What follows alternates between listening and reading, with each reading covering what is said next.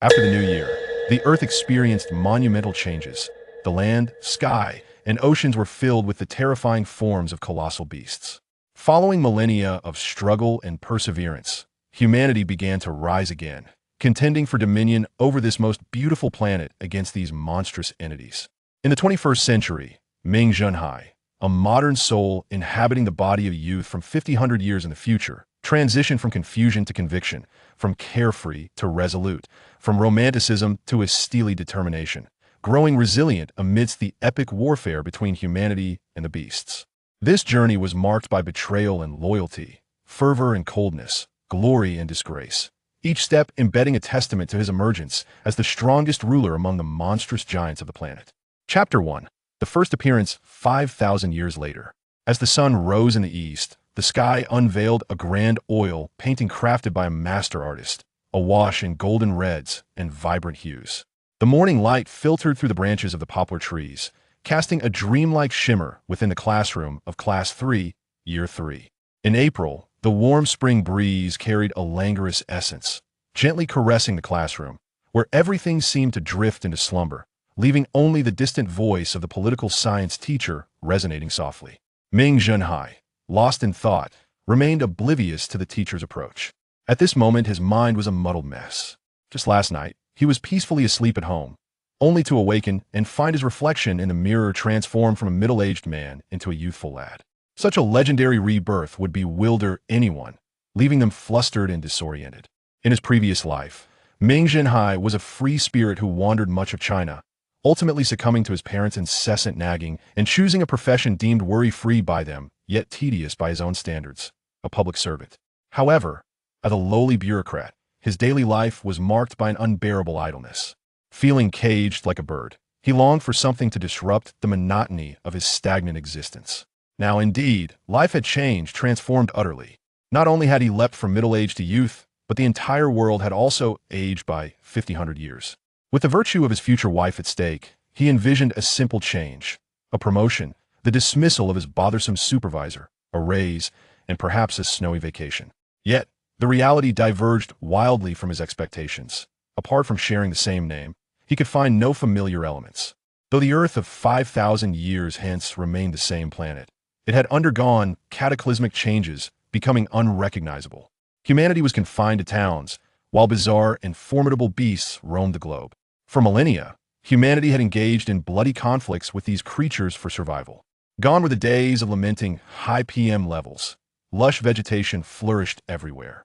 There were no complaints of overcrowded tourist attractions. Monstrous entities outnumbered humans. The annoyance of pop-up ads was rendered moot in a world shrouded in darkness, devoid of electricity. Only slaughter and bloodshed, turmoil and unease, suffering and struggle prevailed. This was not a trivial urban soap opera. It was an R-rated war film. In that moment, he could almost perceive the cruel laughter of fate lurking in the depths of darkness. He recalled a joke. A 60-year-old man and a 60-year-old woman celebrated their 30th wedding anniversary when suddenly God appeared, offering to fulfill one wish for each. The woman wished to travel the world, and soon tickets rained from the heavens. When asked about his wish, the man glanced at the woman collecting tickets and wished for a wife 30 years younger. God granted it, and with a bang, he became a 90-year-old man. He felt akin to that greedy old man, toyed with by cruel fate. After some contemplation, he finally found his composure. Although he felt like a puppet in the hands of destiny, unable to predict its next move, he resolved that even a puppet could be unique. Fate had presented him with a life path unlike any he had previously experienced. Yet he believed that with unwavering determination, he could break free from the shackles of destiny and choose his own future. As the saying goes, when the heart faces the sun, sorrow becomes meaningless. No hatred, no resentment, no lingering attachments. Those past grievances will fade away, and with a smile, he will embrace the warmth of life. Still lost in contemplation of fate, his plump desk mate nudged his leg. Turning in confusion, he found his companion making exaggerated gestures. As someone who had at least navigated the corridors of bureaucracy, he understood the subtleties of expression.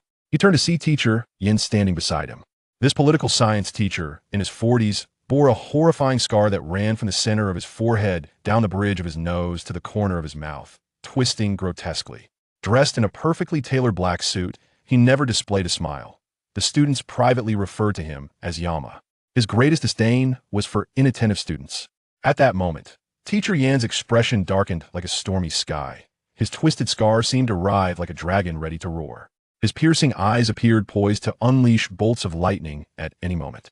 An invisible tension enveloped the classroom, causing every student to feel as if a heavy mountain had pressed down upon their hearts, stifling their breath, as if an apocalyptic tempest loomed on the horizon. Ming Zhenhai's heart sank as he realized he had made a fundamental error. This was no longer the 21st century. The educators of this era differed vastly from those of his own time. In the 21st century, teachers would gently inquire about a student's misstep. Here, they adhered to a strict code. Disobedience warranted punishment. Corporal punishment was commonplace in this age. If a teacher refrained from using force, it merely indicated a good mood. Teacher Yin was not the type to engage in a heart-to-heart discussion. He was known for meting out severe punishments to any student who misbehaved in his class. Faced with the menacing figure of Teacher Yin, Ming Zhenhai maintained his composure. To ensure his rebirth was not marred by torment, he resolved to appease the teacher before him. Taking a deep breath to steady himself, he stood and bowed respectfully. "Teacher, I apologize. I was lost in thought. It was unintentional, and I hope you can forgive my oversight." In any era where civilization still held sway, a teacher's primary concern for their students remained steadfast. They always hoped for improvement from their charges. Ming Zhenhai believed that such sincere words would be well received by any teacher. Even if not fully accepted, they would at least mitigate the situation. The initial wave of his approach proved effective. Teacher Yan's demeanor softened slightly, struck by the composure of the young man before him. Having taught for so long, he had never encountered a student so unruffled. Typically, a student caught in error would be flustered and panicked. Who could maintain their poise in the face of a teacher's wrath? This student was unlike the others. He faced the teacher's ire with calmness, displaying a maturity beyond his years. Ming Zhenhai's demeanor prompted a shift in Teacher Yan's attitude, rendering his reprimand less severe. "Can you explain why you were distracted? You must understand that our chance to study here peacefully is a privilege earned through the sacrifices of countless compatriots on the front lines against the beasts, as well as the diligent efforts of your parents." His tone now bore an air of solemn inquiry, laced with a teacher's earnest admonition. Ming Zhenhai knew he could not divulge the truth of having occupied the student's body. That would surely lead to disaster. Yet, he was determined to find the right words. Drawing another deep breath, he squared his shoulders, ready to launch his second wave of persuasion. "Teacher, I have been pondering a question. Regarding your assertion at the beginning of class that humanity and magical beasts can only exist in an eternal struggle, I must respectfully disagree. We are aware that humanity has evolved from animals yet transcends them. Our profound intelligence and rich emotions elevate us above all other life forms on this planet. 5,000 years ago, humanity was hailed as the spirit of all things, dominating the world, with all creatures merely serving as sustenance for our needs." At this point, Ming Zhenhai paused, casting a glance around the room to observe that everyone was captivated by his words, even the stern Teacher Yin. This statement had a compelling impact on the audience. In good spirits, Ming Zhenhai continued, "However, the humans of that era did not seek to annihilate all other species. Rather, they invested considerable effort into their protection. Why? Because we coexist on this planet. People desire their skies not to be barren, wishing to glimpse the wild geese in the evening glow. They wish for their fields to be alive, hoping to catch sight of the hedgehogs amidst the fragrant smoke. Presently, in the eastern regions of Arjuxia, we have exterminated the vast majority of large magical beasts, and our military has commenced the second phase of operations, systematically eradicating the medium-sized beasts. Might we not consider granting the remaining small magical beasts a sliver of survival space? As ancient wisdom from Shinjo states, harmony between humanity and nature is the true path. One cannot exist in isolation from the world. Teacher, this is what I have been contemplating. Thank you." Having said this, Ming Zhenhai bowed once more and gracefully took his seat. He felt immense gratitude for the previous owner of this body. Without his diligent training, he would not have possessed such remarkable lung capacity. His eloquent speech resonated powerfully, akin to a grand and stirring symphony, reverberating throughout the classroom. The resplendent effect of his voice was indeed impressive. As he surveyed the room, he noted that although he had sat down, the classroom remained hushed, with each individual lost in thought. Ming Zhenhai's perspective, while familiar and mundane to those of the 21st century, was merely a matter of common knowledge, devoid of any astonishment. Yet for the people of this era, that bygone age had transformed into mere memory, existing only in fragments of history. They understood it to be humanity's most glorious epic, devoid of magical beasts and relentless slaughter. Only those living in this time could truly grasp the significance of peace in one's life. Compared to the current plight of humanity, where the fierce battles between frontline soldiers and magical beasts rage on, even the human settlements are not entirely safe, frequently beset by beastly attacks. This precarious existence has led humanity to develop a near-perverse yearning for that era. Thus, despite the lack of agreement with Ming Zhenhai's views, people were enamored with the world he depicted. Though I do not concur with your perspective, your words have demonstrated that you are a thinker, Teacher Yin remarked, his expression remaining impassive. At this moment, Teacher Yan's eyes, once sharp and piercing, now held a hint of approval. A keen observer, he recognized the success of his initial foray into teaching and sighed inwardly with relief. He glanced at the class and continued with a serious tone. However, I urge you not to overthink when confronting magical beasts. Simply eliminate them. With this, he mimicked a swift, slashing motion with his hand, his gaze cold and menacing, akin to a ruler from the depths of hell. Chapter 2. The Legendary Hero, Teacher Yin. The ringing of the bell marked the end of the political science class. Class monitor Fong Guomin shouted, "Stand," and all students rose, bowing at a precise 90 degrees, followed by a harmonious, "Goodbye, teacher." Teacher Yin maintained his stoic demeanor, his cold gaze sweeping across the classroom. "Goodbye, students," he said, picking up his teaching materials and stepping out of the classroom. Ming Zhenhai couldn't shake the feeling that Teacher Yin lingered on him a moment longer than necessary. After class, some students headed to the restroom, while others remained in the classroom, chatting. Many gathered in small groups, occasionally glancing towards Ming Zhenhai, clearly discussing him. As the center of attention, Ming Zhenhai's surroundings were equally tumultuous. "Hai, you are incredibly bold," his plump classmate Peng Huili exclaimed, unable to contain himself as he approached. The boy was round in every aspect, with a chubby face and an air of a nouveau riche. At that moment, he gazed at Ming Zhenhai with admiration, his tone filled with reverence. "In all my life, you are the bravest student I have ever encountered. Unlike me, when the King of Hell stood beside me, my legs were trembling." His furious expression was truly terrifying. He clutched his chest, feigning fear. To onlookers, this display was akin to Zhu Beiji masquerading as a beautiful maiden, eliciting laughter from Lu Zhengfang and Guo Meiting in the front row. The boy was a classic attention seeker, becoming even more animated when he sensed an audience. "Back then, your composed demeanor was remarkable. Here, please accept my knee," he said dramatically, bowing exaggeratedly in the aisle. His lively performance seemed a wasted opportunity not to be featured in a comedic skit on national television. Ming Zhenhai shrugged, attempting to clarify. "Actually, today was nothing extraordinary. Teacher Yin merely wanted to remind me to focus on class." Perhaps he was a bit stern. The plump boy immediately interjected, "Hold on, brother. Excessive humility is just another form of pride. Do you know who the King of Hell really is?" He lowered his voice conspiratorially, preparing to divulge a tantalizing secret. At this moment, Lu Zhengfang and Guo Meiting edged closer. Women are inherently drawn to gossip. "Do you know what Teacher Yin did before becoming a teacher?" The plump boy, reveling in the attention, built suspense. However, he overestimated the patience of the girls. While Guo Meiting maintained a smile, Lu Zhengfang was more impatient. "Stop stalling. Just tell us. If you wait too long, no one will be interested." Lu Zhengfang and Guo Meiting, one the class beauty and the other the school beauty, were both striking yet entirely different. Guo Meiting had flowing hair reminiscent of a classical maiden, while Lu Zhengfang, petite and cute, sported a short haircut, exuding a tomboyish charm. The plump boy felt intimidated by Lu Zhengfang, shrinking back slightly as he continued in a hushed voice. Teacher Yin was once the squad leader of a special forces unit in the Southwest 16th Group Army, and his transformation is that of a shadow wolf. It is said that the number of magical beasts and soldiers from the Yu Kingdom who perished at his hands is countless. Back in the day, the title Southwest Sky Wolf was indeed renowned. The cataclysmic event 5,000 years ago not only evolved magical beasts, but also brought about profound changes in humanity.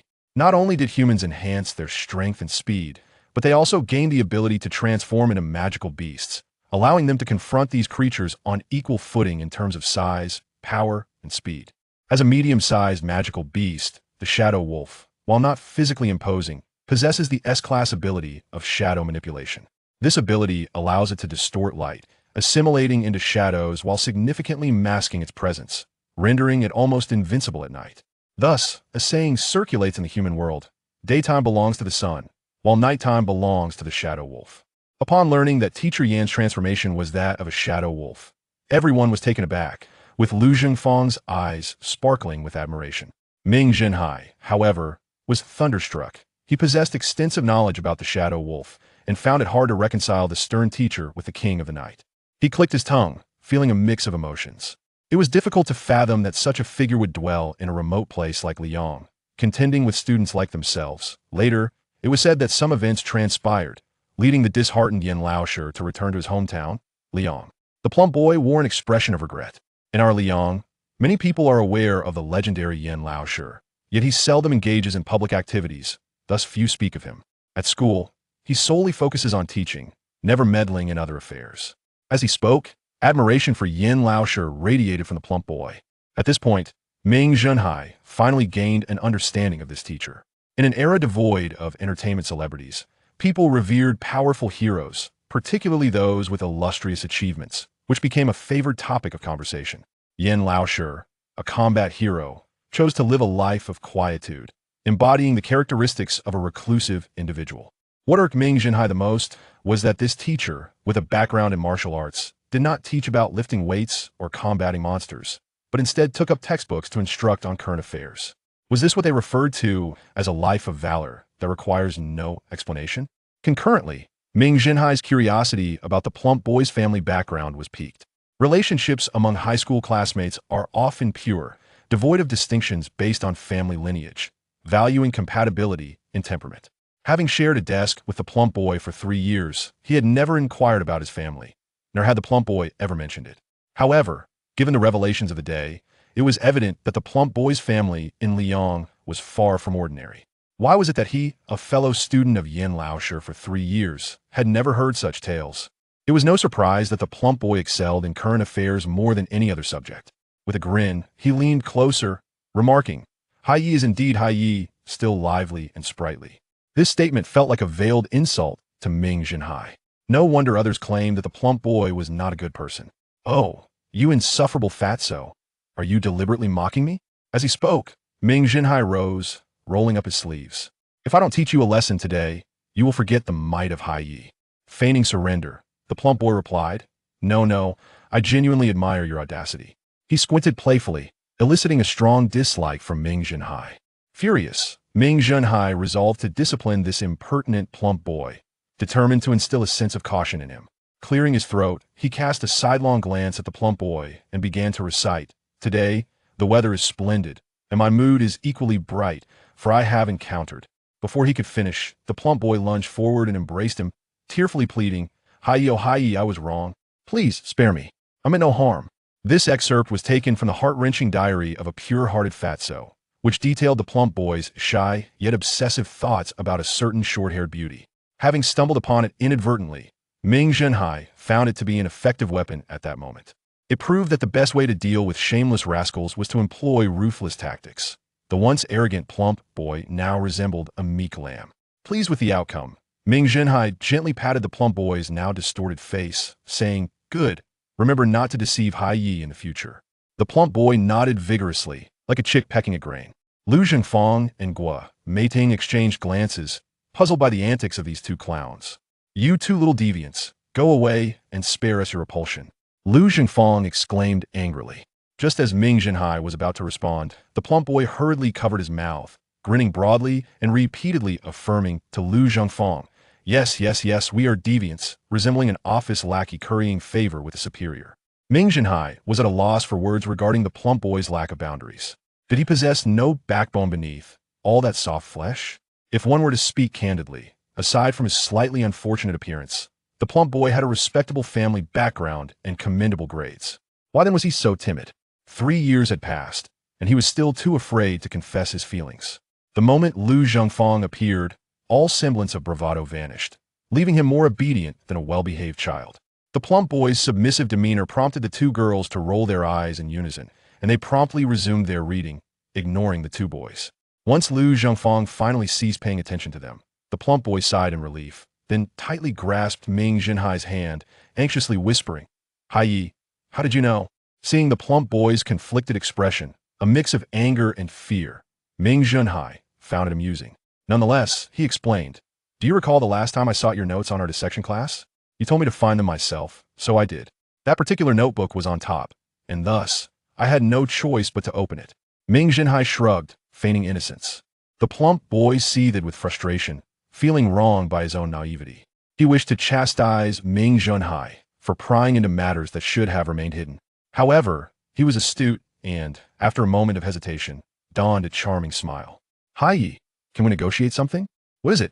Ming Zhenhai inquired, intrigued. The plump boy chuckled. "Could you perhaps forget the contents you've seen?" Casting a discerning glance at the plump boy, Ming Zhenhai replied, "Oh, that is not feasible. However, you must recognize that forgetting certain things equates to erasing parts of your memory, which is detrimental and a lifelong loss." The plump boy gazed at Ming Zhenhai with feigned innocence, bewildered by this newfound cunning in his friend. Where had the once honest Ming Zhenhai gone? Had he finally wised up after spending so much time with the plump boy? Unaware of the plump boy's internal musings, Ming Zhenhai continued, "You see, once injured, one may be unable to perform certain tasks. Look at my pile of clothes. They've been sitting there for days. Would you mind lending a hand?" Upon hearing this condition, the plump boy felt dizzy, as his own clothes had also been neglected for several days. The odor was becoming unbearable, and the longer he postponed washing them, the less inclined he felt to do so. With a troubled expression, the plump boy asked, "Hai, could we perhaps alter the terms?" Ming Zhenhai waved dismissively. "If you're unwilling, then so be it. I'm risking injury to assist you, and you can't even manage this small request?" He spoke with a look of disdain. The plump boy felt an urge to strangle this shameless character. An honest person could be more brazen than a rogue when pushed. However, to preserve his dignity, he begrudgingly agreed with a pained expression. Chapter 3. This day is truly both bitter and exhausting. After attending the morning classes, Ming Zhenhai felt an overwhelming sense of fatigue. For someone who has already experienced the rigors of the Gaokao, the prospect of reliving it once more is simply tiresome. Finally, when the long bell signaling the end of school rang, he felt a wave of relaxation wash over him. He grabbed his lunchbox and strolled out of the classroom with his chubby friend, their shoulders linked. Behind them, Lu Zhengfang interjected, "Ming Zhenhai, chubby. Don't rush off so quickly. Tomorrow is a holiday. Shall we dine out tonight?" Chubby shrugged nonchalantly. "I'm indifferent, but I wonder if Hai Yi will agree." The others turned their gazes towards Ming Zhenhai, who furrowed his brow, unsure of how to respond. Deep down, he yearned to go, as experiencing varied social settings would enhance his understanding of this world, especially after being reborn. However, he lamented his impoverished state. He could hardly afford even a single dime for a meal out. As he hesitated, Chubby patted him on the shoulder. "Come on, Hai, don't ponder too long. We're nearing graduation. Let us at least gather for a meal. Those with means can pay, and those with strength can contribute in other ways." After some contemplation, Ming Zhenhai acquiesced. The other three simultaneously broke into smiles. Even Guo Meiting, who had been trailing behind, appeared delighted by the unexpected plan. The Gaosen Baban class was situated on the third floor of building number 3, located on the western side of the school playground. The teaching buildings of Liangzhongshui were all named according to their relative positions to the playground. Liangzhongshui was immensely vast, akin to the size of a small town, with the playground occupying almost 3/4 of the area. The architecture encircled the playground in a semicircular form, with the main gate and part of the teaching buildings to the south, the teachers' dormitories and most teaching buildings to the west, and the students' dormitories and cafeteria to the north. To reach the cafeteria, Ming Zhenhai and his friends had to traverse the playground. Standing at its edge, one could truly appreciate its grandeur. The lush green grass resembled an expansive prairie. During mealtimes, the students, thousands in number, swarmed the lawn like ants. The cafeteria of Liangzhongshui was an enormous structure, visible from afar in all its splendor. This square, 3-story edifice covered several square kilometers, capable of serving thousands simultaneously. The design bore a striking resemblance to the Parthenon, with a perimeter of several meter-thick square columns, resembling a regiment of colossal sentinels shouldering the weight of the cafeteria. Each floor soared 5 meters high, making individuals feel diminutive upon approaching, as if they had wandered into a realm of giants. The entire structure was crafted from natural rock, its unrefined surface exuding a primal ruggedness.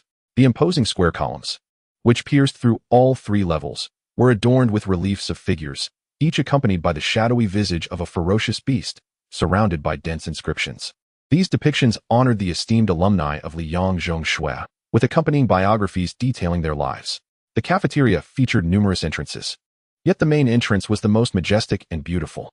Above it loomed a colossal black stone sculpture of a monstrous head, fearsome in appearance, with intricate and exquisite carvings lining the edges of the doorway. Upon entering the cafeteria, one would find that it resembled a temple more than a dining hall. The vast interior was supported by merely a handful of grand columns. These pillars, resembling stone walls, were not an eyesore, as they were lavishly adorned with various beastly reliefs that melded seamlessly with the ceiling's embellishments, transforming the space into a magnificent yet rugged artistic gallery. The most captivating sculpture at the center depicted a creature resembling a deer with hooves, clad in scales akin to a qilin, crouching atop a towering battlement, exhaling a cascade of icy crystals. The surrounding beasts attacking it were instantly transformed into ice sculptures, and even the battlement beneath it froze solid. This relief commemorated the legendary figure Yu Buming, illustrating the most renowned event in his life, the Battle of Shuihuguan. The ice-breathing water qilin symbolized Yu Buming himself, who valiantly resisted an onslaught of 100,000 beasts, ultimately perishing in a cataclysmic explosion alongside his foes. In addition to this, there were other sculptures depicting epic battles with colossal beasts. Those unfamiliar with history would likely struggle to decipher their significance. Nevertheless, the grandeur of these artworks was bound to pique the students' curiosity, compelling them to delve into their textbooks to uncover the corresponding historical accounts. The deeds of these figures could be found in history textbooks, making dining here a splendid opportunity to savor a meal while revisiting history. Educators, as always, seize every chance to facilitate learning. The cafeteria was furnished with long tables arranged in tidy rows, not the small four-person tables found in fast food chains, but rather elongated tables stretching 20 meters in length. If the benches flanking them were removed, they could easily host a formal address by the leadership. Each table was numbered, and for as long as anyone could remember, students at Liang Zhongshui had assigned seating according to these numbers, remaining unchanged throughout their 3 years, with few daring to sit at tables designated for other classes. The table for Gao Sanba Ban was numbered 12. At this moment, several students had already occupied the table. Chubby greeted numerous acquaintances before he and Ming Zhenhai joined the queue for food. The four of them initially queued at Station 1, as Stations 1, 2, and 3 were designated for staple foods. They needed to collect their staples before moving on to the dishes. The line was lengthy, yet the serving staff worked swiftly, and within minutes, it was their turn. Chubby was first. He handed 2 red meal tickets to the impassive server, one for a pound of rice.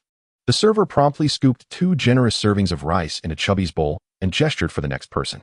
However, Chubby did not budge. He shook his still half-empty lunchbox and grinned. "Uncle, could I have a bit more?" Ming Zhenhai, observing through the glass, noted that the server was a burly middle-aged man, his complexion dark and his wrinkles deep as if chiseled by a knife. His expression was devoid of emotion as he scrutinized Chubby's bowl, furrowing his brow and muttering under his breath.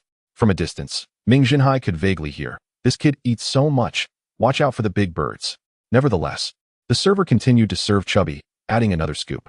Chubby maintained his cheerful demeanor, saluting with a wave. "Thank you, uncle." Lu Zhengfang was next. She presented a green half-pound meal ticket. "Sir, half a pound, please." The server was swift, filling her small bowl to the brim with a single scoop. Chubby went off to get dishes while Lu Zhengfang followed him upstairs. The next was Guo Meiting.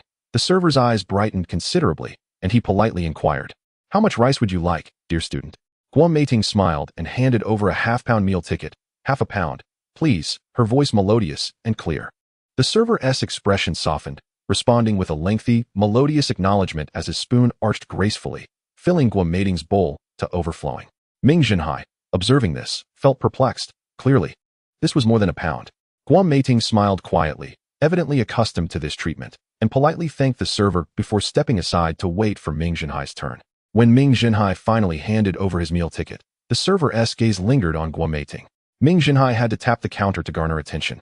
Feeling displeased as the server's face darkened, his eyes reflecting impatience. "Uncle, I would like a pound, please." The server, still expressionless, swiftly filled a scoop, noticeably less than what Guo Meiting had received. Ming Zhenhai felt a twinge of embarrassment. What should have been a full pound was reduced to 8 ounces. Could this be what they meant by the troubles of a beautiful woman? Regarding the cook who serves the meals, he is filled with an intense desire to annihilate him with a mere glance. After 5 millennia of development, the essence of communism remains unfulfilled, primarily because those in need are deprived while an abundance of those who are not exists. While he continues to lament the cook's political awareness, Guo smiles gently and, taking her own lunchbox, transfers half of her rice into Ming Zhenhai's box. In that moment, Guo appears as angelic as a celestial being. A young girl demonstrating such meticulousness and thoughtfulness is bound to render anyone who marries her the happiest person on earth. Is this enough? I can't possibly eat so much, she says sweetly, her words imbued with a delightful charm that uplifts the spirits of those who hear her. For a girl who is both beautiful and considerate, every trivial annoyance transforms into a source of happiness. Haha, I suppose I have turned misfortune into fortune, Ming Zhenhai responds, eliciting a radiant smile from Guo. Subsequently, the pair joins the queue at the bitter celery station.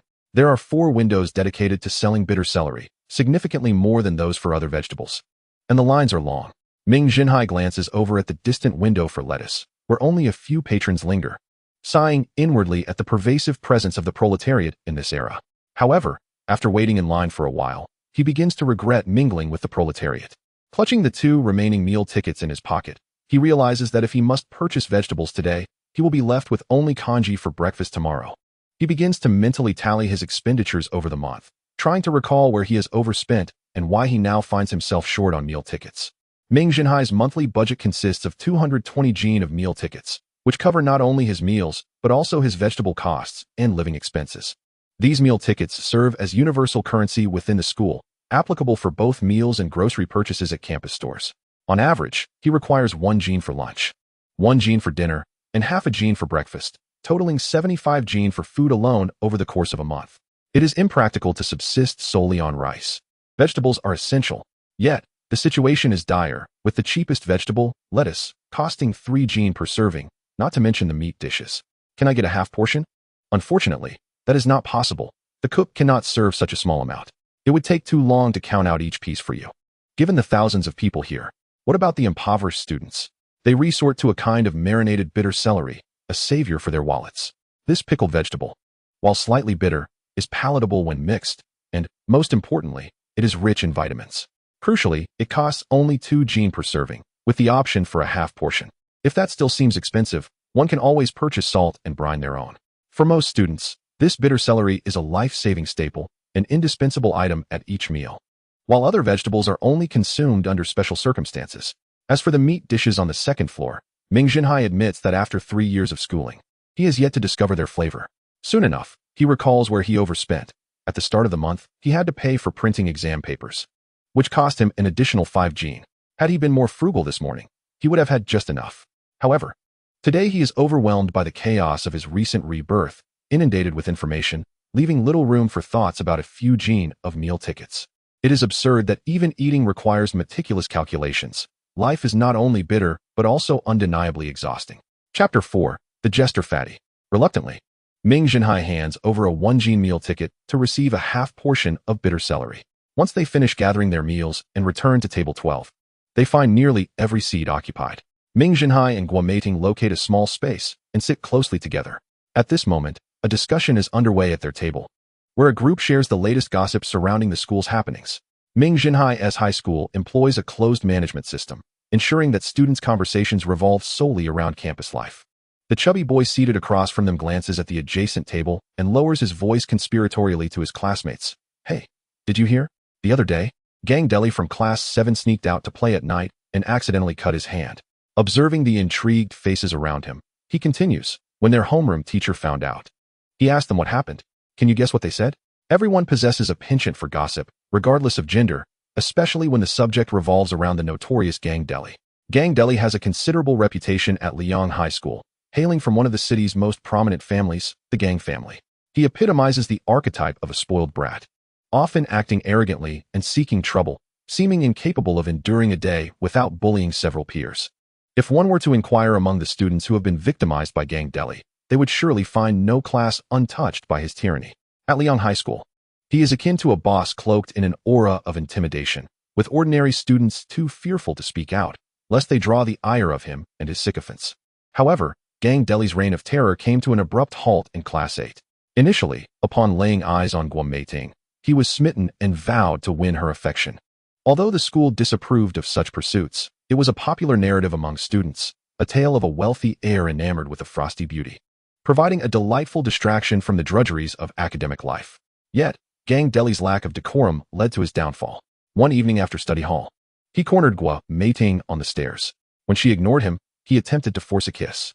Fortunately, he was thwarted by Fang Guomin, the class leader, who intervened decisively. From that moment, Gang Deli harbored a deep-seated animosity towards Fang Guomin, vowing to make him pay. According to the usual narrative, one would expect Fang Guomin, the impoverished student, to endure a harrowing tale of torment at the hands of the bully. The story indeed began in that fashion. The following day, Gang Deli and his entourage ambushed Fang Guomin in the restroom. However, this world is not the one Ming Zhenhai once knew. It is a high-powered realm filled with unforeseen twists. At that time, Fang Guomin was still an inconspicuous poor student, a type not uncommon at Liang High School. Gang Deli treated Fang Guomin like a weed, believing he could trample him at will. Yet, the outcome was a profound lesson for Gang Deli and his followers, as they were thoroughly schooled by the formidable Fang Guomin. Unwilling to concede defeat, Gang Deli thought that if two of them could not handle Fang Guomin, then four would suffice. If four were insufficient, then 8 would do, convinced that he could outnumber him. However, once he recovered from his injuries, the once untouchable Gang Deli soon learned the meaning of despair. Despite his growing numbers and increasingly formidable lackeys, every encounter with Fang Guomin, who possessed an almost supernatural speed, ended in humiliation for Gang Deli and his crew, until the mere mention of Fang Guomin's name struck terror into the hearts of all the school's delinquents. Gang Deli, in particular, would hastily distance himself upon spotting Fang Guomin, no longer daring to provoke even the students of Class 8. Thus, despite the fear surrounding him in other classes, in Class 8, he became a source of public ridicule. The chubby boy chuckles, observing the expressions of his classmates leaning in closer, and continues. Not only did he refuse to admit fault, but he also boisterously declared that he was merely checking the sturdiness of the barbed wire on the wall. Upon hearing this, many students from Class 8 expressed both outrage and disdain for the brazen little tyrant who dared to lie to the teacher, emboldened by his family's influence, his audacity unmatched. The chubby boy, noticing the reactions around him, adds, "But wait, you should hear how the teacher dealt with him." Upon hearing this, the students were all intrigued, urging the plump boy to speak more quickly. Their homeroom teacher, Li Laosher, said nothing at first, then summoned Gang Deli's father to his office. When Gang Deli's father arrived, Li Laosher expressed deep skepticism about the quality of the iron spikes produced by the Gang family. At this point, the plump boy mimicked Li Laosher's serious tone, claiming that this was a lack of support for the educational cause. Ming Zhenhai thought that this fellow truly had a knack for comedic storytelling. His imitation was remarkably vivid. Then the plump boy took on the role of Gang Deli's father, saying, "Li Laosher, our family has always fully supported Li Yang Zhongshui. These iron spikes were made with the finest iron, crafted with care. At the very least, they cannot be bent by anyone below level 7. The portrayal of Gang Deli's father by the plump boy made all the students feel as if he were present. And can you guess how Li Laosher responded? He had yet to speak, but he couldn't help but laugh, clutching his belly, while eager classmates urged him to continue. After managing to suppress his laughter, he took on the guise of Li Laosher again, asking, "Then why did your son, who is level 5, sneak out at midnight to test whether these iron spikes are truly hard?" It is said that upon hearing Li Laosher's words, Gang Deli's father turned pale, unable to utter a word, and after leaving the office, he pulled Gang Deli out of the classroom and gave him a good beating. The other students, upon hearing this, felt a sense of vindication, bursting into laughter, their bodies swaying with amusement. The plump boy wiped the tears of laughter from his eyes and exclaimed, "Hey, everyone, stop laughing, I haven't finished yet." Yesterday, Li Laosher asked him how he felt. Gang Deli, covering his injured face, replied, "The iron spikes are indeed hard. My family's spikes are the best." The plump boy then mimicked Gang Deli's deep voice, stating, "In the future, the school should write on the wall, warning not to touch the iron spikes with your hands." After saying this, he posed dramatically, casting a wistful glance at everyone, which sent the room into a fit of laughter. Ming Zhenhai was laughing so hard that tears streamed down his face when suddenly a soft figure collapsed against him. It turned out that Guomei Ren had been laughing so hard that she was swaying precariously, leaning entirely on him. Fearing she might fall, he instinctively tried to steady her, but his hand inadvertently grasped a soft, prominent object. At that moment, Ming Zhenhai felt as if he had been electrocuted, a jolt coursing through him. He suddenly realized that this body was in a phase of hormonal awakening. Simultaneously, Guomei Ren, who had been squirming in Ming Zhenhai's embrace, froze, straightening up after a moment, while Ming Zhenhai's hand reluctantly withdrew from its soft resting place. Guomei Ren's heart raced as she silently berated herself for losing composure, hastily arranging her disheveled hair. Stealing a glance around, and noticing no one had observed the incident, she inwardly sighed in relief. Ming Zhenhai, watching her pretend to calm herself while brushing her hair, suddenly felt a mischievous urge to tease her. Leaning closer, he whispered in her ear, "Hey, you have quite the developed chest." Instantly, the blush that had previously faded returned with a vengeance. Her delicate face resembling the most exquisite red agate, captivating the attention of everyone around. Realizing that all eyes were on her, Guo Meiren stood up and shot him an indignant glare, but ultimately said nothing and turned to flee. Watching her retreating figure, Ming Zhenhai gaped in surprise. She shouldn't have just left like that. After a moment of shock, he could only dejectedly acknowledge that the girls here were truly not like those of the 21st century. Chapter 5. The useless add-on. The plump boy pouted, asking, "What happened, Hai? Did you offend our beautiful Guo Meiren?" Shrugging, Ming Zhenhai shook his head and said nothing. The generational gap was too vast to explain, especially one spanning 5 millennia. Nearby, Lu Zhengfang glared. Rising to loudly interrogate, Ming Zhenhai, "Did you do something shameful?" Raising his brows, Ming Zhenhai took a moment to respond, saying, "What do you think I did that was so shameful?" This question left Lu Zhengfang momentarily speechless, as she had merely blurted it out without considering what he might have done. "I don't know what you've done, but if you haven't done anything, why did Guo Meiren run away?" Lu Zhengfang was particularly concerned about her friend being wronged. Ming Zhenhai feigned innocence, stating, "If Guo Meiren ran away, you should ask her why she did." Lu Zhengfang, with her wide, angry eyes, remained quite adorable, and Ming Zhenhai couldn't help but smile slightly. Seeing this carefree, smiling fellow, Lu Zhengfang's anger surged, declaring, "Ming Zhenhai, I misjudged you. I thought you were an honest person, but it turns out you're quite the rogue. Daring to act without taking responsibility. What kind of man are you?" Her loud words drew the attention of many in the cafeteria. Their gazes filled with curiosity and various speculations, accompanied by bemused smiles. Ming Zhenhai was truly exasperated with Lu Zhengfang. She was petite and lively, yet her words were so thoughtless. He rubbed his forehead, exclaiming, "Miss, what exactly do you want me to do?" Lu Zhengfang seemed oblivious to the looks from others. Or perhaps she simply didn't care. After some contemplation, she declared, "You must apologize to Guo Meiren, or you won't be friends anymore." Apologize? Ming Zhenhai felt a twinge of annoyance. How could he possibly apologize? Should he say, "I'm sorry, I was too honest. I shouldn't have mentioned your developed chest. I should have said your chest is well trained"? Or perhaps, "I'm sorry, I was too hypocritical. I should have just said your assets are substantial." Or maybe something deeper. "I'm sorry, I shouldn't have teased you. It wasn't my intention." Even he found it hard to believe those words. As a true man, Ming Zhenhai was aware he had harbored somewhat lewd thoughts earlier. However, having just been reborn a few hours ago and already made a host of enemies was undeniably unwise. Thus, Ming Zhenhai decisively replied, "I will apologize. As long as Guo Meiren is willing to give me the chance." Upon hearing Ming Zhenhai concede, Lu Zhengfang joyfully sat down. But this little woman wasn't finished with him yet, shaking her tiny fist at him. Shaking his head, Ming Zhenhai focused on his meal, fearing that this little woman would seize another opportunity to pester him. In this world, rice is made from a variant of a rice strain called Yudao, which is larger and whiter, each grain perfectly round and lustrous, hence the name Yudao. This type of rice boasts an extraordinary yield, producing 3,000 to 4,000 kilograms per mu. Thus, despite the limited arable land, the actual grain output far surpasses that of the 21st century, effectively resolving the food crisis. The only downside is the scarcity of vegetables and the difficulty in obtaining meat, unlike the thin gruel he had for breakfast, which left him feeling empty even after consuming a large bowl. He was ravenous by mid-morning. Now, with a rare opportunity to eat his fill, he was determined not to waste it. He began to devour his meal heartily, each bite filling him with a profound sense of satisfaction. Before long, a bowl of rice and bitter celery had vanished into his stomach, bestowing upon him an unprecedented feeling of fullness that spread a blissful smile across his face. He could distinctly feel the food crowding in his stomach, his large belly churning as it digested the fare. Then, the food disintegrated into tiny fragments, some transforming into small clumps of fluff, which, upon reaching the small intestine, were absorbed by a multitude of villi.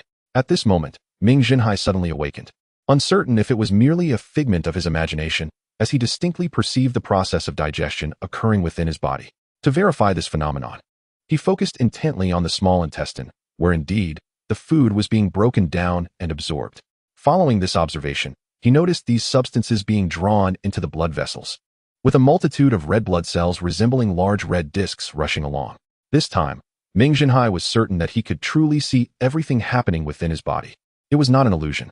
However, After a prolonged gaze, he realized that this ability was utterly useless. Although it was fascinating, it served no practical purpose, as it could neither be consumed nor drunk. Moreover, this spectacle was not a captivating film. He felt rather foolish watching these atoms scurry about aimlessly. He sighed inwardly, lamenting that this newfound ability was of no use, akin to the ancient Chinese fool who studied dragon-slaying techniques for countless years, only to find no dragon to unleash his skills, just as he thought he could rewrite his life upon his rebirth. Ming Zhenhai found himself silently escorted by Lu Zhengfang to the classroom to apologize to Guo Meiting. Chapter 6. The vessel of friendship continues to sail. Upon returning to the classroom, Guo Meiting finished her meal and began to read, yet her mind remained unsettled. She had never anticipated that the honest and earnest fellow sitting behind her for the past 3 years would act in such a manner. Guo Meiting was the belle of Liang High School, possessing a flawless visage akin to the most exquisite and perfect white porcelain. Anyone who beheld her would immediately think of the term perfect as crafted solely for her. Her petite, elegant nose complemented her deep, lustrous black eyes, creating a harmonious and graceful countenance, though she did not possess the kind of beauty that captivated at first glance. The combination of her fair skin and dark eyes ensnared hearts effortlessly, leaving an indelible impression. Despite her allure, she had always maintained a low profile, dedicating herself wholeheartedly to her studies. Many had pinned love letters to her, but she disregarded them, tearing them up upon receipt. Among her classmates, only the 2 individuals seated behind her had never written her a love letter. One was a humorous chubby boy, while Ming Zhenhai, perhaps due to his personality, remained silent. Ming Zhenhai hailed from Dai Town, a remote village known for its impoverished circumstances. Consequently, he had always applied himself diligently to his studies. Though perhaps due to a lack of innate talent, his academic performance remained mediocre, placing him in the lower tier of the class. He had few friends, with his primary interactions limited to those seated nearby. The chubby boy was witty and humorous, while Ming Zhenhai was earnest and somewhat dull, allowing Guo Meiting to interact freely without fear of misinterpretation, unlike when with other boys, where a mere glance could lead to complications. This sense of unencumbered freedom was something she had long yearned for, and she cherished it deeply. However, the recent incident left her feeling somewhat disconcerted. While Ming Zhenhai had indeed erred, his words had been somewhat frivolous. She too bore responsibility for losing her composure. Now, her sole distress was the fear that Ming Zhenhai might develop feelings beyond friendship, thus corrupting their pure camaraderie. The once inseparable quartet would never again be the same. Reflecting on this, Guo Meiting felt a pang of sorrow. Perhaps the only solace lay in the fact that the college entrance examination loomed just 4 months away, at which point such concerns would no longer matter. As she pondered, Lu Zhengfang and a few others entered the room. Approaching her, Lu Zhengfang pushed forward, demanding, "Be honest. Confess your misdeeds. Leniency will be granted to the cooperative, while resistance will be met with severity." Ming Zhenhai promptly flung himself onto Lu Zhengfang's desk, resembling a suspect during interrogation, burying his face in a book. Guo Meiting gasped, "What are you doing?" She was eager to ascertain Ming Zhenhai's condition. Yet the events of the day caused her to retract her hand. From beneath the pile of books, a voice cried out, "Guo Xianzi, save me." Lu Zhengfang. This little witch aims to coerce a confession. This outcry incited Lu Zhengfang's fury. "Didn't Tiwi agree to apologize? Why have you changed your mind?" She made a motion to pinch Ming Zhenhai's side, but before she could reach him, his head emerged from the book, his brows furrowed as he cried, "Guo Xianzi, save me." Guo Meiting quickly rose to grasp Lu Zhengfang's hands, fearing she would harm Ming Zhenhai. Meiting, don't be fooled. This guy is far from innocent. I haven't even pinched him yet." Lu Zhengfang glared at Ming Zhenhai, who, with his face pressed against the desk, winked at Guo Meiting with a smug expression while she was distracted. This infuriated Lu Zhengfang, who, with claws poised, was ready to pounce on this shameless individual. The chubby boy, proving himself a good ally, immediately intervened, saying with a disarming smile, "Let us discuss this calmly. Everyone, let us calm down." Lu Zhengfang, brimming with indignation, glared at both of them, exclaiming, "Meiting, look. He is just pretending. Look at that smug smile." Guo Meiting cast a doubtful glance at Ming Zhenhai, who was now feigning a pained expression, his hands clutching his waist. She scolded playfully, "All right, Zhengfang, let us not make a scene. Can we discuss what you all intended to do?" Lu Zhengfang then recollected their purpose. "Oh, we came to demand an apology from this scoundrel." Ming Zhenhai, still sprawled on the desk, protested, "Apologize? For what? I haven't done anything. You can ask Guo Xianzi. Meiting, please tell us what this guy did." Lu Zhengfang pressed, her brows furrowing with determination. Upon hearing Lu Zhengfang's insistence, Ming Zhenhai felt reassured, realizing that sometimes, an enemy could also be an ally. Guo Meiting hesitated, her cheeks flushed, before finally admitting he didn't do anything. Lu Zhengfang, alarmed, urged, Meiting, don't hold back. We're here to defend your honor today. Guo Meiting, visibly flustered, pondered how to express herself before stating firmly, Zhengfang, he truly did nothing wrong. I was just in a hurry to use the restroom. At this, Ming Zhenhai stood up nonchalantly, adding, Guo Xianzi asked if I wanted to use the restroom, and I said I couldn't go to the lady's side. So she went by herself. Isn't that right? Seeing him so brazenly carefree, all signs of his earlier anxiety vanished. Guo Meiting felt a sense of wrongdoing wash over her. She frowned at him. Although she did not voice her thoughts, her eyes betrayed her irritation. Nonetheless, Ming Zhenhai persisted. Since we're all friends, there's no need to take offense. I was merely joking. He emphasized the term friends, causing Guo Meiting's face to redden as she recalled his earlier flippant remark. Yet, as her thoughts shifted, she quickly comprehended Ming Zhenhai's intent. He meant to convey that he was merely jesting and that they remained good friends. With this realization, Guo Meiting's previously furrowed brow relaxed, and she smiled gently. Indeed, we are friends. I shouldn't have been upset. With that, Ming Zhenhai exhaled in relief. Conversing with an astute woman was indeed effortless. The matter seemed to have been resolved. Lu Zhengfang, observing their exchange, instinctively sensed something amiss but could not pinpoint the discrepancy. Frustrated, she stood there, glaring at the self-satisfied Ming Zhenhai. Guo Meiting gently embraced Lu Zhengfang, whispering in her ear, Thank you for your concern, but truly, Ming Zhenhai did nothing wrong. Don't you believe me? My dear little beauty, this evening I invite you to indulge in some spicy bamboo shoots, shall we? Upon hearing this, Lu Zhengfang, who had been somewhat moody, instantly brightened up. Ming Zhenhai raised an eyebrow. After all, it is often said that a woman's greatest adversary is her best friend. To deal with women, the most effective approach is to start with their close companions. Having witnessed numerous dramatic confrontations in the past was not a waste of time. It finally proved to be of some utility. Chapter 7. The Bounty of Ximen. As the sun dipped in the west, the afternoon's 3 classes swiftly approached their conclusion, marking the end of the week's lessons. However, for the students, this was not the most significant aspect. The crux of the matter lay in the fact that after school, the once closed gates that separated the campus from the outside world would swing open with a resounding rumble. Students from the county could return home that very day, while those from the countryside could seize the opportunity to unwind. The 4 friends, who had long since made plans to dine out together that evening, grew increasingly restless in the final minutes before class ended, with the plump one frequently glancing at his watch. The countdown served as the perfect remedy for their anxiety, as watching the minutes tick away gradually alleviated their nervousness. As a member of the working class, Ming Zhenhai naturally lacked the affluent attire of the chubby one.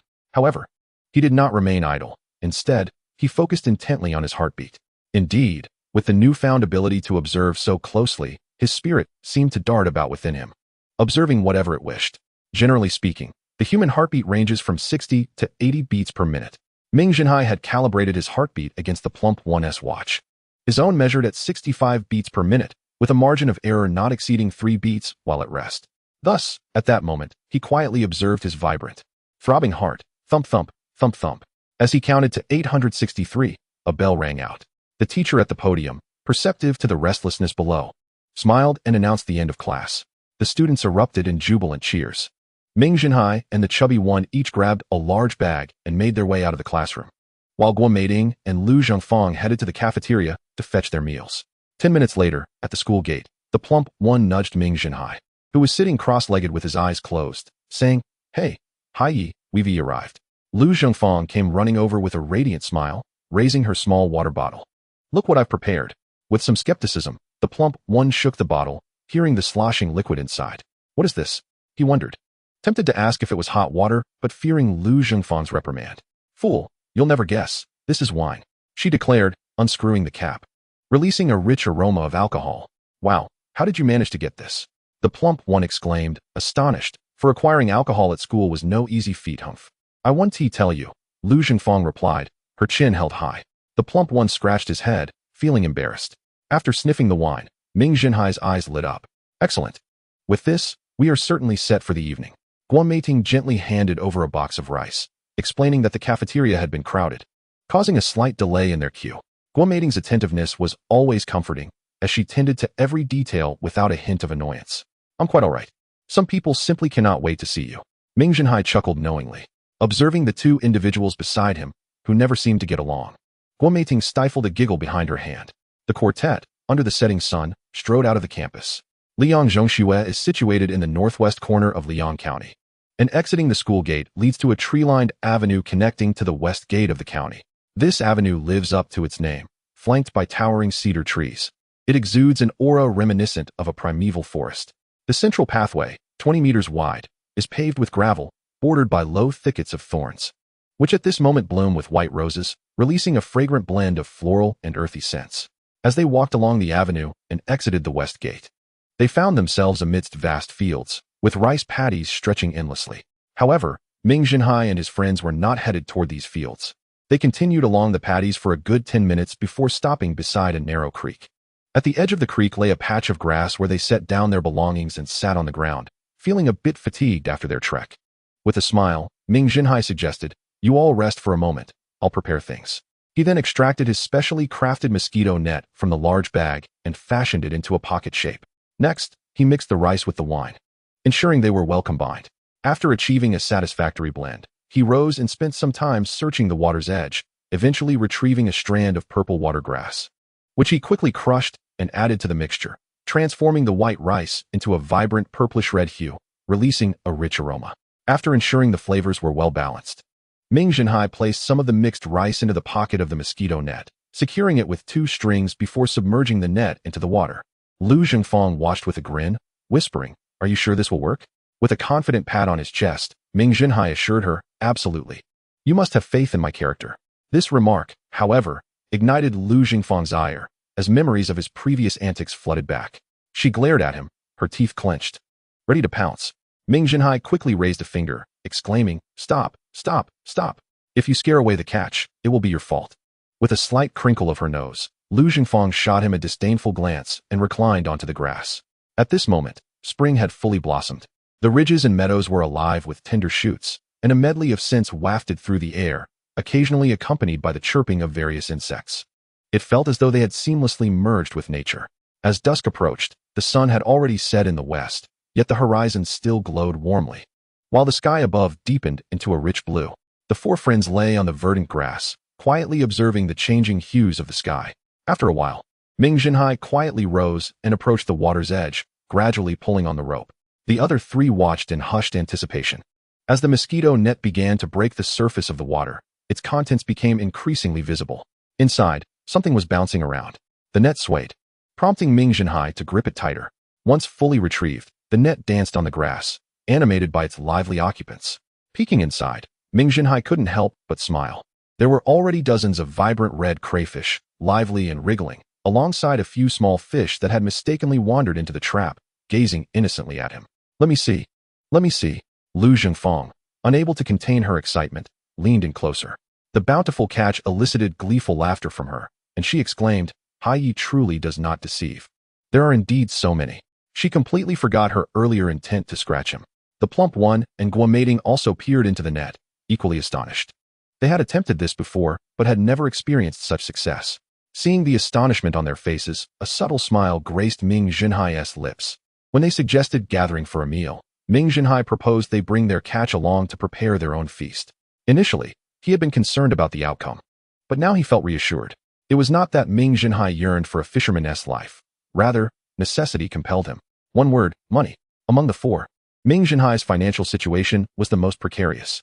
The other 3, by virtue of their attire and lifestyle, were undoubtedly signs of wealth. Ming Zhenhai, coming from humble beginnings, felt considerable pressure in their company. In the beginning, the 4 of them would dine together every weekend, but eventually, Ming Zhenhai ceased to join. Why? There was no other reason. Each time, the 3 of them would foot the bill while he could only watch. Once or twice is inconsequential, but over time, despite the silence of others, Ming Zhenhai could no longer endure it. After a long interval, the 4 of them gathered once more. This time because Ming Zhenhai aimed to rely solely on his own abilities to attend the gathering. The previous owner of this body would never have done such a thing. Although he hailed from a rural background and possessed knowledge of various fish and shrimp, that did not instill confidence in his ability to catch them.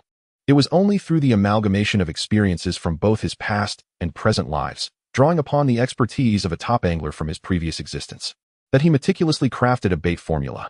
Initially, he felt a twinge of anxiety, fearing that the changing environment might render his efforts ineffective. However, Reality proved that the synthesis of knowledge, experience, and life lessons was extraordinarily potent, transcending the barriers of time and space.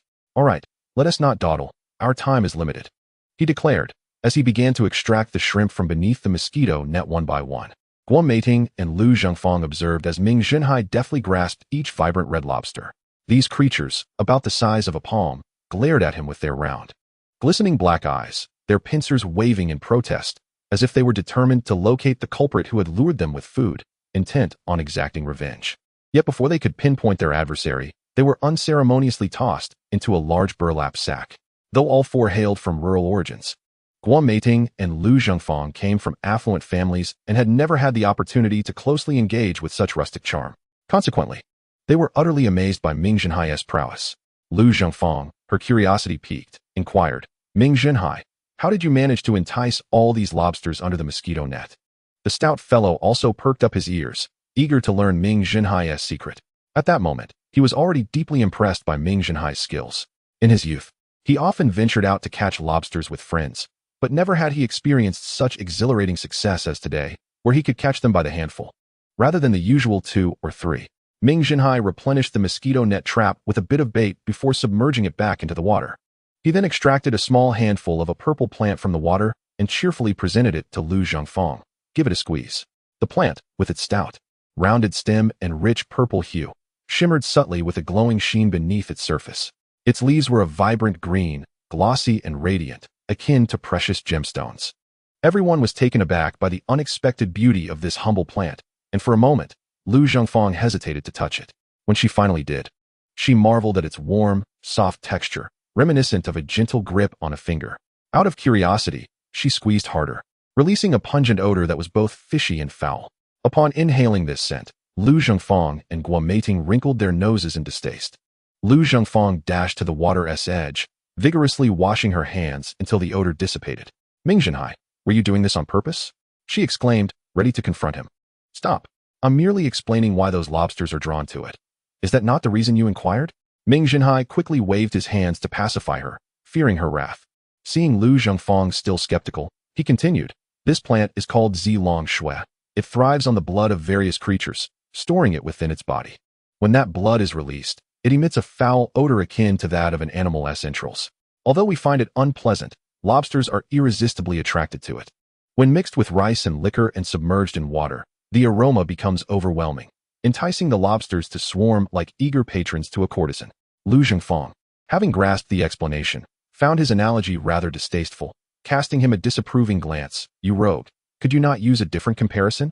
Guo Meiting blushed at the exchange. Following Ming Zhenhai's elucidation, the stout fellow felt even more impressed. Such a secretive method was not easily learned, and he resolved to take his friends on a lobster-catching expedition upon his next return home. As the stars twinkled brightly in the night sky, the four of them gathered their belongings to head back to the city, for the gates would soon close. Under the serene, starlit sky, each carried a bulging bag, and Lu Zhengfang's melodic laughter echoed far and wide. Chapter 8. The West Gate Night Market. When they arrived at the city gate, the guards were preparing to close it, prompting the four to rush inside. The area near the West Gate was ablaze with lights, the sides of the road lined with bustling stalls, each filled with small square tables. Amidst these stalls, enormous fire pits glowed, ensuring that patrons would not mistake where to dine. Guo Meiting and her companions headed straight for one such stall. The proprietress, noticing them, greeted them warmly. "Ah, isn't this the fairy maiden? I thought you wouldn't make it this late."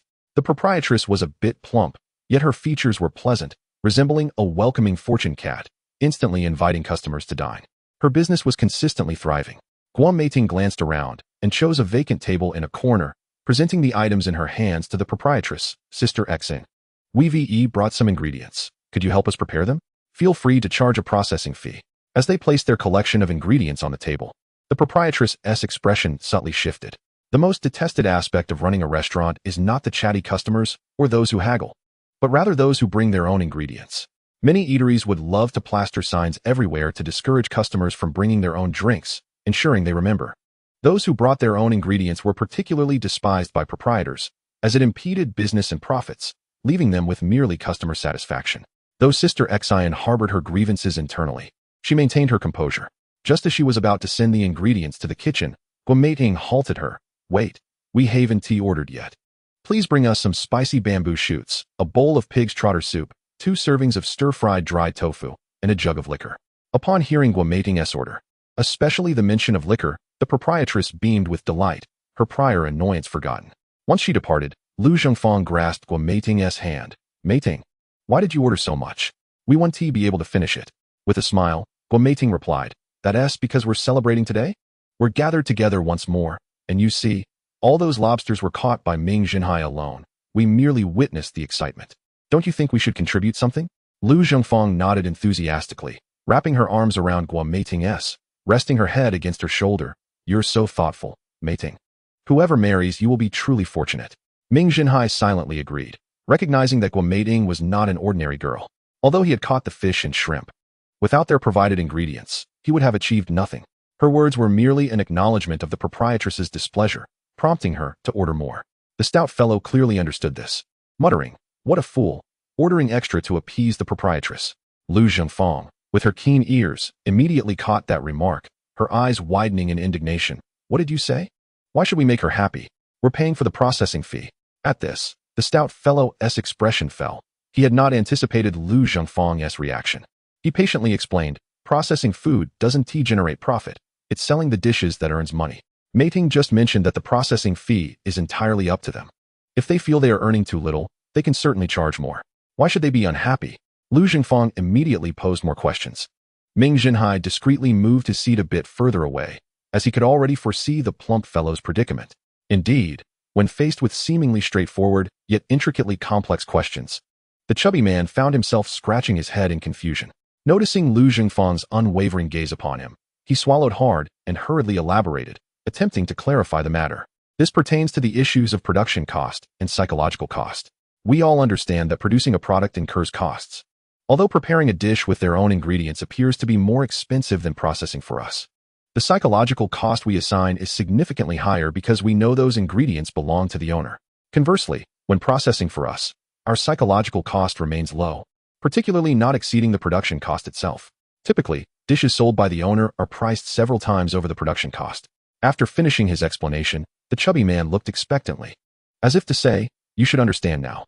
After blinking for a while, Lu Zhengfang suddenly erupted in fury, her hand clawing fiercely at him. "You fat fool. Are you trying to show off? Just say the owner doesn't dare to charge more. After all this prattling, I'll strangle you." Ming Zhenhai and Guomeiting exchanged speechless glances. In the 9th chapter, an astonishing discovery unfolded. While the two continued their playful banter, the proprietress approached with several bowls and chopsticks. "Oh, it's been a long time since I've seen you all so lively. Drink up today?" As she spoke, she neatly arranged the bowls and chopsticks, while the staff brought forth a platter of dishes and a jug of wine. The dish, adorned with a brilliant red broth, showcased white bamboo shoots piled like a small hill, their contrasting colors enticingly appealing. Upon seeing this dish, Ming Zhenhai's mouth watered. Spicy cuisine was his absolute favorite. Growing up with a penchant for spice, he simply could not resist. He picked up a small slice, placed it in his mouth, and was immediately met with an explosion of heat that seemed to open every pore in his body. Subsequently, the crisp and subtly sweet flavor of the bamboo shoot followed suit. This extraordinarily authentic and pure taste was far removed from anything found in the 21st century where Ming Zhenhai resided. After savoring this dish, he felt a newfound appreciation for the era he found himself in.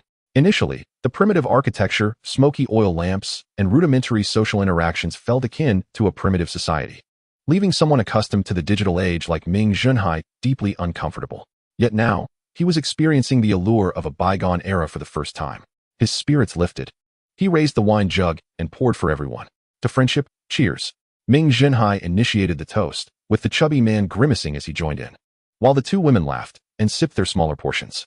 Upon drinking, a wave of warmth surged through Ming Zhenhai, igniting a fire within his stomach, and soon he was flushed all over. He had not anticipated that this clearly homemade brew would be so potent, at least over 55 degrees. With such a substantial quantity in that small bowl, it was no wonder he felt overwhelmed.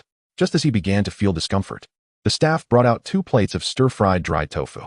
The appearance of the white and tender pieces resembled fragrant dried tofu, and Ming Zhenhai eagerly took a bite. Internally, he commended the chef. The cooking was truly commendable. The dish was fragrant and elastic. After a few bites, he felt much better, as did the chubby man, who also stuffed his mouth before exhaling with relief. The two exchanged glances and smiled. However, Lu Zhengfang observed, bemused by the swift change in atmosphere, moments ago. They were akin to heroes from Shandong's water margin, and now it felt like a poetry and wine gathering from Jiangnan. Oh, you two are far too unrefined. Just like us. The chubby man lamented, this wine is so fiery. It feels like it's ablaze in my stomach. But you can't drink so little at once. How about I have a bowl of soup while you each have half a bowl? The chubby man and Ming Zhenhai exchanged glances, feeling as though they might bleed from sheer frustration, remaining silent. Lu Zhengfang, undeterred by their hesitation, swiftly ladled a small bowl of pig-s trotter soup and cheerfully clinked glasses with the chubby man. Cheers, fatty, she exclaimed, downing her drink. For the chubby man, who had little resistance against Lu Zhengfang, he silently recited, to die beneath the peony is to be a ghost of elegance, and boldly downed half a bowl. His face reddening further. Ming Zhenhai raised his bowl in salute to Guo Meiting. Thank you, Wu Xianzi, it is an honor to know you. At that moment, Guo Meiting smiled warmly, feeling reassured that this old friend harbored no ulterior motives. She poured a bit of wine from the jug and clinked her bowl against Ming Zhenhai's. Hai Yi, it is also my honor to know you. Let us drink to friendship.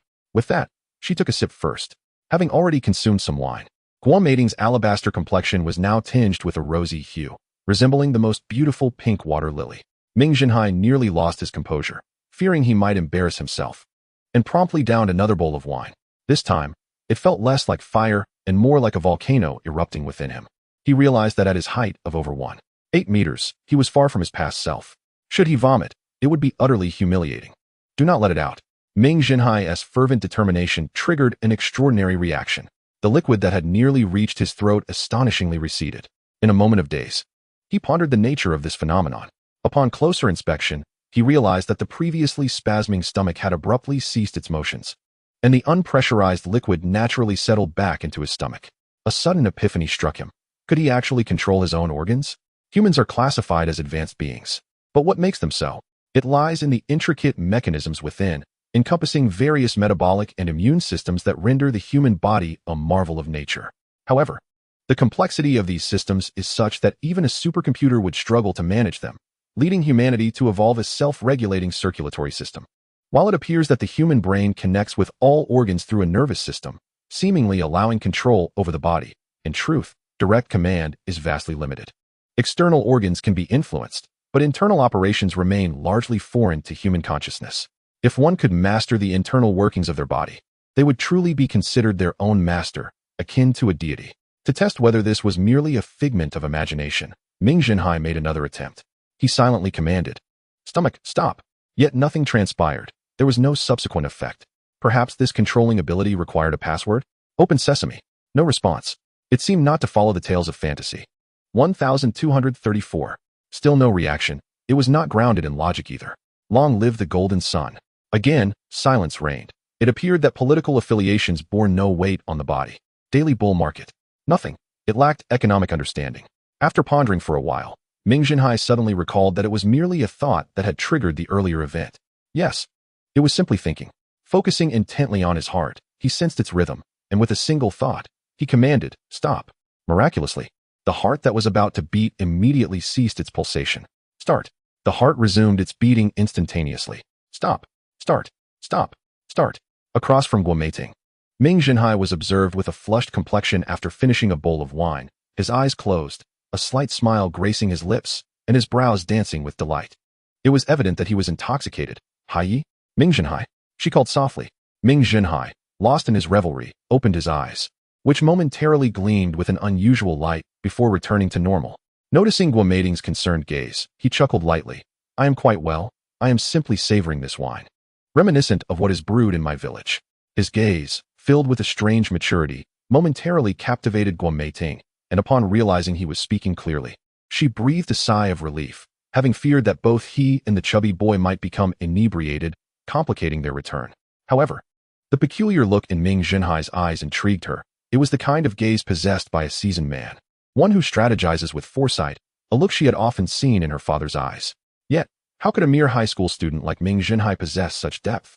Unaware of Guo Meiting's suspicions, Ming Zhenhai was filled with exhilaration, finally convinced of his newfound ability to control his bodily functions. If his previous keen observational skills were merely a superficial enhancement, then this newfound capability of self-regulation was a magnificent boon. life's surprises often lie beyond expectation. The most cherished feeling for a man is that of having everything under control. Ming Zhenhai was enveloped in this overwhelming sensation, a thrilling sense of mastery over his body, which was undeniably addictive. It was this very illusion of control that radiated from him the moment he opened his eyes. Chapter 10. The idol Su Rui.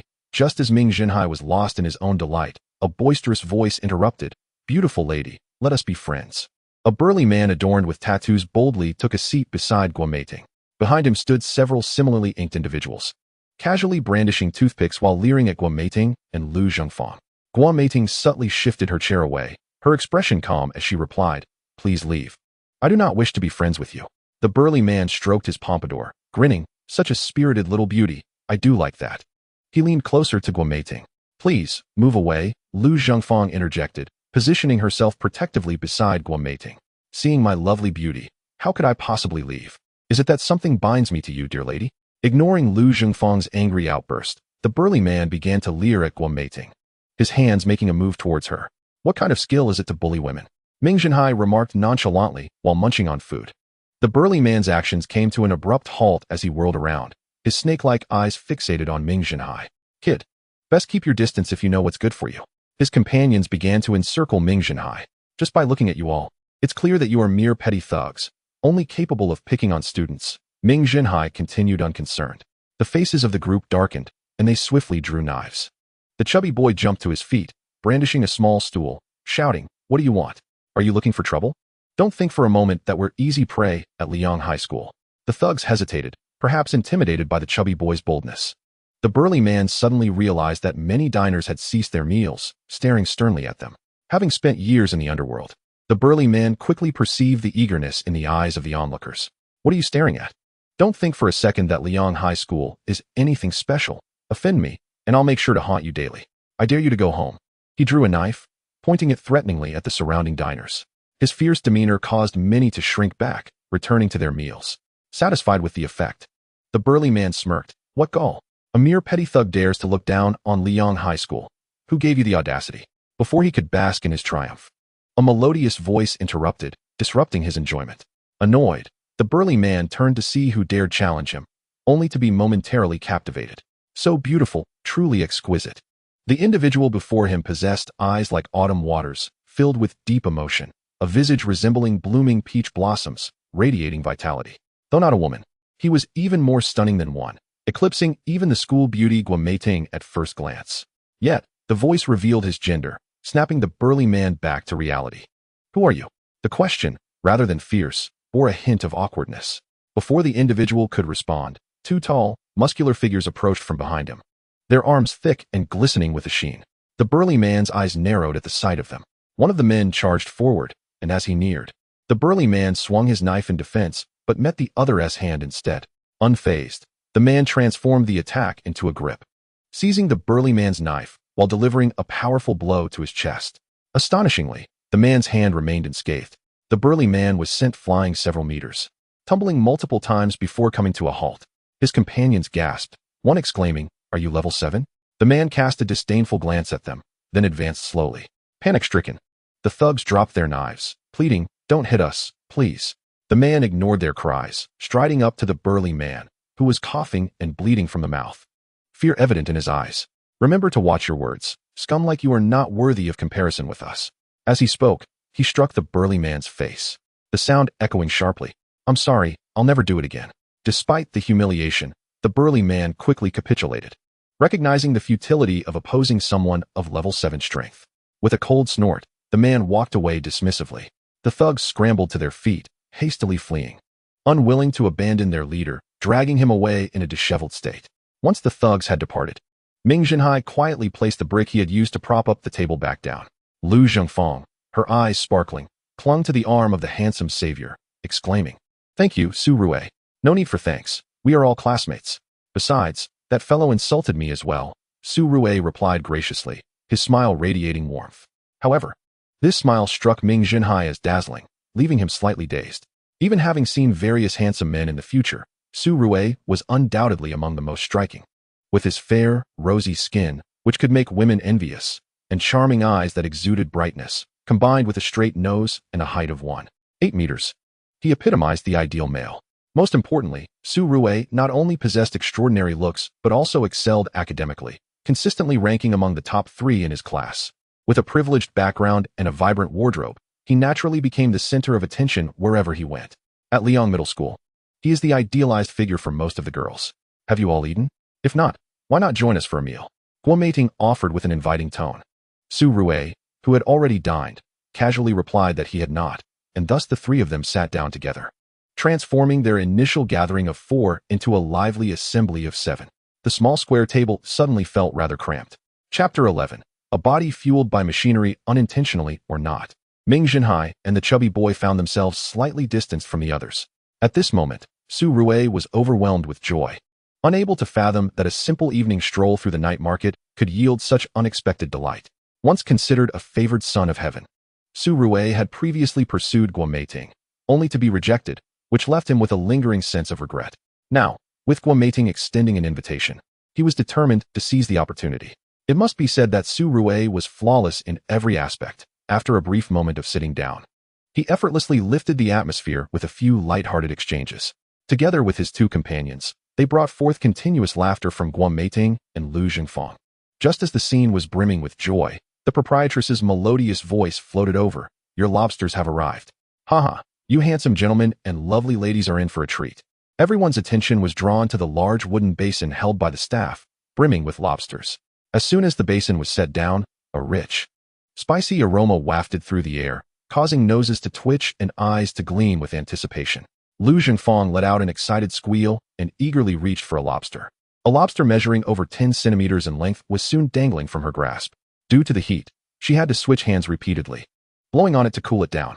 The dashing young man nearby, who effortlessly outshone the less fortunate, swiftly extended his hand to assist Lu Zhengfang. With deft fingers, he skillfully peeled a lobster clean. Here you go, beautiful. He smiled, revealing a set of pearly white teeth as he held out the lobster to her. Lu Zhengfang, having witnessed the entire process, accepted the tender lobster meat with a look of astonishment.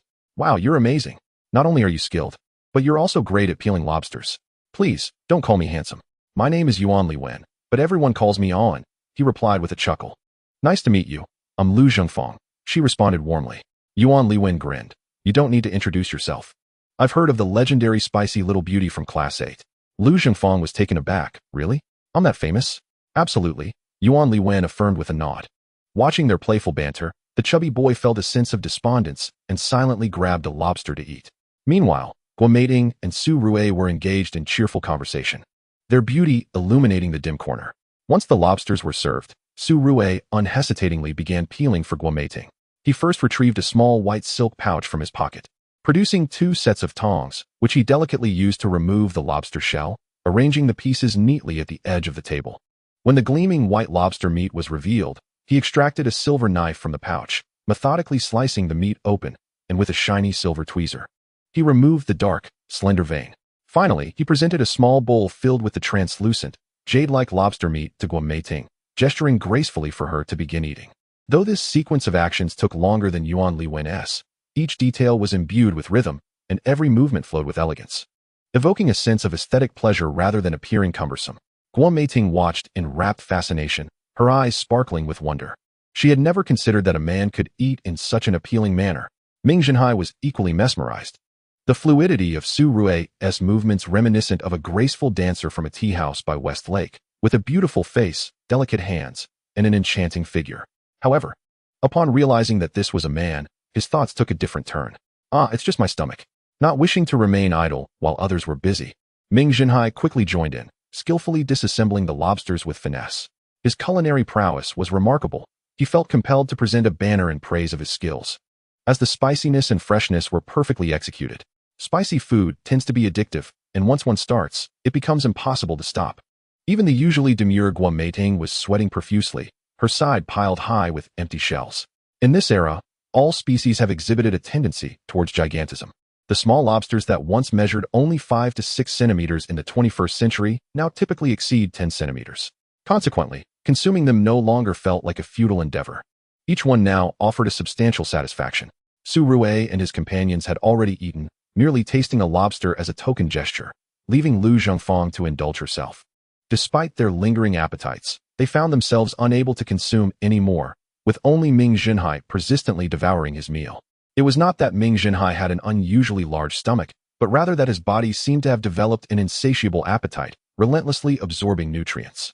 Initially, when food entered his stomach, Ming Zhenhai pondered whether accelerating gastric motility would hasten digestion. Indeed, as he consciously quickened the peristaltic movements, the release of gastric acid increased, and food was swiftly broken down. As it flowed into the small intestine, he prompted rapid absorption of nutrients.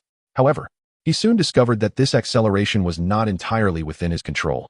Going too fast could lead to discomfort, as the smooth muscle responsible for gastric motility would fatigue. The maximum acceleration he achieved was roughly tenfold. Previously, peristalsis occurred every 2 to 3 minutes, but now it was every 12 to 13 seconds. Lobsters are high in protein, and under normal human digestive rates, the process would typically take an hour and a half. However, with his accelerated ability, Ming Zhenhai reduced this time to less than 10 minutes. The act of picking up and eating a lobster was time-consuming, usually requiring several seconds. This meant that each lobster entered his stomach slowly. As soon as a lobster entered, Ming Zhenhai activated an accelerated peristaltic action, instantly breaking it down. Upon reaching the small intestine, he spurred the intestinal villi to agitate rapidly, and as the lobster transformed into nutrients, they were absorbed. Subsequently, these nutrients would travel through the bloodstream to the spleen, and after absorption, be distributed throughout the body, some for immediate use and others stored away. Completing this entire process took Ming Zhenhai just over 9 minutes. In reality, each digestive stage lasted but a few seconds. The majority of time was wasted during transport. His body now resembled a production line equipped with a motor, digesting one after another, each stage seamlessly linked. The most marvelous aspect was that as these nutrients were digested and circulated throughout his body, various parts began to strengthen concurrently. Particularly, the smooth muscle governing gastric motility visibly thickened and enlarged. A direct consequence of this was that the speed of gastric peristalsis gradually increased. The small intestine, spleen, and other areas similarly began to elevate, growing ever stronger. This process was akin to experiencing an exhilarating power-up, with a palpable sense of enhancement. Initially, some undigested food would slip into the large intestine, but as his stomach and small intestine grew more robust, they effectively took over the duties of the large intestine. "Hey, are you all right?" the chubby boy inquired with a look of concern. Ming Zhenhai awakened from an endless ecstasy, only to discover several individuals around him staring blankly. "I'm fine," he replied, but the plump man pointed to the pile at Ming Zhenhai's feet, which had already formed a mountain. In comparison to the others, Ming Zhenhai's bounty was indeed spectacular, surpassing the combined total of all of theirs by a considerable margin. Though humanity had evolved in this era, exhibiting a substantial appetite, this was beyond normal limits. After accounting for what others had consumed, as well as the shells, Ming Zhenhai had devoured at least 20-odd gene of food. This was no longer a human appetite, it resembled that of a beast. Even Yuan Li Wen, a level 7 martial arts student, was utterly astonished. Despite his rigorous daily training, he could only consume a few gene, unlike this voracious display. However, Ming Zhenhai's response did not alleviate the plump man's concerns.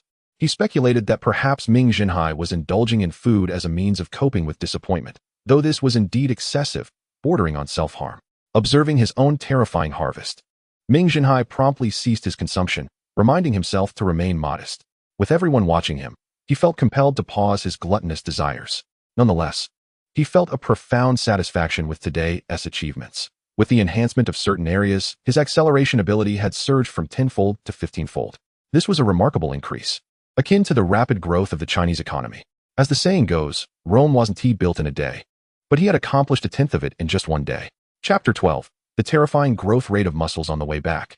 The sky was adorned with countless stars, a veil of shimmering light continuously shifting colors, rendering the night sky magnificent and awe-inspiring. Gazing up at this extraordinary spectacle, Ming Zhenhai appeared bewildered. Even though he was no expert in astronomy and had never witnessed such a phenomenon, he had long heard of it. This was the aurora.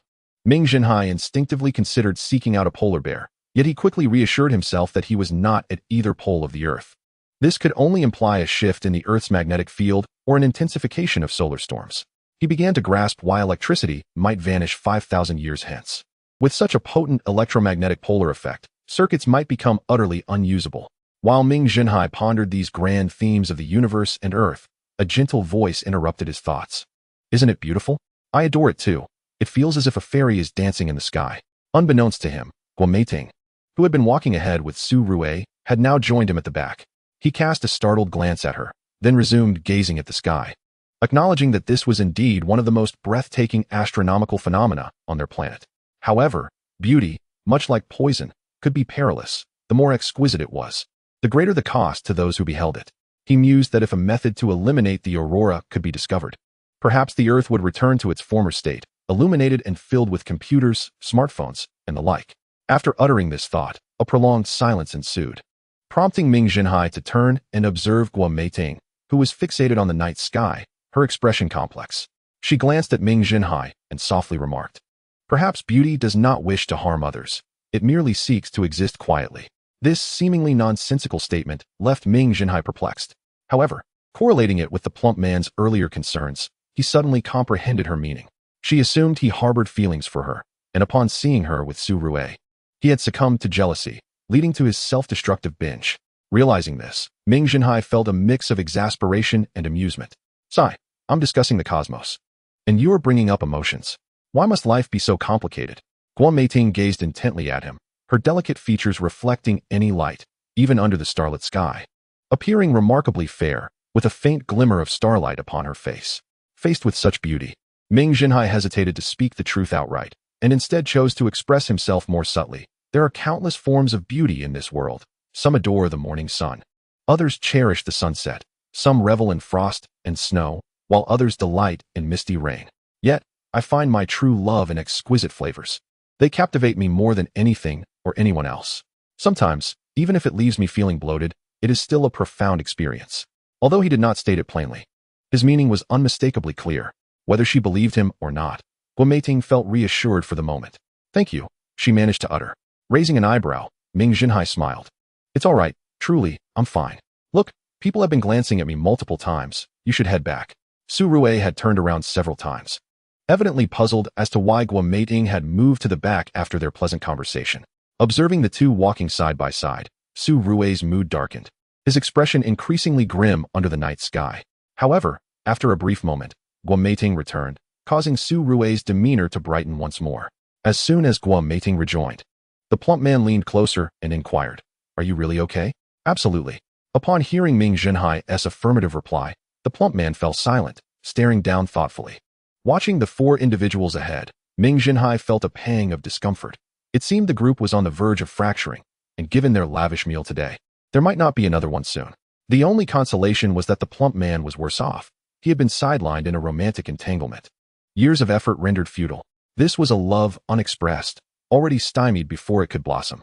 They shared a silent camaraderie, two kindred spirits embracing each other's shoulders beneath the starlight as they pressed on. Upon returning to the dormitory, he found the other three already asleep.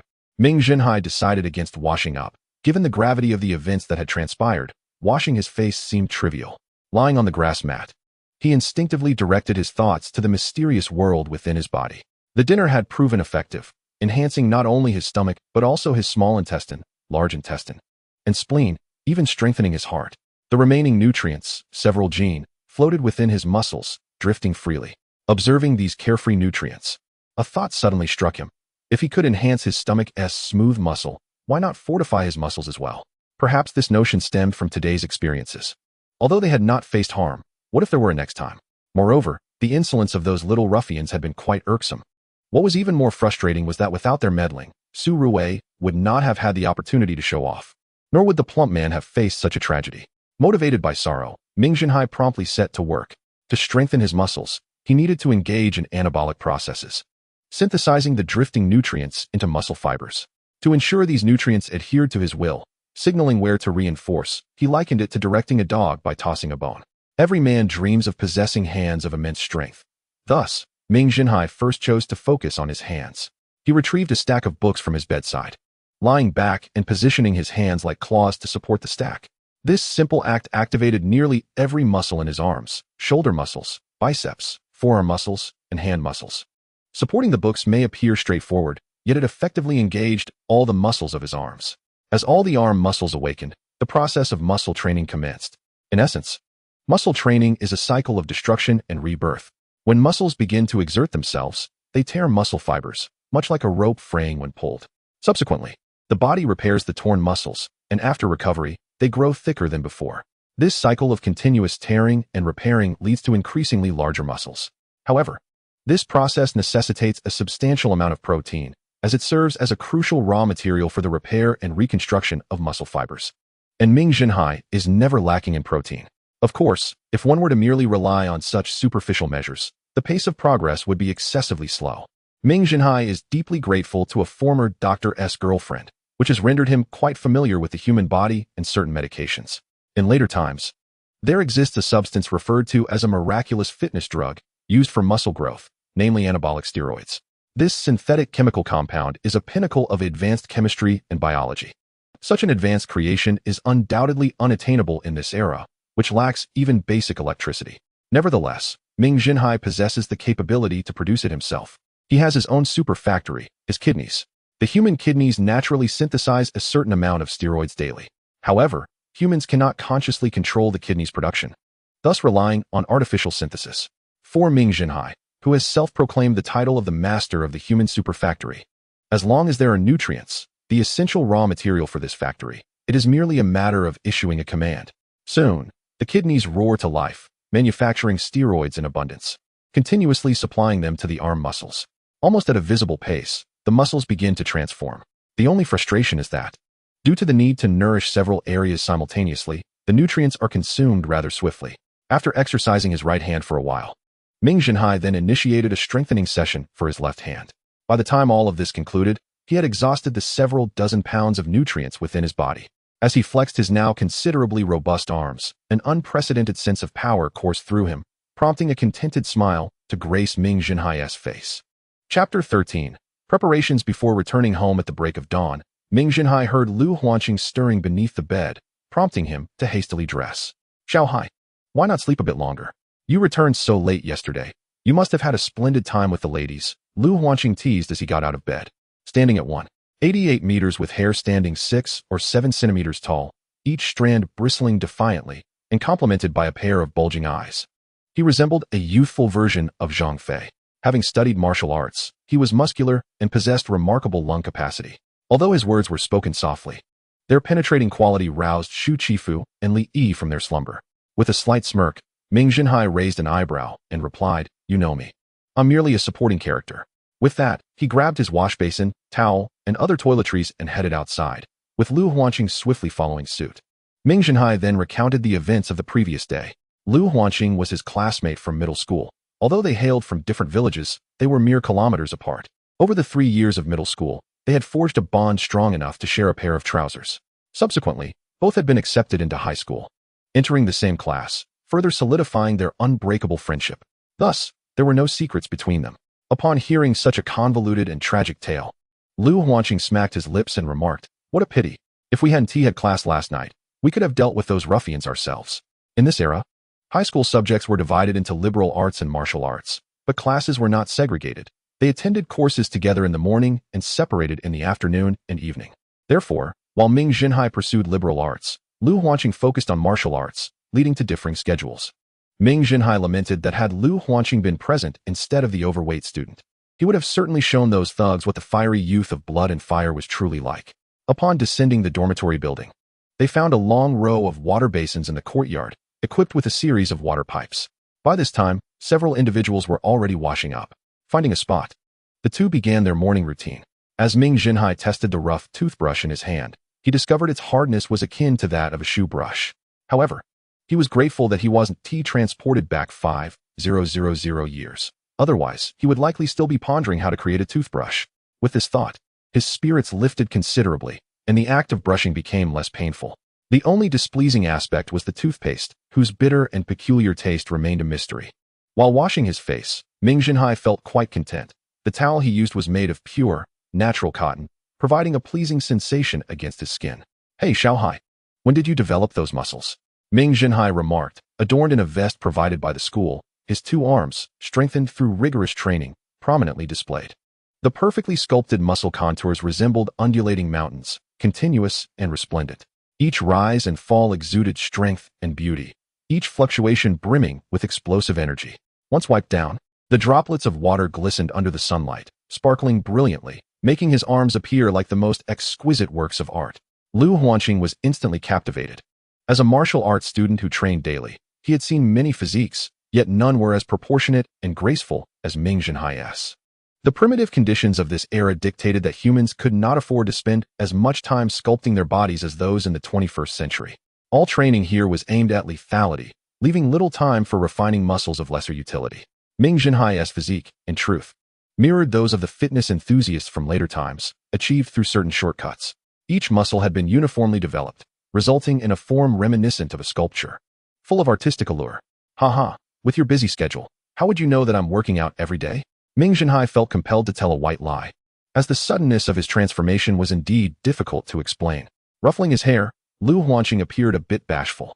Alas, it's the final semester, and I'm still at the initial level of grade 6. It's rather perilous for me to aim for the county martial arts school with this level. Therefore, Teacher Tai has increased my projects significantly. If I fail to complete them, he won't let it slide. Ming Zhenhai was well aware of this situation. Since this semester began, Lu Huanqing had been returning to the dormitory quite late, often collapsing into bed from exhaustion. I understand, Lu. I think Teacher Tai is quite good. You'll definitely be accepted into the county martial arts school. Lu Huanqing laughed heartily, clenched his fist, and exclaimed, that is for sure. After finishing their ablutions, the two made their way to the cafeteria for breakfast. They then took 2 large steamed buns back to the dormitory, which would serve as their provisions for the journey home. Upon returning, Xu Qifu and Li Yi had yet to arrive. Given that Ming Zhenhai's hometown, Daizhan, was over 100 kilometers from the county seat, he chose not to wait for them to leave the city together. Ming Zhenhai changed into a t-shirt, slung on a tactical belt, ensured the fixed blade was securely bound, and then attached a water bottle. Finally, he hoisted a cloth bag filled with thick clothing that he wouldn't need anymore, preparing to take it home. Lu Huanqing was similarly equipped, carrying a mountain-cutting knife, a large water bottle, and a sizable cloth bag. After confirming they hadn't forgotten anything, the two closed the door and made their way to the school gate. Chapter 14. The enthusiastic Su Rue. At this moment, the campus was bustling with students making their way outside, all donned in similar attire, differing only in the styles of their weapons. This marked Ming Zhenhai's first return home since his arrival in this era, and he couldn't help but feel a sense of peculiarity, a blend of the unfamiliar and familiar, excitement and trepidation. Were he to pen this experience and post it in an urban emotional forum, it would undoubtedly attract a fair share of clicks. Upon reaching the school gate, they noticed a throng of students exiting. The shaded avenue was filled with students, each carrying knives and backpacks, their spirits high. Those leaving the school today primarily hailed from rural areas. Due to the long journey ahead, they tended to travel in groups, typically in 3s or 5s. In this era, public transportation was non-existent, rendering walking the only means of travel. Of course, exceptions did exist. As Ming Zhenhai and his companion approached the gate, a car roared towards them, charging forward as if it were navigating a highway rather than a school zone. Students on either side quickly evaded the vehicle, casting at glances filled with indignation. With a screech, the bright yellow automobile halted at the entrance, stirring up a cloud of dust. Moments later, 2 towering men, resembling bodyguards, emerged from the car. Their eyes scanned the surroundings before they gestured towards Ming Zhenhai. Confused and slightly dazed, Ming Zhenhai pondered whether they were indeed signaling him. It was perplexing, as he clearly remembered his parents being humble farmers. How could such imposing bodyguards be here to escort him? Perhaps they had discovered a treasure while tilling the fields? This notion was not entirely far-fetched, considering that the land they farmed truly belonged to them. Anything unearthed would be theirs alone, with no official demanding a share. What he initially thought would be a tale of a rural boy rising against the odds swiftly transformed into a narrative of wealthy heirs playing games with life. Although the plot twist was abrupt, he found himself rather enjoying it, as he noticed the envious gazes from those around him. Ming Zhenhai scolded himself for his superficiality while simultaneously reveling in the attention. He contemplated whether to beckon the bodyguards over or to stride confidently in their direction, pondering which pose would exude more self-assurance when a handsome voice interrupted from behind, questioning their tardiness. As he turned in surprise, the 2 muscular men strode past him to stand before Su Rue. "We apologize, young master. The car broke down on the way, which delayed us."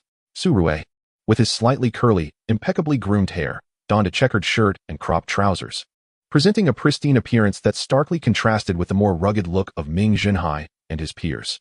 For the first time, Ming Zhenhai found a person so utterly detestable, wishing he could savor the envious glances a little longer before being interrupted. While Su Rue continued to reprimand the men, another man in his 30s stepped out of the car. He was handsome and robust, dressed impeccably, with a well-groomed mustache that added to his charm. "Xiao Rue, His voice was deep and magnetic, eliciting a pleasant sensation in Ming Zhenhai. "Uncle, what brings you here?" Su Rue exclaimed, rushing forward. "I happen to be in the county for a meeting," the middle-aged man replied warmly, ruffling Su Rue's hair. Observing this family's collective handsomeness, Ming Zhenhai felt a pang of urgency, wondering where he might find a future beauty to enhance his own lineage. As the unremarkable background of others became increasingly tedious, Ming Zhenhai patted Lu Hanqing, and they prepared to depart. Just as they were about to leave, Su Rue suddenly called out to them. "Ming Zhenhai, Lu Hanqing, are you heading home?" His radiant smile was infectious. "Oh, yes. Is there something you need?" Ming Zhenhai inquired, puzzled. "Haha, aren't we going the same way? How about I give you a ride?" Su Rue offered enthusiastically. Blinking, Ming Zhenhai suddenly found the youth less appealing. Su Rue lived in Tianhu Town, while Ming Zhenhai resided in Dai Town. Although both were headed south, they were separated by several miles, making the offer unnecessary. Moreover, the car could not accommodate so many passengers, and it seemed unreasonable for the bodyguards to drive them a short distance just for the sake of convenience. Thus, Ming Zhenhai concluded that Su Rue's invitation was insincere, and upon noticing the disdainful glint in his eyes, he was certain that it was merely an exhibition of superiority. While ostentation is not inherently objectionable, it becomes distasteful in certain contexts. Under normal circumstances, Ming Zhenhai might have applauded such bravado, but now, as he relied on his own two legs, it felt like an inconvenience. Despite his irritation, he maintained his politeness. "Thank you, but we prefer to walk. It's more comfortable for us country folk to avoid such extravagant rides." He smiled innocently, while Su Rue's grin only widened in response. The two exchanged hearty farewells, as if they were longtime friends. As they departed, Ming Zhenhai glanced through the car window to find a collection of outdated wooden textures and painted steel plates within, raising an eyebrow at the antiquated interior and the cumbersome exterior, which seemed reminiscent of automotive craftsmanship from the 1960s and 70s. This observation underscored the notion that while society progresses, automotive engineering may not necessarily follow suit. Once they had walked some distance, Su Rue's uncle inquired, "Are those two your classmates?" "Yes, but they're rather unimpressive. The stronger one is okay. He is a martial arts student. The one who spoke to me is utterly useless, with abysmal academic performance." Su Rue scoffed disdainfully. "Oh, I find your classmate quite intriguing," Su Rue's uncle remarked with a smile. Su Rue frowned, questioning how someone could be interesting when he was merely an arrogant fool. "Oh, is that so?" His uncle studied Su Rue intently before breaking into a knowing smile. He suspected that Su Rue's classmate had clashed with him in some manner, prompting this unusual display of arrogance from his typically composed nephew. Of course, he refrained from voicing this theory, as he respected the young man's need for personal space as he matured. Nonetheless, his curiosity about the boy grew, for as a businessman, he had a keen eye for character. Su Rue's boastfulness was evident, yet the other boy did not retaliate or display anger. Rather, he deftly navigated the situation, allowing it to pass. Strangely, the boy, who appeared to be an ordinary rural child, displayed an air of disdain for the items within the car. Although the boy was adept at concealing his true feelings, the uncle, having observed him closely, could not be fooled. What an intriguing individual. After walking a short distance, Lu Hanqing exclaimed, "Su Rue is so annoying. He was clearly just showing off." Ming Zhenhai shrugged. "What can we do? He has the means to do so. I don't intend to do anything. I just find it distasteful. He acts like such a big shot in our class. It's utterly hypocritical," Lu Hanqing retorted, his eyes wide with indignation. In truth, Ming Zhenhai suspected that Su Rue's behavior was intentional. The previous evening, he had noticed Su Rue glancing back at Guo Meiting while she spoke with him, clearly a person of strong possessiveness. Perhaps today, he sought to convey his status through familial connections, warning others not to harbor any inappropriate intentions. Had it been a more straightforward boy, such subtlety might have been overlooked. But as someone with experience, Ming Zhenhai understood all too well. High school students can be quite calculating. If they grow up, they may very well become the likes of Cao Cao. It is best to keep a safe distance from such individuals in the future. Chapter 15. The bird coming to the meeting. Not long after, the two arrived at the West Gate. This towering city gate reached an impressive height of 20 meters, with a heavy door constructed from solid wood encased in iron. Flanking the gate were formidable stone walls that stretched endlessly towards the horizon, where soldiers could be seen patrolling. Only upon approaching could one truly appreciate the historical weight of this gate. The 20-meter-wide archway was riddled with pits and scars, with barely perceivable cracks adorning the walls. A careful inspection revealed sharp claw marks on the 2-meter-thick door, exposing the dark wood within. Beyond the gate, the main road diverged into 3 paths, one leading north, another heading west, and the last winding south around the city. Ming Zhenhai and his companion chose the southern route, walking for several miles until the rice fields faded away, replaced by various shrubs and towering trees. Numerous unidentified birds flitted in and out among the colossal trees and thickets, engaged in their own mysterious endeavors. Occasionally, a flock of indistinguishable insects would take flight like a dark cloud.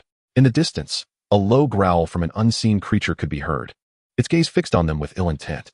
If it were not for the artificial traces on the path beneath their feet, one might easily believe they had stepped into a wild and untamed world. Fortunately, this road was not desolate, as numerous students were returning home.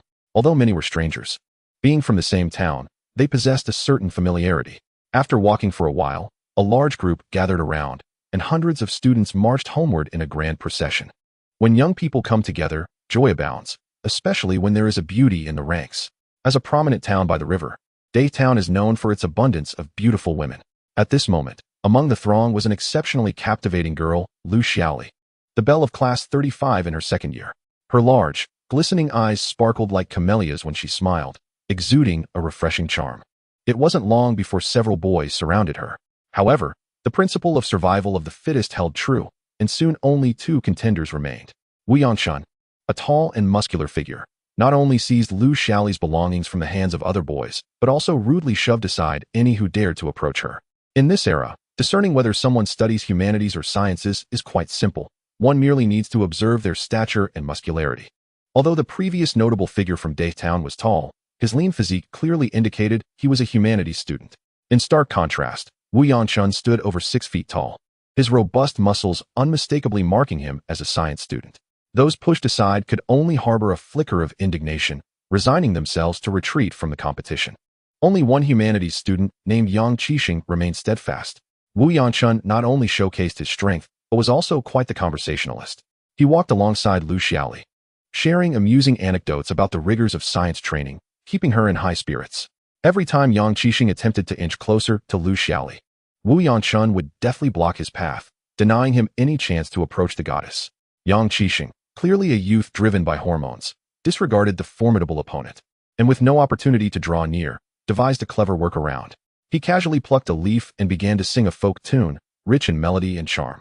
Even Ming Zhenhai was momentarily captivated. In the 21st century, he would undoubtedly be a standout contestant on a talent show. Yang Qixing's strategy proved successful, as women are innately drawn to beauty in all its forms. From the outset of his performance, Lu Xiaoli's eyes sparkled with delight, eclipsing her previous amusement. The crowd erupted in cheers, applauding Yang Qixing. Wu Yangshuan's expression darkened instantly. As soon as Yang Qixing finished his tune, he seized the latter by the collar and growled, "Kid, are you itching for a fight? I can oblige." Lifted off the ground by the towering Wu Yangshan, Yang Qixing felt as though he had defied gravity. With his slight frame, he resembled a lamb against a crocodile when compared to Wu Yangshuan's muscular build. The suppressed fury in Wu Yangshuan's eyes instilled terror in Yang Qixing, who was filled with dread. The sudden turn of events astonished the onlookers. None had anticipated Wu Yangshuan's violent temper. After all, they were all from the same town, and it was plausible that some might even be related. Such actions seemed to disregard local camaraderie. Faced with this annoying pest that had long vexed him, Wu Yangshan felt a surge of agitation, raising his fist, ready to strike. However, midway through his swing, his hand was caught. Ming Zhenhai had seized his wrist with a grip that showcased the power coursing through his veins. Wu Yangshan stared at Ming Zhenhai in confusion. The latter's fair complexion was unlike the typical bronze of a science student, yet he was able to withstand Wu Yangshuan's force. Though not the most elite of science students, Wu Yangshan was no slouch, possessing mid-level strength of the 6th tier, reaching a remarkable 270 kilograms, and with the added momentum, he had at least 300 kilograms of force. Yet, the individual before him, lacking the full mastery of the 6th tier, should have been unable to resist. "Brother, we are all from the same town. Let us not escalate this," Ming Zhenhai said in a calm voice, though it carried an undeniable authority. Lu Hanqing stood behind Ming Zhenhai, fists clenched, casting a steely gaze at Wu Yangshan. After a moment of contemplation, Wu Yangshan shot a fierce glare at Yang Qixing and released his grip. In a world that reveres strength, he could easily deal with these humanities students, yet others too could assert their dominance over him. Everyone assumed the matter would dissipate, with Wu Yangshan driving off the last of his rivals to claim his prize. Surprisingly, as Yang Qixing regained his footing and caught his breath, he pointed at Wu Yangshan and shouted, "TMD, try touching me again. Our Yang family is not to be trifled with." Just as Wu Yangshan was about to retaliate, The mention of the Yang family froze his actions. The surrounding crowd turned towards Yang Qixing, expressions rife with complexity. The Yang family of Dai Town was a clan both feared and loathed by all its residents.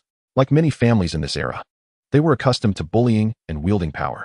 From the town mayor down to many local officials, most had some connection to the Yang family, making it not an exaggeration to call them the overlords of Dai Town. Facing such a family, anyone would tread cautiously.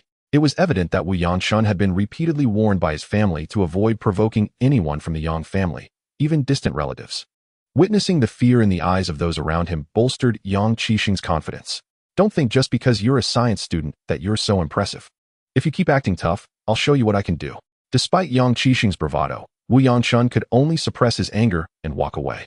Although Yang Qixing desired to confront Wu Yanshun further, he lacked the courage, knowing that even the bravest man must sometimes avoid immediate danger. With Wu Yanshun's departure, only Yang Qixing remained by Lu Xiaoli's side, and as the victor, he basked in his triumph. Ignoring any dissent, he halted the crowd, proclaiming, "Classmates, we have a rare chance to gather today, so allow me to entertain you for a moment. I will play Miao Ling de Zhaochen, a piece said to have existed since before the great upheaval of heaven and earth. I hope you all enjoy it." With that, he clambered atop a large stone by the roadside and began his performance. The crowd exchanged glances, then seated themselves, weary and ready for a brief respite. Ming Zhenhai felt as though he had swallowed a fly. Had he known Yang Qixing was from the Yang family, he might have taken the opportunity to kick him while the chaos unfolded. During his middle school years, Yang family members had often acted like little tyrants, bullying others. And Ming Zhenhai had not been spared. Therefore, he deemed it unwise to provoke them. Observing the expressions of those around him, he realized his reputation had plummeted, likely branded as a sycophant of the Yang family. Disregarding the murmurs of the crowd, Yang Qixing began his spirited performance. Miao Ling de Zhaochen vividly depicted the vibrant beauty of spring in a Miao village. Yang Qixing played the piece with a melodious and resonant tone, his imitation of birdsong so exquisite that it surpassed the real thing.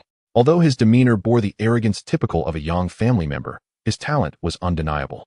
Upon concluding the piece, the audience felt invigorated and thoroughly entertained.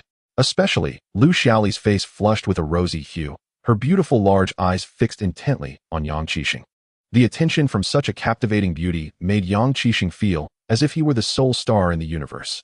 He then elegantly waved his hand, brushing aside his bangs, which elicited a sharp gasp from Lu Xiaoli beside him.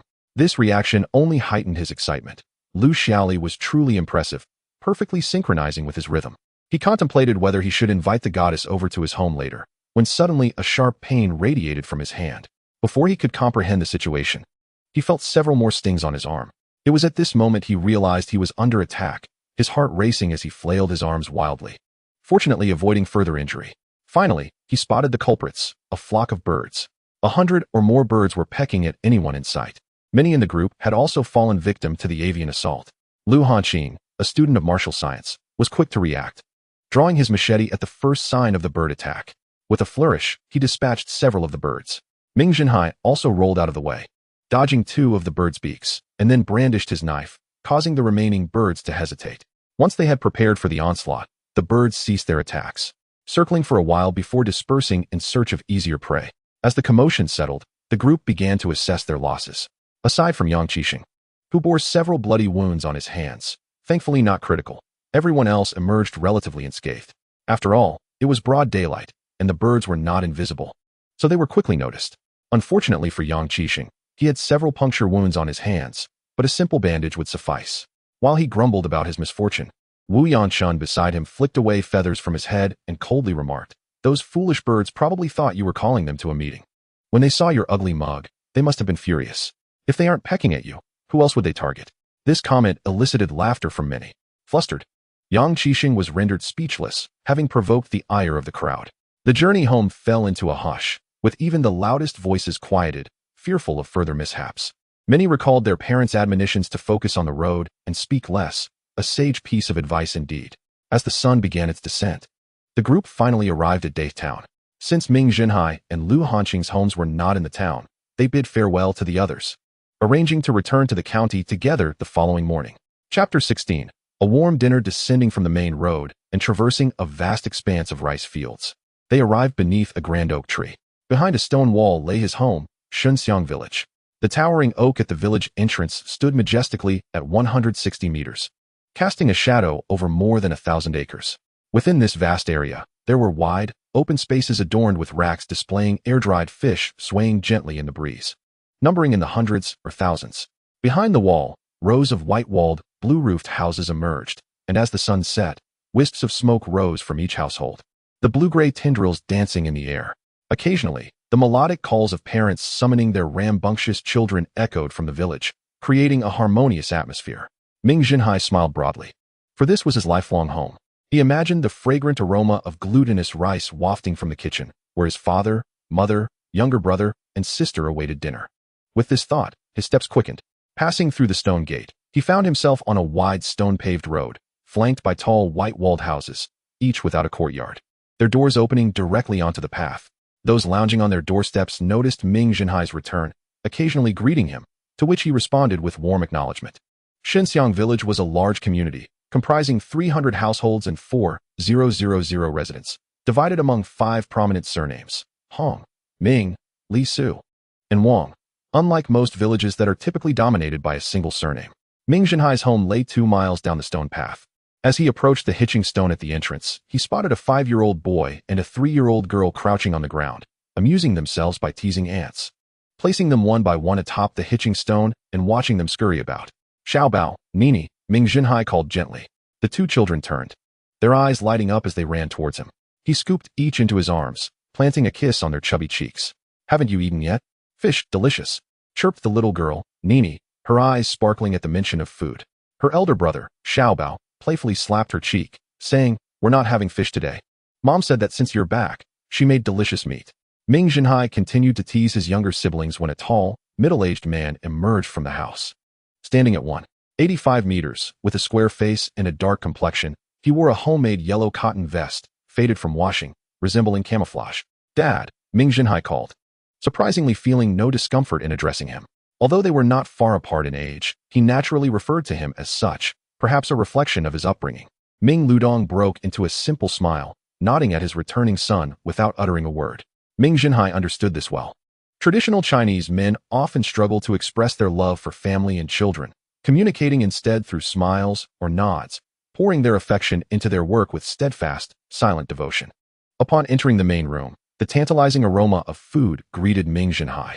The 8 immortals table was already set with 2 dishes, and just by the scent, he recognized one of them as his favorite: stir-fried fern shoots with cured meat. His younger brother, Xiaobao, could no longer contain his excitement. Wriggling free from Ming Zhenhai's arms to climb onto a stool, snatching a piece of cured meat and shoving it into his mouth. He was eager for a second piece, while his sister, unable to reach the stool, tugged at his leg, yearning for a taste. Xiaobao glanced down. "It's spicy. Mom won't let you eat it." He even held up a piece for her to smell, a flavor she clearly remembered after her previous encounter with spiciness. With wide, innocent eyes, she gazed at her brother devouring another piece, feeling a pang of disappointment as tears welled in her eyes. Ming Zhenhai chuckled, lifting his sister onto the stool, then offering her a slice of fresh cucumber, which he blew on gently before handing it to her. "Nini, here you go." The little girl immediately brightened up. "Xiaohai, you've arrived. I wanted your father to fetch you from beneath the oak tree, but he refused, such a stubborn man." At that moment, a middle-aged woman emerged from the back hallway, her demeanor dignified and her expression kind, instantly evoking a sense of familiarity. This was Ming Zhenhai's mother, Lu Lanxin, who came out with a bowl of vegetables, chiding her husband as she walked. Ming Ludong, caught in his wife's gentle reproach, could only sit awkwardly in silence. After placing the dish down, Lu Lanxin promptly took the backpack from Ming Zhenhai. "Mom, it's fine. I can manage," he protested, but she paid no heed. Opening the bag, "You won't need this, right? I was just thinking of reminding you to bring it next time. Yet here you are with it already." Ming Zhenhai typically prepared his belongings a month in advance for his returns. "If you don't bring some cooler clothes next time, I'll be shirtless." Lu Lanxin laughed heartily at this. "Then all those girls at your school will be so distracted they won't be able to concentrate on their studies, will they?" In her eyes, her son was forever the most outstanding, even overshadowing any extraordinarily handsome young man. Regarding this love that disregards all boundaries, Ming Zhenhai could only comply and say, "Indeed, our homeroom teacher urged me to change my clothes quickly, fearing such an incident might occur." He silently apologized to his caring homeroom teacher for the concern. "Really?" His mother, believing him wholeheartedly, laughed with her eyes crinkling into crescents. The humorous exchange between mother and son left Ming Ludong unable to bear it any longer. He quietly retreated to the kitchen to serve the meal, bringing along the large bowl that Ming Zhenhai had used. To be honest, Lu Lanxin's culinary skills seemed rather ordinary to Ming Zhenhai, who was accustomed to dining in various upscale restaurants of the 21st century. Yet, it was this very ordinariness that allowed Ming Zhenhai to savor each bite with genuine delight, a profound sense of satisfaction swelling within him. With nearly every mouthful, memories from deep within his being awakened, a flavor embedded in his very bones. Lu Lanxin watched her son devour bowl after bowl, her face blooming with joy. "Take your time, there's still rice. Knowing you would come today, I prepared an extra steamer of rice." As Lu Lanxin fed the two younger siblings, she also encouraged her eldest son. Meanwhile, Ming Ludong harbored a quiet curiosity, wondering if the rice was truly that delicious. In a short while, his eldest had consumed 4 bowls. Ming Zhenhai, still munching, mumbled, "Mom, your cooking has improved. It's truly delicious." It wasn't that Ming Zhenhai was greedy. The intense muscle-building workout from the previous night had left him utterly famished. He had only eaten a few steamed buns during the day and had run over 100 miles. Now, he was like a ravenous beast. In fact, Lu Lanxin had reserved some rice for breakfast, but she hadn't anticipated her son would devour more than a steamer full. It should be noted that their rice steamer was no small affair. One steamer contained 7 to 8 pounds of rice, sufficient for 5 or 6 adults. Watching their son's insatiable appetite, Ming Ludong and his wife could only widen their eyes in disbelief. Once he had finished every last grain, Ming Zhenhai contentedly set down his bowl. At that moment, Ming Ludong understood what it meant for a young lad to eat his parents out of house and home. Lu Lanxin curiously patted Ming Zhenhai's stomach, astonished to find it was not bulging at all. It seemed as though there was an endless void within, as the 10+ pounds of rice had seemingly vanished. To his parents' confusion, Ming Zhenhai explained, "I had no choice. I ran too much today and became terribly hungry." Such a flimsy explanation was only one that his parents would buy. Half believing, they chose not to press further, while his younger brother, Xiao Bao, clung to his leg, exclaiming, "I caught a pig, brother." Chapter 17. I want to eat meat after dinner. Darkness enveloped the sky, and every household lit their oil lamps. Ming Zhenhai fetched a basin of well water and began scrubbing himself, bare-chested. Shortly after, Lu Lanxin approached with several pieces of clothing. "Mom, why are you coming over while I'm washing?" Ming Zhenhai could only manage a wry smile to express his complaint about his mother's intrusion of privacy. "Oh dear, don't be shy. Every bit of flesh on you grew from my body." Ming Zhenhai found himself at a loss, knowing that explaining the concept of privacy to his parents was futile. Even in the highly developed 21st century, many still sneak peeks into their children's private lives. Observing his son's sculpted muscles, Lu Lanxin marveled as if she had discovered a new continent. "Oh, son, didn't you used to be less muscular?" Mothers are often sensitive to their children's changes, typically noticing before the children themselves do. "Well, our physical training has intensified, and I've leveled up in my training regimen, which is why my muscles have developed," Ming Zhenhai clarified. That evening, Lu Lanxin arranged the two little ones, who had finally drifted off to sleep, beside her on the bed. "Do you think Xiao Hai has changed quite a bit?" she inquired, resting her head on Ming Liudong's chest. After a moment of contemplation, Ming Ludong nodded. "Yes, he's now as tall as I am, and he seems to have grown sturdier, especially in his appetite." Clearly, the earlier observations were merely preambles, with the last point being the most striking. "Shouldn't we prepare more food for Xiao Hai? You've seen how much he eats. What we provide is hardly sufficient." Lu Lanxin expressed her concerns. For parents, their children are a constant source of worry. Ming Ludong reflected, "Indeed, this boy has truly grown. He eats far more than I did at his age." Lu Lanxin pinched Ming Ludong playfully. "You couldn't eat that much. I remember you only consumed about 2 pounds per meal. But back then, you were indeed quite strong." As she spoke, her eyes sparkled with nostalgia, and her cheeks flushed with color. Clearly, this remark stirred feelings in both Lu Lanxin and Ming Ludong. Suddenly, Ming Ludong sprang to life, rolling over to pin Lu Lanxin beneath him. "I'm just as strong now." His eyes glinted dangerously, and Lu Lanxin barely had time to whisper, "Keep it down. There are children," before her voice was completely drowned out. However, there was no need for Lu Lanxin to worry. Ming Zhenhai was oblivious to their secretive antics. Once he confirmed that the mugwort in the fire pit would last until dawn, he lay on his bed, closing his eyes to ponder. His thoughts were instantly immersed in his body. The 10+ pounds of rice consumed that evening surely provided ample nutrition. Rice is composed of 70 starch, with protein accounting for less than 10. Starch transforms into glucose, a vital energy source for the body, while protein serves as a fundamental nutrient. The weight gained in his body represented an abundant reserve. After surveying his internal realm, The once empty factory within him now felt substantially filled. He shouted, "Commence operations." And thus, this immense, mysterious super factory within began to hum to life. Having strengthened his arm muscles yesterday, he now aimed to enhance his leg muscles.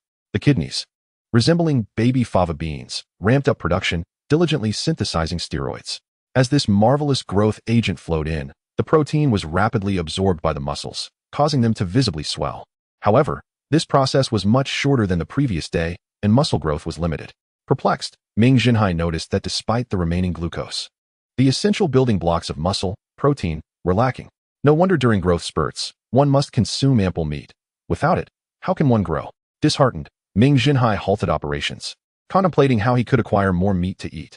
While there were some chickens and ducks raised at home, they were hardly sufficient. First, the quantity was minimal. 5 chickens and 6 ducks would hardly suffice for his needs. He required a considerable supply, at least hundreds to thousands of pounds.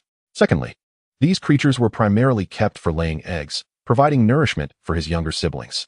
Purchasing meat was not a viable option either. The price of meat was exorbitant, as evidenced by the dining hall's prices, which were several times higher than bitter celery.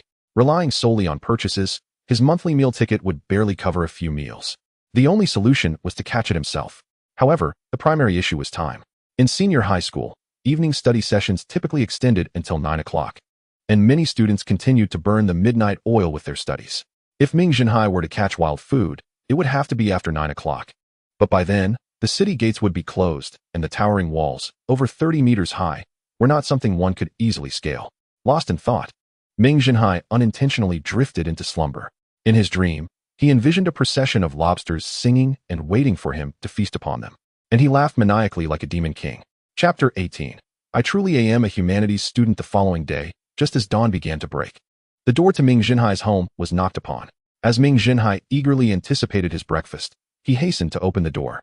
Amidst the pale blue morning mist, Lu Hanqing wore a simple grin. "Lu, you're up so early. Have you eaten?" Ming Zhenhai welcomed him inside, while Lu Hanqing promptly found a chair to sit upon. Just then, Lu Hanqing emerged with a bowl of rice porridge. Upon seeing Lu Hanqing, she cheerfully inquired, "Lu, have you had your meal?" At this, Lu Hanqing stood up again, grinning foolishly as he replied, "Liuyi, I've already eaten. You child, waking up so early. Next time come to our home for breakfast. It will save you the trouble at yours," Lu Hanqing chided playfully. It is worth noting that Lu Hanqing and Lu Lanqing belonged to the same clan, both hailing from the neighboring Menghu village, and they were indeed distantly related. "I understand, Liuyi," Lu Hanqing responded earnestly. While they conversed, Ming Zhenhai had already downed a bowl of porridge, which was perfectly cool and delightful. Paired with the spicy and savory pickled radish strips, he slurped the porridge heartily. Ming Zhenhai had successfully embraced his identity as a foodie, relishing every morsel without complaint. After finishing half a basin of porridge, Ming Zhenhai rose, satisfied. Lu Lanqing retrieved a prepared backpack and hoisted it onto Ming Zhenhai. After ensuring that the water in his flask was filled to the brim and that nothing would spill, she gently patted her son's shoulder, saying, "Xiaohai, I've packed some pumpkin jerky for you. If you feel hungry, have some. There's also a piece of dried fish in there that you can snack on." Lu Lanqing cautioned him with meticulous care, anxious that her son might forget. "Mom, why are you giving me the dried fish? My sister loves it," Ming Zhenhai exclaimed. Reaching for the bag, Lu Lanqing quickly pressed his hand down, saying, "Xiaohai, we have more at home. Besides, your father mentioned he would catch some fish in a few days." Just as she spoke of Ming Ludong, he emerged from the side room, holding a small cloth pouch. Ming Ludong placed the pouch into Ming Zhenhai's hands, saying, "Xiaohai, this is what your father exchanged yesterday. Use it to buy some meal tickets at school. And remember not to go hungry." As Ming Zhenhai squeezed the thick wad of bills, he felt a bit perplexed, then began to peel them apart. Why so much? He wondered aloud, counting to discover 600 yuan, enough for 300 jin of meal tickets, nearly 100 jin more than before. "Xiaohai, take it. You need to eat well while you're growing. You students in the Wuko program expend a lot of energy. You must eat more to stay strong," Lu Lanqing insisted, rolling the money and tucking it into his pocket. Meanwhile, Lu Hanqing stood nearby, his mouth agape, wanting to say something but ultimately remaining silent. Furrowing his brow, Ming Zhenhai quietly secured the money. Under the emerging morning sun, he glanced back one last time, beneath the great oak tree. His mother's figure was but a small dot, yet she remained still, regardless of whether she could see him. He waved vigorously before turning with Lu Hanqing to stride onto the main road, disappearing from sight. On the main road, a throng of people had already gathered, and with a mere glance, Ming Zhenhai noted that the crowd was largely unchanged from the previous day, save for the absence of Yang Qixing. As Wu Yanshun conversed with Lu Xiaoli, he noticed Ming Zhenhai and company approaching and walked over with a broad smile. "I was just waiting for you," he said, his demeanor light and untroubled by the tension from yesterday. With that, the group of over 100 commenced their journey toward the county town. "What class are you in, brother?" Wu Yanshun queried, maintaining his proximity to Ming Zhenhai. Glancing at Wu Yanshun, who seemed devoid of vengeful intentions, Ming Zhenhai replied, "We are from class 8 of the 3rd year." Upon hearing this, Wu Yanshun's eyes widened in astonishment. "That is Fang Guomin's class. No wonder you are so formidable. Have you reached the 6th level yet?" Fang Guomin had achieved the 9th level of body strengthening last semester, astonishing the entire Liyang, even prompting the county's highest official, Cheng Shou Lidushing, to personally present him with a certificate at school. In Liyang Middle School, he was a figure of renown. However, it was evident that Wu Yanchuan's genuine interest lay in Ming Zhenhai's level. "Haha, I'm a liberal arts student," Ming Zhenhai responded with a smile. Wu Yanchun, taken aback, stared at him in disbelief, finally managing a nervous chuckle. "Brother, that's rather unkind. I was merely asking casually. No need for jest." Ming Zhenhai anticipated this reaction, for in this era, the benchmark for liberal arts students in their 3rd year was typically the 5th level of body strengthening, while those in the Wuke program were expected to be at least at the 6th level. The disparity between the two was stark, as the standard for a 5th level beginner in bench pressing was 100 kilograms, an achievable feat for a trained individual. In contrast, the 6th level beginner's standard was 400 kilograms, surpassing the physiological limits of an ordinary person, marking the emergence of extraordinary talent. The gulf between the two was essentially a comparison of the mundane to the exceptional. The notion of an ordinary person thwarting a superhuman's aggression was utterly implausible. My brother Ming Zhenhai was previously in the Wuku program before switching to liberal arts, Lu Hanqing explained with a straight face. Wu Yangchun remained unconvinced by this explanation, yet the name Ming Zhenhai stirred a faint familiarity within him. Suddenly, it dawned on him. "Aren't you the one who ranked 3rd in the Wuku program at Dahe Town back then?" Embarrassed, Ming Zhenhai nodded in affirmation. This revelation only piqued Wu Yangchuan's curiosity further, for Ming Zhenhai had entered Liyang Middle School with a perfect score of level 4. "You switched to liberal arts? How is that even possible? Your strength is certainly beyond what a liberal arts student could achieve." Wu Yangchun exclaimed incredulously. "I truly am a liberal arts student. I simply never ceased my training," Ming Zhenhai replied earnestly, earning Wu Yangchuan's tentative belief, albeit increasing his intrigue. "But why did you stop studying in the Wuka program? And how have you trained to become so powerful? I'm already at the mid-6th level. Your strength must at least be at the peak of the 6th level." Ming Zhenhai paused. Though he had sensed an increase in his strength since beginning his enhancement training, he had never tested it, remaining unaware of his precise capabilities. Wu Yangchuan's remark provided him with a clearer understanding of his own prowess. Beside them, Lu Hanqing blinked in disbelief, struggling to comprehend the situation, feeling it was utterly unscientific. After 3 arduous years of high school, he had only reached the initial 6th level, with his bench press tragically measuring only 420 kilograms. Since advancing to the 6th level last semester, he had dedicated 3 months to intensive training, sweating enough to fill several large barrels. Had he not seen even the slightest progress, he might have faltered. Yet Ming Zhenhai had tested at only 150 kilograms a mere 3 months prior during an incidental visit to Lu Hanqing's training area. How could it be that he had skyrocketed to 600 kilograms in such a short span?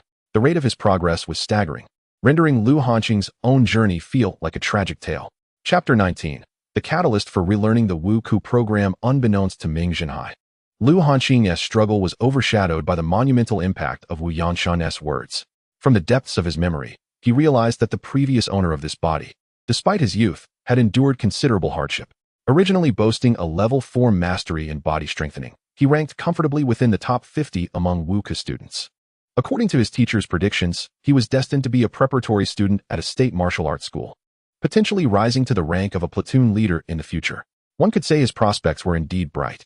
Alas, life's ironies lay in knowing that a splendid vista awaited ahead, yet feeling utterly incapable of taking a step forward.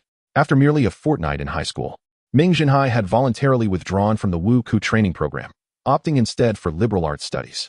Merely within the span of half a month, he expended the entirety of a semester's tuition, depleting a staggering 1,000 jin worth of meal tickets. If converted into currency, that amounts to 2,000 yuan. Thus, his monthly expenditure reaches 4,000 yuan, culminating in an annual total of 50,000 yuan. which is the sum of Ming Zhenhai's entire family's income. Unless they forego meals altogether, it is utterly impossible for him to pursue his studies. Ultimately, he made the decision to depart. Despite his martial arts instructor's earnest pleas, Ming Zhenhai remained resolute in his choice. This decision was even kept from his parents, as he wished to shield them from worry and spare them the sorrow of knowing the underlying reasons. However, leaving did not equate to letting go. Every time he witnessed other martial arts students training with enthusiasm, he would pause to observe. Now, with the unexpected advent of enhanced abilities, it seems he may have the opportunity to resume his martial studies. The most formidable aspects of martial training are endurance, strength, and speed, essentially, the unlocking of one's potential limits. Thus, if he were to break through in these areas, the rest would become comparatively simpler. With this thought in mind, Ming Zhenhai felt his spirits lift. He chuckled to himself, acknowledging that his family's circumstances were indeed unique and had rendered it impossible for them to support him as a martial arts student. Ming Zhenhai's explanation left Wu Yangchun somewhat embarrassed, as it seemed to touch upon a sensitive subject. He scratched his head and suggested, "However, you might consider taking a test. If you perform well, you could apply to resume your martial studies." Wu Yangchun was genuinely well-meaning, yet his kindness only fortified Ming Zhenhai's resolve to return to school and take the test. In this era, people naturally gravitate toward and revere the strong.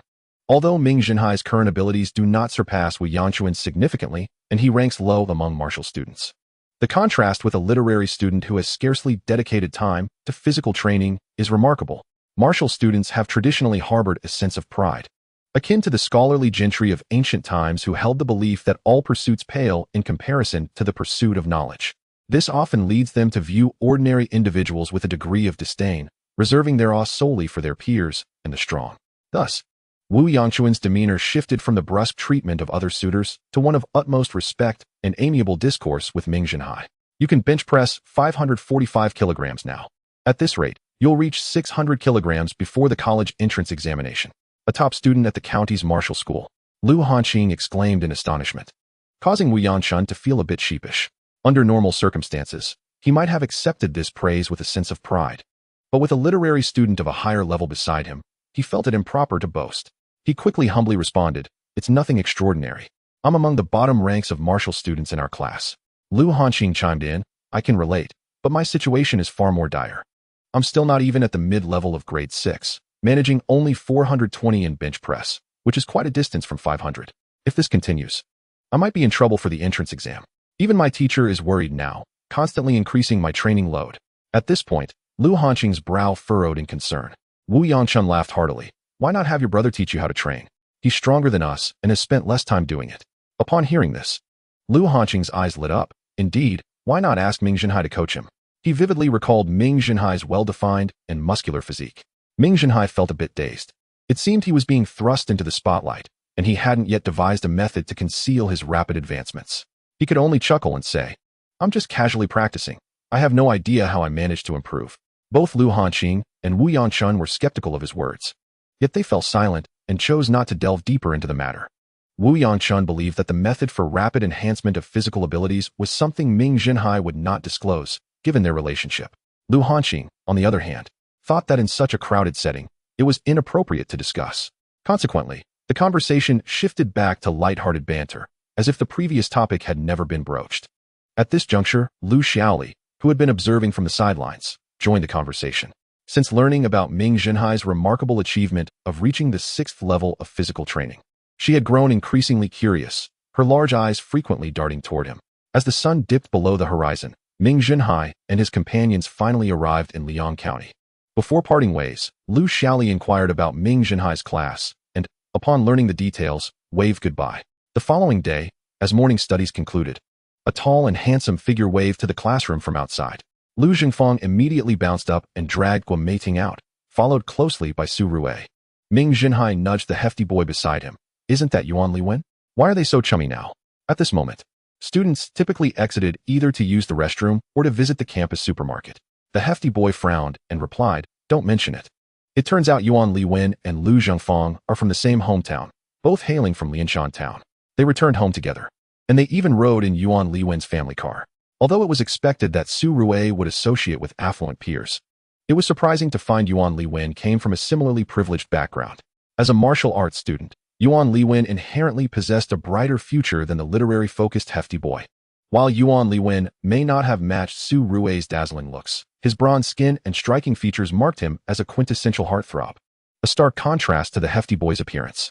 Now, with such a favorable family background, the hefty boy found himself bereft of his sole advantage. Of course, perhaps the hefty boy's amiable nature could still be a redeeming quality, but surely friendship is also about mutual companionship? Ming Zhenhai could only silently empathize with the hefty boy. Such matters were beyond the aid of outsiders. Noticing the hefty boy's despondent demeanor, Ming Zhenhai suddenly had an idea. Don't be disheartened. Could you do me a favor? The hefty boy, sounding lethargic, inquired, what kind of favor? Ming Zhenhai leaned in and whispered a few words in his ear.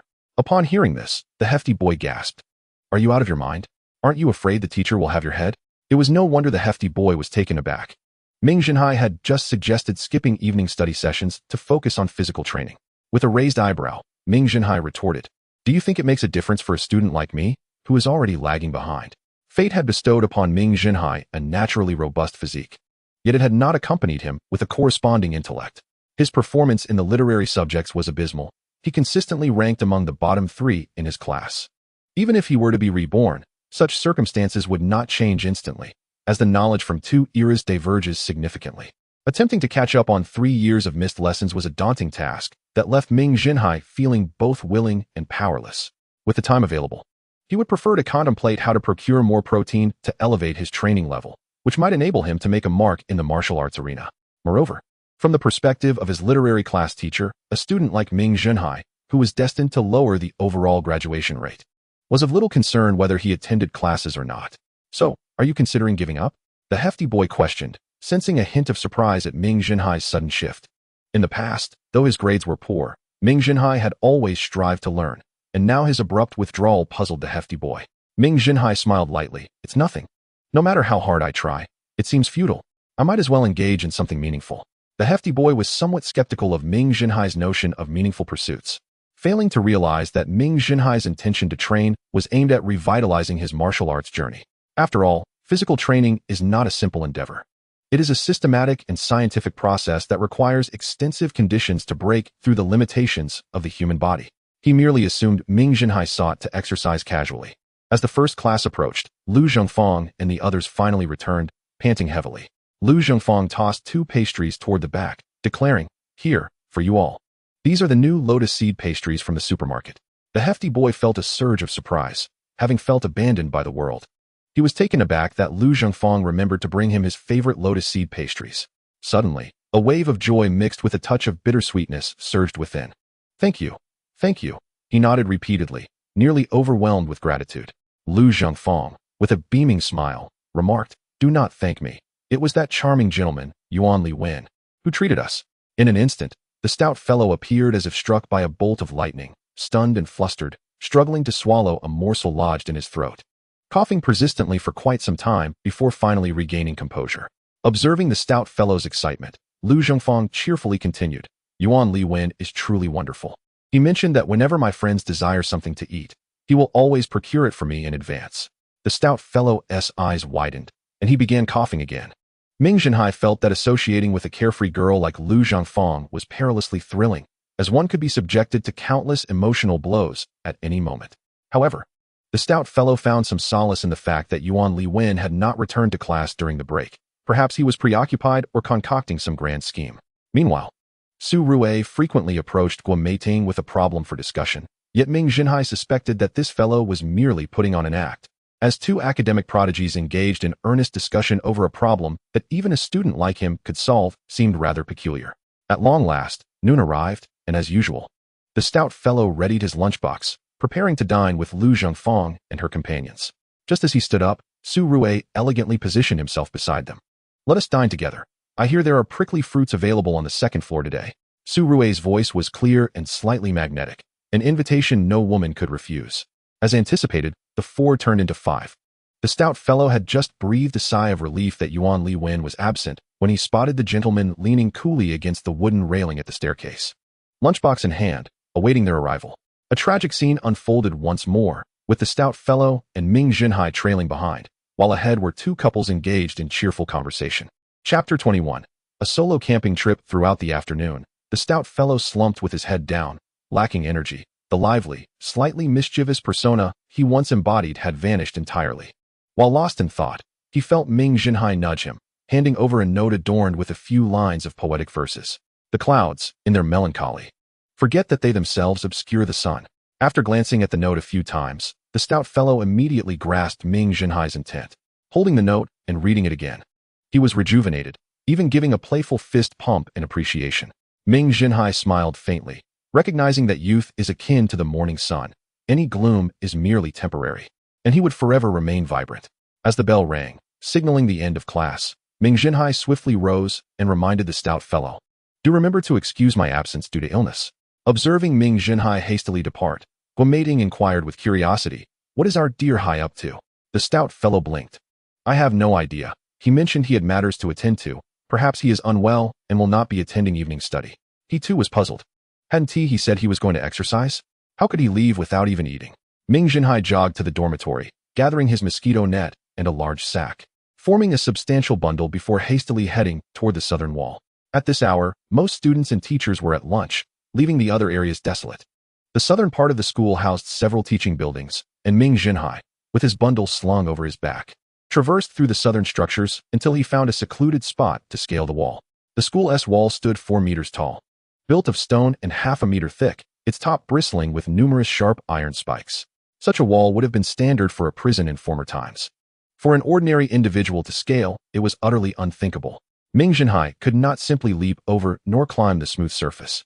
Instead, he retrieved a rope with a metal hook from his pack, deftly tossing it over the wall until it snagged on one of the iron spikes. Testing its tautness, he swiftly ascended the wall, placing a wooden plank atop for leverage, and he was over. After securing his belongings, he proceeded directly to the west gate. His movements were precise and efficient, the entire endeavor taking less than a minute, though not entirely unnoticed. In class 35 of the second year on the south fourth floor, Lu Xiaoli observed the entire sequence from her window. Under normal circumstances, she would have thought little of it, assuming it was merely a wayward student venturing out for leisure. However, the individual with the backpack was recognizable in the blink of an eye. Although Ming Zhenhai stood at a commendable height of 185 meters, he was not particularly striking in this era, where many students towered over him, especially the boys in the physical education track. Yet, due to his recent habit of carrying that very backpack home, Lu Xiaoli recognized him from a distance. Confounded, she puzzled over why he, a senior, would skip dinner and venture out. Yet, recalling his superior academic prowess, she found him intriguing, speculating that perhaps he was secretly training outside. What an interesting person. In a hurry, Ming Zhenhai exited the west gate in 10 minutes. The sun still cast a golden hue, illuminating the fields vibrantly. He ventured further outside the city to a riverside bank, setting up camp. After placing his belongings down, he extracted the mosquito net and meticulously prepared his super bait, subsequently fashioning a shrimp trap from the net and submerging it in the water. This time, however, he did not remain idle. He scavenged through the surrounding underbrush for some weeds and dry branches, placing them into a pre-dug pit to ignite a fire.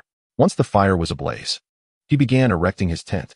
Students of this era were accustomed to outdoor survival training each semester, thus each possessed a complete set of camping gear. However, while those trainings were typically group endeavors, this was Ming Zhenhai's first experience camping alone. Although situated in the outskirts of the county, he remained aware of the potential for wild animals to intrude. Hence, his tasks were particularly demanding. He first dug a small trench within a 10-meter radius, and then inserted dense branches along the edges to deter any small creatures, such as snakes or rodents. He constructed a rack for barbecuing, and thanks to his enhanced physique, he completed these tasks swiftly. As time drew near, he approached the riverbank to gently retrieve his shrimp trap. Although he lacked liquor this time, the marvelous effects of Xilangshu were still in play, as the trap brimmed with a bounty of vibrant red crayfish. Without a large pot, Ming Zhenhai resorted to grilling. These crayfish would not receive the same treatment as before, washed or cleaned, as he promptly dispatched them. Each crayfish was skewered and arranged neatly on the grill. Moments later, a rich aroma wafted through the air, and as he inhaled, he felt an invigorating sense of delight. After a few rotations, sensing they were ready, Ming Zhenhai placed the crayfish onto a cloth spread on the ground. Although he was ravenous, he knew patience was required. Peeling the hot crayfish would be quite the challenge. He envied Su Rue, who had all the necessary utensils for enjoying his crayfish. No wonder he could maintain his poise, unlike Ming Zhenhai, who fidgeted anxiously, eager yet hesitant to eat. However, when he finally savored the first bite of crayfish, all complaints vanished. Despite the lack of varied seasonings, the simple saltiness revealed an inherent pure flavor. As he faced the glowing sunset, indulging in crayfish, he felt utterly at ease, his spirits soaring. What is even more exhilarating is that the protein reserves within his body have surged dramatically, signaling the impending activation of the super factory within him. Chapter 22. Ascension to Level 7. After indulging in the initial wave of lobsters, Ming Zhenhai immediately felt invigorated and resolved to expand his achievements. He picked up a shovel and approached the riverbank, where he excavated a gourd-shaped trench measuring merely a few centimeters in width and several meters in length. The trench gradually widened and deepened as it extended inward. Subsequently, he scattered fragments of steamed buns along the trench, increasing the amount as he progressed deeper. Since the primary objective today was to capture lobsters, he had not prepared additional bait for fishing, adopting a mindset of if it works, splendid. If not, it matters not. Once the bait was set, he proceeded to retrieve the second trap of lobsters. By the time the moon reached its zenith, Ming Zhenhai had exhausted all the bait. However, the results were astounding, evidenced by the mountain of lobster shells accumulating on the ground. What would happen if one consumed an amount of food equivalent to their body weight in a single sitting? Undoubtedly, if it were undigested food, it would lead to a fatal overindulgence. Yet, for Ming Zhenhai, who possessed a human super factory, it was merely raw material. He almost simultaneously consumed and digested, albeit in a different manner this time. Standing upright, with feet shoulder-width apart and toes pointed forward, he grounded himself fully, aligning his shoulders and feet, letting his hands hang naturally, and closing his eyes to focus inward. This posture, known as Han Yuan Zhuang, had been taught to him by an old friend in his previous life. According to this friend, who was said to have mastered Ming Jin, Han Yuan Zhuang not only corrects skeletal alignment and enhances bone resilience, but later also facilitates the unimpeded flow of energy from the soles of the feet upward. Although Ming Zhenhai had practiced this stance daily for over a decade without notable progress, he had indeed experienced fitness benefits. As he stood, he immediately felt a burning sensation beneath his feet. Due to the accumulation of abundant nutrients and energy within him, this normally subtle warmth intensified manifold. Soon, this heat began to circulate throughout his body, and as Ming Zhenhai engaged in introspection, he perceived the energy and nutrients surging through him like a torrential flood. Moments later, his bones started to heat up, and his muscles swelled. He distinctly observed a frenzy of protein entering his bones, which visibly thickened at an astonishing rate. The small lobsters were a high-protein food source, containing up to 15 protein, which is fundamental to bone composition, akin to concrete for construction. After absorbing over 20 pounds of protein, not only had his bones nearly doubled in thickness, but their surface also grew smoother, and their density increased by nearly 50%. A person with only muscular development would possess relatively weak offensive capabilities, especially in this era, where humanity's adversaries were colossal beasts. Mere strength without robust skeletal support would be utterly ineffective. Levels below 8 are essentially concerned with the development of muscles and bones. Both must be harmonized to truly attain the prowess of an 8th-level warrior. Only at this moment did Ming Zhenhai genuinely qualify as a body-refining warrior who transcended human limits. As the last protein was absorbed, Ming Zhenhai rose and twisted his body, producing a series of crisp, resonant sounds.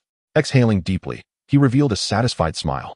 If his memory served him correctly, this cracking of the bones was a hallmark of reaching level 7 in body refinement. Level 6 corresponds to muscle fullness. Level 7 to bone strength. Level 8 to fascia. Level 9 to internal organs. And level 10 to divine core solidity. This popular mnemonic had been ingrained in him since his first day in martial studies.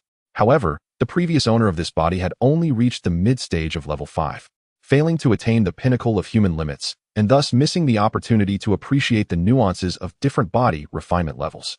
At this instant, a forward punch produced a faint sound in the air. Although his strength had not yet increased, the speed of his punches had significantly improved compared to previous days. Indeed, only bones that move with finesse serve as the most formidable vessels for attack. Elated, Ming Zhenhai immediately began practicing the Xing Yi Quan he had devoted years to perfecting. And soon, a figure gracefully maneuvering appeared against the starlit beach. Despite having practiced Xing Yi Quan for many years, he had previously approached it with the mindset of mere physical exercise, choosing a form that seemed more impressive. However, as he moved now, he discovered a wholly different experience. From the very start, his chi and blood surged like a swift stream, and with each punch, the forms of the dragon, tiger, monkey, horse, and rooster among the 12 Xing Yi were fluidly expressed, as if he had suddenly grasped the essence of all 12 forms. The 5 techniques of split, crash, drill, cannon, and horizontal flowed with vigor, crackling like a seasoned martial arts master. Upon retracting his punches, a long breath escaped him, and under the starlight, a slender stream of energy extended nearly 2 meters.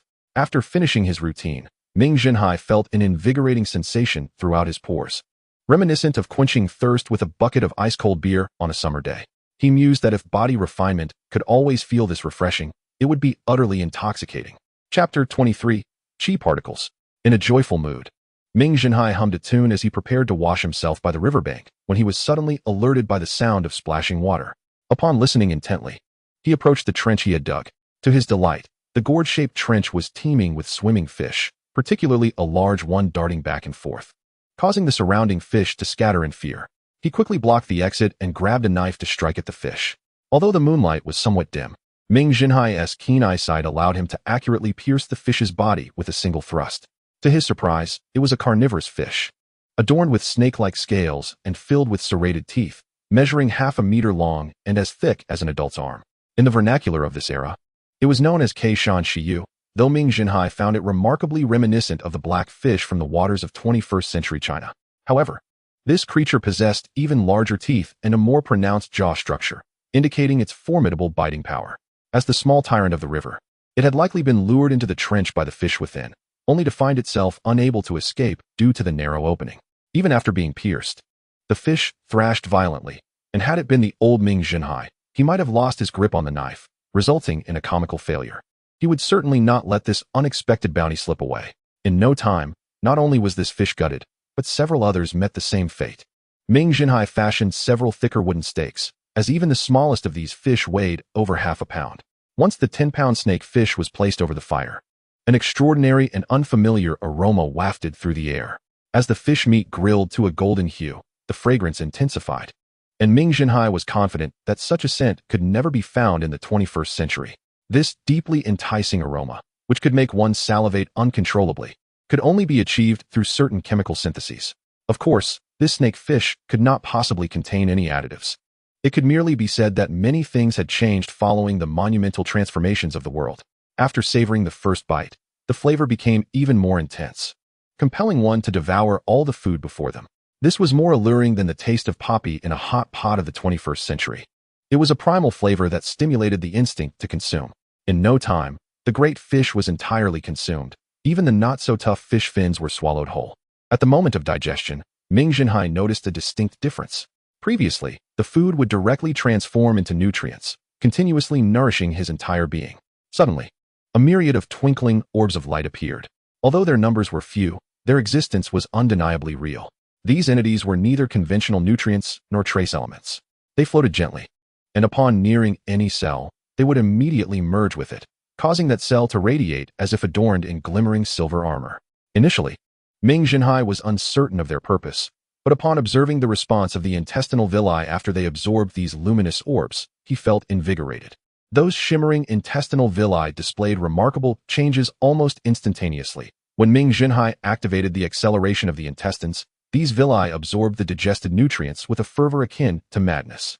What began as a gentle stream had transformed into a torrential vortex, with efficiency skyrocketing by several dozen times. Compared to before the acceleration, the enhancement was in the hundreds. This dramatic increase startled Ming Zhenhai. He feared these frenzied cells might burst. However, he soon realized his concerns were unfounded, as the cells exhibited no signs of distress. After a considerable time, they remained entirely normal. At this moment, Ming Zhenhai was filled with excitement. The factors limiting the production efficiency of his human superfactory, aside from nutrients and energy, included the activation speed of individual organs. If activated too quickly, these organs could develop various issues. It was akin to an individual possessing the most advanced engine technology in the world, yet being constrained by subpar materials, resulting in the production of inferior products akin to those from small workshops in African nations. Such a feeling was incredibly frustrating. If someone were to inform him that the materials he needed were located on Mars, he would certainly find a way to book a ticket. After careful contemplation, Ming Zhenhai began to discern the origins of these entities. If his memory served him correctly, the Yuanqi Lizi that teacher Wu Ku frequently mentioned was likely these very particles. These particles were omnipresent in the atmosphere of this era, yet gathering them proved to be exceedingly challenging. Many flora and fauna contained this component, though in minuscule amounts. Having consumed bitter celery for years without absorbing a single Yuanqi Lizi, He understood just how low the content of these particles in vegetables was. However, based on the abundant quantity found in this snake fish, Ming Zhenhai surmised that wild carnivorous animals might possess a significantly higher concentration of Yuanqi. The hour was late, leaving him no time to verify this theory, but he resolved to investigate the following day. That night, as Ming Zhenhai lay in his tent, gazing at the star-studded sky through the mesh, he felt an unprecedented sense of tranquility. He believed that with diligent effort, any undertaking would ultimately sway towards a favorable outcome. With this thought, he smiled and drifted into slumber. Chapter 24. The discouraged Lu Hanqing as Ming Zhenhai fell into a deep sleep. The soft rhythm of his breathing was accompanied by imperceptible luminous orbs drifting down onto his skin. Each time a cell was transformed by these Yuanqi, the skin became denser and smoother. At dawn, Ming Zhenhai awoke, gathered his belongings, and headed straight for the West City Gate. In a mere 10 minutes, he reached the entrance. The western gate had already opened, and he passed through it under the astonished gaze of the guards. Once he scaled the wall into the campus, he noticed some early rising students engaged in their morning readings in certain corners. Fearing detection, Ming Zhenhai hurried back to his dormitory under the cover of darkness. Upon entering, he found his dorm mate, Xu Qifu, already awake. He was about to head out for his morning routine when he was taken aback by Ming Zhenhai's unexpected return. "You didn't come back last night." "Well, yes. In this enclosed high school, assessing a student's merit was straightforward. One merely needed to look at their academic performance. However, judging a student's shortcomings solely based on grades was overly simplistic. Behavioral indicators provided a clearer picture. Those who bullied classmates or engaged in fights were undoubtedly the worst, as no one had a good impression of them. A step above them were those who were merely playful. While they did not adversely affect their peers, they squandered their youth. The playful variety was further categorized. Those who played within school were seen as well-behaved, whereas those who ventured outside were viewed as morally corrupt. Ming Zhenhai's overnight absence clearly indicated he had not been stargazing within the school, but had climbed over the wall to escape. Such behavior was almost comparable to that of the worst students, which Xu Qifu, a diligent scholar, found utterly unacceptable. Though Ming Zhenhai had previously struggled academically, he had always been eager to learn, often seeking Xu Qifu's guidance. Xu Qifu had never turned him away, explaining concepts until Ming Zhenhai felt embarrassed to continue. The sudden shift in Ming Zhenhai's demeanor left Xu Qifu momentarily stunned before he forced a smile and returned to his own affairs. After setting down his belongings, Ming Zhenhai retrieved his meal box. At that moment, Lu Hanqing had also risen. His recent training regimen was intense, requiring him to return late at night and rise early each morning. "Lu, let us work out together later. I need to test something at your place." Rubbing his eyes, Lu Hanqing agreed. In fact, he had long wished to discuss this with Ming Zhenhai, and today presented the perfect opportunity. After washing up, the two proceeded to the cafeteria for breakfast. Ming Zhenhai ordered a bowl of thin porridge and 2 steamed buns, while Lu Hanqing ordered similarly. Just as he was about to grab a serving of pickled vegetables and bitter celery, Ming Zhenhai intervened. When Ming Zhenhai opened his meal box, Lu Hanqing was astonished to find it brimming with food, seemingly weighing around 6 or 7 jin. He was aware of Ming Zhenhai's plans for foraging, but he did not object. Despite the dangers of the wilderness at night, Ming Zhenhai's abilities were more than adequate to handle them. However, he harbored doubts about Ming Zhenhai's fishing plans, as catching fish was no simple task. Yet, the fish pieces before him were clearly cut by Ming Zhenhai himself, indicating a successful harvest. "You caught quite a bit yesterday, didn't you?"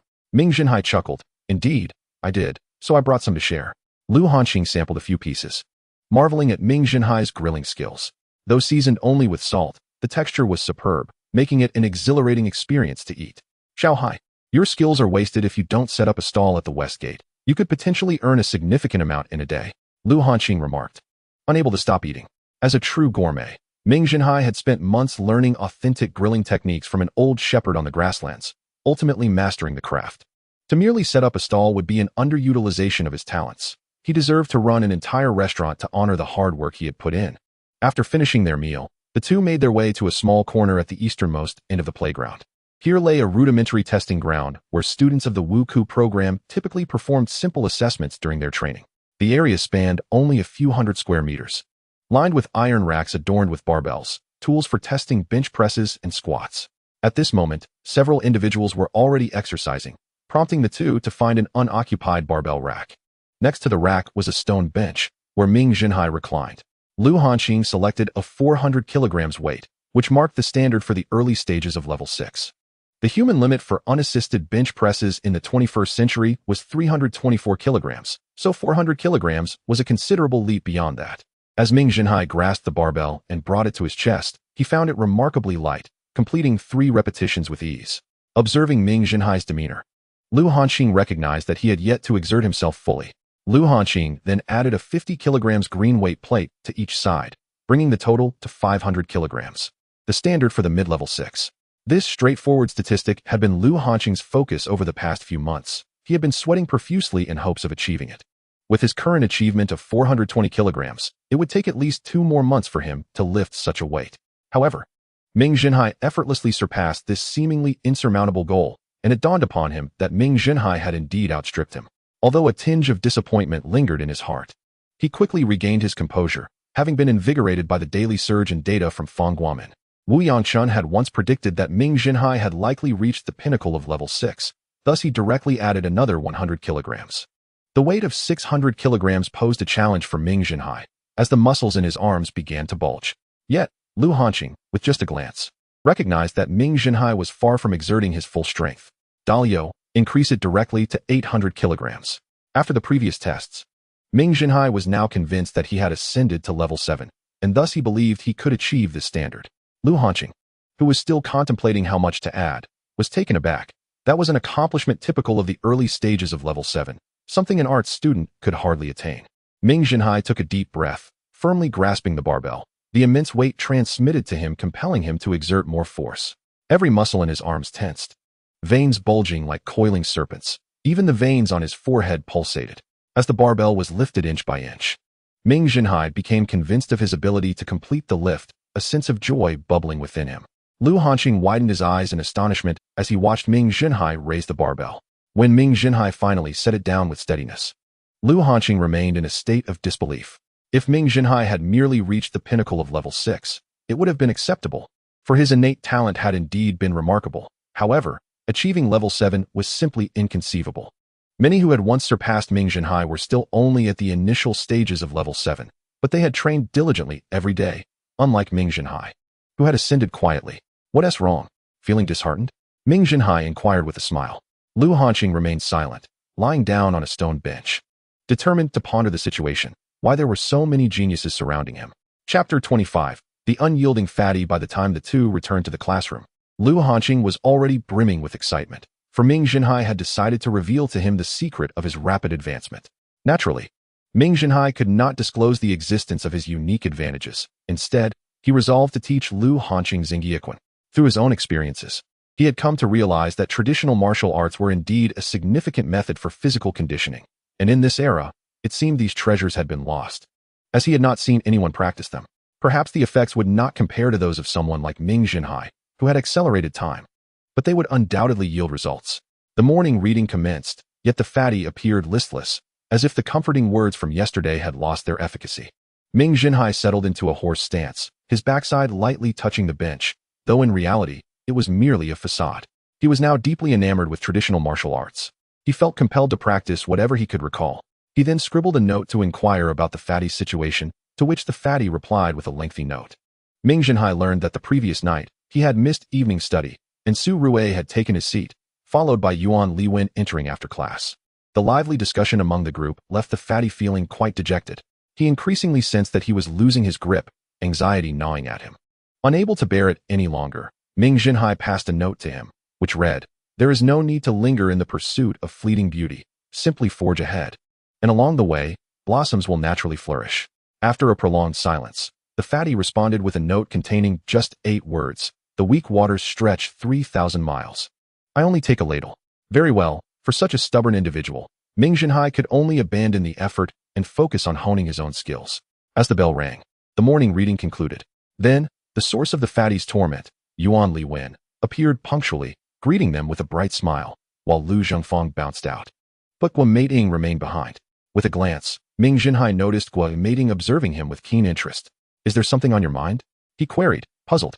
As he was quite occupied, having just discovered an intriguing aspect, different horse stance postures elicited varying stimuli on the human body. For instance, squatting at a 90-degree angle increased the secretion of steroids from the kidneys, accelerating muscle growth, while a 120-degree stance enhanced gastric acid secretion. In essence, even the slightest alteration prompted corresponding adjustments in various human systems.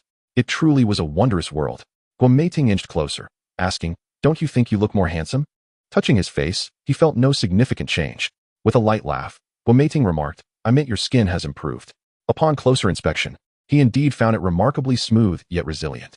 Beauty, after all, is a woman's innate fascination, and she was the first to notice Ming Zhenhai's transformation. According to the prevailing understanding of this era, when one reached level 7 in physical conditioning, their skin and muscles would have developed to a certain degree, resulting in increased density. If Ming Zhenhai were to bask in the sun at this moment, he would undoubtedly emerge as a bronzed, muscular figure. Yuan Liwen, while not particularly handsome, had seen his skin become glistening and radiant upon reaching level 7, making him much more appealing. Shrugging, Ming Zhenhai chose not to respond. "What did you get up to last night?" To his surprise, Guomeiting did not conclude the topic, but instead continued to inquire. He found himself feeling somewhat flustered whenever conversing with her. "What else could I have done? It's the last semester, so I wandered around campus, trying to memorize every corner. When I grow old, I can boast to my children that I attended high school. If they don't believe me, I'll tell them that at the first corner outside the west third floor, there are 2 white roses, quite lovely indeed." As he spoke, he imitated the mannerisms of an elderly man, causing Guomeiting to laugh heartily. She playfully glared at him. "You are truly something. Why do you always answer questions with unrelated remarks?" Realizing she was slightly upset, Ming Zhenhai straightened up, stating, "I practiced my exercises last night." As he spoke, he revealed his arm, bending it to showcase the well-defined muscles, which trembled like a ruffled rooster. Guomeiting's eyes widened, as Ming Zhenhai's muscles seemed to possess a captivating allure, drawing her gaze. Though Guomeiting had seen other martial arts students' physiques, none compared to the elegance and strength exhibited by Ming Zhenhai. He raised an eyebrow and shot her a flirtatious glance. "Do I look good?" Instantly, Guomeiting blushed, akin to a girl caught revealing a secret.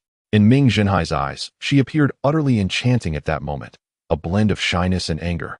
Like spring flowers blooming with bashfulness, her eyes sparkling like autumn waters reflecting the sun, radiating a charm far beyond her usual composure.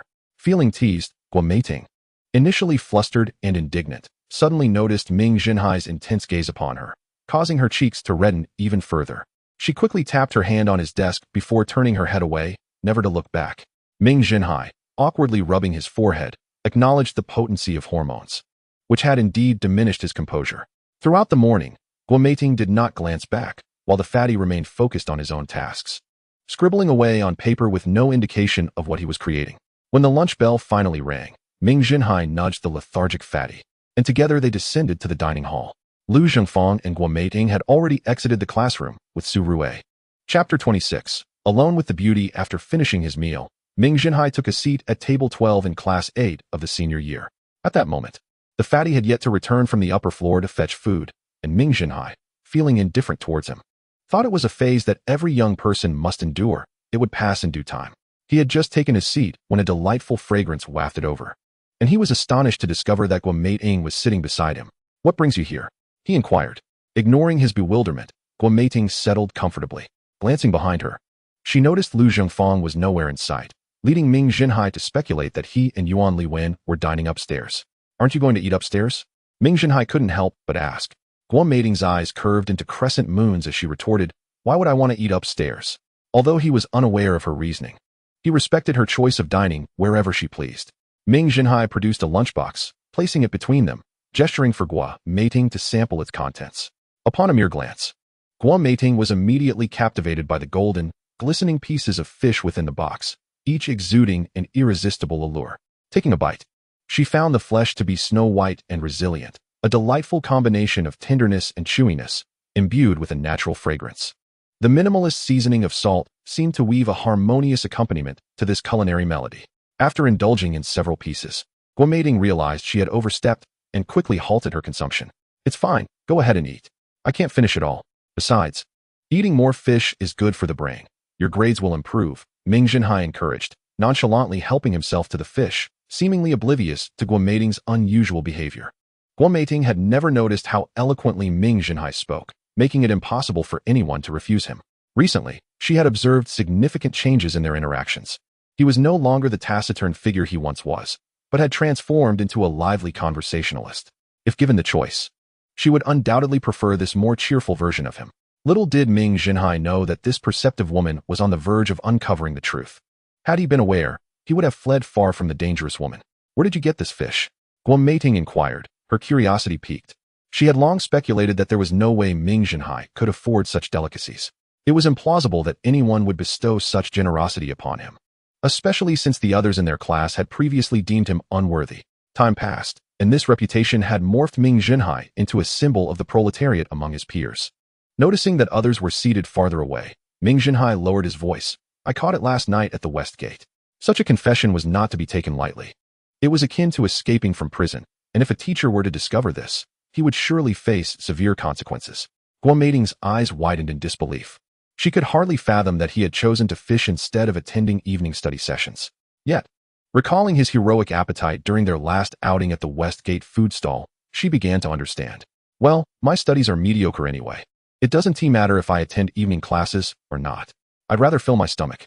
Ming Zhenhai chuckled casually, though she recognized the truth in his words. Guo Meiting felt a twinge of anxiety. Abandoning effort equated to relinquishing all opportunities. However, she hesitated to voice her concerns, as she had witnessed Ming Zhenhai's previous diligence. Yet his grades remained dismal. At times, she was tempted to use a chopstick to clear his mind, wondering if there was an obstruction. Their quiet conversation caught the attention of Su Rue, who had just descended from the upper floor. His handsome face darkened upon observing them, but as he approached, his demeanor brightened. He sat beside Guo Meiting, smiling warmly as he asked, "What are you two chatting about so happily?" Ming Zhenhai was taken aback. Su Rue, the affluent second-generation heir, had always dined in the VIP section upstairs and had never occupied the 12th table downstairs. Clearly, the allure of beauty transcended social status. "Oh, nothing much, just some casual talk," Guo Meiting feigned indifference.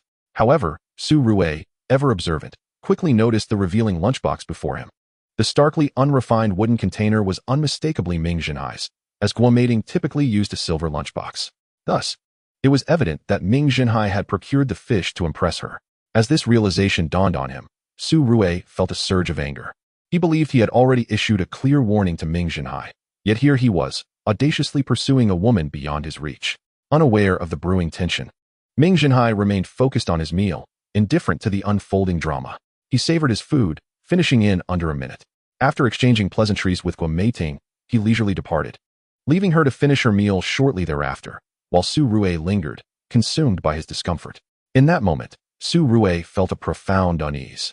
The incredulous gazes of his less affluent peers were unbearable. He likened himself to a prince desperately pursuing a princess, only to be ignored as she dismounted her steed, leaving him to face the ridicule of the common folk. Though his smile remained intact, his fists clenched in frustration.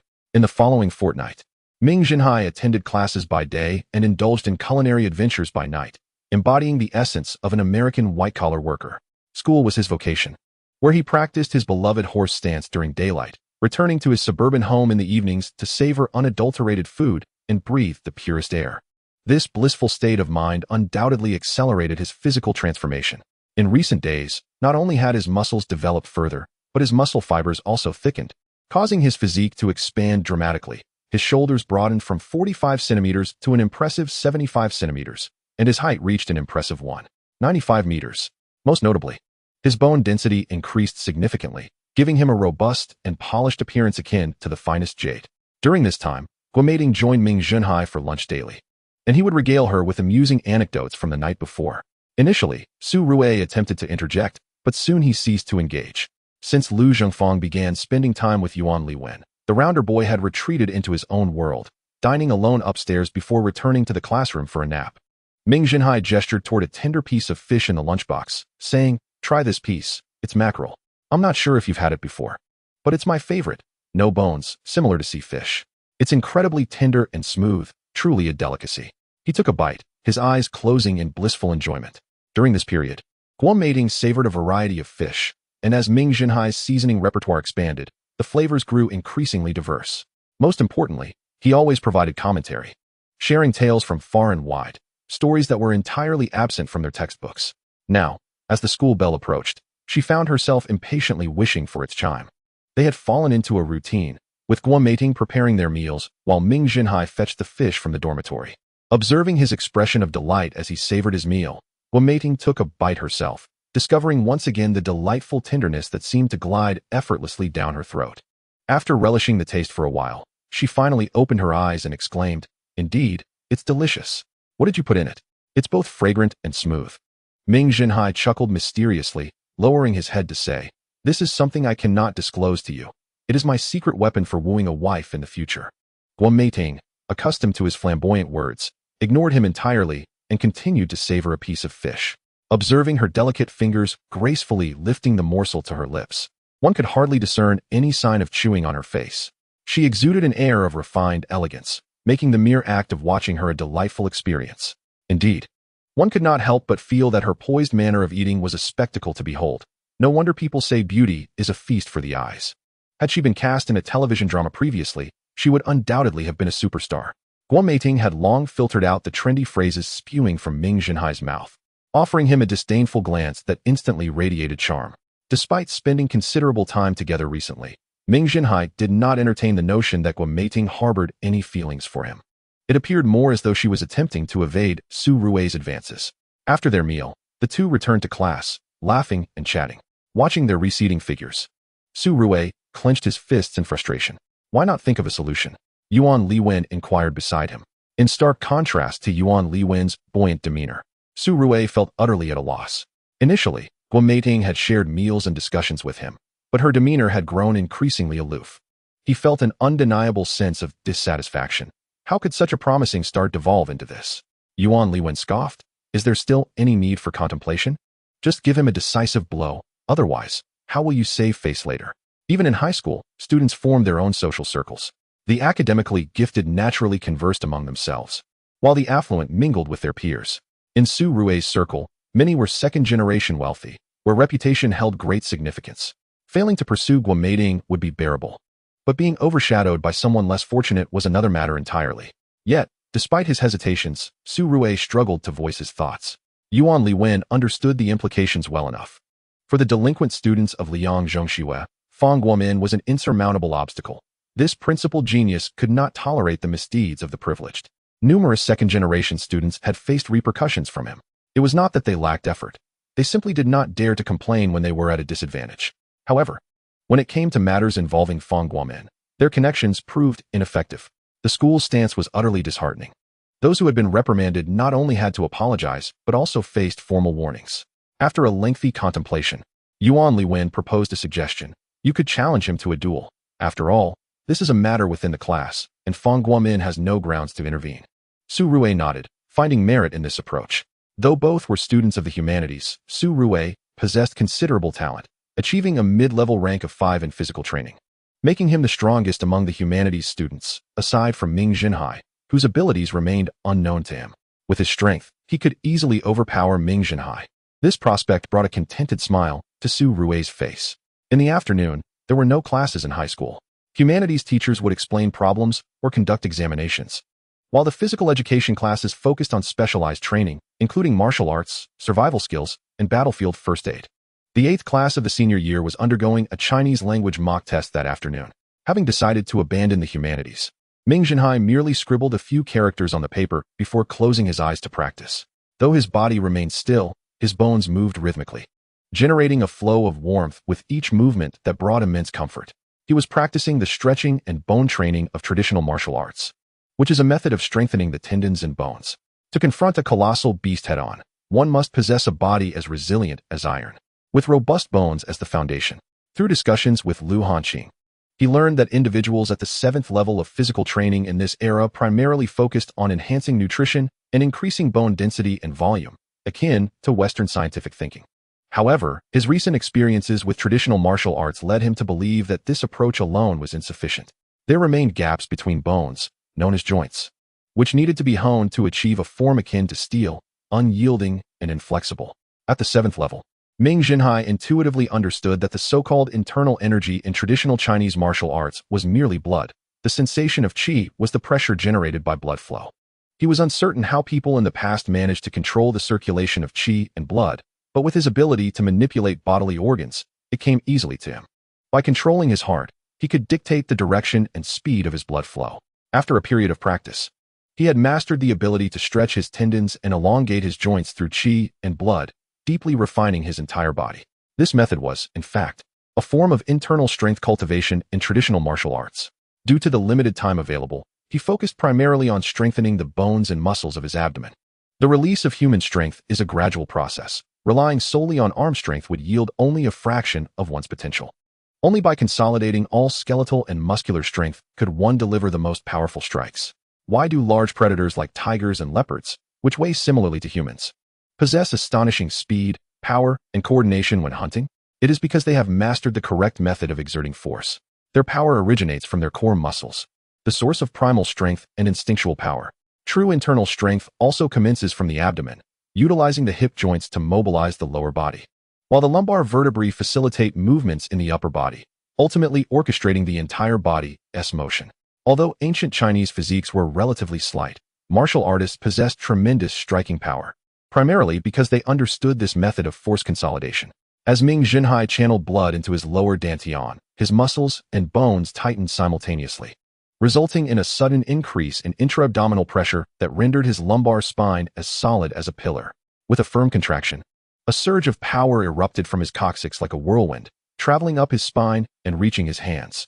His fingers, gripping the edge of the desk, left a distinct imprint upon it.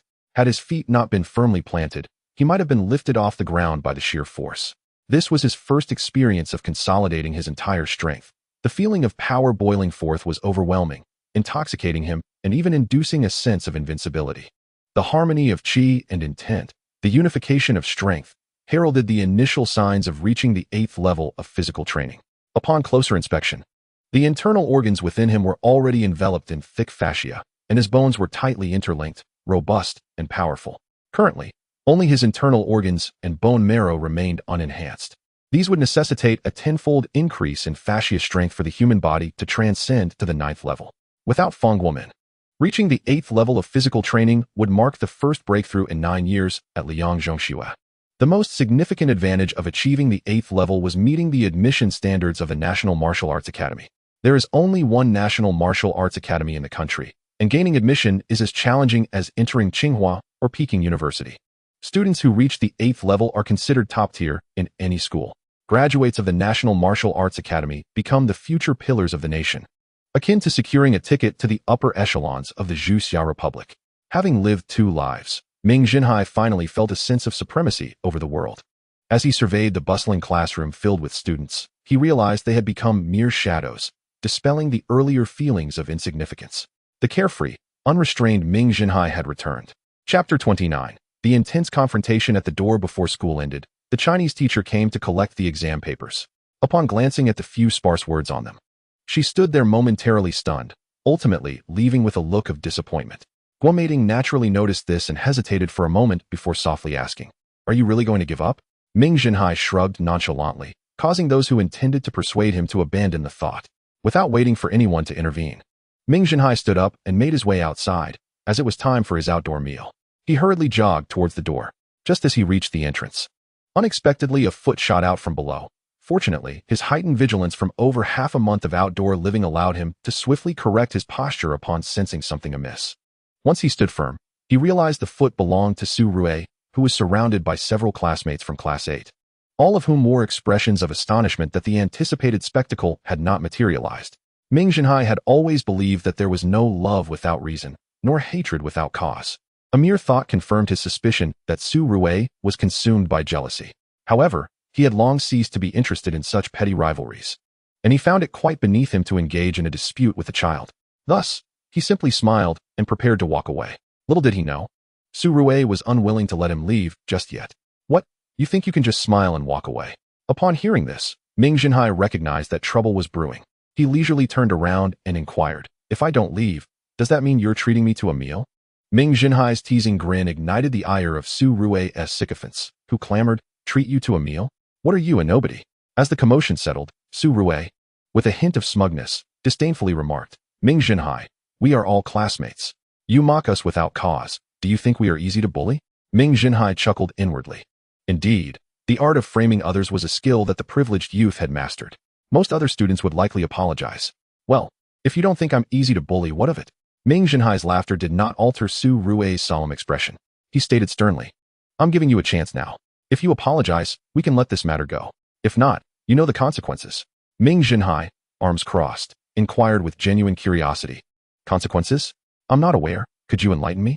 His indifferent demeanor caused Su Rue to lose his composure, and he erupted, You insolent fool. Do you think just because you have Fong Guaman backing you in class that I won't dare to touch you? You brainless piece of filth. Do you believe I won't make you regret stepping outside? Just as he finished speaking, Su Rue was suddenly propelled like a frog with wings, soaring out from among his companions, crashing against the wooden railing with a resounding thud. One of the railings shattered and splintered, tumbling down to the ground below. The sycophants were stunned for a moment before realizing that compared to the Ming Zhenhai of the past, the present Ming Zhenhai had transformed remarkably. Standing at a towering height of 195 meters with broad shoulders and muscles that seemed ready to burst from his clothing, any stranger would not perceive him as someone easily bullied. It was simply unfortunate that they had been with Ming Zhenhai daily, while he had recently kept a low profile, concealing his astonishing transformation. Quickly, the group rushed to Su Rue's side, keeping a safe distance from the now volatile Ming Zhenhai. Su Rue's mind was nearly blank, his stomach twisting in pain as if his organs were playing a frantic game of hide and seek. His emotional turmoil was even more profound, having been pampered since childhood. He had never endured such humiliation. The cherished child of his family, he had always basked in the affection of those around him. At school, he was treated as the favored one, adored by teachers and classmates alike. Who would have thought that he would one day be bullied by a country bumpkin? The commotion outside quickly drew the attention of other students, many of whom rushed out to witness the scene. Upon seeing the once dashing Su Rue sprawled on the ground in disarray, all were taken aback. When they learned that the one who had struck Su Rue was the typically docile Ming Zhenhai, disbelief swept through the crowd. The chubby student exclaimed in astonishment. Did you really do this, Hai? Ming Zhenhai nodded silently. At that moment, Yuan Liwen arrived, quickly spotting Su Rue on the ground.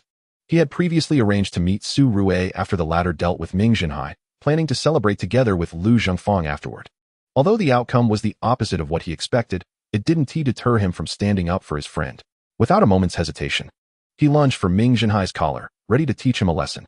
Before he could reach, his vision blurred, and he lost sight of Ming Zhenhai. Suddenly, he felt as if he had been struck by a colossal beast, his body lifted off the ground.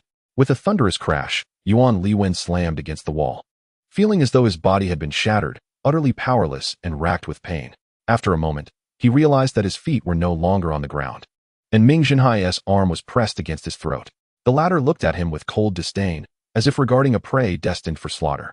After 3 years of training, is this the best you can do? Your parents must be quite wealthy. Ming Zhenhai's scornful words pierced Yuan Liwen deeper than any physical blow. A martial arts student, dedicated to honing combat skills, had been effortlessly taken down by a liberal arts student. Such a tale would be a humiliation among his peers. Despite the fury and indignation boiling within him, he found himself unable to articulate a retort while being restrained. Ming Zhenhai, what are you doing? Let go of Li Wen. Lu Zhengfang, the fiery girl, shouted angrily as she rushed to pull Ming Zhenhai's hand away. With a dismissive snort, Ming Zhenhai loosened his grip, allowing Yuan Liwen to drop to the ground like a discarded garment. Lu Zhengfang's eyes immediately welled with tears as she turned to scold. Ming Zhenhai, how could you? You strike someone without reason. You are truly uncouth. From now on, we are no longer friends. Ming Zhenhai stared at Lu Zhengfang for several seconds, ultimately saying nothing as he turned to leave. Lu Zhengfang's delicate face was streaked with tears as she cried out, Are you all right, Li Wen? Are you okay, Li Wen? Earlier, Yuan Liwen had charged in first, but due to the angles, many had not witnessed the full sequence of events, with only the chubby student having seen it all. However, he hesitated to speak up. Meanwhile, Su Rue, having regained his composure, immediately shrieked, Ming Zhenhai, I will make you pay for this. I will make you pay? His piercing voice sent chills down spines. Chapter 30. Expelled. Running across the open fields beneath the setting sun, a gentle breeze caressed his cheeks. Without direction or purpose, he continued to run. Feeling the surge of vitality coursing through him, Ming Zhenhai was suddenly overwhelmed with a sense of exhilaration, bursting into laughter. His confrontation with Su Rue had finally bestowed upon him a nascent sense of control over his destiny. It was at this moment that he realized profoundly that in this age, only immense power could render one impervious to all, regardless of how much authority one wielded. Before raw strength, they were mere lambs awaiting slaughter. In high spirits, Ming Zhenhai felt that everything he undertook was destined to succeed. After a night's rest, he had experienced tremendous gains. His power had solidified as he reached level 8. As dawn broke, he hummed a cheerful tune, merrily making his way back. Upon entering the classroom, every student engaged in morning reading turned their attention to him simultaneously. He cast a glance at Su Rui's seat, which was empty, uncertain whether he had gone for treatment or sought reinforcements. As he passed by Lu Zhengfang, he keenly noticed her furrowed brow, and Guomating's gaze had become noticeably distant. Only today did Pengzi, surprisingly, exhibit an unusual excitement upon the arrival of Ming Zhenhai, mischievously winking. If Ming Zhenhai had correctly surmised, both beauties now regarded him as a troublesome student seeking mischief.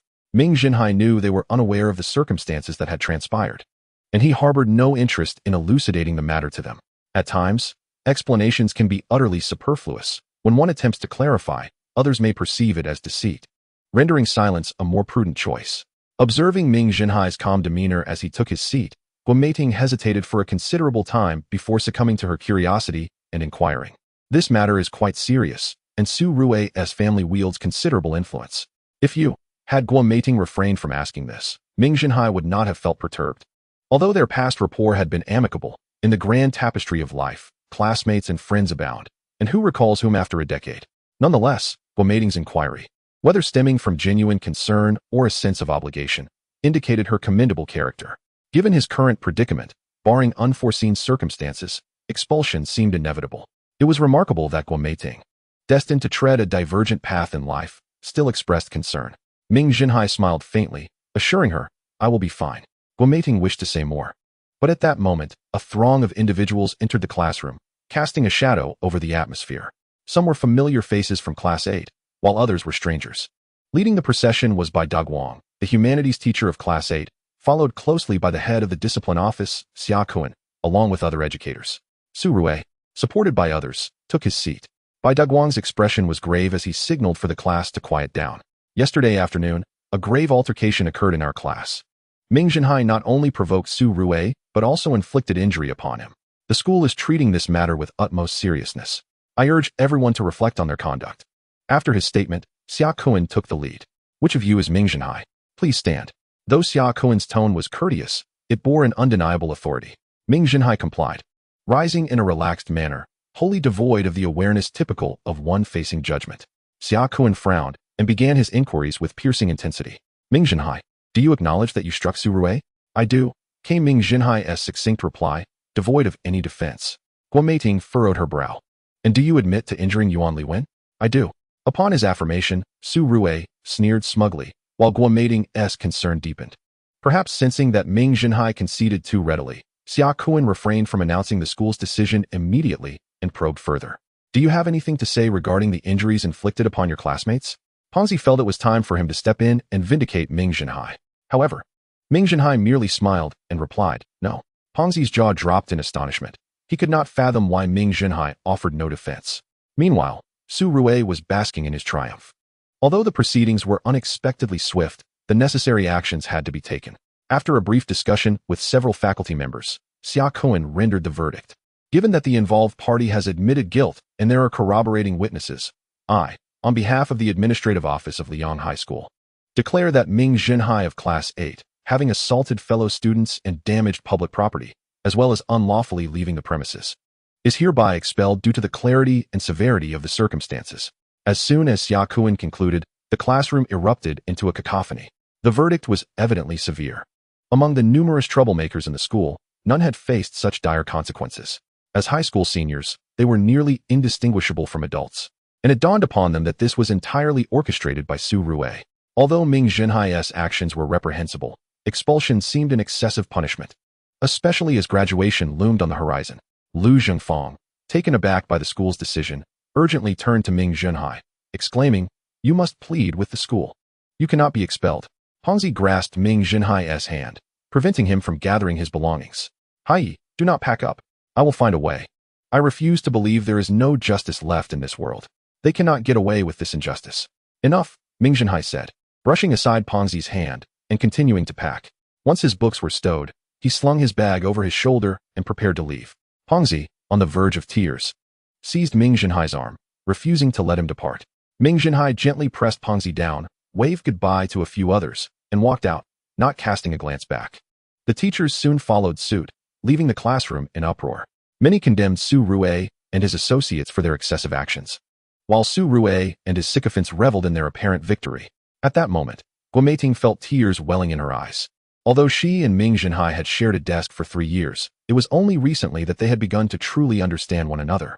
In this time, she had come to know a wholly different Ming Zhenhai, his vast knowledge, eloquent speech, and self-deprecating humor, making him seem almost anachronistic, constantly surprising her. At times, it felt as though she were conversing with a person from an older generation. She found it hard to reconcile this conflict. How could such a wise and witty individual resort to violence? Moreover, Pengzi's insistence that Ming Zhenhai was innocent only solidified her belief that he had been wronged. Yet regardless of whether he was indeed innocent, he faced the grim reality of expulsion. Had it been anyone else, they might have succumbed to tears. Yet Ming Zhenhai remained resolutely smiling.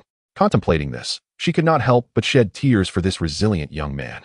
Lu Zhengfang, however, was in a state of utter despair, her tears flowing freely as she had never anticipated Ming Zhenhai's expulsion. Gazing at the vacant desk, her sorrow was uncontrollable. Why are you crying? This is all that wretched Li Wen's doing. I saw him strike first. Otherwise, how could Ming Zhenhai have acted without provocation? Pengzi shouted, his voice booming in the classroom, drawing everyone's attention. Su Rui's lackeys rose in protest, laughing mockingly. And what difference does it make? He was expelled regardless, and he has no witnesses. This individual, believing he had secured a definitive victory, spoke with an air of triumph. He was oblivious to Su Rui's gestures nearby. In that moment, both Guo Meiting and Lu Zhengfang understood the truth. Su Rui, how could you do this? We are all classmates.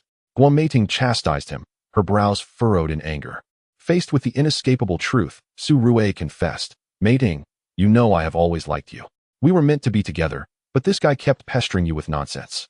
I simply had to teach him a lesson. Someone of his caliber has no right to sit beside you. Guo Meiting glared at Su Rui for what felt like an eternity, unable to find her voice. Su Rui's admission confirmed her suspicions. She now realized that Ming Zhenhai had borne the brunt of the consequences for her own selfishness. The thought that Ming Zhenhai was not believed by anyone, that the world turned against him, and even his closest friends betrayed him, all while he silently endured and calmly bid farewell, overwhelmed her with sorrow. Upon reflecting on this, she felt a pang of heartache and guilt. Su Rui, from this moment forth, do not trouble me anymore. I cannot associate with someone like you. Having coldly uttered these words, Guo Meiting turned and exited the classroom. She intended to seek out the teacher to clarify matters. She could not allow Ming Zhenhai to leave just like that. Chapter 31. The might to uplift mountains and the spirit to dominate the world. Xia Kuan had served as the director of education for nearly 2 decades, and expelling students was not a novel occurrence for him. However, never had it been as smooth as it was today. Ordinarily, cases leading to expulsion involved either individuals with a detrimental influence, escalating to criminal offenses, or those who had violated school regulations and were subjected to malicious treatment. This incident had been set in motion since last night, with whispers circulating. After questioning several students, the testimonies were overwhelmingly unfavorable towards that student. Xia Kuan deduced that these individuals had conspired, transforming a routine conflict into a grievous assault. Despite his reluctance to expel the student, he understood the unavoidable realities of the world. Not everything could be resolved according to one's wishes. Unexpectedly, the student exhibited an unnaturally calm demeanor, as if it were not his own expulsion at stake. Xia Kuan presumed that the student simply had yet to grasp the ramifications of his expulsion, given that someone had been injured in this incident. Xia Kuan and several teachers from the Academic Affairs Office were required to accompany Ming Zhenhai to the office to sign a compensation liability agreement and discuss the terms of compensation. The Academic Affairs Office was housed in a 3-story building, marked by 2 towering 3-meter stone sculptures at its entrance. These sculptures depicted a mythical beast reminiscent of a qilin, crowned with a single horn, representing the ancient Chinese deity, Xieji. As Ming Zhenhai approached, he gazed up at the sculptures, lost in silence. The teachers trailing behind him halted, bewildered by his actions. Bai Deguang, the humanities class teacher, quickly grasped Ming Zhenhai's intent. The Xieji symbolized valor and justice, embodying the ideals of fair and incorruptible judicial proceedings. Ming Zhenhai's contemplation of this creature indicated his sense of grievance at being wronged. Bai Deguang was aware of the injustice, having been approached by Su Rui the previous night, who relayed the details of the situation. Initially, he opposed expelling Ming Zhenhai, as he had developed a bond with his student. However, Su Rui ultimately persuaded him with 2 simple reasons. First, Ming Zhenhai's dismal academic performance adversely affected Class 8's graduation rate, indirectly impacting Bai Deguang's scholarship prospects. Second, Su Rui threatened him, stating that as one of the top 3 students in humanities, a lack of security in Class 8 would hinder Ming Zhenhai's studies, suggesting he might as well transfer to another class. In the end, Su Rui presented Bai Daguang with a substantial envelope, heavy enough to render refusal impossible. Turning to Bai Daguang, Ming Zhenhai smiled and inquired, "Mr. Bai, as a student, may I ask what these two stone sculptures represent?" His calm demeanor irked Bai Daguang, who wished to conclude this troublesome affair swiftly. After a moment's hesitation, he replied, "This is Xieji, symbolizing judicial fairness and integrity." "Oh," Ming Zhenhai exclaimed dramatically, feigning enlightenment. "Do all the teachers here know the purpose of these statues?" As he scanned the faces of the teachers, several began to look uneasy. Bai Daguang flushed with anger and shouted, "Ming Zhenhai, you have been expelled. Do you think discussing these stones is of any use? You should focus on how to seek Su Rui's forgiveness, or else you will face consequences." To Bai Daguang's admonishment, Ming Zhenhai seemed oblivious. Other teachers pondered the usefulness of the statues, and faced with Ming Zhenhai's composed inquiry, many turned away in shame, enveloped in silence. "Humph," Ming Zhenhai scoffed coldly. "If you all deem these statues useless, why do they remain here?" With that, he approached the base of the statue, squatting down and wrapping his powerful arms around its foundation. A thunderous roar erupted as he lifted the 1,000-kilogram statue from the ground. Ming Zhenhai, muscles bulging like hills, appeared as a fierce dragon poised to strike. At that moment, he stood tall and robust, reminiscent of the Greek hero Hercules. With another bellow, he hurled the statue across the expanse of the lawn, where it crashed into the ground with a resounding thud, sending earth flying in all directions. Many teachers were left dumbfounded by the sudden turn of events. None had anticipated such a volcanic eruption of anger from Ming Zhenhai. Bai Daguang was particularly astonished, his eyes nearly popping from their sockets. When had Ming Zhenhai become so formidable? This level of strength was far beyond that of a typical humanities student. And even among physical education students, few could match him. Only Xia Kuan, with his background in physical education, understood that Ming Zhenhai had undoubtedly surpassed level 8. One could not possess such strength without immense training. The thought of having unjustly expelled a level 8 genius brought tears to Xia Kuan's eyes. Without Feng Woman, a level 8 talent had not surfaced at Liang Middle School for nearly a decade. The prosperity of a school hinges on its talent. The better the students perform, the more enrollments they attract, leading to increased funding from higher authorities. This situation extended beyond mere pride for the principal and teachers. It tangibly impacted everyone's financial well-being. By expelling such a genius, Xia Kuan was essentially courting disaster with the principal and other teachers. If this student transferred to another school, the faculty there would likely rejoice in their dreams, while Xia Kuan would become the laughingstock of Liang Middle School. With these thoughts, Xia Kuan felt a strong urge to slap himself. Yet the pressing matter was how to rectify the situation. If this young man truly left, all would be lost. Striving to compose himself and appear congenial, Xia Kuan said, "Ming Zhenhai, please stop. Do not let anger consume you." His tone softened, and his demeanor transformed from stern to amicable. Ming Zhenhai, who had been preparing to throw the second statue, paused. Observing the shift in Xia Kuan's attitude, he felt a sense of relief. "Ming Zhenhai, I now realize you have been wronged. Rest assured, the school will provide you with justice." Upon hearing Xia Kuan's words, the other teachers were momentarily taken aback, questioning the sudden change in his demeanor. Traditionally, one would expect the director to forcibly restrain the violent student and summon the parents for accountability. However, the astute minds among them quickly deduced the reason for Xia Kuan's softened tone. "Indeed, Ming Zhenhai, you must trust your teachers. Let us first discuss how to uncover the truth," one teacher chimed in. Witnessing the atmosphere shift, Ming Zhenhai smiled. In truth, he had devised a strategy the previous day. If it were merely a reprimand, it would be manageable. However, once expulsion was on the table, he resolved to reveal his true capabilities. He believed that as long as the teachers were not entirely irrational, they would not hesitate to support him. Even if unexpected complications arose and the school insisted on expulsion, he was confident that his level 8 prowess would ensure any institution would readily accept him. As he anticipated, the director had immediately aligned with him, and more teachers had recognized the reality of the situation. "Well, I have faith in the integrity of all the teachers here, so let us proceed with discussions." With that, he confidently strode into the academic affairs office, leaving the other teachers exchanging glances in disbelief. Inside the spacious office, Ming Zhenhai settled into the most comfortable chair available. Upon entering, Xia Kuan discovered Ming Zhenhai occupying his designated seat, leaving him with no choice but to awkwardly seek a position beside it. Observing that even Xia Kuan had no objections, the other teachers silently settled into their seats, with Ming Zhenhai occupying the most prominent and central position. The scene resembled a gathering where the teachers were reporting to him. Xia Kuan pondered for a moment before addressing Ming Zhenhai, stating, "Student Ming Zhenhai, I have reflected on the matter, and the classmates you identified as having harmed you are indeed good friends with Su Rue. This casts considerable doubt on their testimonies. Of course, our academic affairs office has its shortcomings, and I hope you can empathize with the school's predicament. In truth, Ming Zhenhai's choice to sit in the leading position was an intentional provocation towards these individuals. To put it bluntly, undermining one's future is akin to murder. For them to act against Ming Zhenhai with a guilty conscience would mean harboring a deep-seated grudge against him. Naturally, with his capabilities, his future would remain unaffected.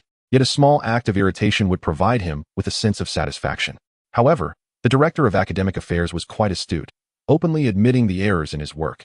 Unlike some leaders who refuse to acknowledge their mistakes and instead shift the blame onto subordinates upon being discovered, this attitude significantly diminished Ming Zhenhai's prejudices, leading him to refrain from making things difficult for others. Teacher Xia, given your candor, I shall also speak frankly. The initial cause of this conflict was the provocation initiated by Su Rue and Yuan Li Wen, which forced me to retaliate, and I have witnesses to support this. He further noted that while his retaliation may have lacked control, he had only recently attained level 8. This statement was rich in content. It clarified the origins of the incident, attributing responsibility to Su Rue and Yuan Li Wen, and asserting the credibility of his claims with witnesses, subtly countering certain teachers who had acted deceitfully against him, effectively extinguishing their inclination to side with Su Rue. Additionally, it hinted at Xia Kuen's concerns regarding the level issue, as they had not undergone precise testing at that time. If he were merely level 7, it would render the situation less significant. Having received the answers he sought, Ming Zhenhai graciously conceded that he had exerted excessive force. The teachers, of course, gladly accepted this concession, leading to a mutual sense of satisfaction. The Academic Affairs Office promptly decided to revoke the expulsion of Ming Zhenhai while issuing a reprimand to Su Rue and Yuan Li Wen. In light of their injuries, no further corporal punishment would be administered. Upon seeing the punishment notice stamped with the bright red seal of the Academic Affairs Office, Ming Zhenhai immediately bestowed upon the teachers a multitude of commendations for their fairness and integrity. Only Bai Daguang hesitated for a moment before quietly inquiring about Su Rue's transfer. Xia Kuan shot him a look of disdain and curtly replied, "That is your concern. Why are you asking me?" In Chapter 32, reality always exceeds drama. When the anxious Guo Meiting encountered Ming Zhenhai downstairs, her mind felt overwhelmed. Previously, a group of individuals had solemnly escorted Ming Zhenhai away as if he were a criminal. Yet now they surrounded him like stars orbiting the moon, all wearing radiant smiles. Along the way, Xia Kuan had learned that Ming Zhenhai had indeed honed his skills through personal practice, albeit utilizing ancient martial methods that had been lost to time. This revelation delighted all the teachers, regardless of their understanding of physical training. If Ming Zhenhai's methods were validated, it would signify revolutionary news for the entire educational realm and humanity at large. Imagine a world where everyone could achieve breakthroughs in physical training levels in a fraction of the time, akin to Ming Zhenhai. The quantity and quality of warriors would undoubtedly be elevated, rendering it more significant than historical accounts of slaying the most formidable of beasts. Not only Xia Kuan, but everyone else was exhilarated. Even a slight share of this discovery would amount to an immense fortune, sufficient to sustain them for generations. Bai Daguang could hardly contain himself, eager to join in the excitement. It was evident that Ming Zhenhai was no longer simply an individual of level 8. With his extraordinary training methods, his future shone brightly ahead. He had resolved to return the money to Su Rue and to pay more attention to students he had previously overlooked. Spotting Guo Meiting standing by the roadside, Ming Zhenhai greeted her with a radiant smile. "Guo Xianzi, what brings you here?" The vibrant and joyous demeanor he exuded bore no resemblance to that of someone facing expulsion. Guo Meiting was at a loss, torn between laughter and tears, ultimately opting to smile while wiping her eyes. Faced with this ambiguous expression, Ming Zhenhai could only awkwardly scratch his forehead, unsure of what to say. At that moment, Bai Daguang seized his opportunity to intervene. "Ah, Guo Meiting, you must be here to see Ming Zhenhai. Rest assured, the matter has been clarified. We will not expel Ming Zhenhai." Noticing Xia Kuan's increasingly grim expression beside him, he quickly added, "Oh, no, not only will we not expel him, but we will also commend Ming Zhenhai." Now that Guo Meiting was assured of Ming Zhenhai's safety, she silently followed him back to the classroom. Although the classroom was still embroiled in argument, it was apparent that Su Rue and his group held the upper hand. While many wished to continue disputing, with the principal figure absent, what was there left to argue about? Thus, only the plump student remained engaged in a heated debate with several others, a testament to his seemingly endless capacity for verbal sparring. These others, while less eloquent than the plump student, seized upon a singular point: I win because you got expelled. What can you do about it? Feeling increasingly frustrated, the plump student suddenly realized that Ming Zhenhai had returned outside the classroom. Rubbing his eyes, he confirmed it was indeed Ming Zhenhai. At that moment, everyone witnessed Ming Zhenhai enter the classroom with a smile, leaving them utterly baffled as to how someone who had been expelled could return. Xia Kuan raised a hand to signal for silence. Dear students, just now in the Academic Affairs Office, Ming Zhenhai detailed the injustices he faced. Following our thorough investigation, we have confirmed that the facts align with what Ming Zhenhai has stated. Therefore, our Academic Affairs Office has decided to revoke the expulsion. As soon as he finished speaking, the classroom erupted in enthusiastic applause, save for Su Rui and his sycophants, who exchanged bewildered glances. Subsequently, Xia Kuan's expression hardened as he fixed his gaze on Su Rui. Speaking in a low, serious tone, Su Rui, our investigation revealed that it was you who provoked Ming Zhenhai first, correct? Although unsure of what had transpired, Su Rui believed that no witnesses existed on Ming Zhenhai's side, and he could afford to deny everything. No, Teacher Xia. It was Ming Zhenhai who provoked me and then assaulted me. I have several witnesses. Su Rui deliberately mentioned the witnesses, reminding Xia Kuan not to abuse his power. In this regard, Ming Zhenhai couldn't help but admire Su Rui's confidence, a testament to his upbringing in a prominent family, which endowed him with extraordinary composure. However, Su Rui's faith in his witnesses was misplaced. Xia Kuan dismissed Su Rui's little ploy with disdain and turned to point at Su Rui's lackeys, sternly stating, I am offering all of you a chance.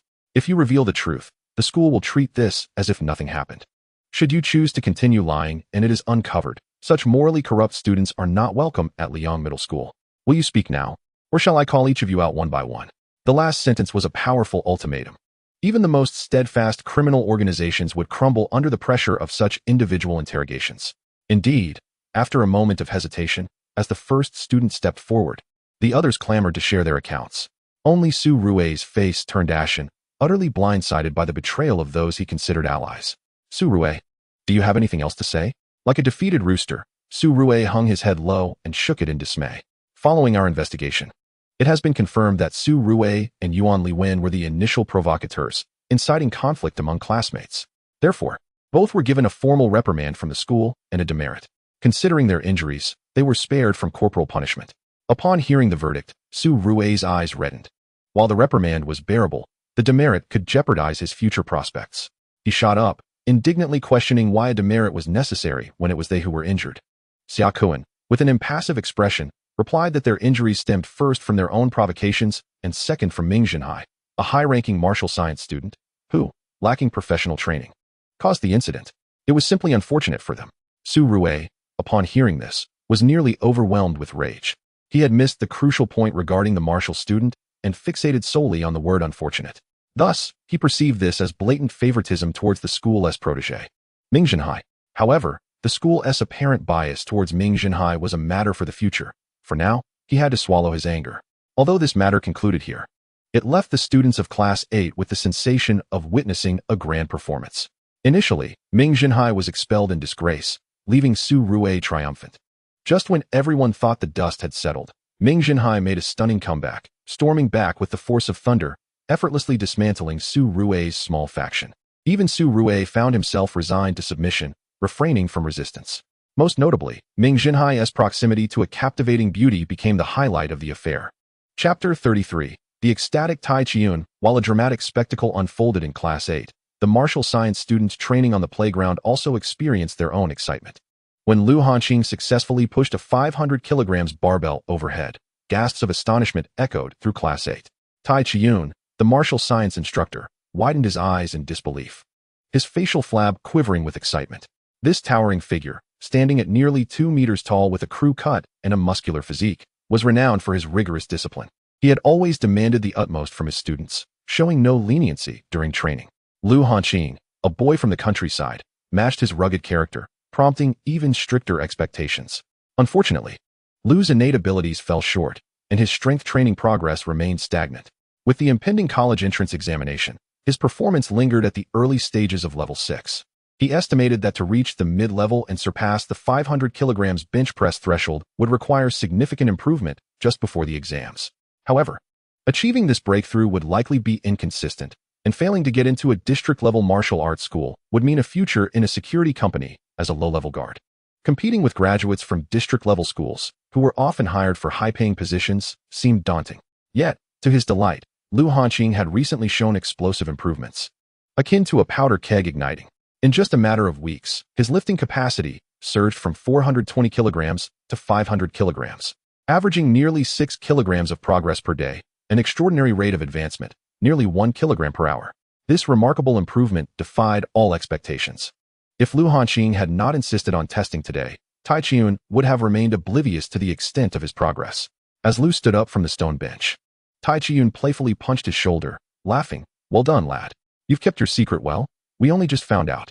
Lu Hanqing shyly scratched his head, a sheepish smile on his face. In Class 8, there were 7 martial science students. Except for Fang Guomin, who trained independently, the rest were present. They all rejoiced at Lu Hanqing's successful breakthrough to level 6 mid-stage, although they were puzzled by the speed of his advancement. Zheng Wu, the youngest and most talkative among them, could not hold back his curiosity. "Big Lu, how have you become so fierce and progressed so rapidly? Teach me your ways. I want to reach mid-stage too." Zheng Wu's smile revealed his bright, white teeth. After much hesitation, Lu Hanqing awkwardly replied, "Xiao Wu, it's not that I don't want to tell you. It's just that my instructor advised me not to share my methods freely, as everyone is different, and he worries I might mislead someone." Despite Lu Hanqing's detailed explanation, the others remained skeptical, believing it merely an excuse to withhold his secrets. However, they did not press him further, recognizing that such insights into strength training might be a family legacy not easily shared. Seeing their disbelief, Lu Hanqing felt anxious but refrained from revealing too much, as his current achievements were entirely due to Ming Zhenhai's guidance. After Ming Zhenhai advanced to level 7, he began studying the flow of blood and energy within the human body, drawing on the ancient knowledge of Chinese martial artists who had explored these concepts for millennia. Unfortunately, the cataclysm that shattered human civilization also resulted in the loss of vast quantities of ancient texts, burying traditional martial arts in obscurity. The current methods of strength training were the result of humanity's gradual rediscovery over the years. Ming Zhenhai could not access ancient texts on energy flow, and although he had practiced Xingyi Quan in his previous life, it had merely served as a means of physical fitness without in-depth study. Occasionally, he browsed online resources related to traditional martial arts. Thus, his current exploration of energy dynamics began from scratch. Fortunately, his body functioned like a super factory equipped with accelerated capabilities, allowing him to experiment in segments and summarize findings for each phase. To expedite Lu Hanqing's advancement in strength training, Ming Zhenhai not only taught him the foundational practice of the 3-body posture from Xingyi Quan, but also dedicated several sleepless nights to research with Lu Hanqing on the rooftop of their dormitory. Eventually, they developed a personalized breathing technique for Lu Hanqing, enabling him to accelerate the efficiency of energy flow by 6 to 7 times when combined with the 3-body posture, thereby maximizing muscle development. This was the secret behind Lu Hanqing's rapid progress. However, Lu Hanqing could not disclose this information yet. He needed to wait for Ming Zhenhai's approval. "Brothers, let me consult my friend first. If he agrees, then I will share with you all." "Your friend?" Tai Qiun immediately noted this term. "Yes, Ming Zhenhai, Teacher Tai. You should be aware of him." Although the liberal arts students did not take martial arts examinations, they still attended strength training classes, and both disciplines shared the same instructor. Lu Hanqing's hint caused Tai Qiun to recall a tall boy he had seen. If he possesses such effective methods, why wouldn't he use them himself? Zheng Wu inquired curiously. "Who says he doesn't tea? My brother is far stronger than I am now." Lu Hanqing retorted, his eyes wide in protest. Just as Tai Qiun was about to ask about Ming Zhenhai's level, the director, Xia Kuan, approached with a tall student. Lu Hanqing exclaimed, "Haha, my brother is here. I'll ask him right away." Upon Xia Kuan's arrival, he clapped Tai Qiun's shoulder heartily, jesting, "You're truly lucky. I'm bringing you another level 8 genius." With that, he introduced Ming Zhenhai. Level 8? Tai Qiun was momentarily stunned. Just moments ago, Lu Hanqing was about to share Ming Zhenhai's level, yet here he was, already at level 8. This was a prodigious talent. How could we have one genius like Fang Guomin this year, and now another? Is there a wholesale supply of geniuses now? "Teacher Tai, I haven't been tested yet, so I'm not sure," Ming Zhenhai humbly replied. As soon as the topic of testing arose, they cleared a space and commenced the bench press exercise. After Ming Zhenhai made himself comfortable, Tai Qiun directly selected the standard barbell that met the level 8 requirement, weighing a total of 1,000 kilograms. Ming Zhenhai was quite familiar to several individuals, as they had originally studied martial arts together. However, Ming Zhenhai later withdrew from the program. Nevertheless, the bond they shared remained somewhat intact. proving stronger than that with other liberal arts students, especially after learning that Ming Zhenhai possessed a method to enhance physical training speed. They were more astonished than when hearing he had reached level 8. Among those most curious about this method was Shan, whose training speed had stagnated. Within Class 8's martial arts students, apart from Fang Guomin, Shan boasted the highest level, being in the mid-stage of level 7 with a bench press of 870 kilograms. He was merely 30 kilograms shy of the 900 kilograms threshold for a complete level 7, and while it seemed close, the closer one approached their physical limits, the slower the progress became. It was akin to diving with a weighted vest. The deeper one went, the greater the resistance and the slower the descent. He had been stuck at 871 kilograms for several days, unable to surpass it, with daily progress almost negligible. Now, with Ming Zhenhai's miraculous training method to be tested, he was eager to see whether it was as extraordinary as rumored. Ming Zhenhai took a deep breath, grasping the barbell with both hands, his robust arms now prominently displayed. The barbell's diameter reached 70 centimeters, and the muscles above were well-defined and evenly developed. As he exerted force, a flush spread across his skin, with thick veins pulsating vigorously, resembling a powerfully activated drainage system. The 1,000 kilograms barbell was smoothly lifted, held for 3 seconds with fully extended arms, before being lowered steadily.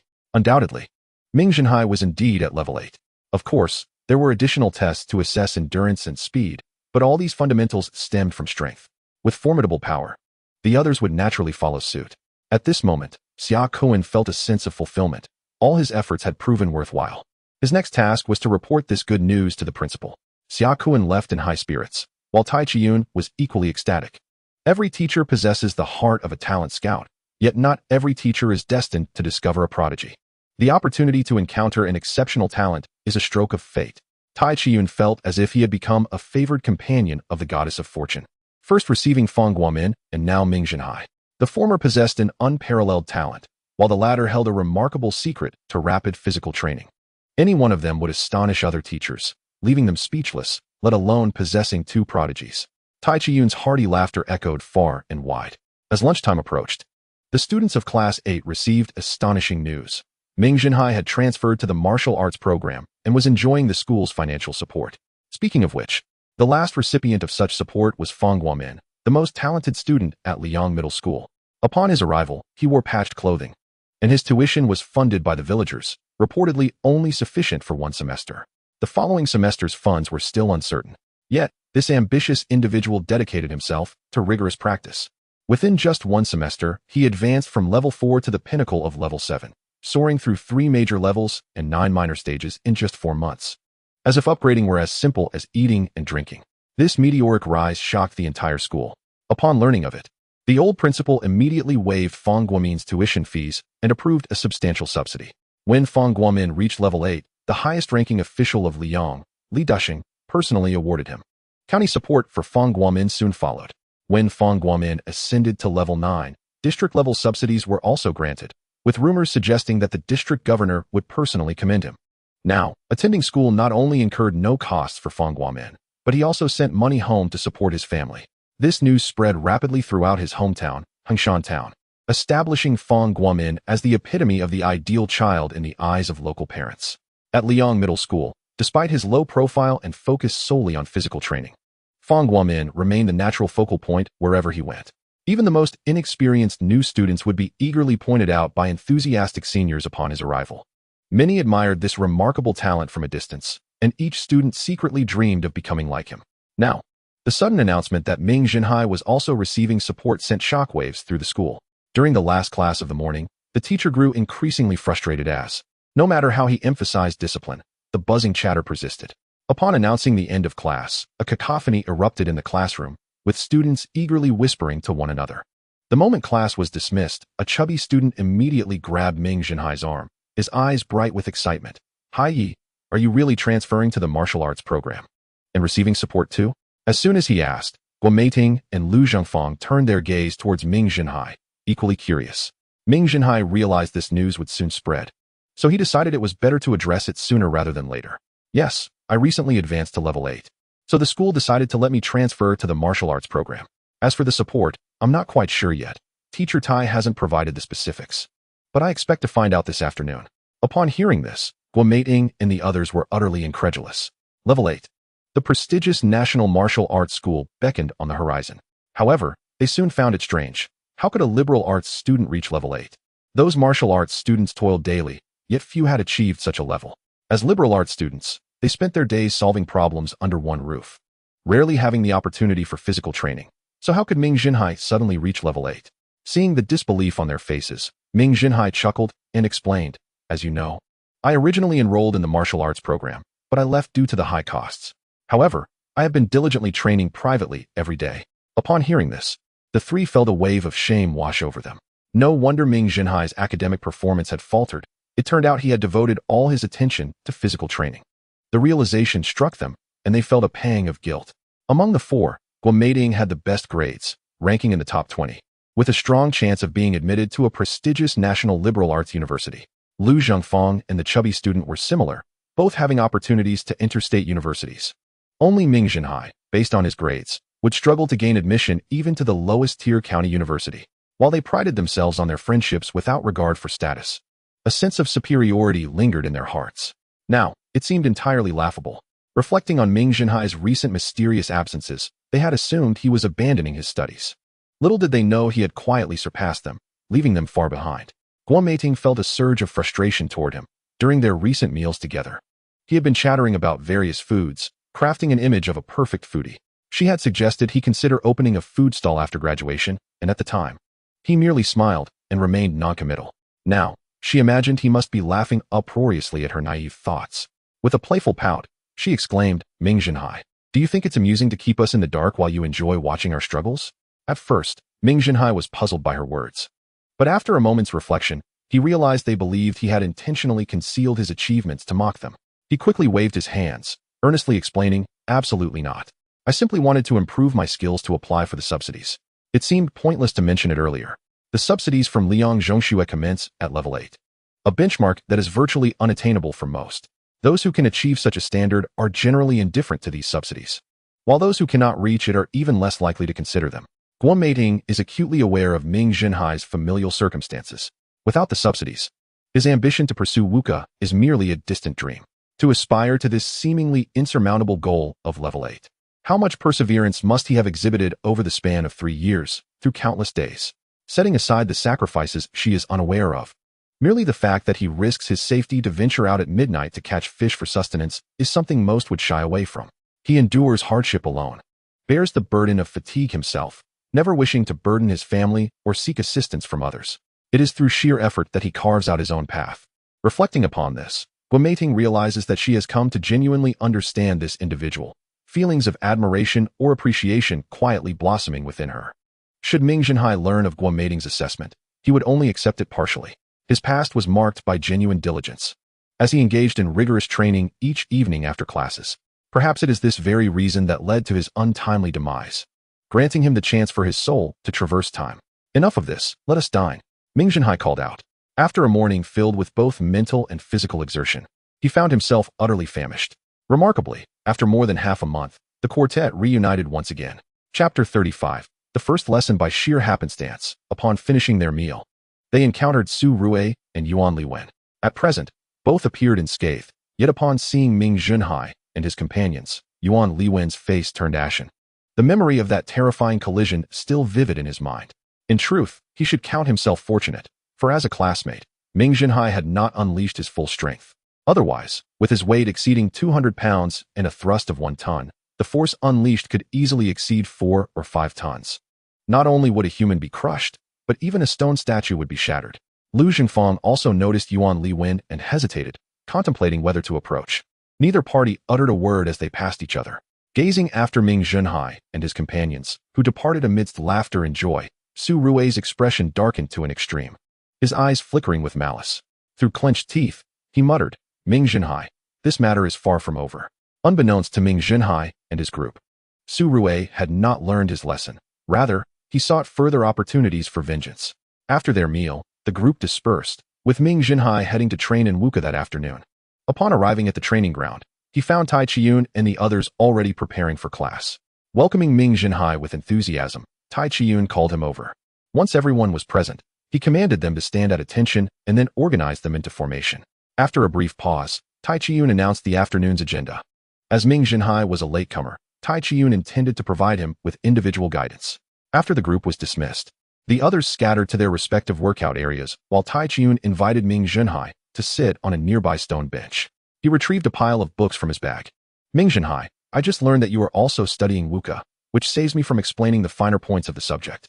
Here are the textbooks for Wuka. Take them home and review them promptly. Time is of the essence, and your success now relies heavily on your own efforts. The Wuka entrance examination will also require written knowledge, with the liberal arts constituting half of the score, alongside specialized knowledge in Wuka. Since Wuka students are trained for warfare, all this knowledge is intrinsically linked to military affairs.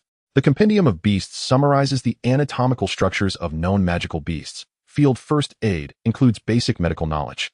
And reconnaissance studies encompasses outdoor reconnaissance and map reading. Collectively, these subjects form a comprehensive curriculum. Although the cultural assessment accounts for merely 15 of the overall score, it can be quite taxing. What sets Ming Zhenhai apart from other Wuka students is his background in liberal arts. Despite his deficiencies in that realm, he excels compared to his peers who are fervently focused on pushing the limits of physical performance. Thus, even if he were to score 0 in his specialized subject, his liberal arts knowledge would significantly mitigate his shortcomings, ensuring he does not lag too far behind. After receiving the books, Ming Zhenhai began to peruse them. He quickly realized the practicality of the specialized knowledge contained within. Each piece of information pertains directly to the factors of survival on the battlefield. And given that these texts are designed for Wuka students, they are richly illustrated. After flipping through just a few pages, Ming Zhenhai found himself deeply engrossed.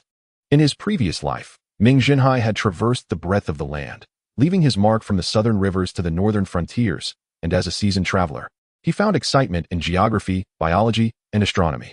Though the knowledge in these books may be elementary, it nonetheless reveals the world's landscape during this era. The adage a scholar need not leave his home to know the affairs of the world aptly applies here. It was only when he felt a strain in his neck that he lifted his gaze. At that moment, several Wuka students from Class 8 were still engaged in their training. After observing for a while, Ming Zhenhai discerned some minor flaws in their regimen. Almost all of them were obsessively focused on increasing muscle strength, performing set after set of barbell curls, push-ups, pull-ups, and bench presses. Yet they neglected training for muscle coordination and omitted various explosive movements. Although the muscles built through such training appear impressive and possess significant strength, they lack coordination and explosive power. In the terminology of traditional martial arts, it is referred to as dead strength. Pondering this, Ming Zhenhai suspected the underlying reason for their approach. In this era, humanity's greatest adversaries are the colossal magical beasts. To combat them, one must possess comparable strength and a more formidable physique, while speed is of secondary importance. This contrasts with the philosophy of traditional martial arts, which advocates for holistic development, emphasizing swift speed and fierce explosive power as the keys to its effectiveness. There is no definitive answer as to which method is superior. It ultimately depends on which approach yields greater benefits for human physical enhancement. As he observed others, they too had noticed his presence. Zheng Wu, having just completed a set of stretching exercises, approached Ming Zhenhai upon realizing he had ceased reading. Hi, do you have a moment? I heard Lu Hanqing mention that his physical conditioning was taught by you. Would you be able to demonstrate it for us? Zheng Wu's smile was charming, making it difficult to decline. In truth, he had no intention of concealing this knowledge. Sharing traditional martial arts would conveniently mask his own secrets. When he initially confided in Xiaoquan, he had this plan in mind. Rising to his feet, he replied with a grin, "Very well, allow me to show you." Upon hearing that Ming Zhenhai was to demonstrate, the others from Class 8 immediately set down their activities and gathered around. In reality, had it not been for the impending class, they would have eagerly requested Ming Zhenhai to unveil the mysteries of his swift physical conditioning method. Ming Zhenhai assumed a round stance, feet shoulder-width apart, grounding himself in the familiar mixed yuan stance. Except for Lu Hanqing, the others stood still, perplexed and uncertain about his intentions. Just as impatience began to rise, a series of rhythmic cracking sounds filled the air, echoing like a rapid percussion. In an instant, all the Wuka students recognized this as the sound of bones articulating. While they too could produce similar sounds, it was typically only upon waking in the morning. The fluidity and rhythm exhibited by Ming Zhenhai were utterly beyond their capabilities. After several minutes of bone cracking, they then heard a low humming, akin to the sound of water flowing through buried pipes. Gradually, this sound intensified into a rushing cascade. As Ming Zhenhai remained utterly still, an inexplicable sensation coursed through his entire being, causing his clothing to ripple as if animated by an unseen force. Even Tai Chiyun exhibited astonishment. as this unprecedented spectacle transcended the realm of imagination. Chapter 36. The initial manifestation of Xingyi Gongfa. Once Ming Zhenhai concluded his practice, the onlookers displayed a myriad of emotions: surprise, confusion, and excitement. Zheng Wu blinked a few times and eagerly inquired, "Master Hai, could you enlighten us on how this was achieved?" Anticipating such questions, Ming Zhenhai queried, "Are you familiar with guoshu? Or perhaps martial arts or kung fu?" The surrounding martial science students pondered diligently, but ultimately shook their heads in unison. Only after a considerable pause did Tai Chiyun hesitantly remark, "During my university days, there was a professor who specialized in body conditioning. He mentioned in a public lecture that prior to the Great Upheaval, the various regions of Xia had a method of body training that could amplify one's strength by 6 or 7 times, though he referred to it as martial arts or something similar. Indeed, Teacher Tai, it can also be termed martial arts. Some may even call it combat techniques. Regardless, it is a discipline aimed at enhancing human potential," Ming Zhenhai explained. Despite the cataclysmic transformations in the world, remnants of knowledge remained, sparing him considerable elaboration. "Fellow students, since we share this fortuitous bond as classmates, I shall not withhold my knowledge. However, I must forewarn you, this body conditioning method is not entirely perfected, and I am still exploring it myself, so I cannot guarantee its efficacy for everyone. Furthermore, this method is rather unique, necessitating the synchronization of breath during practice. Each individual's physical condition varies, and thus their breathing techniques will not be identical. Therefore, please do not misconstrue differences as favoritism." The students had already been captivated by Ming Zhenhai's extraordinary demonstration, and upon hearing his willingness to teach, they expressed their utmost eagerness to follow his guidance. Ming Zhenhai, however, did not hastily commence teaching. After conferring with Tai Chiyun, he began instructing. He initiated with the foundational Santi Shi of Xingyi Quan, elucidating the essentials of stance before addressing breathing techniques. As they practiced, Tai Chiyun produced a notebook to record the lessons. As an educator, he seized every opportunity to enhance his teaching methods. While explaining how breathing techniques correlate with the flow of qi and blood, Ming Zhenhai, addressing the entire group, utilized himself as a template, meticulously guiding them step by step. Tai Chiyun diligently transcribed every word and, to aid his memory, sketched simple diagrams with his modest artistic talent. Unbeknownst to Tai Chiyun, Ming Zhenhai, possessing extraordinary abilities, had already maximized his physical development at this stage. Both the thickness of his muscle fibers and the resilience of his bones were unparalleled in human history, rendering his template the strongest version conceivable at this phase. In pursuit of the most suitable version for himself, Ming Zhenhai undertook countless experiments, exploring every corner of his physique until he discovered a method that maximized the efficiency of his qi and blood. At its peak, this method could enhance body conditioning speed by a staggering 20-fold. Subsequently, individuals who referred to Tai Chiyun's original manuscript unearthed a remarkable body conditioning technique, wherein the stronger the individual, the more pronounced the effects of the practice. Conversely, those of lesser strength found the technique less effective than conventional methods. This manuscript would later be dubbed a master for the talented and a poison for the inept, often met with ridicule due to its perplexing diagrams. After completing the initial instruction, Ming Zhenhai demonstrated several times to ensure everyone grasped the concepts. He then began to provide individualized adjustments, striving to tailor each person's breathing technique to their specific needs. This final step proved exceedingly time-consuming, as identifying the most compatible frequency was not an expeditious task. One entire afternoon was dedicated to Zheng Wu alone. Initially, many struggled to perceive the elusive sensation of qi, unlike Ming Zhenhai, who could introspectively control his bodily functions. However, after a full afternoon of exploration, they finally sensed the pulsation of their qi and blood, simplifying the subsequent practice. By adhering to the prescribed methods and methodically adjusting their breathing, they began to understand the principles of guoshu, which emphasizes holistic development. The flow of qi and blood is dynamic, and once cultivated, it engages the entire body's musculature and skeletal structure. For muscular growth, a neural impulse is essential. Training a single muscle group does not yield optimal results. Those who engage in full-body workouts develop muscles that are 15 times more robust than those who focus on isolated training. By the following day, Wenshan was astonished to find that his long-dormant bench press performance had surged to 872 kilograms. Although it was merely a 1 kilogram increase, it filled him with immense joy, indicating that he could continue to progress. Others, too, experienced varying degrees of delightful revelations, confirming the efficacy of Ming Zhenhai's methods. With their uncomplicated and direct thinking, the martial science students wholeheartedly accepted Ming Zhenhai as a selfless benefactor. Upon the conclusion of morning classes, the exuberant martial science students whisked Ming Zhenhai to the cafeteria, where Tai Chi-yun was treating them. The 8 martial science students from Class 8 occupied a large private room on the second floor of the cafeteria. This marked Ming Zhenhai's inaugural visit to the second floor, a place he had gazed upon countless times from below.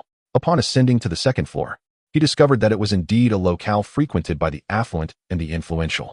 The main hall featured only a handful of large round tables, leading into 2 rows of private rooms. Unlike the grand sculptures of the lower floor, the private rooms were adorned with intricate wooden patterns and walls draped in golden filigree wallpaper, reminiscent of upscale KTV lounges from the 21st century.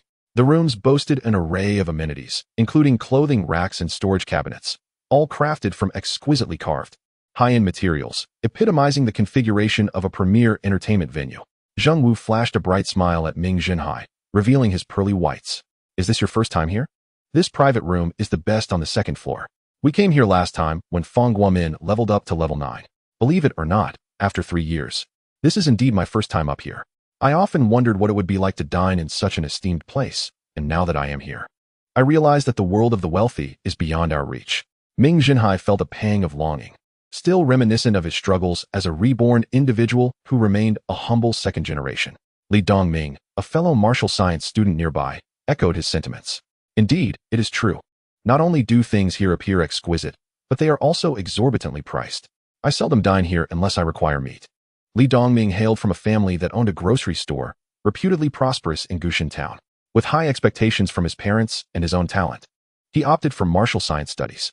However, the financial demands of the program were considerable. Merely the cost of food was staggering. To keep pace with the body conditioning regimen, one needed to consume meat every few days, and even the cheapest pork required 15 meal tickets. Unfortunately, the pork from domesticated pigs lacked sufficient vitality particles. In contrast, meat from magical beasts contained abundant vitality particles but was notoriously difficult to procure. Thus, the unfortunate reality was that while pork was less effective, beast meat remained elusive. Even students with some financial means seldom frequented such places, only visiting when their bodies genuinely required supplementation. Clearly, Li Dongming found himself in a similar predicament. Comparatively, he was far better off than Ming Zhenhai, as he could at least afford to visit more frequently. Nevertheless, with the school's subsidies, Ming Zhenhai could finally indulge in some meat. Chapter 37. The frenzied beast meat. As the fervent discussions among the group reached a crescendo, Tai Chi-yun and Fang Guomin entered together, both bearing a collection of items. With a clatter, Tai Chi-yun placed his belongings on the storage cabinet, revealing jars from within the cloth bags. A chorus of astonished gasps erupted in the private room. This was Gao Liangjiu. This potent liquor, never below 60 degrees, was undoubtedly the favorite of true men.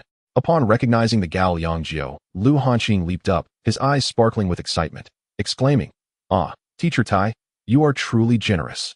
Last time you said we would drink after our exams, yet here it is now." He eagerly touched the outer glaze of the porcelain jar, his voice animated with delight. Fang Guomin, standing behind, placed his 2 bags onto the round table with a similar clamor. Teacher Tai has brought out the dowry. Upon inspection, they discovered clay jars sealed with red cloth. Gasps of astonishment filled the air as they recalled their visits to Tai Chi-yun's cellar, where a particular jar had silently guarded its corner for years, its vibrant red cloth igniting their imaginations. They had often fantasized about unveiling the red cloth to savor the 20-year-aged newer Hong. This custom of aging newer Hong, said to date back to before the great upheaval of nature, was intended to provide celebratory wine for weddings. This tradition, spanning 7 to 8 millennia, has persisted even through humanity's near extinction. As the flame of human civilization rekindled, such cherished memories re-emerged in their lives. Tai Chi-yun had been aging this newer Hong since the day of his marriage, and now, 2 decades later, it was finally revealed. Seeing everyone encircle the jar like ravenous wolves, Tai Chi-yun playfully rapped one of their heads. "Everyone, sit properly." At his command, all complied, though it was uncertain whether it was the teacher's words or the allure of the feast that quelled them. "Do not rush, my friends. Today is a day of great fortune. Last week, I hunted a Liangqi beast, and it has now been dried and prepared for us." As soon as Fang Guomin finished speaking, the room erupted in joyous exclamations. None had returned home last week.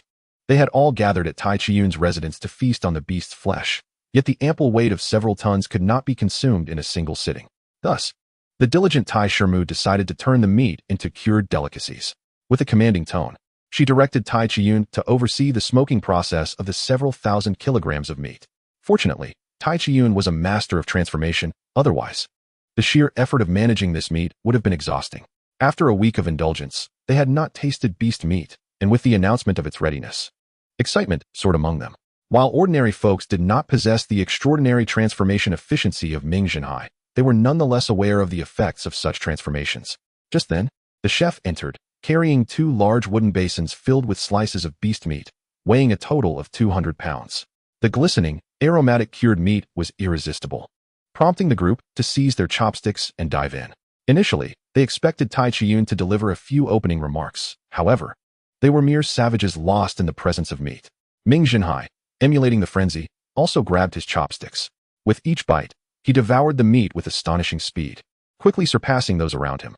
Beside him, Li Dongming's eyes widened as he watched others consume with grease-slicked lips. Though Ming Zhenhai appeared calm, he consumed more than anyone else.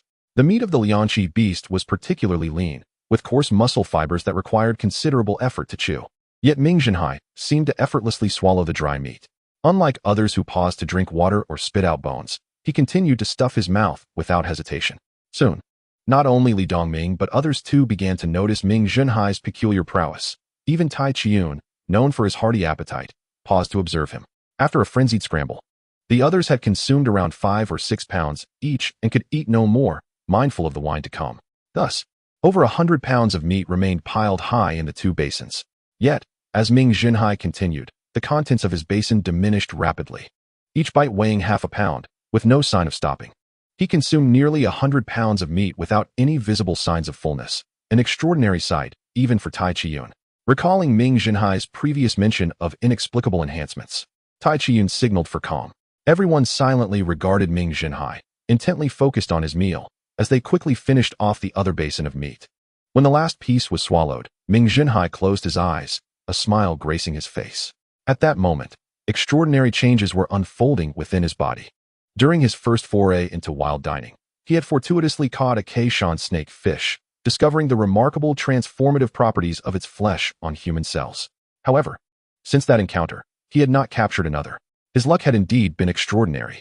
Now, as he consumed the Lianqi beast's meat, he sensed an immediate difference from the first moment of digestion.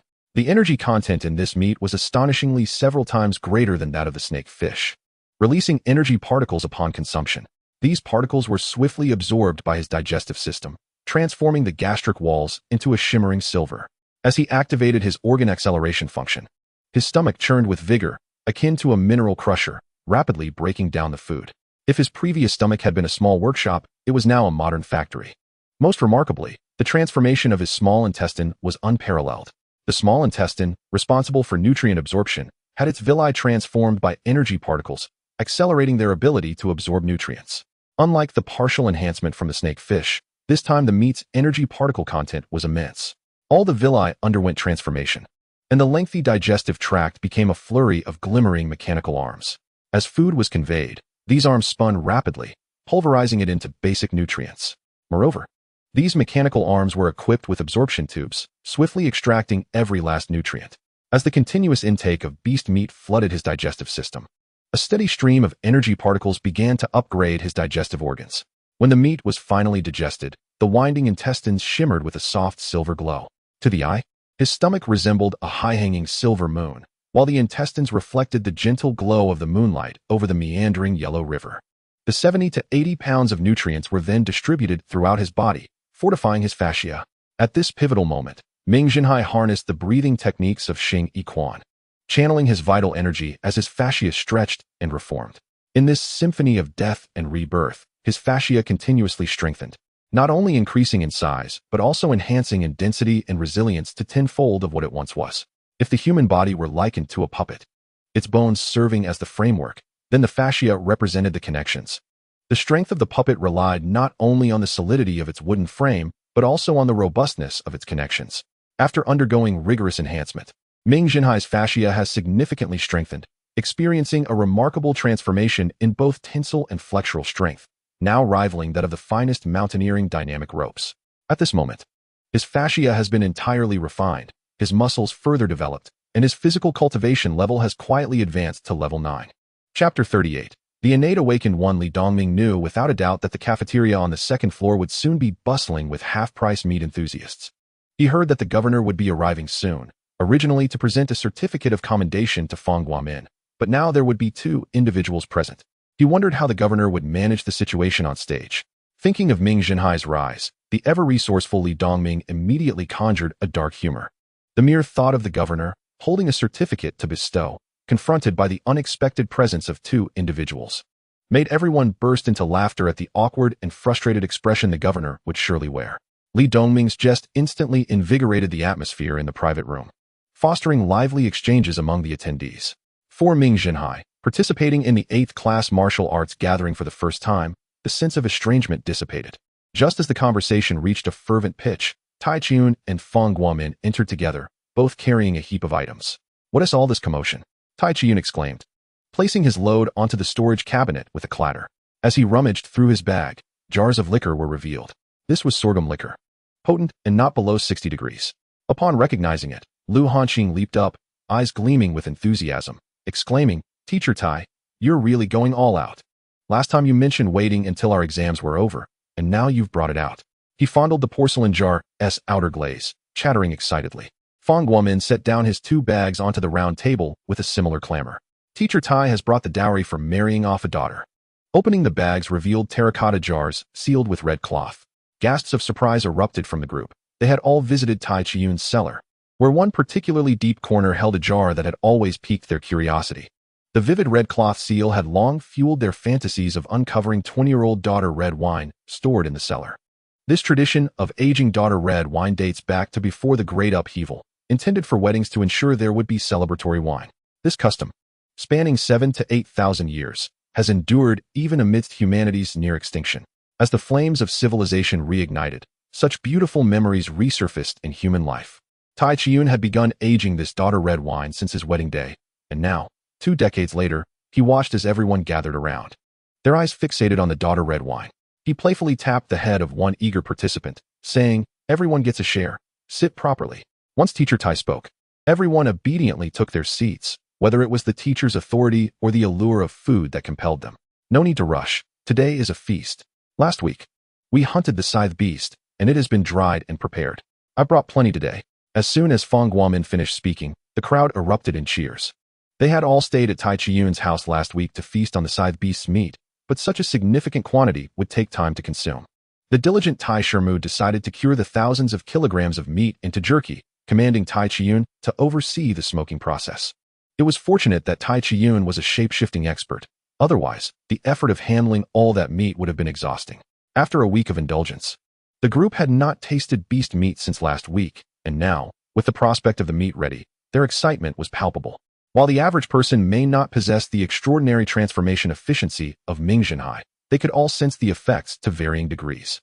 Just then, the chef entered with 2 large wooden basins, filled with 200 pounds of sliced beast meat, glistening with oil and emanating an enticing aroma that rendered the group unable to contain themselves. They eagerly grabbed their chopsticks and dove in. Initially, it was expected that Tai Chiyun would offer a formal introduction, but these were wild individuals, forgetting decorum at the sight of meat. Ming Zhenhai, naturally, followed suit, wielding his chopsticks to partake in the feast. Having enjoyed jerky the previous night, he did not savor each bite meticulously this time, especially as the meat was a bit tough. He simply bit down, chewed, and swallowed, his speed far surpassing that of those around him. Li Dongming's eyes widened as he observed. Others were left with greasy mouths, while Ming Zhenhai maintained a calm demeanor, yet consumed more than anyone else. The scythe beast's meat was lean, with coarse muscle fibers that required considerable effort to chew. Yet Ming Zhenhai appeared unfazed, effortlessly swallowing the dry wild boar meat without pause. Unlike others, who occasionally took sips of water or spat out small bones, he continued to stuff his mouth without interruption. Before long, not only Li Dongming, but others too noticed the difference in Ming Zhenhai. Even Tai Chiyun, who was known for his hearty appetite, paused to observe him. After the initial frenzy, most had consumed 5 to 6 pounds and were beginning to feel full, especially with the anticipation of drinking later. Meanwhile, there remained over 100 pounds of meat in the 2 basins, stacked high. Rapidly, Ming Zhenhai's portion began to dwindle, as he consumed half a pound at a time without ceasing. Astonishingly, after devouring nearly 100 pounds of meat, he showed no signs of stopping, and his stomach remained unperturbed. Such an extraordinary scene was unprecedented, even for martial arts students, and Tai Chiyun had never witnessed anything like it. However, Recalling Ming Zhenhai's previous mention of inexplicably leveling up, he gestured for everyone to remain calm. The group silently observed Ming Zhenhai, who was thoroughly engrossed in consuming the meat, swiftly finishing off the other basin. When the last piece of meat disappeared, Ming Zhenhai closed his eyes, a smile gracing his face. More than 100 pounds of meat had filled him, and the abundant energy particles upgraded the blood vessels surrounding his intestines into gleaming superstructures. From a distance, the dense network of blood vessels resembled an endless forest of silver light. Some of the digested meat would serve as nutrient reserves, while the majority would be utilized for further enhancement. His primary focus was on the muscle groups of his arms, as many martial arts disciplines demanded strength from the hands. Activating the super mode was feasible, but it required a substantial amount of energy and incurred various physical expenses. Such a considerable expenditure was not worth the value derived. A tingling sensation, akin to an army of ants marching, coursed through his arms. Simultaneously, waves of heat began to converge, initially in bursts, then as a powerful surge. The smile on his face morphed into an unnatural twitch. It was not that Ming Zhenhai wished to conceal it, but rather the itchiness was overwhelming. Compressing a lengthy process into a rapid sequence inherently defies natural laws, and thus, consequences would ensue. Minutes later, drenched in sweat, Ming Zhenhai opened his eyes and waved his hand, astonished to find his arms had thickened noticeably, with the muscle fibers inside now several times larger and denser than before. Just a slight clench of his fist unleashed a surge of power, reminiscent of the energy gathered during super mode.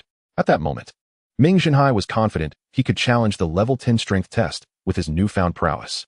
However, the pressing issue now was how to explain this transformation to the circle of curious onlookers. In a moment of deep contemplation, he had yet to devise an explanation when he beheld Tai Chiyun approaching him, a mix of joy and gravity on his face. Tai Chiyun circled around him several times, meticulously scanning him before finally fixing his gaze on Ming Zhenhai's anxious visage. Tilting his head and furrowing his brow, he inquired, "Did the meat you consumed digest rapidly, transforming into this physique of yours?" At this juncture, denial was futile, and Ming Zhenhai simply nodded in affirmation. With the truth now undeniable, he resolved to confess, accepting that he might ultimately have to admit to possessing two peculiar skills. To his surprise, Tai Chiyun did not delve any deeper, instead erupting into hearty laughter and patting his shoulder with enthusiasm. "Fear not, for this is not merely a good thing. It is indeed a splendid development." With that, Tai Chiyun returned to his seat. "You are all aware that upon reaching level 10, one acquires the ability to transform. Yet you remain unaware that this transformation not only allows us to morph into formidable beasts, but fundamentally enhances our human essence as well." Tai Chiyun began to enlighten the group of novices. Upon attaining the transformation ability, we gain certain special traits from the transformed beast, which we refer to as awakening. This is a unique capability acquired by humans through the assimilation and simulation of the beast genes. For instance, my transformation is into the saber-toothed tiger. Thus I have awakened its digestive prowess. You see, my fondness for food stems from this gift. In truth, I was once quite a frugal individual. At this point, Tai Chiyun began to embellish his own image. The crowd suddenly realized the unexpected benefits of transformation, including an insatiable appetite. What a peculiar awakening our teacher possesses. Observing the increasingly bewildered expressions of a few, Tai Chiyun cleared his throat and continued. As for Ming Zhenhai, he has likely awakened his innate abilities. His power is closely aligned with mine, yet surpasses it, as my digestion merely converts consumption into fat and nutrients, while his directly fortifies his own being. The astute Wenshan suddenly interjected, "Teacher, did you not say that awakening occurs only after transformation? Yet Ming Zhenhai has yet to transform." This prompted many to recall that Ming Zhenhai and Tai Chiyun were indeed different cases. Tai Chiyun smiled gently, explaining, "Awakening is not only categorized by levels, but also distinguished by two broader types. The awakening that occurs post-transformation is termed acquired awakening, which enables humans to simulate the beast's abilities through familiarity with its genetic traits. Conversely, innate awakening, a rare phenomenon, is reserved for extraordinary talents who possess not only exceptional physical attributes, but also intellectual acuity." He pointed to his head, further perplexing those around him. Typically, martial arts students are characterized by their physical prowess, focusing on honing their abilities while showing little interest in academic pursuits. For them, as long as they possess strength, challenges are inconsequential. Thus, the notion that intellect is required in physical training was a revelation they struggled to accept. Ignoring the muscle-bound youths, Tai Chiyun proceeded. Innate awakening occurs when one has yet to encounter the beast's genes. Such individuals rely solely on their imagination to emulate the beast's traits. Without sufficient mental capacity, this becomes unattainable. He sighed, gesturing in exasperation. Teacher, which is superior, acquired, or innate awakening? Zhengwu eagerly probed. After a moment's reflection, Tai Qian hesitated. It is difficult to ascertain. It is said that innate awakening, utilizing human genes for simulation, allows for more fluid expression of abilities and often comes with additional effects. Conversely, acquired awakening benefits from the existing templates of beast genes, resulting in stronger effects, albeit without any supplementary advantages. At this juncture, Tai Qian chuckled heartily.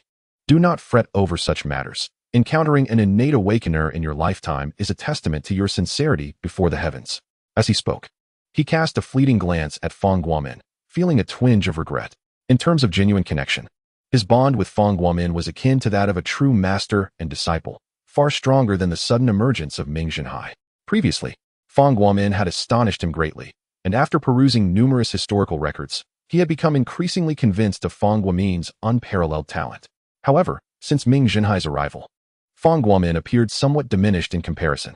Initially, Ming Zhenhai's formidable strength left all students in awe, and even many teachers, who did not excel in physical prowess, felt a sense of inadequacy. Now, learning that Ming Zhenhai had already awakened his abilities made him akin to a mythical figure of innate awakening. He refrained from elaborating further, fearing it might dishearten Fang Guomin. An innate awakener possesses abilities akin to a game-breaking character. Upon awakening one gift, they may soon unlock a second, followed by a third, with historical records citing as many as 12 gifts. It was as if two individuals were pitted against each other, one endowed with a powerful buff, feeling invincible, while the other suddenly revealed an array of dazzling buffs, red, purple, blue, black, like a radiant beacon.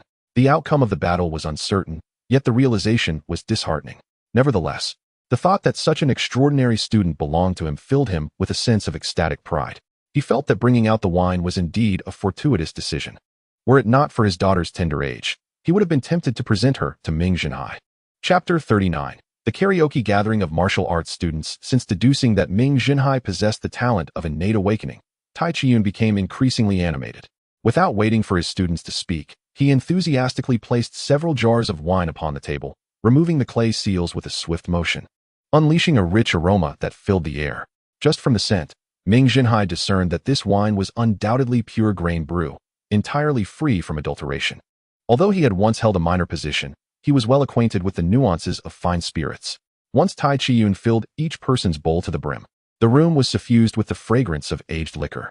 The martial arts students, appearing seasoned in their drinking habits, eagerly grasped their bowls, ready to indulge. Tai Qian raised a hand. I know you are all eager, but today, let us allow our classmate Ming Zhenhai to be the first to down 3 bowls. Upon hearing this, everyone in the room began to clap and cheer, creating a chorus of encouragement. Ming Zhenhai raised his bowl without hesitation, recognizing the need to conform to local customs as a newcomer. After downing 3 bowls, the collective applause resonated loudly. The martial arts students, with their naturally booming voices, created an uproar that could be heard throughout the first floor. Having just finished his 3rd bowl, the eager crowd clamored for another round. Consuming 4 bowls in quick succession was no small feat. In the 21st century, such an intake of high-proof liquor would leave even the god of wine on his knees. However, after the first sip, Ming Zhenhai immediately recognized that this liquor was vastly different from what he had encountered in the 21st century, and even more so from what he had tasted at Ximen's street stalls. The sorghum liquor, entirely brewed from pure mash, stands in stark contrast to the practices of the 21st century, where unblended spirits are seldom available for sale. Even those brands claiming to be national treasures are no exception. Priced at nearly $2,000 per bottle, the label boasts a 5-year aging, yet in reality, it comprises a mere fraction of 5-year-old liquor blended with 3-year-old spirits, with water being an indispensable component. Thus, in ancient China, to savor genuine original brew, one had to either possess immense wealth or be an adventurous traveler. Wealthy individuals are beyond discussion, for they inhabit a different realm. However, an intrepid traveler might stumble upon a humble farmer's homemade liquor in some obscure corner of the world. Ming Zhenhai, an avid traveler, frequently ventures with friends into remote mountainous areas, and whenever he finds lodging with locals, he invariably inquires about their liquor offerings. Consequently, he has often experienced flavors unattainable in the upscale hotels of the city. Furthermore, these traditional brews are often enhanced with various ingredients, some including live snakes, ginseng, or unknown herbs. Yet, Ming Zhenhai confidently asserts that none of these concoctions can rival the taste of the sorghum liquor. As the sorghum liquor flows into the stomach, a vast array of vital energy particles is absorbed, prompting a remarkable transformation within the stomach, which, although initially less evolved than the small intestine, begins to evolve rapidly. These energy particles ferment within the liquor, creating mysterious reactions that yield an astonishing concentration of vitality. Though not surpassing the total amount found in meat, their absorption is swifter and simpler, unlike the energy particles in meat that are often expelled with waste. It is no wonder that the individuals present appear as enthusiastic drinkers, with even the typically refined Wenshan shedding his shirt and behaving like a ruffian, clamoring for more liquor. The physical fitness of people in this era, attributed to rigorous training, is markedly superior to that of the 21st century. The average height exceeds 175 centimeters, with martial science students often towering over 185 centimeters. Increased height naturally correlates with greater weight, and therefore, a higher tolerance for alcohol, especially after the transformation induced by the vital energy particles. Martial science students exhibit staggering drinking capacities. Everyone present boasts impressive drinking prowess, leading to a convivial atmosphere where consuming liquor feels as effortless as gulping water. A barrel of sorghum liquor weighing 20 jin is merely sufficient for a few rounds among them.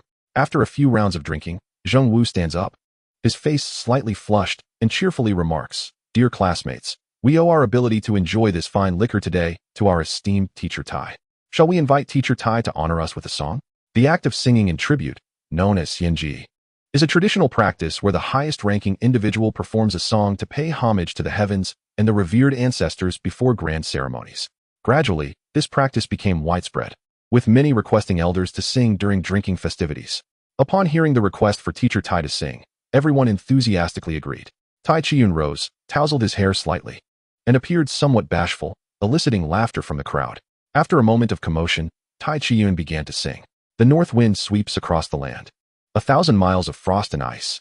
The smoke of war rises, and 3,000 iron cavalry dance across the plains.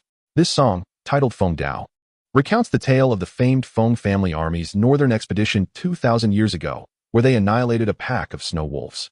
The Northern Legion, comprising 3,000 soldiers, pursued the snow wolves deep into the grasslands, facing numerous waves of beastly assaults.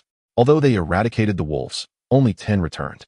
Thus, the song's opening battle segments are vibrant and triumphant, while the middle part, depicting the struggle against the beasts, is fierce and robust, culminating in a solemn return.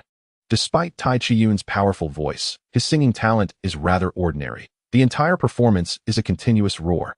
However, the martial science students, with their unique sensibilities, revel in this style, joining in with their own raucous singing.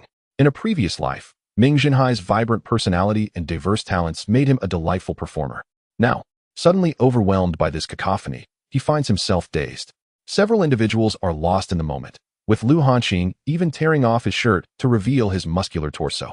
One hand covering his hairy chest while the other clutches a wine jar, he closes his eyes and stretches his neck, singing hoarsely.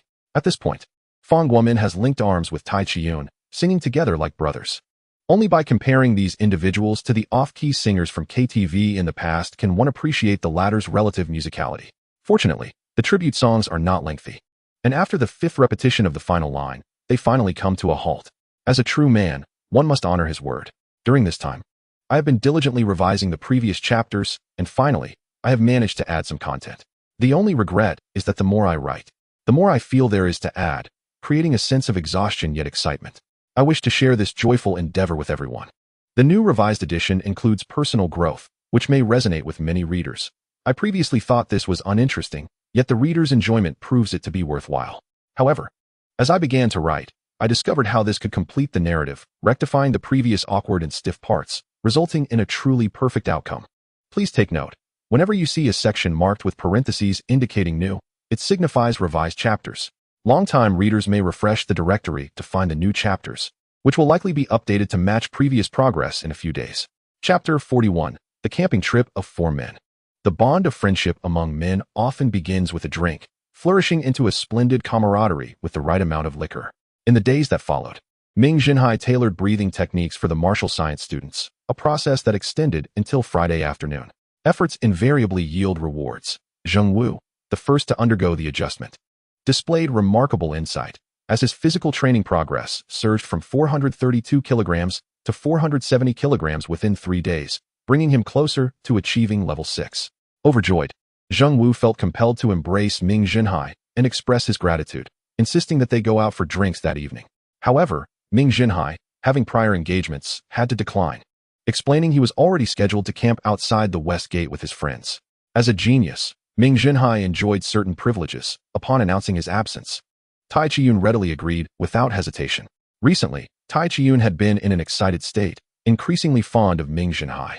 If Fang Guomin represented his unstoppable vanguard, possessing unparalleled prowess, then Ming Zhenhai was his commander, capable not only of fighting but also of leading the group effectively.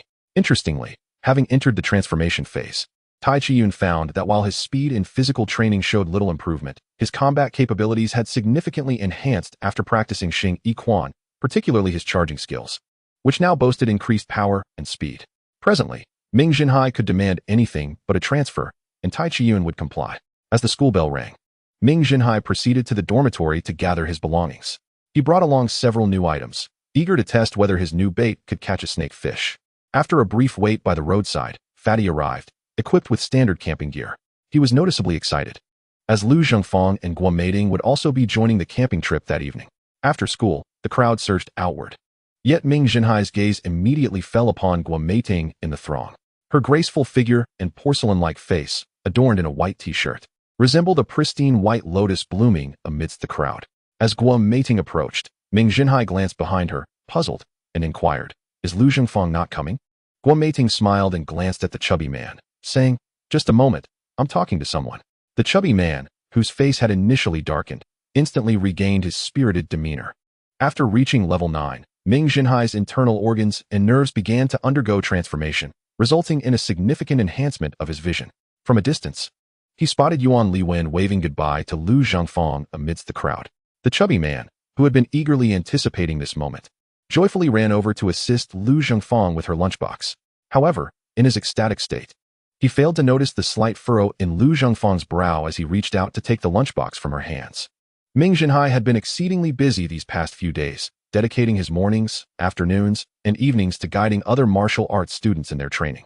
The only time he had to himself was during morning classes, when he immersed himself in his specialized martial arts literature, leaving no opportunity for casual conversation with the other three. Observing Ming Zhenhai's hectic schedule, Guo Meiding and her companions understood that he had recently transferred and was burdened with responsibilities, thus refraining from disturbing him. This time, however, everyone had a moment to spare, and once they began conversing, it was as if an unending flow of topics erupted. Guo Meiding expressed great interest in Ming Zhenhai's life after his transfer, eager to hear about his training experiences with the martial arts students. Meanwhile, Ming Zhenhai listened attentively to Guo Meiding's accounts of classroom happenings, exam scores, and minor incidents. Topics that, while trivial, excited the speakers and captivated the listener. Upon reaching the riverbank, both realized that they had traversed the half-hour journey without noticing. Having heard countless tales from Ming Zhenhai about fishing here, Guo Meiding could readily identify the various signs he had left behind. Due to the larger group this time, particularly with the presence of women, safety measures needed to be more stringent, which naturally increased Ming Zhenhai's workload. The chubby man, Guo Meiding, and Lu Zhengfang took charge of setting up the tents, while Ming Zhenhai was responsible for arranging traps and a perimeter for security. Since his promotion to level 9, Ming Zhenhai's stamina and endurance had improved markedly, and more importantly, his flexibility had greatly increased after achieving substantial progress in fascia training. As he worked, his pace quickened considerably. By the time the others finished setting up the tents, he had already excavated a third of the camp's perimeter. Once Guo Meiding completed her tasks, she brought Ming Zhenhai a jug of water. However, upon merely glancing at him, she curiously asked, "How come you aren't sweating at all?" Ming Zhenhai had been digging a trench measuring 1.5 meters wide and 1 meter deep, and Guo Meiding had just witnessed him working like a groundhog, shoveling vigorously. With such a laborious task, how could he not be sweating? After pausing to catch his breath, Ming Zhenhai smiled and explained, "It's a breathing technique that conserves energy and accelerates work speed." Although Guo Meiding was not a martial arts student, she still possessed some basic knowledge and had never heard of such a technique. She realized that the closer she got to Ming Zhenhai, the more secrets about him she uncovered. As dusk approached, Ming Zhenhai hastily resumed his work. Ever since he had immersed himself in Xing Yi Quan, he endeavored to incorporate it into every aspect of his daily life. During classes, he would assume horse stance. While walking, he practiced the 12 animal forms of the fist, embodying the grace of a dragon and the power of a tiger, among others. Now, while digging, he naturally integrated the principles of Xing Yi Quan into his actions, each movement demonstrating a rhythmic harmony in alignment with the flow of his vital energy. Every shovel and lift was executed with an innate elegance. Lu Zhengfang playfully nudged Guo Meiting, chuckling, "Quit staring, you flirt, and help me set the table." Guo Meiting's face flushed with embarrassment, noticing Ming Zhenhai engrossed in his task. She playfully poked Lu Zhengfang in the ribs. Lu Zhengfang, caught off guard, immediately retaliated, and the two soon found themselves rolling on the ground, laughing uncontrollably. Eventually, Lu Zhengfang surrendered, prompting Guo Meiting to relent. Once Ming Zhenhai finished setting up the perimeter, he proceeded to place the shrimp traps. During this leisurely interlude, he expanded the fish pit considerably and filled it with a variety of specially crafted bait. By the time he completed these tasks, the western sky was adorned with a vibrant crimson hue, signaling the imminent sunset. Tossing aside his shovel, Ming Zhenhai reclined on the ground, gazing up at the shifting clouds. Inhaling deeply, he savored the refreshing scent of grass mingled with an inexplicable floral aroma, feeling a profound sense of relaxation wash over him. Since his rebirth, it was only at this moment that Ming Zhenhai genuinely felt at ease. Though the future remained uncertain, he was assured that he no longer needed to fret over life's trivialities. Whatever lay ahead would unfold in due course. As Ming Zhenhai quietly relished this tranquility, a figure quietly seated herself beside him. Turning his head, he beheld Guo Meiting, poised like a white lotus against the backdrop of the radiant sky, her gentle smile illuminating the surroundings. "What are you thinking about?" Guo Meiting's voice was melodious and clear, always imbued with a sense of warmth. Watching the clouds drift westward and gradually vanish, Ming Zhenhai pondered for a moment before asking, "Do you believe in reincarnation?" Guo Meiting found a comfortable position to recline, contemplating before responding, "Perhaps, but what's important is to live well in the present. If there is a next life, we can think about it then." The clouds mirrored in Ming Zhenhai's eyes, and he furrowed his brow, falling into a prolonged silence. Finally, he softly murmured, "Yes," and once again, tranquility enveloped them. Chapter 42. A feast of game come quickly, there are fish. Lu Zhengfang's exuberant shout shattered the serene atmosphere shared between the two. Ming Zhenhai sprang to his feet and dashed to the edge of the fish pit. Lu Zhengfang excitedly pointed to the fish nibbling on the bait, exclaiming that it was likely her first time witnessing so many live fish swimming before her. However, Ming Zhenhai remained indifferent. The fish currently present were merely small ones weighing a few taels, hardly worth the effort of catching. "These are just small fry, don't get too excited. Bigger fish will come at night." With that, he went to retrieve the shrimp traps, while Lu Zhengfang continued to crouch there, captivated by the sight. Upon retrieving the traps, Ming Zhenhai discovered them brimming with lively lobsters. After swiftly dispatching the lobsters, he began threading them onto skewers. Guo Meiting also picked up a lobster to thread, and Ming Zhenhai, concerned for her delicate fingers, was about to intervene. Little did he know, despite her slender fingers, Guo Meiting was remarkably nimble, threading the lobster with ease. Even faster than Ming Zhenhai. Once finished, she shook the lobster at him in a playful display of triumph. Ming Zhenhai gave her a thumbs up, prompting an immediate radiant smile from Guo Meiting. In no time, the two collaborated joyfully, threading over 20 lobsters together. Although they had tasted Ming Zhenhai's barbecued dishes numerous times, this was their first opportunity to witness the process firsthand. Ming Zhenhai expertly retrieved salt, cumin, fennel, and even a bottle of garlic chili sauce purchased from the school store. Once the lobsters were half cooked on the grill, he removed them one by one, peeling off the shells to reveal the succulent white meat within. He then brushed them with oil and returned them to the fire. After several turns, as the lobsters transformed from white to a golden hue, an enticing aroma wafted through the air. However, the process was far from complete. After removing the golden-hued lobsters, he brushed them with a spicy chili sauce seasoned with salt, sprinkled them with cumin and fennel, and placed them back on the grill for a little longer. The fragrance that emerged this time was entirely different, a rich, smoky aroma that was utterly irresistible. The other three watched intently as Ming Zhenhai skillfully manipulated the lobsters, their throats dry as they swallowed repeatedly, mouths watering uncontrollably. When Ming Zhenhai cheerfully announced that the dish was ready, the three of them eagerly lunged for a skewer. The grilled lobsters were visually stunning, their vibrant red chili sauce contrasting beautifully with the pristine white meat and golden crispy shell, appearing even more tantalizing than any edited food photograph. The aromatic blend of garlic and cumin melded seamlessly with the lobster's flavor, igniting a palpable excitement among them even before they took a bite. As soon as they tasted the grilled lobsters, their eyes lit up. The lobsters were perfectly cooked, their meat springy yet flavorful. The initial spicy kick exploded on their palates, followed by the tender, fragrant lobster meat complemented by the flavors of garlic and cumin, creating a delightful explosion of taste. Not only the chubby man and Lu Zhengfang, but even Guo Meiding had never experienced Ming Zhenhai's fresh grilled lobster before. The three individuals were taken aback that such a simple food could be so delectable. To call it the pinnacle of earthly delights would not be an exaggeration. The plump fellow, still chewing, mumbled, "Hai Yi, hurry, keep grilling." What astonished them was that Ming Zhenhai's movements appeared leisurely and relaxed, yet the speed of the grilling was astonishingly swift, never allowing the group a moment's respite. However, these lobsters were substantial, and after a few, the three were nearly satisfied. Observing Ming Zhenhai's effortless demeanor, the plump one seized a lobster to grill himself. Yet, this flamboyant grilling was evidently beyond his novice capabilities. Before long, an unpleasant burnt aroma wafted through the air.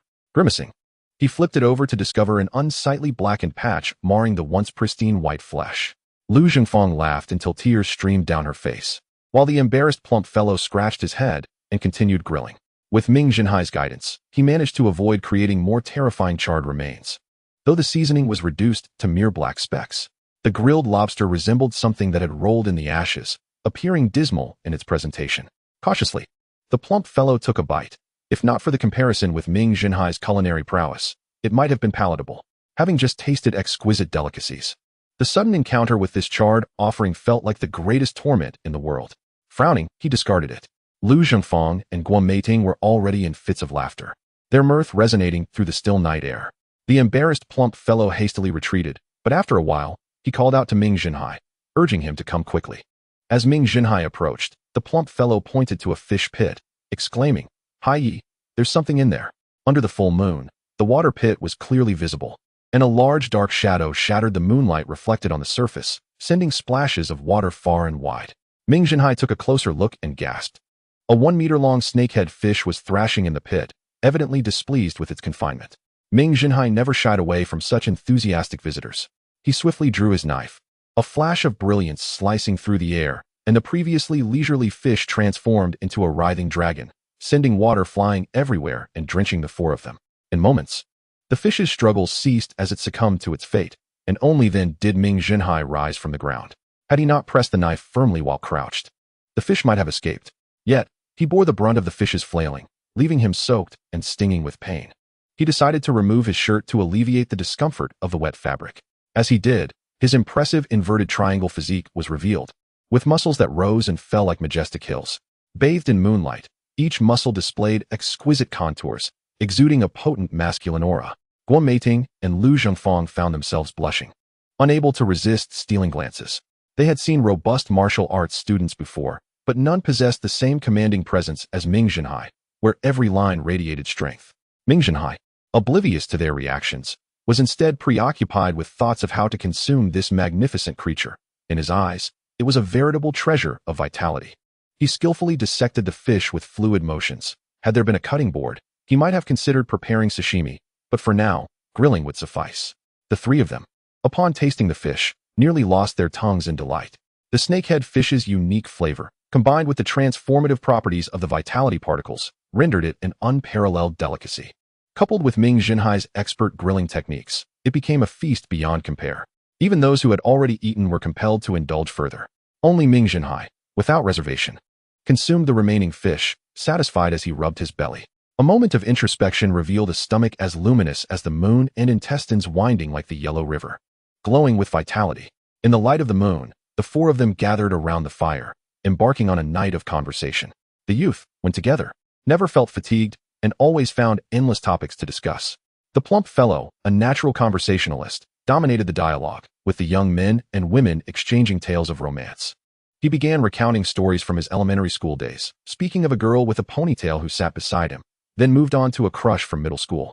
For the two girls, this was likely their first experience hearing a boy narrate his world, and they listened with rapt attention. Ming Zhenhai remained a smiling listener, occasionally chiming in to support the plump fellow's anecdotes. In any group, various roles emerge, each indispensable.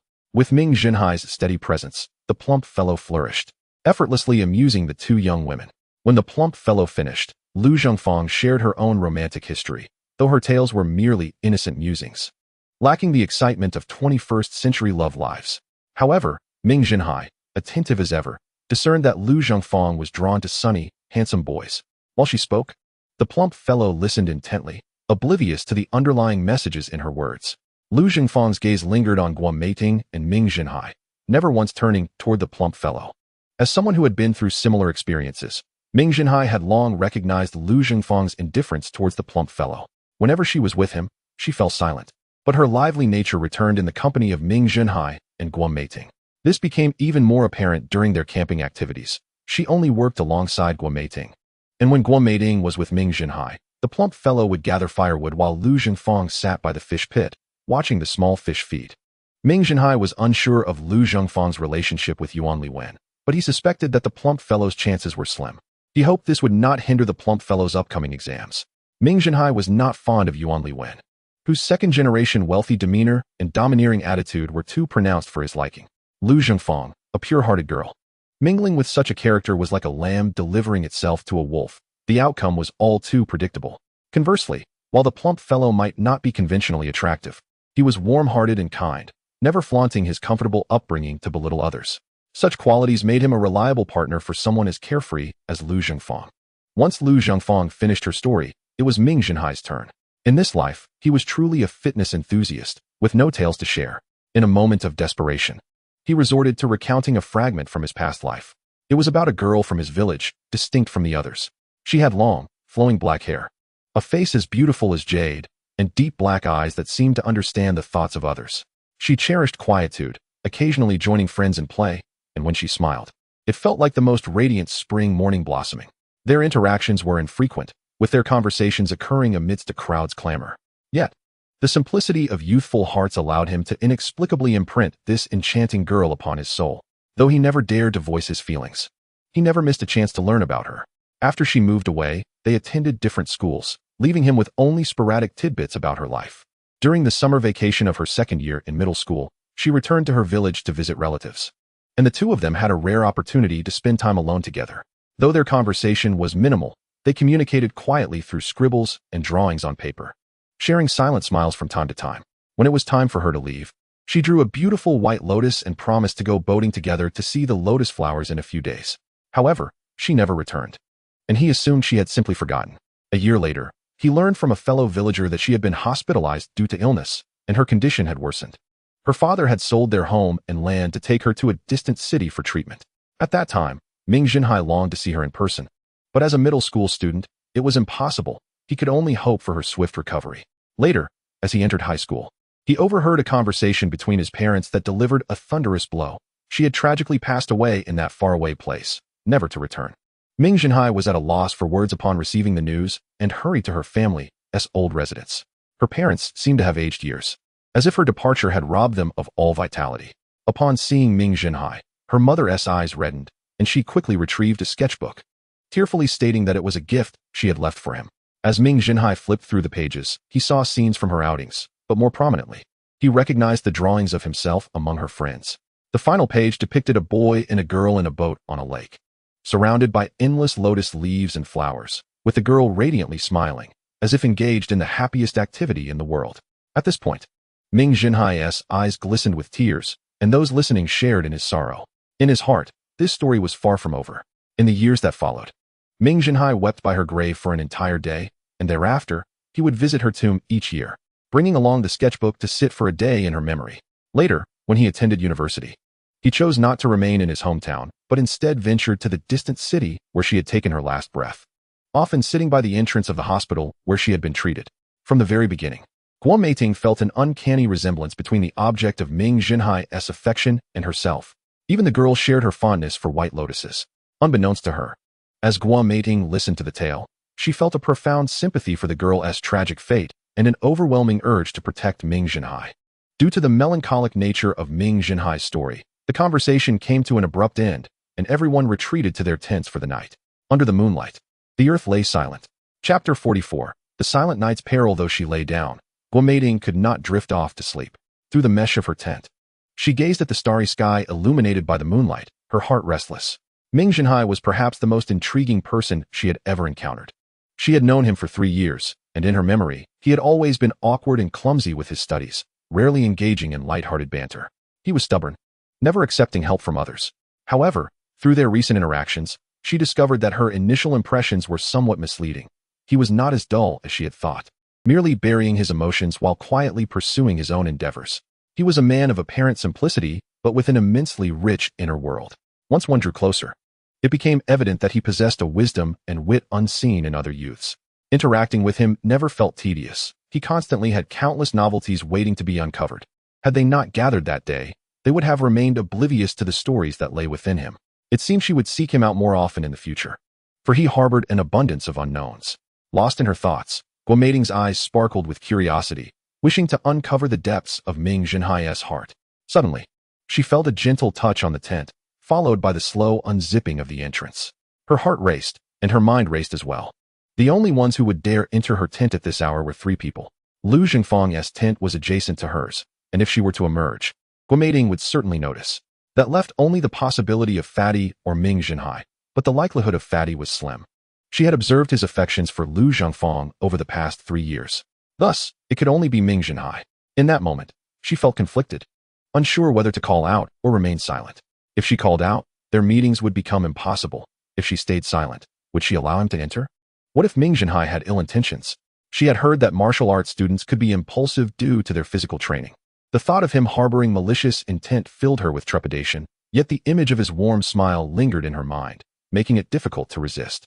Especially under the moonlight, his perfect physique ignited a sudden impulse within her.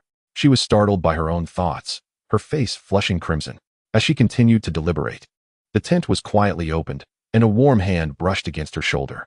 Guo Meiting felt as though she had been electrified, her body trembling. She closed her eyes, having resolved to accept whatever Ming Zhenhai had in store. As she awaited his next move, the large hand merely shook her gently. When she opened her eyes, Ming Zhenhai was leaning over her, watching her awaken, his finger on his lips signaling for silence. Guo Meiting was perplexed by his actions. Was he afraid she would make a sound? Then Ming Zhenhai drew nearer, and a distinctly masculine scent enveloped her senses, clouding her thoughts. His lips brushed against her ear, sending a shiver down her spine. Instantly, Guo Meiting felt weak, her complexion flushed, and she unconsciously let out a soft whimper. Ming Zhenhai also shuddered. Holding Guo Meiting in his gentle embrace, any man would have a reaction, especially to her responsive demeanor, which nearly overwhelmed him. He swallowed hard and whispered in her ear, "Guo Meiting, listen to me. Get dressed, grab your knife, and wake Lu Zhengfang.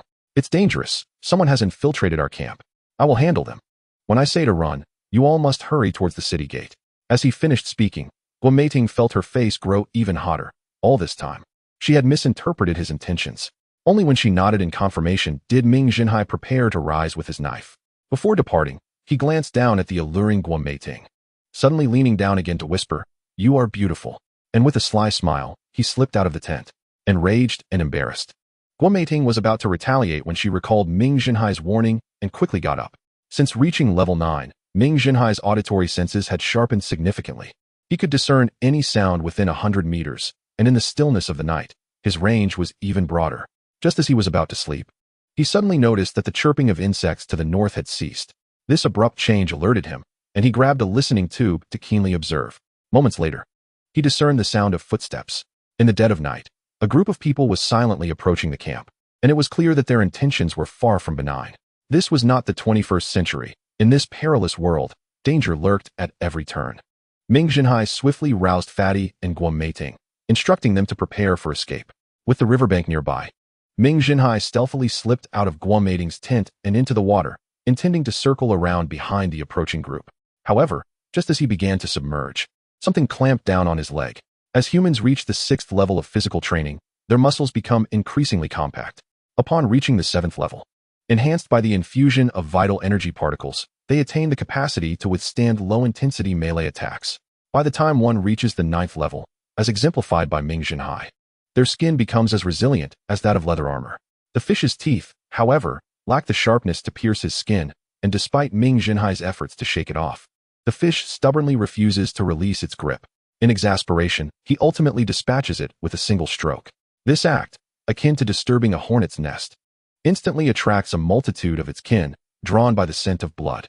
Under the moonlit waters, a swarm of fish swiftly converges, launching a frenzied assault on Ming Zhenhai.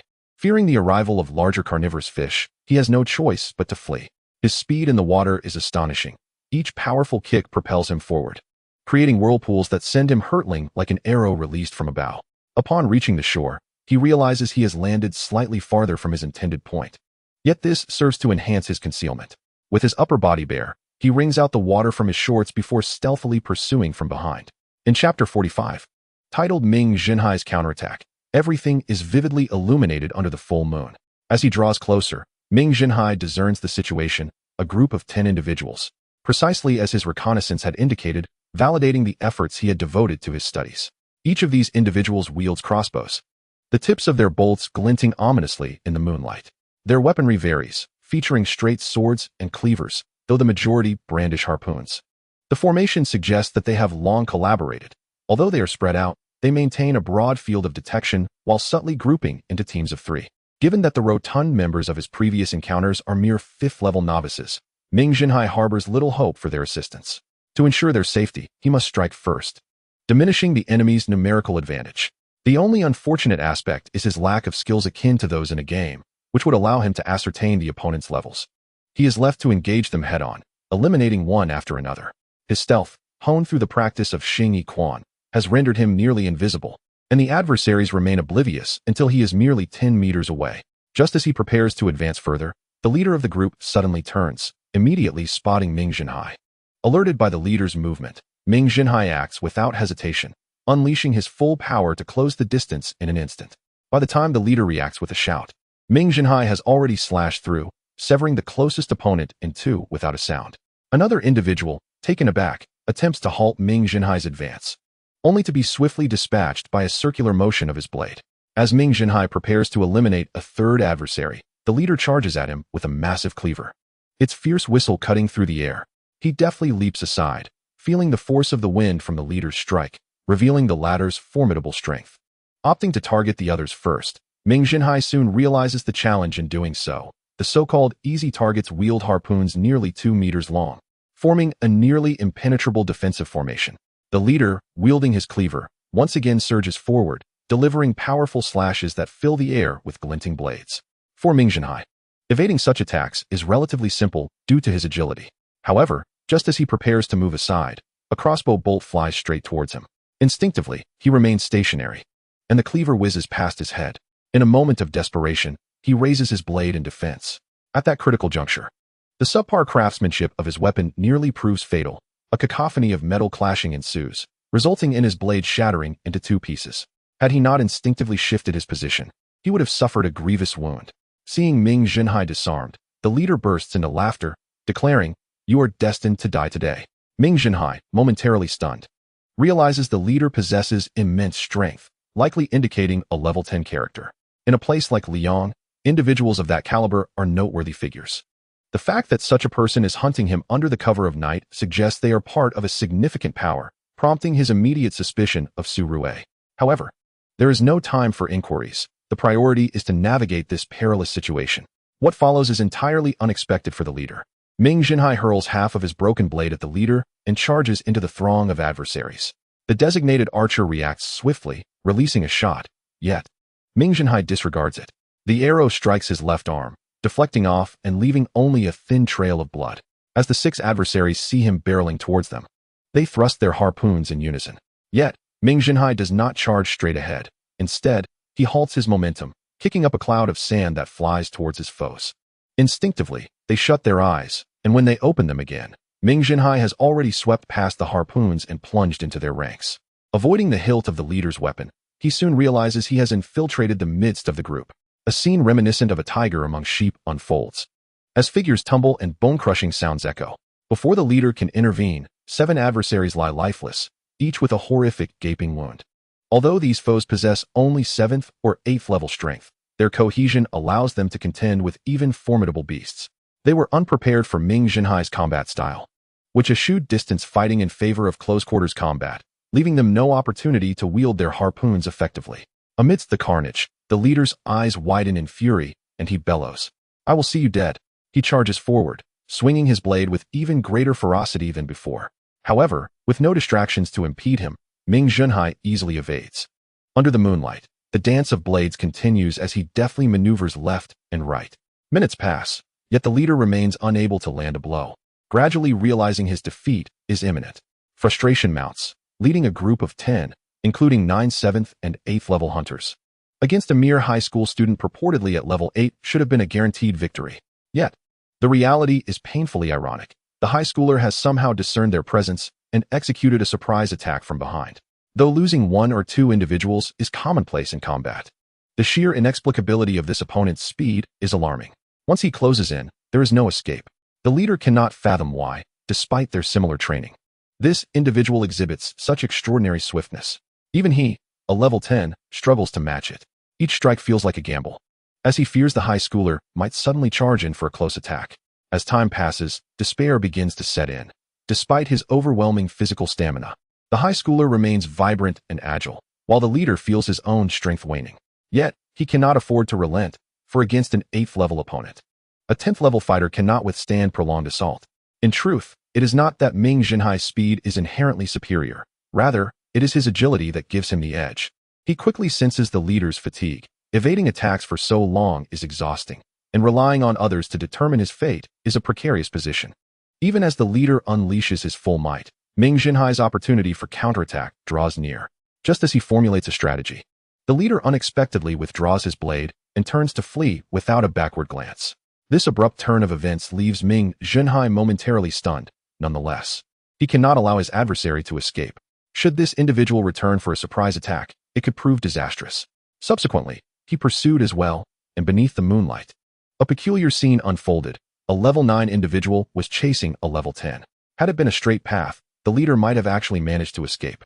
However, the wilderness was riddled with ravines and shrubs, making it easy for those who could not maneuver swiftly to stumble and fall. Before long, Ming Zhenhai was not far behind. Hearing the sounds from behind, the leader realized that escape was futile. His stamina was already waning, and the recent vigorous running left him gasping for breath. Faced with such circumstances, it was better to make a desperate stand. With this thought in mind, he halted, turning to face his adversary. In a short while, Ming Zhenhai arrived. However, the sight of him made the leader's eyes narrow. This high school student exhibited no signs of fatigue from the battle. Standing there as composed as ever, not even panting, he sauntered forward leisurely, reminiscent of a languid leopard in the jungle. Even though his opponent was clearly exhausted, Ming Zhenhai remained vigilant, aware that many hunters had perished due to the dying strikes of their prey. After all, the tremendous power of a level 10, akin to nearly 2 tons in bench press, was no mere jest. A casual hit could leave one severely injured if not dead. Ming Zhenhai began to circle the leader slowly, while the leader crouched low, his eyes fixed intently on Ming Zhenhai, mirroring his movements. In a brief moment, sweat began to bead on the leader's forehead, and his mouth felt parched. Yet, he dared not make any sudden movements. In such a tense moment of potential attack, death could strike in the blink of an eye. The atmosphere was thick with a silent menace, a calm before the storm that tested one's mental fortitude. A bead of sweat trickled down the leader's brow, seeping into his eyes, the salty liquid causing him to blink involuntarily. At that very instant, Ming Zhenhai, who had been leisurely pacing, transformed into a blur, suddenly appearing right before him. The leader barely had time to shield his ribs with his hands before he felt a sharp pain in his chest, followed by dizziness. Then came the rain of fists, each strike landing with the weight of a cannonball, each blow sending excruciating pain through his organs. In the mere span of 2 seconds, Ming Zhenhai unleashed 40 punches. When he finally ceased his assault, the leader lay motionless on the ground, blood streaming from his 7 orifices. Ming Zhenhai extended a finger, confirming the leader's breath had already ceased. Though the exterior remained intact, the interior organs were utterly mangled. He picked up the machete and, shouldering the corpse, retraced his steps. Chapter 46. Fusion and Fracture. Upon returning to the site of the initial conflict, Ming Zhenhai found the fatty standing there, while Lu Zhongfang and Guo Meiting were nearby, retching. Ming Zhenhai discarded the leader's corpse and sat down as well. Despite having lived 2 lives, this was the first time Ming Zhenhai had taken a life. Perhaps due to his transmigration, he viewed life and death with indifference, unaffected by the legendary discomfort associated with such an act. Nevertheless, he was fatigued. Behind his seemingly relaxed demeanor lay a constant tension, where even a minor misstep could lead to his demise. Throughout the battle, he had pushed his body to its limits, engaging in anaerobic exertion that posed no issue for Ming Zhenhai. His lungs, under control, continuously absorbed vast amounts of oxygen, ensuring that every cell remained well oxygenated. Thus, he was able to outlast an opponent of a higher level in this test of endurance. Now seated, he immediately felt a wave of weariness wash over him. After a brief rest, the fatty joined him. "Hai Yi, I don't believe these are mere bandits. The fatty had rummaged through the clothing of these individuals and noticed their garments were quite tidy, completely unlike the disheveled appearance typical of bandits. Ming Zhenhai opened his eyes thoughtfully. If I am not mistaken, these individuals are henchmen of Su Rui's family. The fatty was taken aback by Ming Zhenhai's assertion. Although classmates had quarreled, it seemed excessive to send people to pursue and take a life. Seeing the fatty's skepticism, Ming Zhenhai pointed to the scene. Look at the weapons they wield. They are all harpoons. And do you detect the fishy odor on them? You must have heard of Su Rui's family's business, no? The fatty certainly knew, as he was familiar with the prominent families in Liang. The Su family of Tianhu Town was a fishing dynasty. Not only a giant in Liang's fishing industry, but also renowned throughout the entire Yunzhi prefecture. However, after a moment's hesitation, the fatty voiced a thought he himself found hard to believe. But we can't be certain it's Su Rui behind this, can we? Ming Zhenhai chuckled. Do you think a high school student like us could have so many fishermen set against us? Moreover, these individuals are all at least level 7 or 8, with the leader at level 10. Where could one find so many capable fishermen in Liang at this hour? The fatty was merely grappling with disbelief, and now, with the evidence pointing towards Su Rui, it was nearly conclusive, even if not directly provable. At that moment, Guo Meiting and Lu Zhengfang approached, their expressions still pale. Yet they had begun to acclimate. Observing the two in silence, Lu Zhengfang inquired, "Why are you all so quiet? Do you know what these people were here for?" Ming Zhenhai cast a glance, but remained silent. The fatty, fearing Lu Zhengfang might become anxious, repeated what had just been said. After listening, Lu Zhengfang outright dismissed it. "We are all classmates. How could this happen? Even if these individuals are somewhat powerful, they cannot necessarily belong to Su Rui's family. Liang is vast. There must be others of similar strength." To be frank, Ming Zhenhai felt a deep disappointment in Lu Zhengfang. Such a thoughtless remark was unbecoming. The most formidable gang leaders in the county were merely level 10, and most prominent families typically hovered around this level. Where would one find so many level 10 individuals roaming the night to target a few high school students? Guo Meiting restrained Lu Zhengfang. "Ah Fang, let us not argue. We cannot expect to prove anything either way. Only through comparison can the differences between people become apparent." Guo Meiting cast a glance, fully aware that discussing the events of that night would be futile. In this desolate wilderness, with no witnesses, one could easily become the victim of counter-accusations, leaving the truth muddled. This matter could only be resolved privately. For now, they merely aimed to clarify the situation. Ming Zhenhai held great admiration for Guo Meiting's wisdom. He knew he would not have been able to handle such matters at her age. Lu Zhengfang, still eager to argue, was met with Ming Zhenhai's indifference as he stood up, casting the corpses into the river.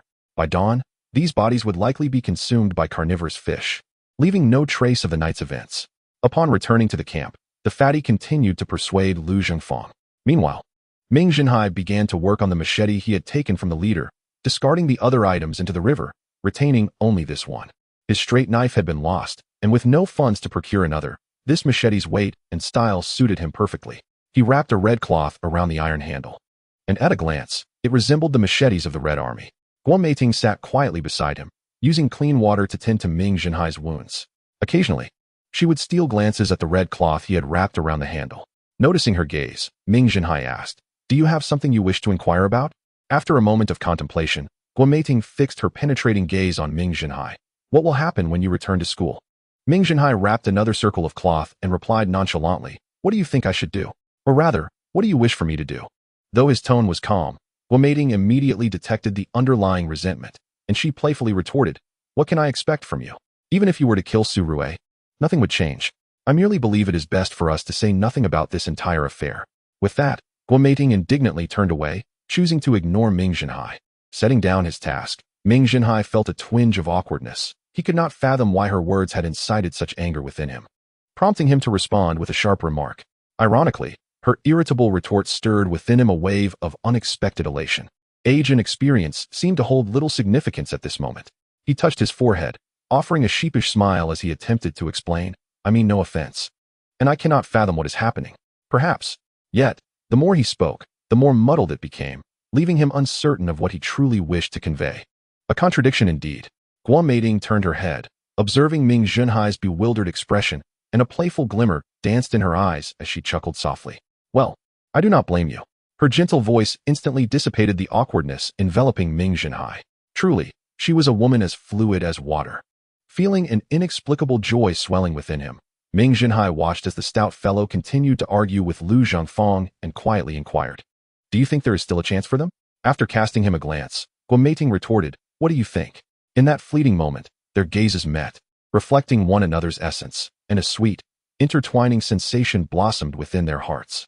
Flustered, Guo Meiting averted her eyes, pretending to adjust her bangs. After a brief silence, Ming Zhenhai resumed, "I believe Yuan Li Wen is too flamboyant for Lu Zhongfang."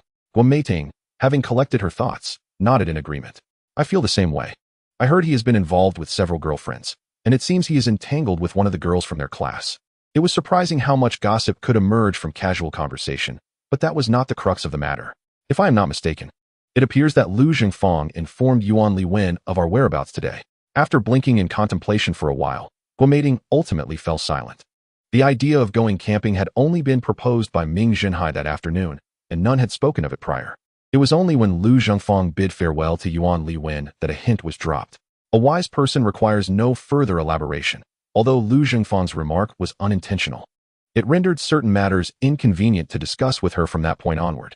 While this realization was somewhat disheartening, choosing one path inevitably meant relinquishing another.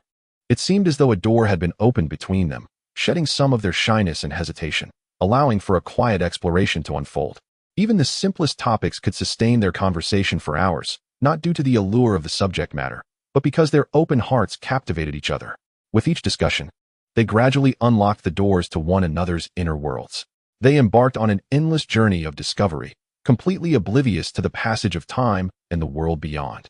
As the sun rose, both felt invigorated, their eyes sparkling, each reflecting the image of the other. Every gesture, every glance, spoke volumes, allowing them to understand one another effortlessly.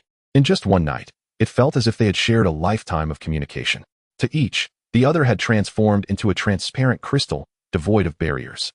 On their way home, they resembled magnetic poles, with all things converging upon one another, an unceasing connection.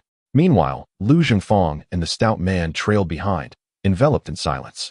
Chapter 47. The Declaration of Counterattack. Upon returning to the dormitory, Ming Zhenhai awoke after only 3 hours of sleep, feeling as if a great magnet within him was urging him to seek something. He sprang up and began to wash up, pacing around the dorm, the fervent longing within him only intensifying. Though he could not claim to be a seasoned veteran in matters of love, having had several relationships in the past, he had never felt so incomplete simply from a brief separation, as if half of him had been cleaved away. Glancing at the time, he realized it was nearly mealtime. He took his bowl and headed to the dining hall, casting glances toward the girls' dormitory along the way. In truth, he did not even know which room Guo Meiting occupied. His gaze was merely instinctive. He surmised that she was likely still asleep, having not rested the previous night. In an instant, he felt a powerful urge to sit beside her and watch her sleep peacefully. He lamented the absence of electricity in this era, had there been power. Even a brief video call would have provided some comfort and alleviated his restlessness. However, a mere glance upward dispelled his agitation. In the middle of the path, Guo Meiting was smiling brightly at him. Elated yet anxious, he half ran toward her, studying her face intently, while Guo Meiting maintained her radiant smile. "Aren't you tired?" "Not at all." "Do you really not want to rest?" "No, I don't." "Do you truly not like Surue?" "Not at all." As soon as she finished speaking, Guo Meiting playfully pinched him, exclaiming, "No bullying." Ming Zhenhai laughed heartily, and together they proceeded to the dining hall. Upon entering, they immediately attracted the attention of everyone present. Guo Meiting, with her long legs and slender waist, her cascading black hair accentuating her fair complexion, appeared utterly radiant. Though Ming Zhenhai could not claim the title of a handsome man, his chiseled features and robust stature made him a striking figure. As they walked, their eyes frequently met. Guo Meiting's gaze danced with allure, highlighting Ming Zhenhai's rugged masculinity. Together, they embodied the perfect union of strength and beauty. It was a weekend, and the dining hall was less crowded. Soon, they finished their meals and settled at table 12.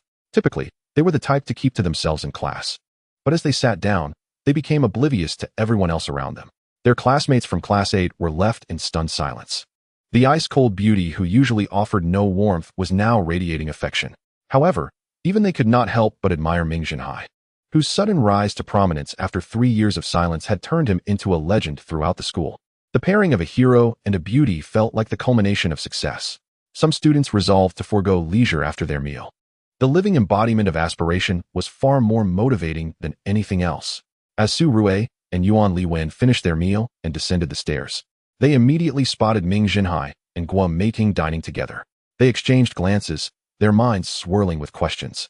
Since their confrontation, Su Rue had been plotting revenge. And it was only last week, through persistent persuasion, that his uncle finally agreed to send a few individuals to assist him. Observing the strength of the group, Su Rue felt reassured. A level 10 along with 9 level 8s would easily overpower a level 8 like Ming Zhenhai. Everything was in place, save for the opportune moment. As the weekend approached, Su Rue worried that Ming Zhenhai might remain on campus, so he had Yuan Liwen discreetly inquire with Lu Zhengfang. To his fortune, he discovered that Ming Zhenhai and his companions were planning a camping trip, an unexpected stroke of luck. With the perfect opportunity at hand, Su Rue swiftly informed his uncle's subordinates to prepare for a stealthy night attack, ensuring that they left no trace behind. He also cautioned them not to harm the two girls, for such an outcome would render their efforts meaningless. After sending a few individuals out of town the previous night, he and Yuan Liwen fell into a frenzy of anticipation. The thought of the impoverished wretch who had insulted him meeting his demise sent waves of heat through Su Rue. Although he could not claim credit for the deed, it did not diminish his satisfaction. As dawn broke, he and Yuan Liwen rushed to the hotel where the group was staying, waiting for their return. However, after a morning of waiting with no news, they assumed the individuals had returned home after completing their task. They dispatched someone to send a message home to inquire about the outcome. Based on their calculations, they believed there would be no unforeseen complications. They simply needed to await the school's announcement of missing persons. Yet what was this? Why was Ming Zhenhai calmly dining here? Had he not gone out? Or had those individuals failed to locate him? Countless questions swirled in the minds of the two individuals. Yet they could never fathom that Ming Zhenhai possessed the capability to single-handedly eliminate them. Ever since he ascended to level 9, Ming Zhenhai's visual acuity had significantly enhanced, awakening him from his reverie each time he received the same light waves. Upon raising his gaze to find Su Rue and Yuan Liwen before him, he smiled knowingly. Would the two handsome gentlemen care to join me? Ming Zhenhai's smile was an invitation that left Su Rue perplexed, prompting an instinctive refusal. We have matters to attend to, so we shall take our leave. However, after taking a few steps, they heard Ming Zhenhai's voice drift behind them. Oh, are you waiting for someone? The weight of those words sank into their hearts, causing them to halt unconsciously. Ming Zhenhai had approached them at some point, still wearing his broad smile, stating he was waiting for 10 individuals. Like a clap of thunder, their minds were shaken, and they yearned to flee immediately. Fearing their secrets had been uncovered and Ming Zhenhai would report them to the school. With one hand on each of them, Ming Zhenhai reassured, no need to rush. They are far away, and you need not hasten. I merely wish to express my gratitude for your warm hospitality, and I shall certainly repay it in the future. Upon finishing his statement, he released them, and they stumbled out in a frantic rush. Watching them disappear, Ming Zhenhai internally vowed to ensure these two scoundrels would pay for their transgressions. Chapter 48. The Despairing Fatty. Sunlight streamed through the crystalline glass, illuminating the classroom. While the students were engrossed in their lessons, the fatty's gaze was fixated on Ming Zhenhai. He noticed that, unbeknownst to him, life had taken a tumultuous turn, instilling a sense of alienation reminiscent of a world transformed. The once naive and unremarkable student had metamorphosed into a wise and valiant genius, seemingly becoming the new nucleus of the class. Ming Zhenhai's social circle appeared to have expanded overnight, garnering admiration from both arts and sciences students alike. What stirred envy further was the fiery romance blossoming between Ming Zhenhai and Guo Meiting, their chemistry palpable even without spoken words, though neither had confessed their feelings.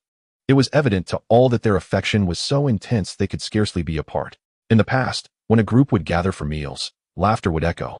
Yet now, it was merely the two of them wrapped in their own world. The only silver lining was Yuan Liwen's recent silence. He had not shown up in Class 8, allowing the four friends to dine together once more. However, Lu Zhengfang had grown increasingly taciturn, responding to the fatty's humorous anecdotes with only the faintest smile. While Ming Zhenhai noticed the fatty's gaze upon him, he paid it little mind, focusing instead on the profound transformations occurring within his body. Perhaps spurred by an exhilarating spirit, his training accelerated, propelling him forward with unprecedented vigor. Upon reaching level 9 and mastering the fascia, he embarked on the final phase of human development, the cultivation of essence and internal organs. In traditional martial arts, it is believed that training the fascia enables the body to harness its power, allowing for explosive bursts of strength. To attain such formidable power, one must possess a robust physique, with the essence and internal organs serving as the wellspring of all strength. The human essence comprises bone marrow, spinal cord, and brain essence. Bone marrow, the body's principal hematopoietic organ, is often referred to as the blood reservoir. Blood serves as the foundation for the functioning of all organs. providing them with the energy required for operation. By fortifying the bone marrow, one indirectly enhances the efficacy of all bodily organs.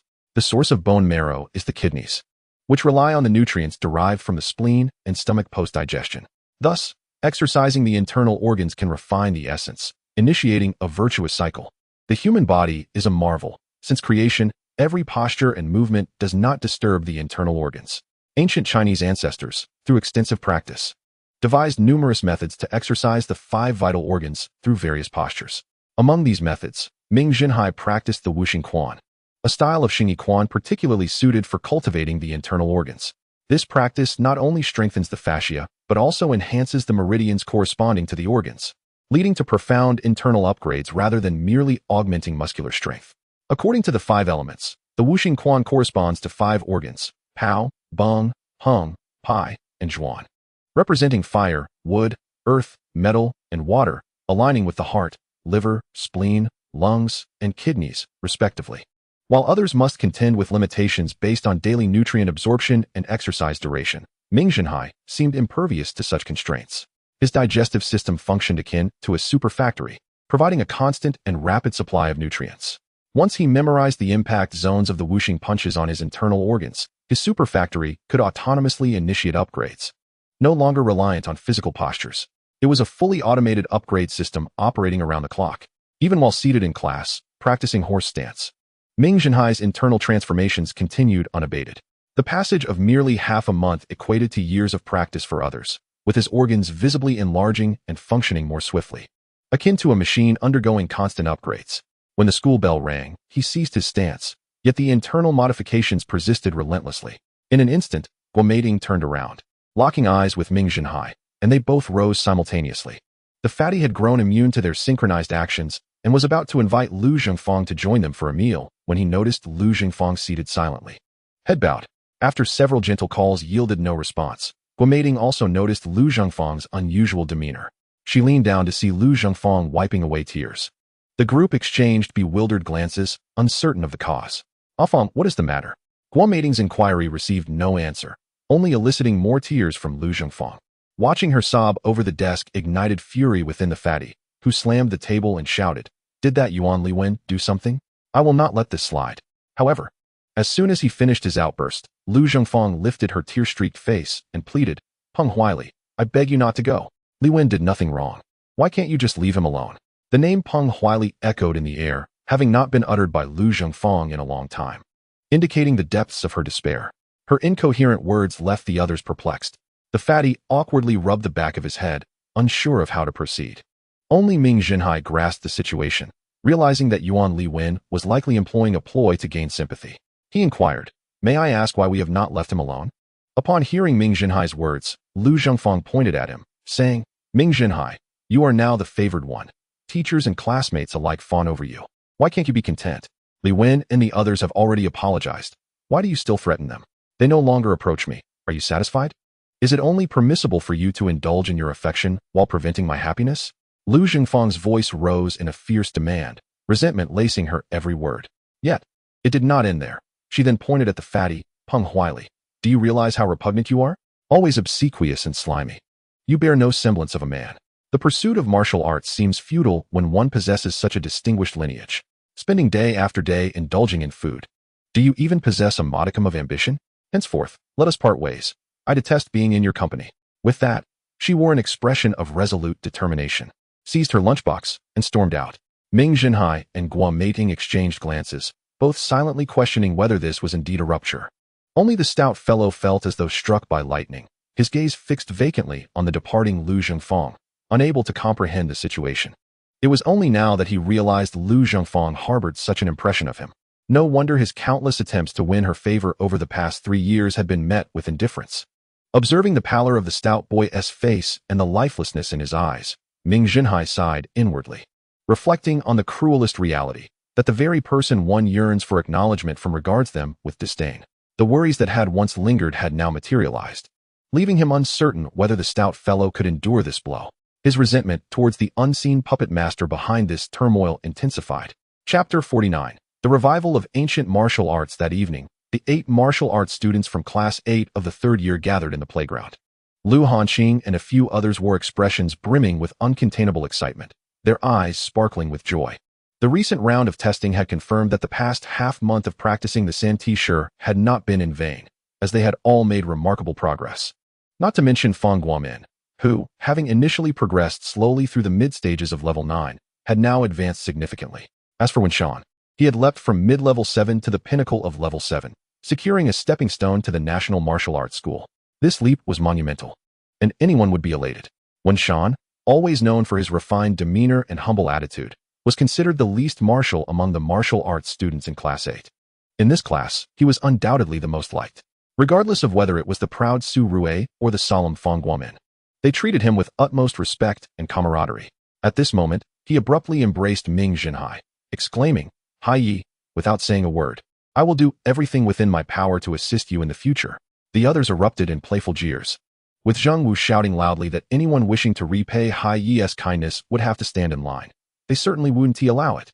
Zheng Wu, possessing exceptional insight, learned quickly and adjusted his breathing with remarkable skill, thus achieving the greatest progress. He had surged from early level 6 to the completion of level 6. Given his rate of advancement, reaching level 7 before the college entrance examination was certainly within reach, granting him a chance to enroll in the provincial martial arts school. Fearing another exuberant embrace from the group, Ming Zhenhai cleared his throat and addressed his comrades. "Brothers, with the college entrance examination approaching, we may soon find ourselves separated. Thus, I wish to impart the final secrets of my training." Recognizing that Ming Zhenhai intended to teach something new, everyone quickly cleared space. He began with the familiar Santi Shi. To demonstrate the essence of the martial art, Ming Zhenhai unleashed his full power. As he assumed the stance, his vital energy surged, and a faint sound of wind and thunder resonated around him. The five-element fist comprises 5 distinct movements, each remarkably simple. Yet, when executed by different individuals, the results vary dramatically. Ming Zhenhai initiated with the chopping fist, embodying the metal element. His hand shaped like an axe. He stepped forward and swung down, reminiscent of a colossal axe cleaving through the mountains, producing a sharp whistle.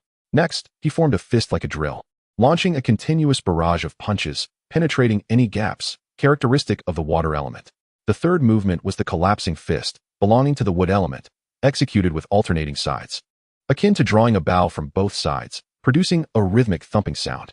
Fourth was the cannon fist, representing fire, the most forceful strike of the 5-element fist. As he delivered the punch, an explosive sound erupted from the tip of his fist, akin to a sonic boom. Following the cannon fist, he unleashed a horizontal fist, associated with the earth element, which rolled forward like a boulder, exuding an overwhelming force. Upon concluding the demonstration, Ming Zhenhai elaborated that the 5-element fist could strengthen the internal organs, serving as a rapid pathway for advancing from level 9 to level 10. Some brothers might initially find it less effective than the Santi Shi, but that would change upon reaching level 9. Hearing this, Fang Guomin, already at level 9, smiled. In truth, even if he had not taught the others today, he would still instruct Fang Guomin that evening. Through his own experiences, he had verified the potent efficacy of the 5-element fist. For instance, while practicing the cannon fist, he felt his heart swell with vitality, a fiery energy coursing through him, rendering his heart radiant and glowing. Practicing the collapsing fist felt as though his vital energy flowed through him, akin to a comprehensive wellness treatment for his liver, immensely refreshing. Each of the 5-element fist movements possessed unique benefits. Subsequently, Ming Zhenhai provided a brief overview of the origins of the 5-element fist and its correspondence with various human organs. Once he had taught the movements, Tai Chiyun pulled Ming Zhenhai aside. After a moment of hesitation, he spoke. "Ming Zhenhai, you've seen how our classmates from Class 8 have vastly improved their physical conditioning since practicing the Xingyi fist. Do you think these techniques can be shared publicly?" His gaze was intense with anticipation. Anticipating such a day, Ming Zhenhai nevertheless clarified, "Teacher Tai, I am delighted that everyone has the opportunity to improve. However, individuals possess differing physiques, and not everyone will experience rapid progress like those in our class. After all, I cannot dedicate the time to explain each detail to everyone." Tai Chiyun chuckled, realizing that the primary objective had been achieved, and he had not considered the prospect of Ming Zhenhai individually teaching others. In Tai Chiyun's view, providing a shortcut was one thing. Expecting to lead others personally was quite another. With Ming Zhenhai's consent, Tai Chiyun swiftly delivered the materials on the Santi Shi to the bustling principal's meeting room that evening. The following day, all martial arts instructors began studying the materials. ensuring they grasped the techniques before teaching their students. Within a few days, the Xingyi methods began to proliferate throughout the school. However, the teachers and students found themselves perplexed, as the materials involved numerous acupoint references. Since Ming Zhenhai himself could not memorize them all, Tai Chiyun's explanations became somewhat vague, relying on his charming illustrations for comparison. This was not an issue when he guided the students in Class 8, as he could physically assess their pulses during individual instruction. For others, however, this seemingly ambiguous content was utterly perplexing, akin to knowing treasure lay before them, yet being unable to locate it due to a missing piece of the map. However, once the first individual achieved a twofold acceleration in their training, a frenzy ensued among the others. A curious spectacle unfolded at Liang High School. As those traditionally disinterested in academics, the martial arts students picked up books, brows furrowed, and read intently for several hours. Little did they know, these martial arts students were racking their brains, attempting to decipher Tai Chiyun's whimsical illustrations that even he found challenging to comprehend. Chapter 50. The giant Ming Zhenhai beneath the moonlight. Ming Zhenhai's fists danced through the air, accompanied by thunderous roars and explosive sounds that erupted intermittently. Ever since advancing to level 9 nearly a month prior, Ming Zhenhai's progress had been meteoric. Grateful for the generous support from Liang High School, he was spared the daily toil of hunting for sustenance. Furthermore, the school, having acquired the Xingyi fist methods, exempted Ming Zhenhai from meal expenses, with unrestricted access to food. He consumed voraciously, akin to an ethereal bloom, devouring an immense quantity of nourishment. The nutrients from this sustenance became the raw materials and energy for his body's superfactory, propelling his training to unprecedented speeds. Reaching level 9, his physical conditioning penetrated deep into the marrow, with the most enigmatic aspect being the brain's essence within the cranial marrow. The human body operates under the leadership and command of the central nervous system of the brain, which serves as the ultimate commander of the body. This central nervous system is constituted by the brain marrow, which extends downward to form the spinal cord, eventually expanding into the bone marrow. Exercising the essence not only enhances the speed of neural responses, but also fortifies various nerve cells. Currently, Ming Zhenhai has not only experienced an increased sensitivity in his senses such as sight, hearing, taste, and smell, but more significantly, his sixth sense has been greatly augmented, a phenomenon referred to in ancient martial arts as Tianren Jiaoguan. Since the morning, he has felt a premonition that today he would achieve a breakthrough in his physical training. As he practiced his punches and movements, the energy and blood within him surged and gradually rose to a peak. When the power reached its zenith, the previously rampant shadows converged into one, and his right fist slowly pushed forward, directing all the energy and blood through his spine into his mind. Suddenly, a thunderous sound erupted in his mind, as if a mysterious door had swung open, transforming the world before him into a fantastical spectacle. The once subtle moonlit reality morphed into a realm constructed from lines and shadows, where trees and flowers became a continuously shifting tapestry, showcasing their graceful sways through the passage of time. As he spread his palm while pushing forward, countless light orbs seemed to respond to an unseen command, gathering frantically towards his hand. Wu Yanshun, witnessing this unforgettable scene, saw Ming Zhenhai smiling under the moonlight as he gently opened his palm. This hand appeared to possess a magical allure, gradually attracting the surrounding moonlight. Initially, only a few rays were drawn in, but soon, the number increased exponentially, as if a blizzard was descending solely upon that hand. As the moonlight amassed, his hand grew increasingly luminous, becoming somewhat translucent, akin to glowing glass. Over time, this glass-like quality spread, until Ming Zhenhai transformed into a radiant being of light, shining brilliantly under the dim night, resembling a deity descending to the mortal realm. Simultaneously, profound changes surged within Ming Zhenhai's body. As the light orbs settled upon his hand, they began to reshape it. Gradually, these storm-like orbs swept through every corner of his body, transforming him into a shimmering figure of light. Ultimately, thousands of light orbs converged in his mind, initially falling like distant stars, but eventually cascading down like a meteor shower, enveloping his consciousness in a silvery glow. As the silvery radiance intensified, his mind became brilliantly luminous and crystalline. Once the transformation of his mind was complete, the light orbs flowed downward, coalescing around his kidneys to form two sparkling crystalline cores. As these cores formed, two streams of silver energy surged forth, filling every corner of his body, causing him to swell, with his blood transforming from red to a brilliant silver river, boiling with energy. Overwhelmed by the swelling sensation, Ming Zhenhai let out a tremendous roar. Then, his height began to soar like a climbing ladder, and his muscles bulged vigorously. In just a few breaths, he had transformed into a towering giant, standing at 5 meters tall. As he opened his eyes, he looked at a nearby small tree, now at his height, feeling somewhat bewildered. The surging power within him ignited a sense of impulsiveness. He lifted his leg and sprinted a few steps, the heavy thuds reverberating on the ground, stirring up clouds of dust. With a swift motion of his finger, he hoisted a 1,500 kilograms barbell effortlessly, sending it flying over 20 meters away. He continued to playfully toss other weights aside. Just as he was enjoying himself, Director Xia Kuan arrived. Upon seeing the giant before him, Xia Kuan was utterly astonished.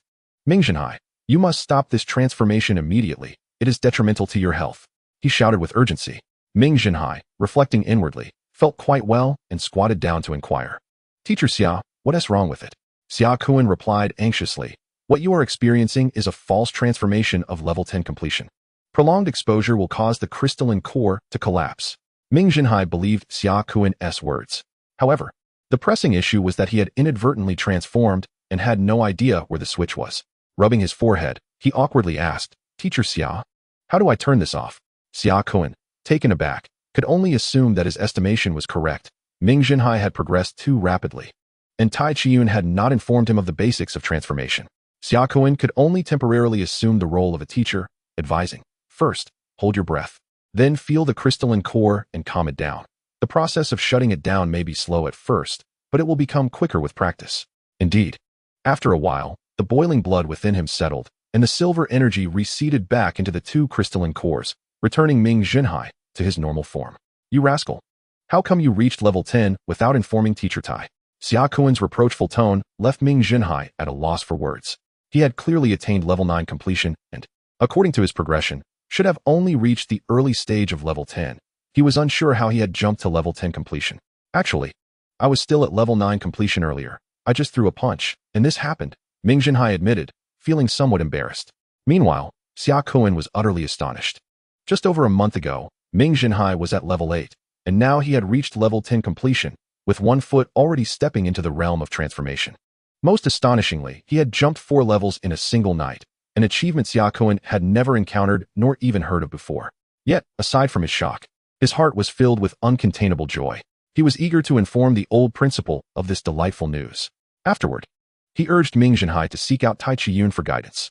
Once he finished speaking, he swiftly dashed towards the principal's office.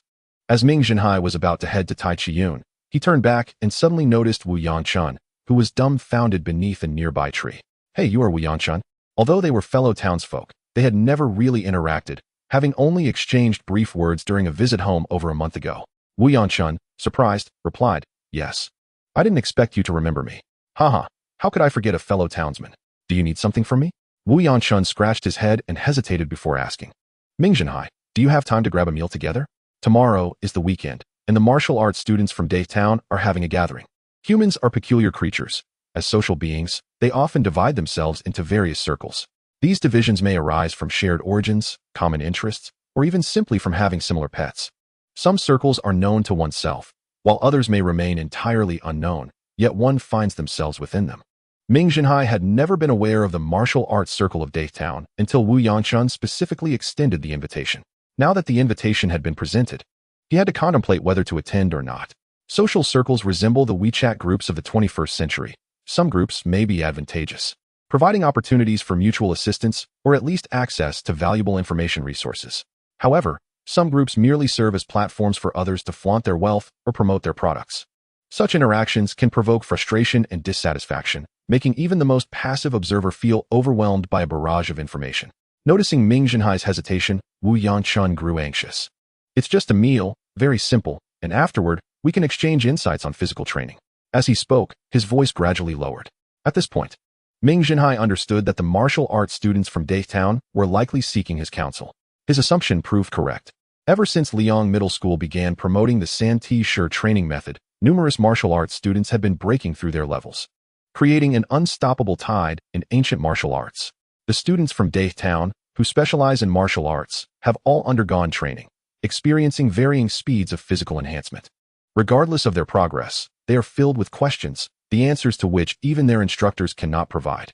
The potential of humanity is boundless. Under pressure, the mind can expand, leading to the discovery of various connections, ultimately finding a way to approach the martial arts students of Class 8. Although these students have practiced for an extended period, they remain unclear about the meridian points in ancient martial arts and lack a profound understanding of the five elements culture. They also do not possess the meticulous insights into the human body that Ming Zhenhai has, rendering them incapable of offering guidance to others. At most, they can share their personal experiences. Their highly individualized breathing techniques yield better results when properly matched, but mismatches could hinder one's own progress. Consequently, the students of Class 8 suggested seeking guidance from Ming Zhenhai, the originator of their training, as only he could provide personalized instruction. While others were still pondering how to extend an invitation, Wu Yangchuan eagerly volunteered to go. His enthusiasm was not unfounded. The peculiarities of ancient martial arts had compelled him. He began training on the very first day of his martial arts teacher's promotion. This ancient practice could serve as a form of calisthenics, yielding some results. However, when paired with the breathing techniques documented in the illustrated guide, it transformed into something extraordinary. One student in Wu Yangchuan's class experienced a fourfold increase in speed, eliciting envy among his peers. After his own training, Wu Yangchuan achieved a meager increase of merely 15 times. This speed, once a source of delight, now left him feeling overshadowed in comparison to others who had doubled their speed. Those who previously ranked below him had now surpassed him slightly. Ming Zhenhai reflected on his recent breakthrough, realizing that he no longer needed to exert himself as he had before. The few students from Class 8 no longer required his extensive explanations, allowing him some leisure time. Thus, he nodded in agreement to offer assistance at an appropriate moment. Viewing this as a virtue, Wu Yangchuan, filled with trepidation, felt an overwhelming joy upon receiving Ming Zhenhai's consent. He had witnessed the extraordinary phenomena earlier, and with the explanation from the head of instruction, Xiaoquan, he understood that this once celebrated genius, previously known as the second best in the school, had already stepped into the transformation stage. Fang Guomin was hailed as a once-in-a-millennium genius upon reaching the 9th level. What then could be said of the 10th? At such an extraordinary juncture, he found himself surrounded only by those to whom he could look up, having transcended many mundane conventions. For Ming Zhenhai, declining an invitation to a gathering held no losses, while his presence, even without active participation, would undoubtedly benefit the martial arts students from Dai Town to some degree. Therefore, beyond his elation, Wu Yangchuan felt profound gratitude towards Ming Zhenhai. However, would he be able to bring others along? Ming Zhenhai preferred not to leave Guo mating alone during the weekend, hoping for a harmonious arrangement. To this modest request, Wu Yangchuan nodded vigorously. In Chapter 52, Initial Exploration of Transformation, Ming Zhenhai sought out Tie Chiyun to share the news of his advancement. Tie Chiyun was utterly taken aback, unable to fathom that Ming Zhenhai had quietly achieved a perfect 10th level. He rushed into his study and rummaged through his belongings until he unearthed a weathered tome. The dust was thick, and as it settled, it caused a slight irritation. Tie Chiyun chuckled awkwardly before flipping through the book for some time, finally turning to Ming Zhenhai to explain that reaching the perfect 10th level overnight was not without precedent. He recounted a tale of a former hero of the Yuanling level, the formidable Feng Tongwang of the Feng family army, who had similarly leaped from the 9th level to the pinnacle of physical enhancement, stepping through the gateway to transformation. According to his insights, the physical enhancement prior to the 9th level resembled the construction of a foundation for a towering edifice. The more perfectly the human body is developed, the more solid the foundation becomes. Upon reaching the 9th level, if the body has been fully developed, this foundation is laid to perfection. Thus, when transitioning to the 10th level, the gravitational pull on vital energy particles reaches its zenith, enabling an instantaneous breakthrough to the perfect 10th level, culminating the phase of physical enhancement. Do you recall that verse? Tie Chiyun inquired. Ming Zhenhai certainly remembered. At the 6th level, flesh is full. At the 7th, bones are whole. At the 8th, tendons and membranes. At the 9th, organs align. As the stars descend upon the tranquil lake, the 10th level solidifies the divine core. Tie Chiyun nodded and continued his elucidation, stating that in truth, there are only 9 levels of physical enhancement. The 10th serves merely as preparation for transformation. However, while many may meet the testing criteria in various aspects, their bodily development may not be complete. Consequently, at the 10th level, progress tends to slow. The vital energy particles must not only prepare for transformation, but also restructure the body, compensating for previous deficiencies. After speaking, Tie Chiyun gazed keenly at Ming Zhenhai and remarked, "Given your circumstances, it is highly probable that you will ascend to the Yuanling level, much like that esteemed General Feng, becoming the 8th divine beast of Zhuxia. In this era, martial arts students in the physical enhancement stage are merely at the starting line. Once the human body is perfected, The utilization of the core of vital energy will enable successful transformation. Once transformed into a colossal beast, humanity will be capable of contending with wild magical beasts in both size and strength.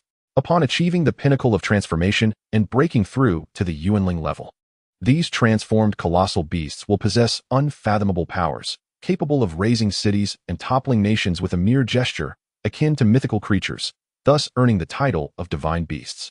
If physical enhancement serves as cannon fodder, then transformation becomes the backbone of humanity. Yet only the Yuanling level is deemed the ultimate deterrent in the human realm, a formidable force among the nations of humanity. While Ming Zhenhai found Tie Qiyun's words agreeable, he did not take them too seriously. Well aware that the entirety of the transformation phase typically requires a century of growth, such an extended period is fraught with uncertainty, as history has seen many a brilliant talent vanish unexpectedly. Fortunately, Tie Qiyun was not a fool and remembered to advise Ming Zhenhai on the nuances of transformation. It was at this moment that Ming Zhenhai realized that the path to transformation was far from simplistic. The first step is to select the target for one's transformation. The more formidable the chosen beast, the greater the potential combat prowess post-transformation. However, if the chosen entity exceeds one's own size or strength too greatly, the transformation may yield an unsatisfactory result, possibly resulting in an utterly ineffectual creature, a tragic outcome. Typically, individuals opt for more manageable choices, such as wolves or wild boars. Once the target is selected, one must engage in visualization, stimulating the genes within the body's cells to awaken dormant genetic memories. The closer the chosen colossal beast is to the human genetic lineage, the more readily the genes may awaken, facilitating the transformation. Tie Qiyun's own transformation was into a scythe-toothed beast, essentially a wild boar, celebrated for its tough skin and immense charging power, making it an invaluable asset in frontal assaults. Many preferred the colossal wolf for its incredible speed and agility, excelling in reconnaissance despite its shortcomings in direct confrontations. Ming Zhenhai curiously inquired whether avian forms could be chosen. The desire to soar through the skies is a profound longing for all creatures, yet Tie Qiyun cast a cold glance at Ming Zhenhai, affirming that it was indeed possible, as someone had once attempted it, but ended up as a featherless, oversized chicken, visually appealing yet utterly useless. Ming Zhenhai shuddered at the thought of realizing post-transformation that he had become a mere poultry creature. Essentially, the initial choice of colossal beast sets the trajectory for one's future development. Of course, selecting an ordinary beast does not preclude extraordinary growth. Ming Zhenhai's strict teacher was once a common colossal wolf, but ultimately evolved into a shadow wolf, achieving a status akin to that of a king of the night. Tie Qiyun advised choosing a preferred form, asserting that genuine passion is essential for successful development. Ming Zhenhai initially entertained the notion of transforming into a majestic eagle, captivated by the vision of soaring above the clouds, surveying the earth below, stirring within him a sense of yearning. However, Tie Qiyun dispelled his thoughts and resolved to return home to contemplate his future choices. As he exited, Tai Qiyun patted his chest and chuckled, declaring that to be a true man, one must choose the Lianchishu. Ming Zhenhai could only manage a wry smile, for the transformed behemoths would have a considerable influence on their human forms, such as Tai Qiyun's cock's comb and small round eyes. He certainly did not wish to appear thus. With a wave of his hand, he dashed away. Chapter 53. The first intimate contact. By the time Ming Zhenhai emerged from Tai Qiyun's abode, the evening study session had already concluded, yet the classroom of Class 8 in the third year remained brightly lit. With less than 3 months until the college entrance examination, it was imperative for students to exert themselves. Such an opportunity would not present itself again.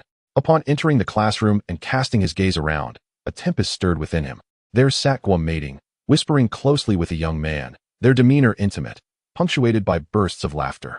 From Ming Zhenhai's vantage point, even at a distance, it was evident that the young man was strikingly handsome, with a healthy, sun-kissed complexion. His chiseled features were accentuated by elegant eyebrows and deep, dark eyes that sparkled like jewels, leaving a lasting impression. Though his nose was not particularly prominent, it added to his overall charm. When he smiled, his pearly whites seemed to reflect light, dazzling those who beheld him. Were he to encounter such a visage on the street, Ming Zhenhai would undoubtedly award him a score of 99, reserving the remaining point for his voice. Yet at that moment, he could only muster a score of 70. Wishing ill upon him, as Ming Zhenhai entered the classroom, Guo mating noticed him immediately. Observing his stoic expression as he passed by, she feigned nonchalance and took her seat, offering him a gentle smile as she tapped on his desk. Ming Zhenhai endeavored to maintain his composure, feeling that he could not afford to lose face. Despite having lived 2 lives, accumulating enough years to qualify for retirement, he found himself consumed by jealousy. Although he trusted Guomeiding's character, he could not suppress the tumultuous thoughts that surged within him. Guomeiding gazed at him with her bright eyes, the corners of her mouth curling upwards as she softly explained, "This is my cousin, Guo Renchuan." After a moment of blinking and scrutinizing the two, he indeed perceived their striking resemblance. Guo Renchuan's mischievous grin caused even the most stoic of faces, like Ming Zhenhai's, to flush red, leading him to awkwardly scratch his forehead in an attempt to conceal his embarrassment. "Brother-in-law, it's nothing. I understand," the young man remarked, his eyes sparkling with mischief as he spoke. Ming Zhenhai found this comment quite agreeable, and his embarrassment dissipated instantly.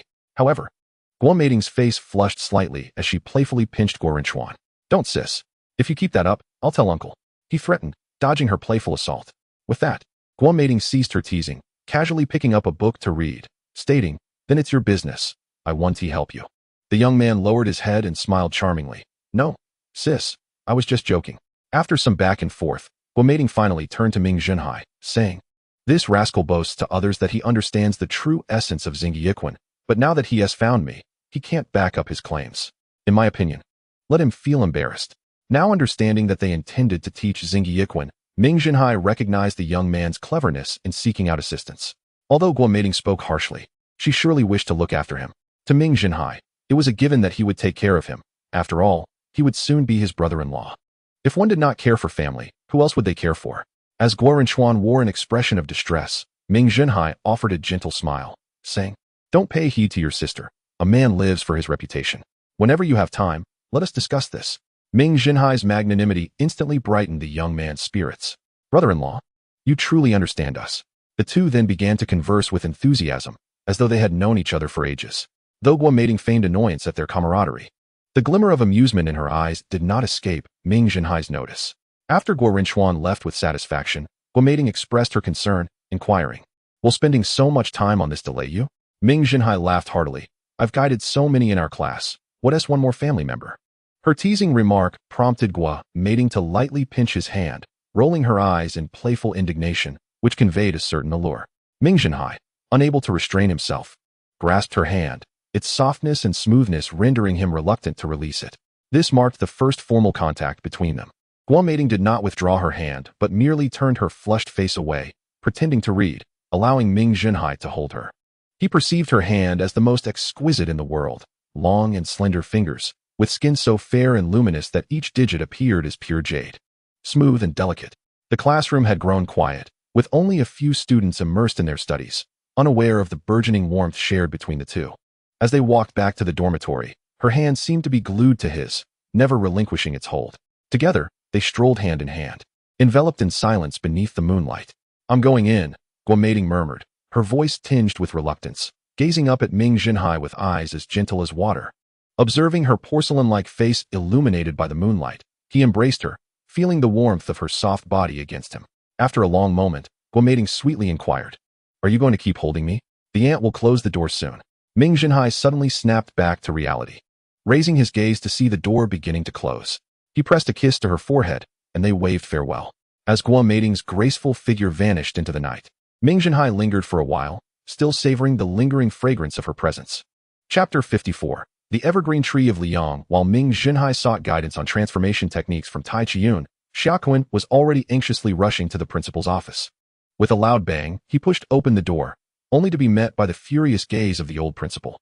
He quickly forced a grin and knocked on the door. The old principal, stooped in stature, bore the remnants of a once mighty frame.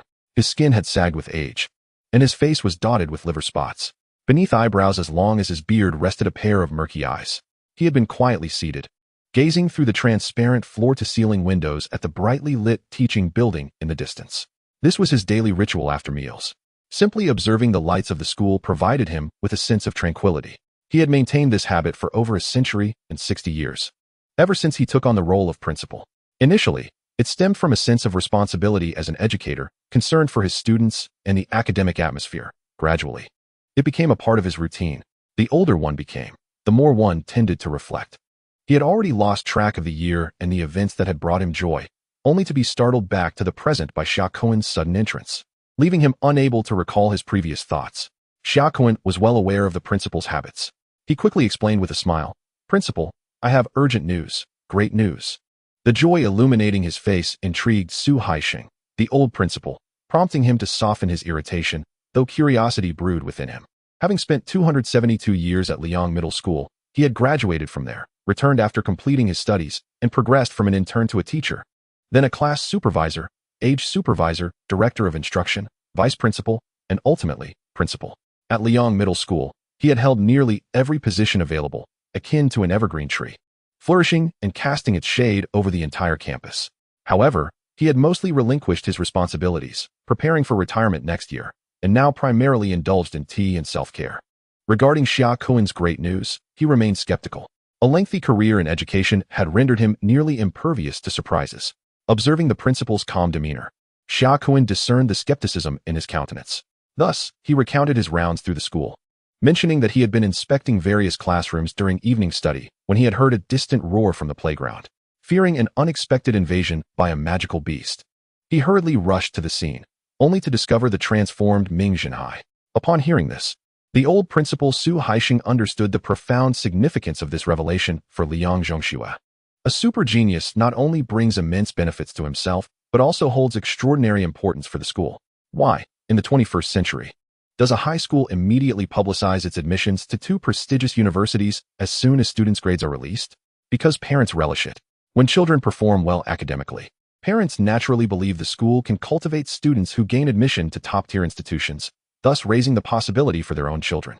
For those whose children have average results, parents find reassurance in the notion that a school capable of producing students for elite universities can surely educate their own. The emergence of a level 9 genius is an event that sends ripples throughout the county, heralded as a once-in-a-millennium occurrence for Liang Zhongxue. Now, with the rise of a level 10 genius, the entire Huainan prefecture would be set abuzz. He could already envision that, in the future, not only would the provincial government allocate greater financial support, but the county would also significantly enhance its budgetary distribution. This is the direct benefit a remarkable student brings to a school. Su Haixing has held the position of principal for an astounding 160 years, breaking conventions through his unwavering emphasis on student recruitment. He established a seed selection team, reputed to be the most efficient in Huainan Prefecture. Each year, this team delves into various counties of Yunzi District, seeking out exceptional talent to provide Liang Zhongxue with the most robust resources. Under his leadership, Liang Zhongxue has risen to prominence within Huainan Prefecture. Although Liang County is the largest in the region, its economy lags, relying solely on meager agricultural resources. However, due to Liang Zhongxue, it has gained considerable renown throughout Huainan Prefecture. It can be said that he values student recruitment more than anyone else. Upon learning of Ming Zhenhai's breakthrough, he tapped his fingers for quite some time before addressing Xia Kuan, saying, "Xiao Kuan, keep this matter under wraps for now. Let's ensure that this young lad doesn't disclose it prematurely. I've heard that since the promotion of ancient martial arts, many of our martial arts students have shown improvement in their academic performance. I believe that after the college entrance examination, it will undoubtedly create a seismic shift in Huainan Prefecture." Imagining that momentous scene, Su Haixing felt a surge of enthusiasm. Perhaps this time, Liang Zhongxue would claim the top spot in the college entrance examination. At that moment, the old principal would be heralded as the one who transformed our school from obscurity to the pinnacle of Huainan. Xia Kuan seized the opportunity to flatter him. Su Haixing's face beamed with joy, glowing brightly. He grew increasingly fond of Xia Kuan, who had always been diligent and meticulous in his work, prompting Su Haixing to appoint him as the director of education despite his unorthodox background. The results proved his judgment correct, since Xia Kuan assumed the role of director. The academic atmosphere at Liang Zhongxue has improved significantly over the past decade, with the admission rate soaring to new heights. After sharing a pleasant laugh, the old principal gently patted his hand and said, "Xiao Kuan, regardless of whether Ming Zhenhai is a level 9 or 10, as school leaders, we must show equal concern. As the director of education, you must especially nurture a sense of care for the students." Xia Kuan immediately understood that this was the old principal imparting life lessons. Observing the principal's enigmatic smile, he suddenly realized why the old principal had maintained his position for over 160 years. It required not only passion, but also wisdom. "I intended to invite this young man over for dinner. We need to discuss how to further promote ancient martial arts. He will surely enjoy the cured meats I have at home." Upon hearing this, the old principal nodded in satisfaction, pleased with this formerly serious student who was now demonstrating insight.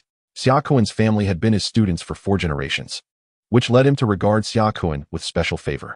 With the old principal's support, Xia Kun had embarked on the path of martial arts education. As retirement approached, the old principal hoped Xia Kun would succeed him as principal. Though the likelihood seemed slim, he believed that Xia Kun could indeed take on the role, especially since, compared to the other two vice principals, Xia Kun was the only one with a martial arts background.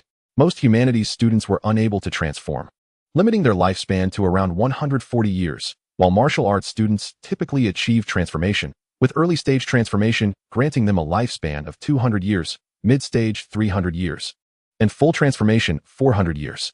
Even at the Yuanling level, they could expect a minimum lifespan of 700 years.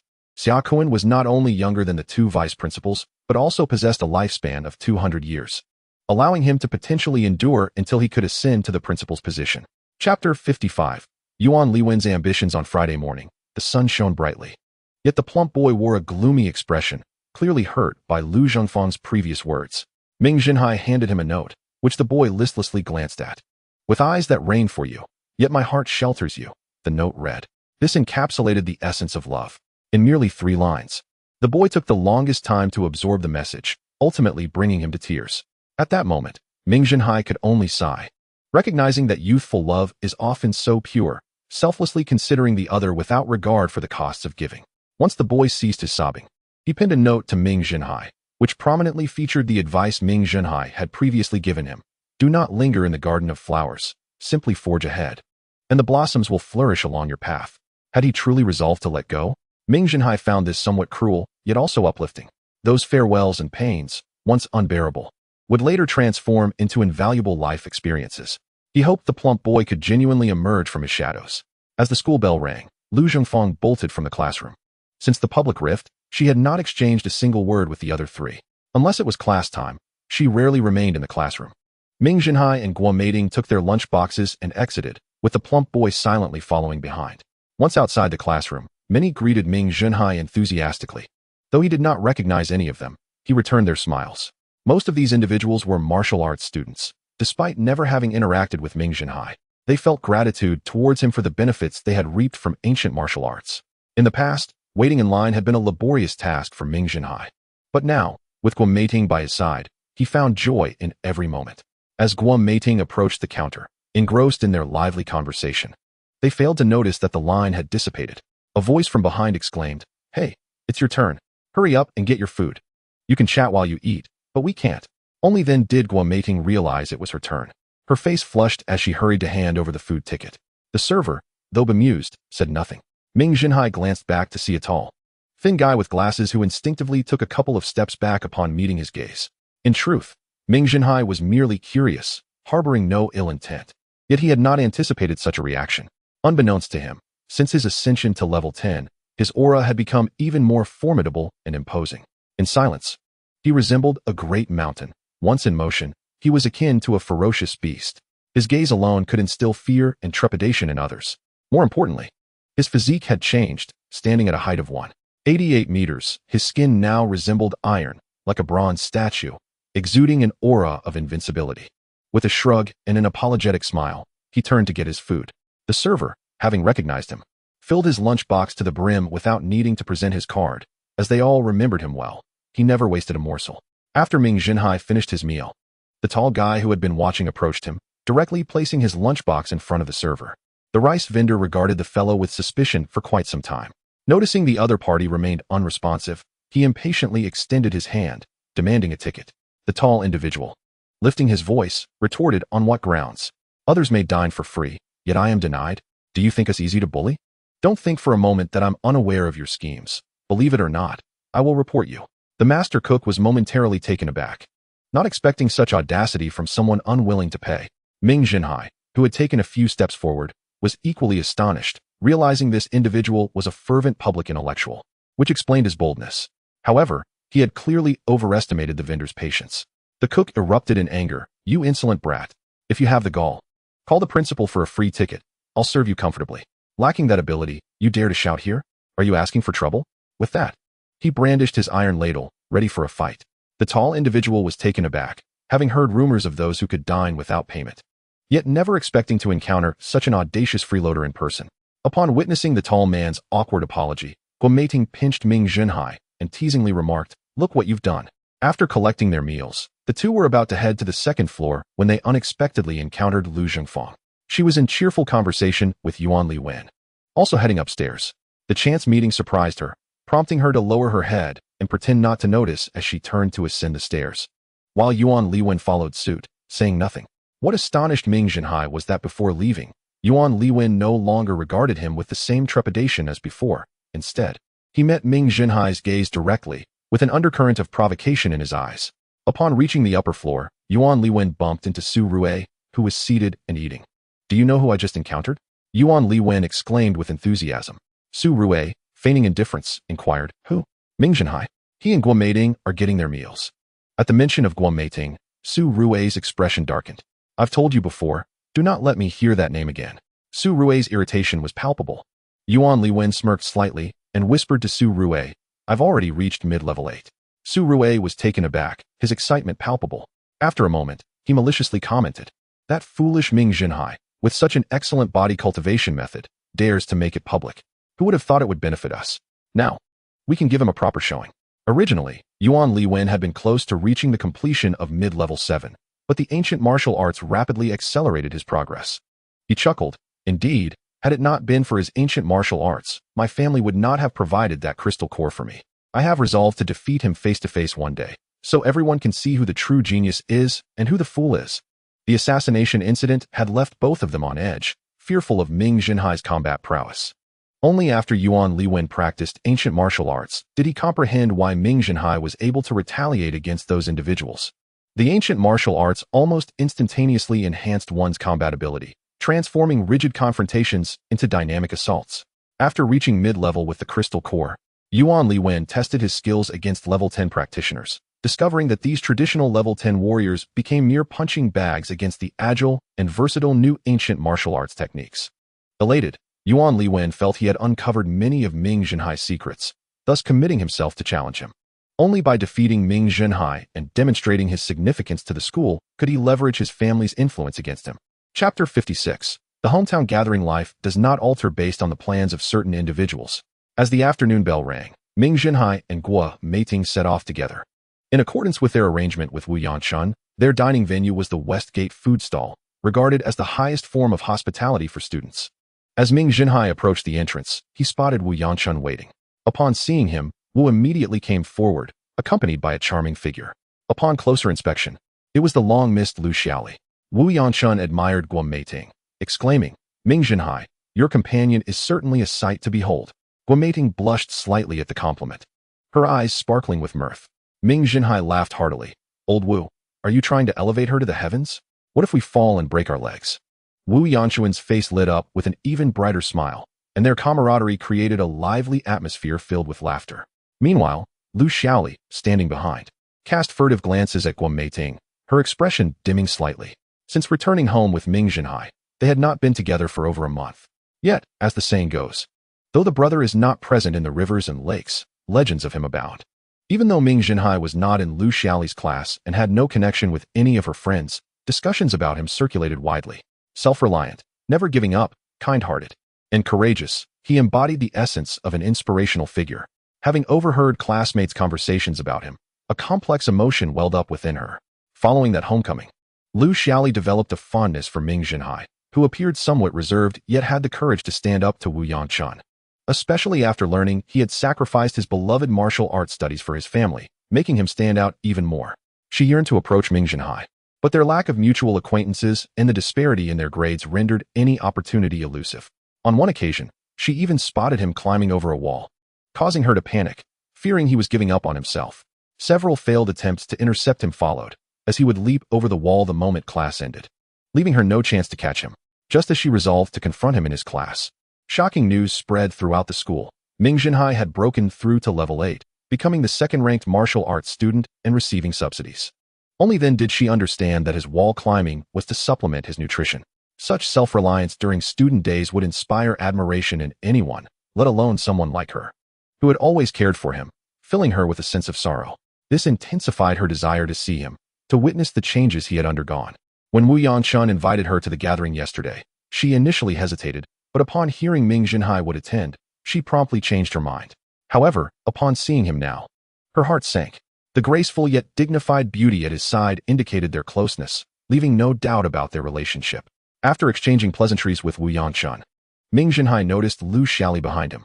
He had a favorable impression of her. Her large, innocent eyes gave the impression of a well-behaved girl, and her smile was enchanting, reminiscent of a camellia's elegance. "Hey, beautiful, don't you remember me?" Ming Zhenhai greeted her warmly, a stark contrast to other males of this era who typically displayed more respect towards their peers. This enthusiastic greeting initially delighted Lu Xiaoli, her eyes sparkling with joy. However, after glancing at Guo Meiting, her brightness dimmed, and she responded weakly. Ming Zhenhai awkwardly scratched his forehead, wondering if his exuberance had startled the young lady. Meanwhile, Guo Meiting quickly sensed something amiss. Today, the gathering fortuitously took place at the same venue run by that plump proprietress. As Ming Zhenhai and the others entered, the proprietress warmly welcomed them, exclaiming, "Fairy, it's been ages since I last saw you." Guo Meiting replied with a charming smile, "Indeed, Xinjia." Her words carried a hint of nostalgia. The past month had brought about significant changes, evident in the labels she had acquired. Since they had made a reservation in advance, the proprietress had arranged for a long table, perfectly suited for a large group. As the four of them settled into their seats, a boisterous group of robust individuals surged in from outside, making a beeline for the long table. Wu Yanchun immediately rose, bellowing, "What took you so long? Ming Zhenhai has already arrived, and yet you dawdle." In truth, even without Wu Yanchun's words, they had already noticed the esteemed figure of Ming Zhenhai seated prominently at the head of the table. Even those unfamiliar with him could ascertain his significance at once. Ming Zhenhai, with his broad frame and commanding presence, sat upright like a towering mountain, exuding a profound aura that was both formidable and restrained. The setting sun streamed through the window, casting a golden sheen upon him, reminiscent of a golden deity gracing the mortal realm. Some individuals, upon merely gazing at him, felt a surge of reverence. The incoming martial arts students entered briskly, yet as they approached Ming Zhenhai, they slowed their pace, greeting him in hushed tones. Ming Zhenhai was never one to be ostentatious. He reciprocated the warmth of others with his own geniality. Witnessing his affable demeanor, the other martial arts students felt a wave of warmth wash over them, as many had initially feared he might be aloof. There were around 18 to 19 martial arts students present, and with their families, the gathering swelled to nearly 30 individuals, creating a lively atmosphere at the long table. Typically, martial arts students are straightforward and direct. They are not lacking in thoughtfulness, but rather, they prefer to tackle matters head-on, believing that simple fists can resolve issues without unnecessary complications. Once they recognized that Ming Zhenhai was worth befriending, they opened up their hearts, toasting him with hearty rounds of drink. Ming Zhenhai accepted their offerings with gusto, downing bowl after bowl without spilling a drop. After he had consumed 6 or 7 bowls, Guo Meiting tugged at his sleeve, and he gestured for her to relax. Having already possessed a fully automated, controllable superhuman factory within his body, since reaching the pinnacle of level 10, every cell within him had been transformed by vital particles, leading to a dramatic increase in operational efficiency by several dozen times. More intriguingly, it seemed that due to a resonance in electrical signal frequencies, these transformed cells had begun to respond to brainwave control. Consequently, this factory not only appeared to shimmer with a silvery, futuristic aura, but its functions also took on a distinctly sci-fi quality. Normally, the alcohol consumed would follow the digestive path, converting into water, while the alcohol would be absorbed in the small intestine and flow to the liver, inevitably leading to intoxication. In the previous mechanical factory control mode, Ming Zhenhai could only expedite liver function to hasten the dispersal of alcohol. Although the duration was shorter than others, intoxication was unavoidable. However, under the current sci-fi factory operational mode, while digestion still occurred, Ming Zhenhai controlled the flow of alcohol toward the esophagus. There, he had already manipulated a portion of the esophageal cells to create a simple, openable container, a new organ solely for storing alcohol. Thus, regardless of how much he drank, it would have no effect on him. Ming Zhenhai's generous nature endeared him to all the martial arts students. There is an inexplicable allure about those who are magnanimous, which captivates them. This is the essence of masculine charm. Initially, Guo Meiting thought he was merely a heavy drinker. But as she watched him consume over 20 bowls without a change in complexion or a hint of alcohol on his breath, her worries dissipated. She had grown accustomed to the wonders surrounding Ming Zhenhai. He was someone she yearned to explore endlessly. After satisfying her hunger, she sat nearby, smiling as she observed Ming Zhenhai engage in drinking contests with others. The skeptical martial arts students, like moths drawn to a flame, approached one by one, only to succumb one after another. Seeing the scene of staggering bodies, Wu Yanchun, slightly inebriated, raised his thumb in admiration, proclaiming, "Ming Zhenhai, or rather, Hai Yi. You truly are a remarkable figure. Your drinking prowess is undeniable." Several others who remained standing echoed his sentiments, calling out Hai Yi, Hai Yi. Ming Zhenhai chuckled, saying, "All right. No need to flatter me. I have enjoyed myself immensely today and have witnessed the hospitality of Date Town. Next time, arrange a time for us to discuss body conditioning." Upon hearing this, Wu Yangchun felt a deep admiration for Ming Zhenhai. To be frank, the gathering of martial arts students was not only to foster camaraderie, but also to seek opportunities to gain insights from Ming Zhenhai. As the event neared its conclusion, Ming Zhenhai's timely remarks resonated with their hearts, providing a sense of relief. His straightforward and unpretentious style was precisely what these martial arts students appreciated. Wu Yangchun lifted his bowl, excitedly declaring, "Hai Yi, no need for formalities. I drink at your leisure." With that, he downed the contents in a single gulp, leaving not a drop. Chapter 57. The Affable Scoundrel Gang Dalai. Wu Yangchun expressed his gratitude through action, and Ming Zhenhai accompanied him with a bowl of his own. Just as they finished drinking, a sudden commotion erupted outside, drawing the attention of those dining. Wu Yangchun's expression shifted. "Oh no, it's our people." He quickly led the way outside, followed closely by Ming Zhenhai and the remaining guests. Upon reaching the street, they beheld a group of 7 or 8 muscular men with crew cuts surrounding a martial arts student from Date Town, shoving him about. One particularly tattooed muscle man, cursing loudly, was about to strike when he noticed their approach and took a wary step back. As Ming Zhenhai drew nearer, he heard someone call out, "Isn't that our Guadamingren?" The speaker, standing at nearly 2 meters tall, with a crew cut and clad in a tank top, displayed a physique that was both solid and powerful. Guo Mating's expression darkened upon seeing him, and she furrowed her brows in silence. The man spoke in a flippant tone, his gaze roving over Guo Mating. Wu Yangchun's countenance soured as he rushed to help the classmate who had been pushed down. "Gang Dalai, has my brother offended you in any way?" Upon hearing Wu Yangchun's words, Ming Zhenhai realized that this was indeed Gang Dalai, the notorious leader of the 4 scoundrels. A tattooed man behind Gang Dalai coldly interjected, "This fool drinks like a drunken fool. Does he think this is his home? I just want to teach him a lesson for my own amusement. What's it to you?" He concluded with a provocative glare directed at Wu Yangchun. At that moment, Gang Dalai unabashedly fixated his gaze on Guo Mating, particularly her ample bosom. Guo Mating, sensing the implication, felt a mix of embarrassment and anger. However, her usual gentle demeanor left her momentarily at a loss for how to respond. Ming Zhenhai gently patted Guo Mating's hand and stepped forward to shield her from view. The imposing figure before her offered an unprecedented sense of security, as if, in his presence, she need not fear anything. "So, you are Gang Dalai?" Ming Zhenhai regarded the man before him with keen interest, standing nearly at the same height. Ming Zhenhai's commanding presence compelled Gang Dalai to take a step back for comfort. Gang Dalai was momentarily puzzled. He had never encountered this individual clad in Liang High School's uniform before. How could someone resembling a finely forged golden deity elude his memory? Strength and attitude are directly proportional, and thus Gang Dalai's tone softened considerably. "Yes, I am Gang Dalai. Which class are you from?" With a slight smile, Ming Zhenhai perceived that this man was not entirely devoid of sense, avoiding a brash display of bravado. "Which class I belong to is inconsequential. The crux of the matter is that you have caused us considerable discontent," Ming Zhenhai replied with a smile, his voice calm and measured. However, to Gang Dalai's ears, it bore the weight of an impending storm, a palpable threat simmering beneath the surface. Gazing intently, he noted that despite Ming Zhenhai's smile, his eyes were cold and penetrating, akin to a great beast fixating on its prey. Since ascending to the 10th level of great perfection, Ming Zhenhai has acquired the ability to transform. Having savored the overwhelming power that comes with it, every being beneath the transformation level appears to him as mere ants. The audacity of Gang Dalai, who dares to encroach upon his forbidden zone, has ignited a surge of murderous intent within him, fueling his anger. As the foremost family in Liang, the Gang family boasts an extensive array of influential figures, and Gang Dalai's discerning eye is far from ordinary. The ominous sense of danger prickles at his back, causing his heart to race, prompting him to swallow back all the curses that had been on his lips.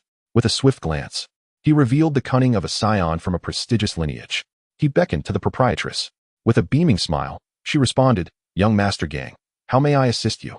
It was evident that Gang Dalai's reputation extended beyond Liang High School and permeated the streets. "The bill for my brother's meal will be settled under my name. You may account with my family later," Gang Dalai instructed earnestly. "Young master, you are too kind. How could I accept such generosity?" The proprietress replied. a mix of flattery and hesitation in her tone. In truth, she feared that the account might not be settled. Frowning, Gang Deli raised his voice. I am telling you to do it. I will ensure my family's treasurer is informed. The key is that you must treat my brother well. The proprietress's face brightened with joy, eagerly nodding like a chick pecking at rice. Young master, rest assured, I will take good care of him. The abrupt shift in the narrative left even Ming Zhenhai momentarily stunned, puzzled by Gang Deli's intentions. Beside him, Wu Yangchun opened his mouth to refuse. But Ming Zhenhai restrained him with a gesture. Thank you. You are quite interesting, Ming Zhenhai remarked with a smile. No need for thanks. I shall take my leave. Enjoy your meal. Gang Deli waved his hand, departing without a backward glance. Not far from where Gang Deli walked away, one of his subordinates remained silent. Yet a tall man adorned with peculiar beast tattoos chuckled. Who would have thought the Gang family in Liang would be so amiable now? Truly remarkable. Upon hearing this, Gang Deli halted, casting a cold glare at the man before him. As a member of the Gang family, it is not your place to speak.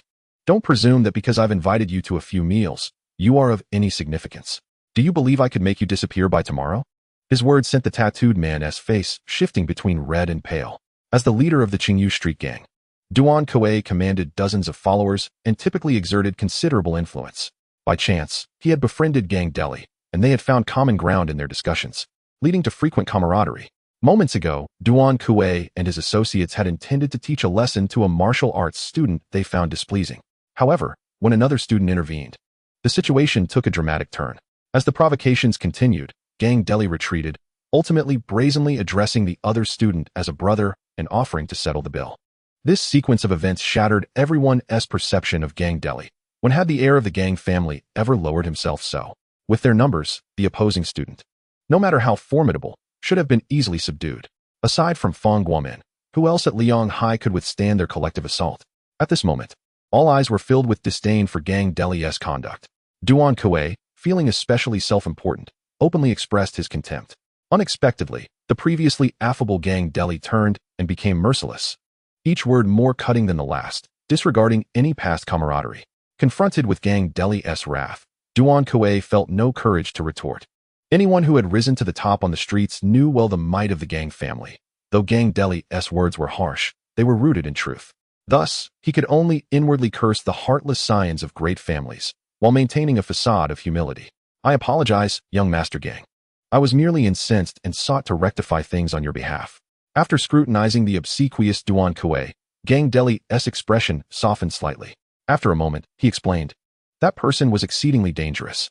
Standing before him sent chills down my spine. Especially when he looked at me, my scalp prickled with fear. Pausing, as if recalling something, he continued, I have only experienced this feeling once before, when my father led a team to develop the Wushan Forest Farm last year, and I accompanied him. Initially, everything went smoothly, but soon we faced devastating casualties. We gathered our forces to hunt down the culprit, and amidst the encirclement, a figure silently descended from the trees not far from me. As he recounted this, a trace of fear lingered in Gang Deli's eyes. It was a lightning leopard, coldly staring at me, devoid of any expression. In the next moment, just as it was about to pounce, a loud noise startled it away. The predatory gaze of that leopard mirrored precisely that of the man we encountered today. He was bewildered by the sudden emergence of such a character at Liang Hai, prompting him to instruct his subordinate to gather information about the individual. He could not believe that such a person had appeared out of nowhere. Only by knowing both oneself and one's adversary could one decide upon the next course of action. Chapter 58. The Dawn of Greatness. Although Gang Deli had been gone for quite some time, Wu Yangchun remained unsettled. He could not believe that Gang Deli had experienced a change of heart, suddenly wishing to perform good deeds. Gang Deli's concession was a clear sign of his fear, and the source of that fear was none other than Ming Zhenhai. However, Ming Zhenhai had neither taken action nor flaunted his reputation as an 8th-level genius. Yet Gang Deli had still retreated. While others might remain oblivious to the reason, Wu Yangchun understood well. The astonishing destructive power of that 5-meter giant from the previous night lingered vividly in his mind. Even now, although Ming Zhenhai had not transformed, the aura of superiority he exuded sent shivers down the spine of anyone who faced him directly. Clenching his fist, Wu Yangchun silently resolved to pursue the path of martial arts with unwavering determination. In the face of overwhelming power, all authority and fame are but illusions. Unbeknownst to Ming Zhenhai, he had inadvertently inspired a future martial arts enthusiast. Currently, he was engaged in conversation with Guo Meiting. You aren't upset with me, are you? Though Ming Zhenhai had said nothing of consequence, Guamating understood his meaning. She brushed her bangs aside and smiled gently. Although Gang Deli is quite detestable, reprimanding him would undoubtedly lead to a myriad of troubles, considering he belongs to Liang's foremost family. Conversing with an astute girl was a breeze, requiring little effort on his part to devise explanations. As someone had offered to treat, everyone rose to leave, exchanging playful banter and expressing gratitude for Gang Deli's generous hospitality. Upon returning to school, the crowd dispersed rapidly. Ming Zhenhai and Guamating lingered on campus for a while longer, reluctant to part ways until the dormitory was about to close. Once back in his dormitory, Ming Zhenhai did not retire immediately. With one foot stepping into the realm of transformation, he knew he must engage in preparatory exercises daily. Generally, prior to transforming, individuals would first identify the form they wish to assume and then visualize it. During this visualization, the brainwaves resonate with the energy particles, awakening the ancient genes stored within the body's cells. Given the complexity of these genes, this gene revival process often spans several years. Though the duration may seem lengthy, it is straightforward and brute force in nature. If the chosen form is a common one can simply follow the insights of predecessors step by step. However, Ming Zhenhai did not intend to follow this path. As a second-generation individual with inherent advantages, failing to transform into the mightiest beast would be a waste of those benefits. In his understanding, a kingly beast should embody perfection, possessing unassailable defenses, unparalleled sharpness, and extraordinary speed, all of which cannot materialize from thin air. They must be sought within the genetic treasure trove of his own body. From this moment forth, his task is to unravel the function of each gene through meticulous experimentation. Ming Zhenhai's endeavor is recognized in the 21st century as one of humanity's 3 grand projects, encompassing an astounding 40,000 genes and 316 base pairs. Such a colossal undertaking was accomplished over 2 decades by leading scientists from various powerful nations, equipped with supercomputers. Despite being a solitary figure, Ming Zhenhai possesses extraordinary abilities that set him apart. Since attaining the pinnacle of the 10th level, his cerebral domain has expanded significantly, granting him the capacity to control myriad entities simultaneously. Although this ability may seem trivial in the context of the human body's trillions of cells, it allows him to conduct tens of thousands of experiments concurrently, as only a single cell is needed for each trial. Moreover, with his unparalleled observational skills, he can gather extensive data with every experiment. Additionally, his bodily acceleration capability enables him to expedite the growth of the test cells, significantly reducing the time required for experimentation. Thus, he is not merely fighting alone. He operates as the master of a fantastical biological factory, collaborating with countless employees in pursuit of their shared goal. Nevertheless, this ambitious project demands a considerable duration to yield results. The alcohol pouch he created today represents a manifestation of his newfound abilities. This process involves a straightforward replication, devoid of intricate systems like blood circulation. However, he gleaned invaluable insights from it, which he intends to utilize to augment his strength. Having reached the 10th level, the inherent potential of the human body has reached its zenith. For others, further enhancement necessitates transformation. Yet for Ming Zhenhai, this does not signify an end. The pursuit of greater power remains his foremost objective. His initial focus is on increasing the number of muscle fibers. While human workouts may appear to enhance strength and bulk up muscles, they primarily thicken existing fibers without increasing their quantity. Ming Zhenhai's consciousness diminishes, resembling a diminutive figure that penetrates his muscles, extracting a segment of muscle fiber. He then summons an abundance of proteins to converge upon this fiber. As energy ignites, the segment begins to elongate, and upon reaching the desired length, he bonds it with adjacent fibers and connects it to the tendons at both ends. Subsequently, a nerve bundle is formed, resulting in the creation of a new muscle fiber. After a brief movement to ensure everything functions correctly, countless miniature Ming Zhenhais commence their work throughout his body. The human super factory operates at maximum capacity, with blood flow surging to its peak, delivering an abundance of nutrients and energy to every muscle. In just 1 minute, thousands of muscle fibers emerge. After 3 hours, as fatigue sets in, the factory ceases its acceleration, and the myriad of tiny Ming Zhenhais swiftly return to his mind. Upon examining his body, he discovers a 1,000th increase in muscle fiber count. Though seemingly modest, this increment yields a dual effect on the human body, enhancing both strength and endurance by the same fraction. Most importantly, this process facilitates the observation of gene development and the determination of gene sequences, achieving 2 objectives simultaneously. Thus, from this night onward, Ming Zhenhai's exploration of 31 6 billion genes officially commences, heralding a new mythological era for the world, marking the dawn of the cosmos. Chapter 59. The dazzling flyer the following day. Awakening to the embrace of sunlight, he completed his morning routine. He proceeded, as usual, to the girls' dormitory to await his companions. As it was the weekend, the campus was relatively quiet. Ming Zhenhai leaned contentedly against a tree, basking in the gentle morning light. The girls emerging from the dormitory would cast glances at him. The legendary exemplar of overcoming adversity, who had transformed from a mediocre student into a genius in martial sciences, soaring to unprecedented heights. In this era dominated by strength, admiration for heroes transcends gender. Although Ming Zhenhai is now with the campus belle, it does not diminish their admiration. It was not until Guo Meiting appeared, asserting her claim by taking Ming Zhenhai's hand, that the other girls averted their gazes. Ming Zhenhai chuckled at Guo Meiting, surprised to discover her possessive side. In response to his teasing, Guo Meiting playfully pinched him, inquiring if he regretted relinquishing a forest. Such principled inquiries were never ambiguous for Ming Zhenhai, who replied earnestly that he had yet to topple a single tree, let alone consider a forest. Guo Meiting's cheeks flushed deeper, recalling how she had hastily fled the previous night, uncertain of what might have transpired.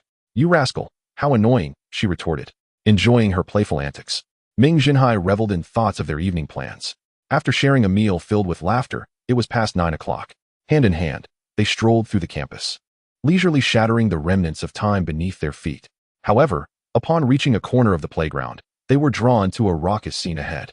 Two groups of high school students flanked either side, each comprising around 80 to 90 individuals, while at the forefront, the two factions jostled against each other, accompanied by shouts and insults.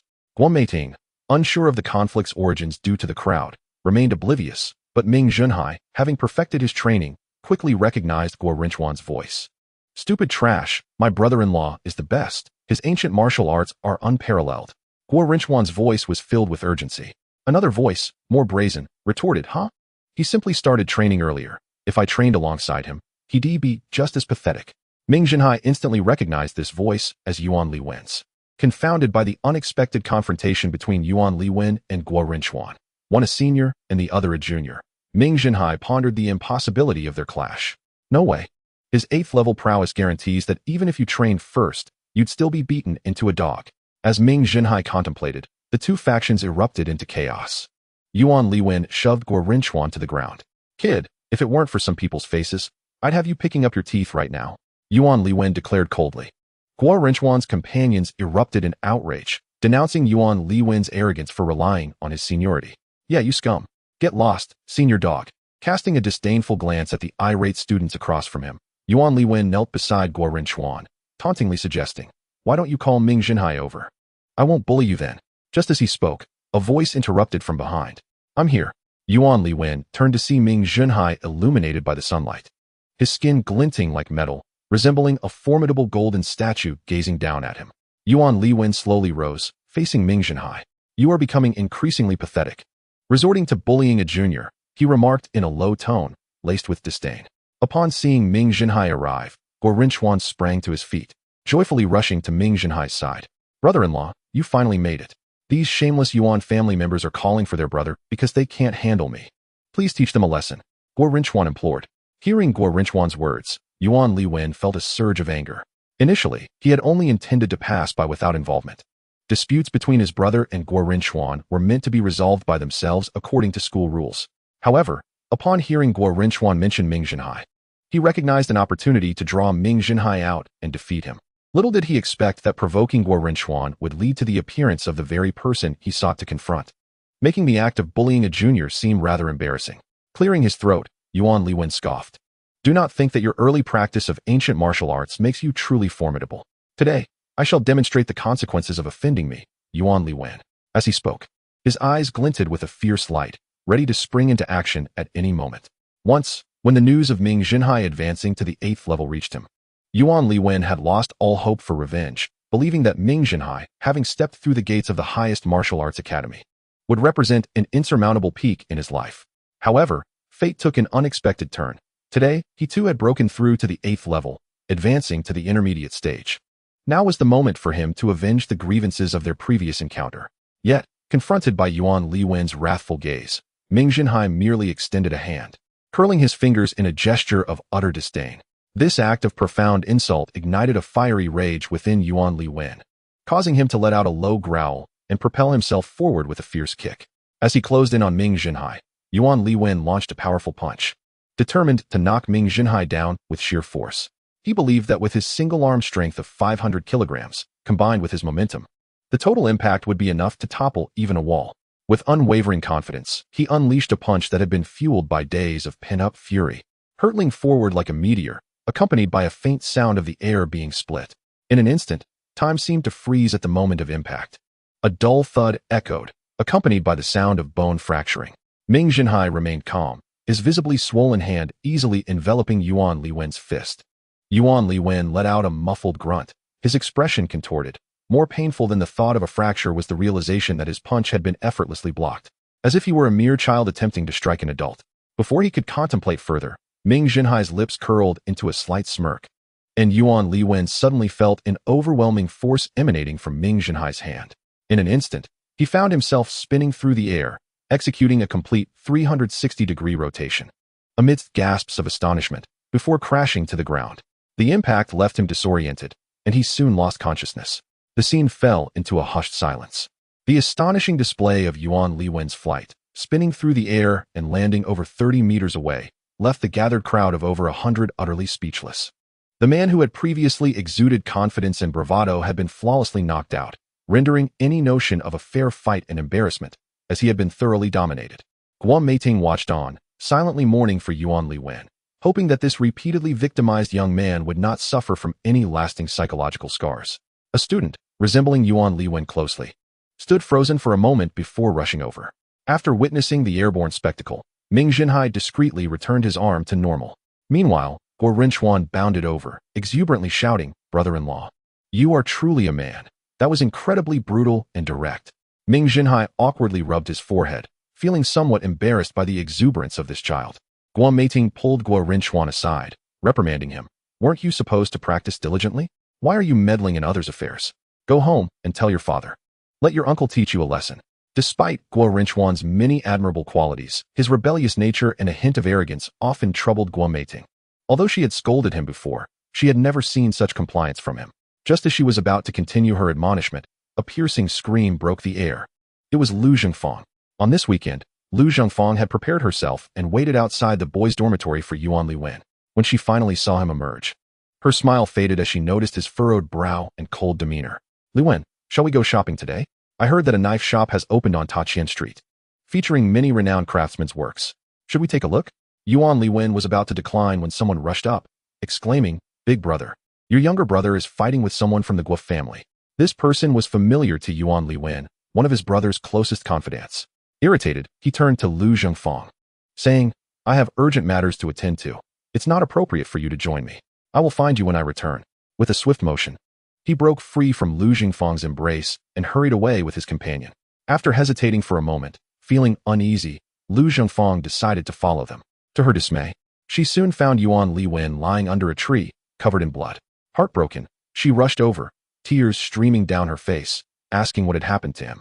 However, his younger brother remained silent and simply picked up Yuan Liwen, carrying him away. Lu Zhengfang attempted to follow, but Yuan Liwen's brother shot her a cold glare, dismissing her with a sharp command, "Leave, this is none of your business." Overcome with sorrow, Lu Zhengfang stood there, watching the two depart. As the Yuan family members saw their elder brother leave, they dispersed with a shout, leaving Lu Zhengfang standing alone. Chapter 60. The Blade of Time. "Are you all right?" Guo Meiting, unable to bear it any longer, approached Lu Zhengfang with concern. Lu Zhengfang's face was streaked with tears, yet she allowed them to flow freely. Turning to glance at Guo Meiting, the sorrow in her eyes sent a shudder through her. The once cheerful girl had never looked so despondent. Though her lips moved, no words escaped as she turned to leave. "Afang, Yuan Liwen is not suitable for you. Come back," Guo Meiting called out, voicing the sentiments she had long harbored. Lu Zhengfang paused momentarily, but stubbornly continued her departure. Watching her retreating figure, Guo Meiting muttered to herself, "Have we been too cruel? We should be more concerned about Afang." Gently patting Guo Meiting's shoulder, she offered soft words of comfort. "Do not blame yourself. Everyone has their own choices. Lu Zhengfang should know what she is doing. No one else can help her." As the performance concluded, Ming Zhenhai prepared to depart. Guo Rinchuan directed everyone to form two lines. As Ming Zhenhai walked by, the crowd bowed their heads in unison, chanting, "Goodbye, big brother." The synchronized display resembled the grandeur of a mafia leader's farewell. Ming Zhenhai couldn't help but silently lament. What a waste of such talent not to be a director.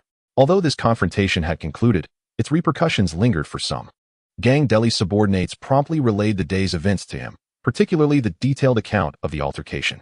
Gang Deli was quite familiar with Yuan Li Wen, as they both belonged to the same circle of martial arts students.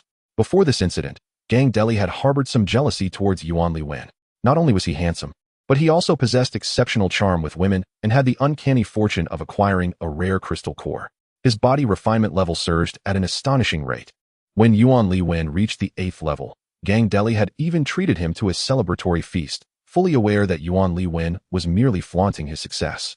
However, when Yuan Li Wen announced his intention to challenge Ming Zhenhai, many felt a spark of excitement.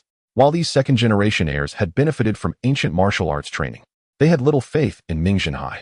After all, a person with family support typically held an advantage over a self-made genius.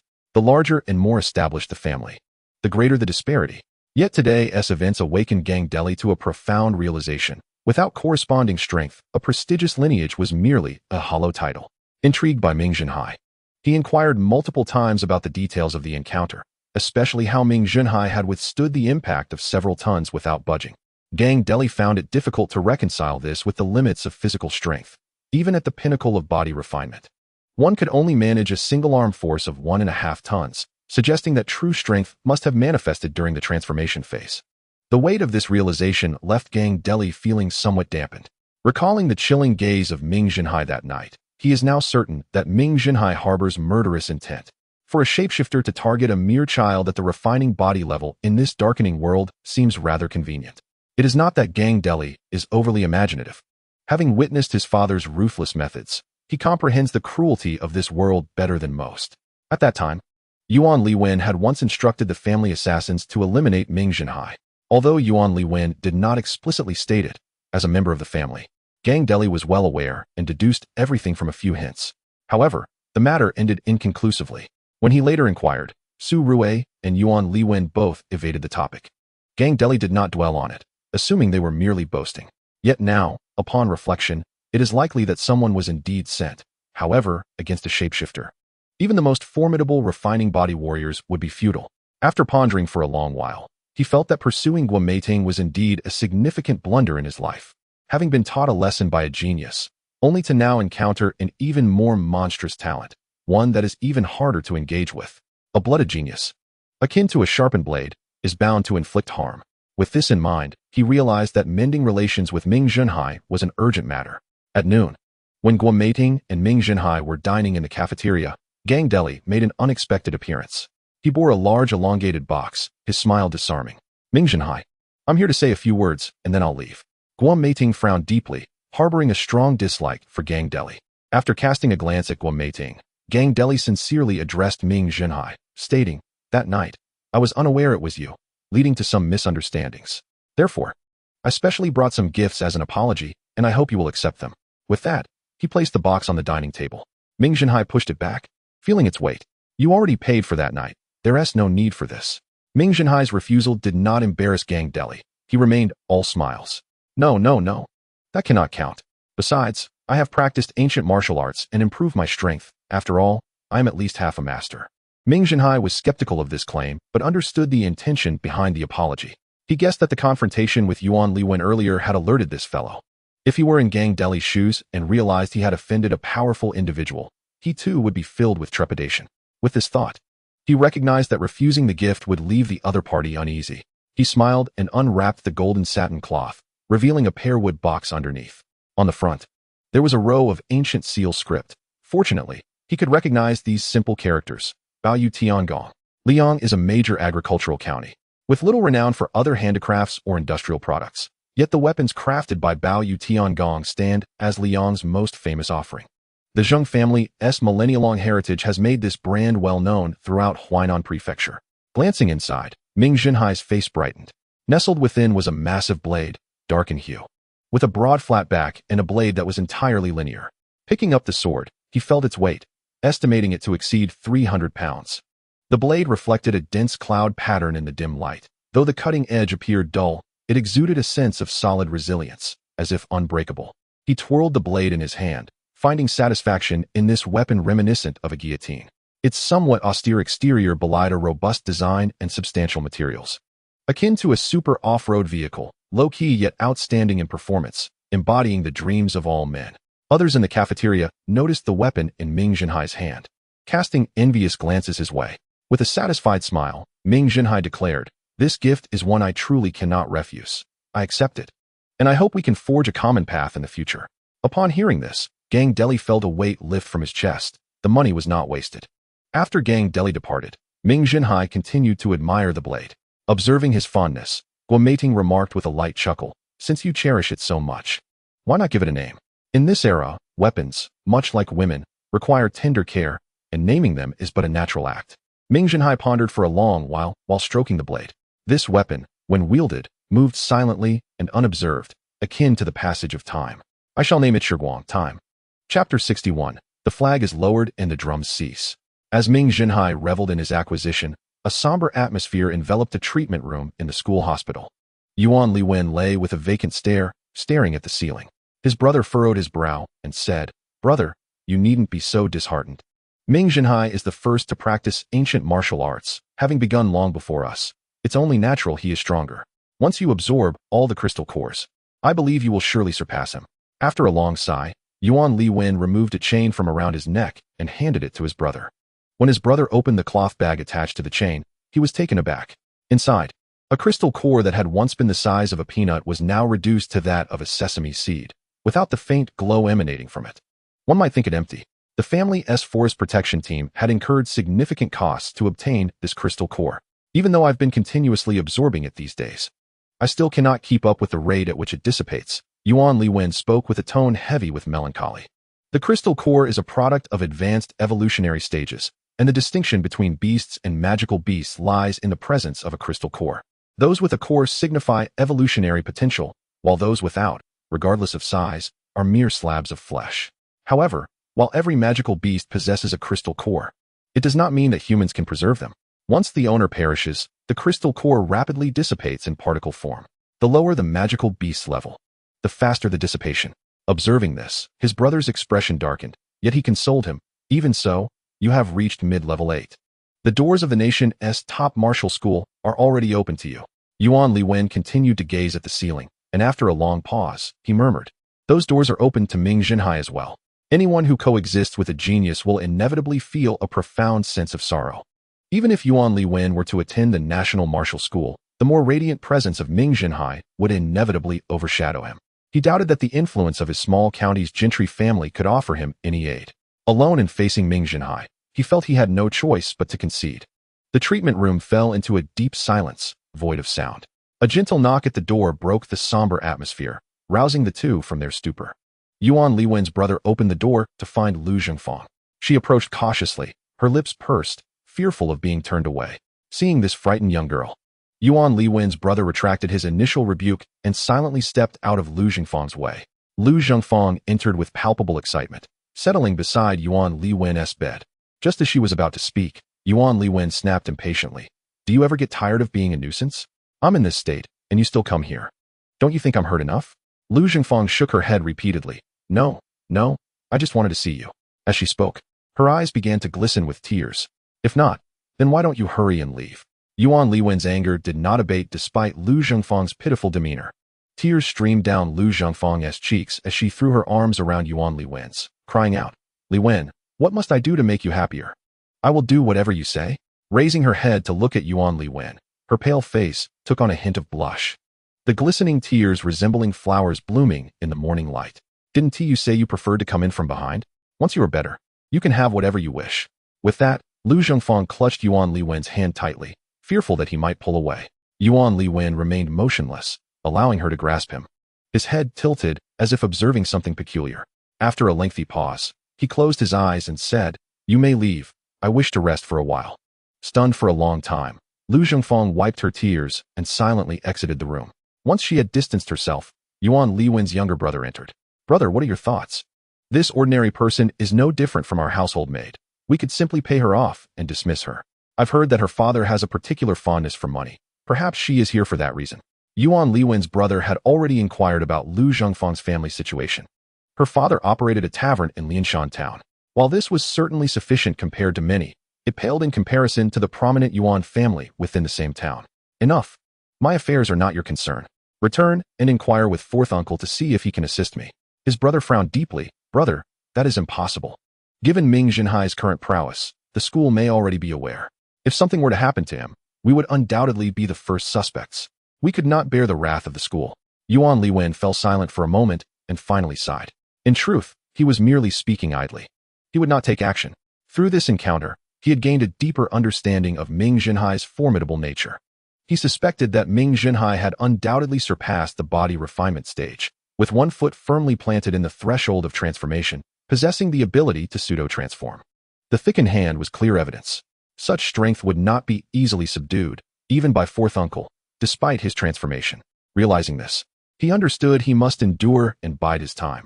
Achieving such strength would require at least a year or two, unless he immersed himself in cultivating within a core pile. Chapter 62. Mastery of Blade Techniques. Upon acquiring the Great Blade of Time, Ming Zhenhai immediately brought it to class. As soon as it was unveiled, several martial arts students surrounded him. Li Dongming hefted the blade, exclaiming, "Oh my, this knife is no lightweight. It must weigh around 300 jin." The martial arts students, accustomed to rigorous physical training, possessed significant strength. Zheng Wu, upon flicking the blade, brightened, revealing a radiant smile that showcased his pearly white teeth. It is made of chromium manganese alloy, with some rare magnetic steel inside. However, for specific forging techniques, I must consult my brother. Zheng Wei, standing nearby, took the blade for a closer inspection. At first glance, no one would suspect that Zheng Wei and Zheng Wu were twins, as their appearances differed vastly. The elder brother, Zheng Wei, had a dark complexion and handled matters with steady composure, while Zheng Wu was vibrant and lively.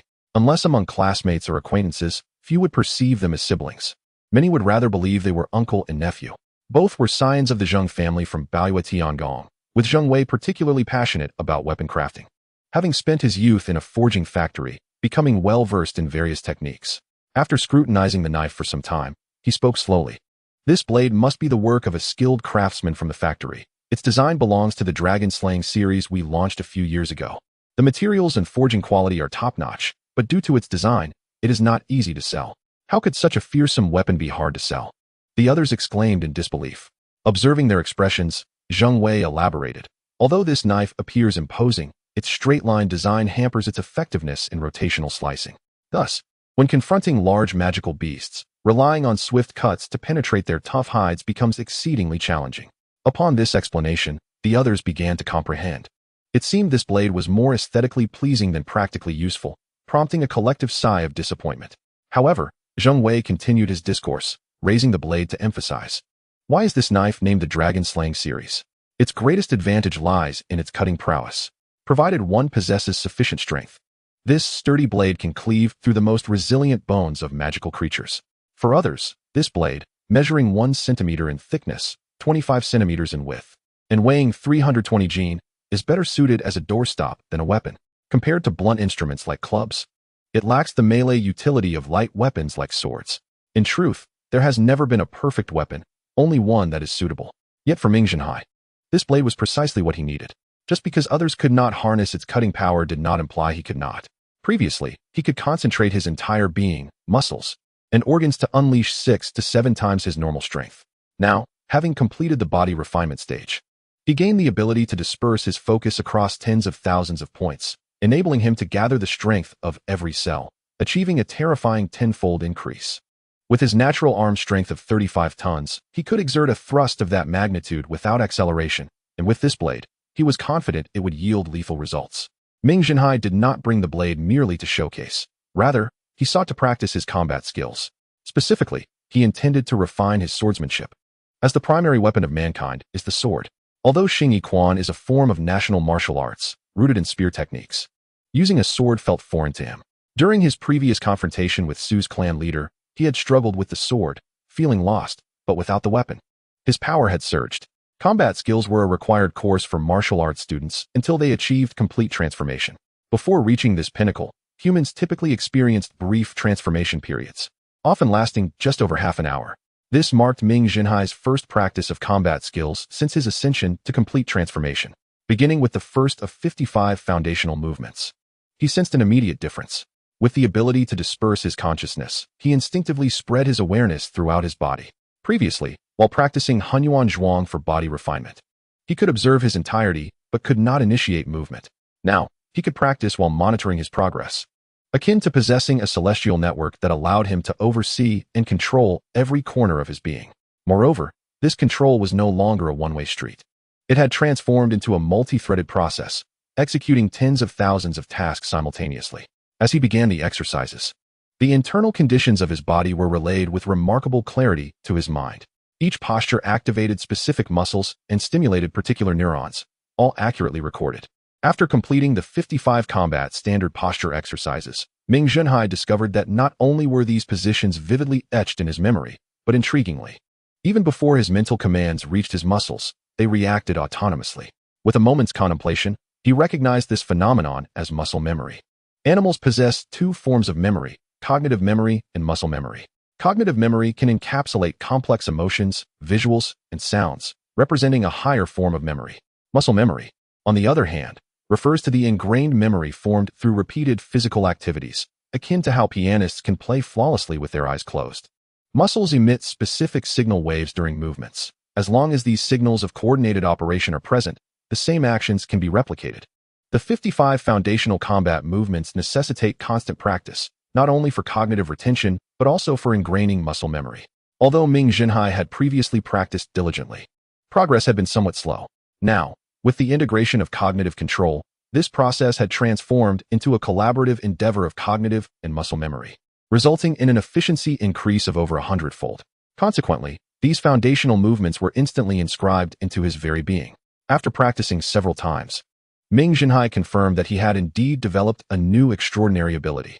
During today's combat training session, while other students were paired off for practice, Fang Guomin stood alone, not out of reluctance to find a partner, but rather because others were reluctant to train with him. After all, seeking hardship is not a common human inclination. Observing Ming Zhenhai's repeated practice, Fang Guomin felt compelled to offer some guidance. Fang Guomin possessed a natural talent for ancient martial arts, with a mastery of blade techniques surpassing even Tai Chi Yun. His few pointers had greatly benefited Ming Zhenhai. When the moment felt right, Fang Guomin handed a vine sword to Ming Zhenhai, gesturing with a wave of his hand. "Come, let's exchange a few moves. You've been relentlessly defeating me in bare-handed combat. Now, let us see how it feels to be on the receiving end."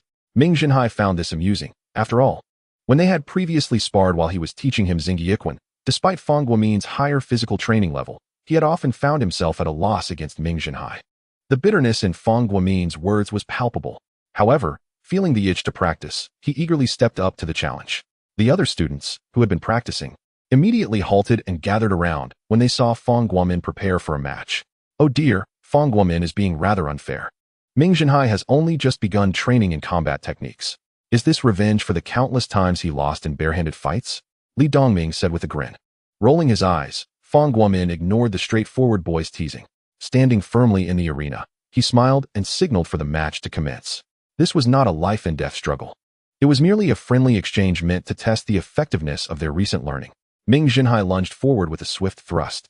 Fang Guomin simply deflected gently and sidestepped, allowing Ming Zhenhai to rush past him. Before Ming Zhenhai could turn around, he heard the sound of a blade slicing through the air.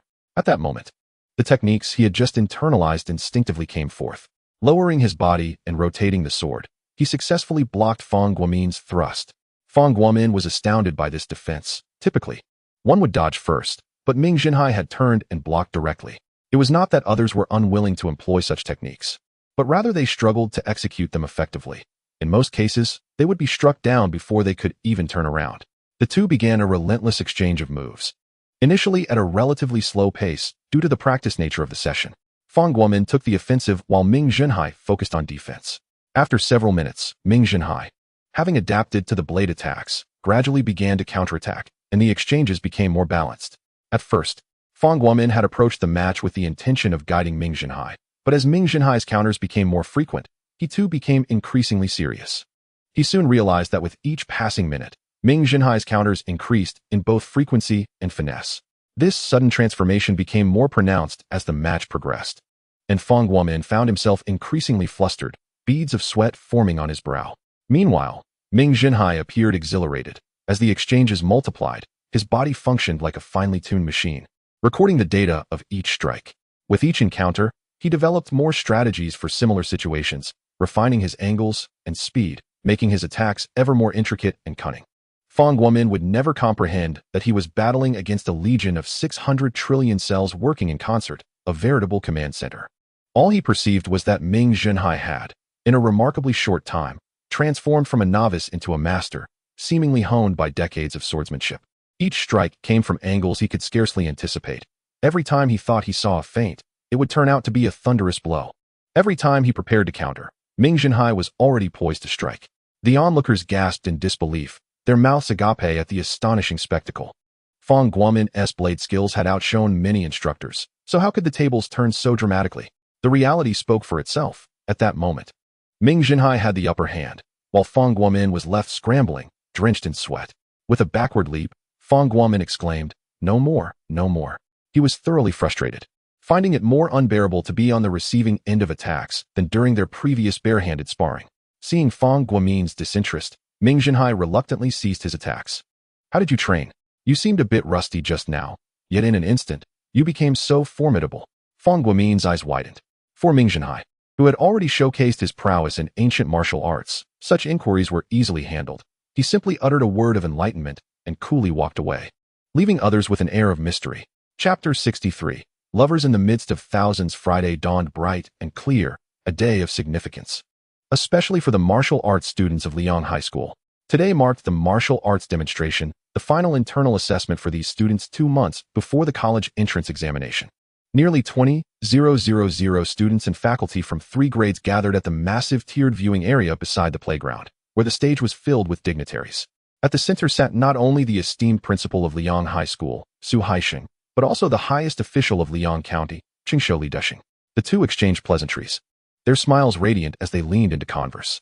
Although Liang High School was not a subordinate institution of Liang County, both entities enjoyed equal standing, and the significance of Liang High School to the county was undeniable.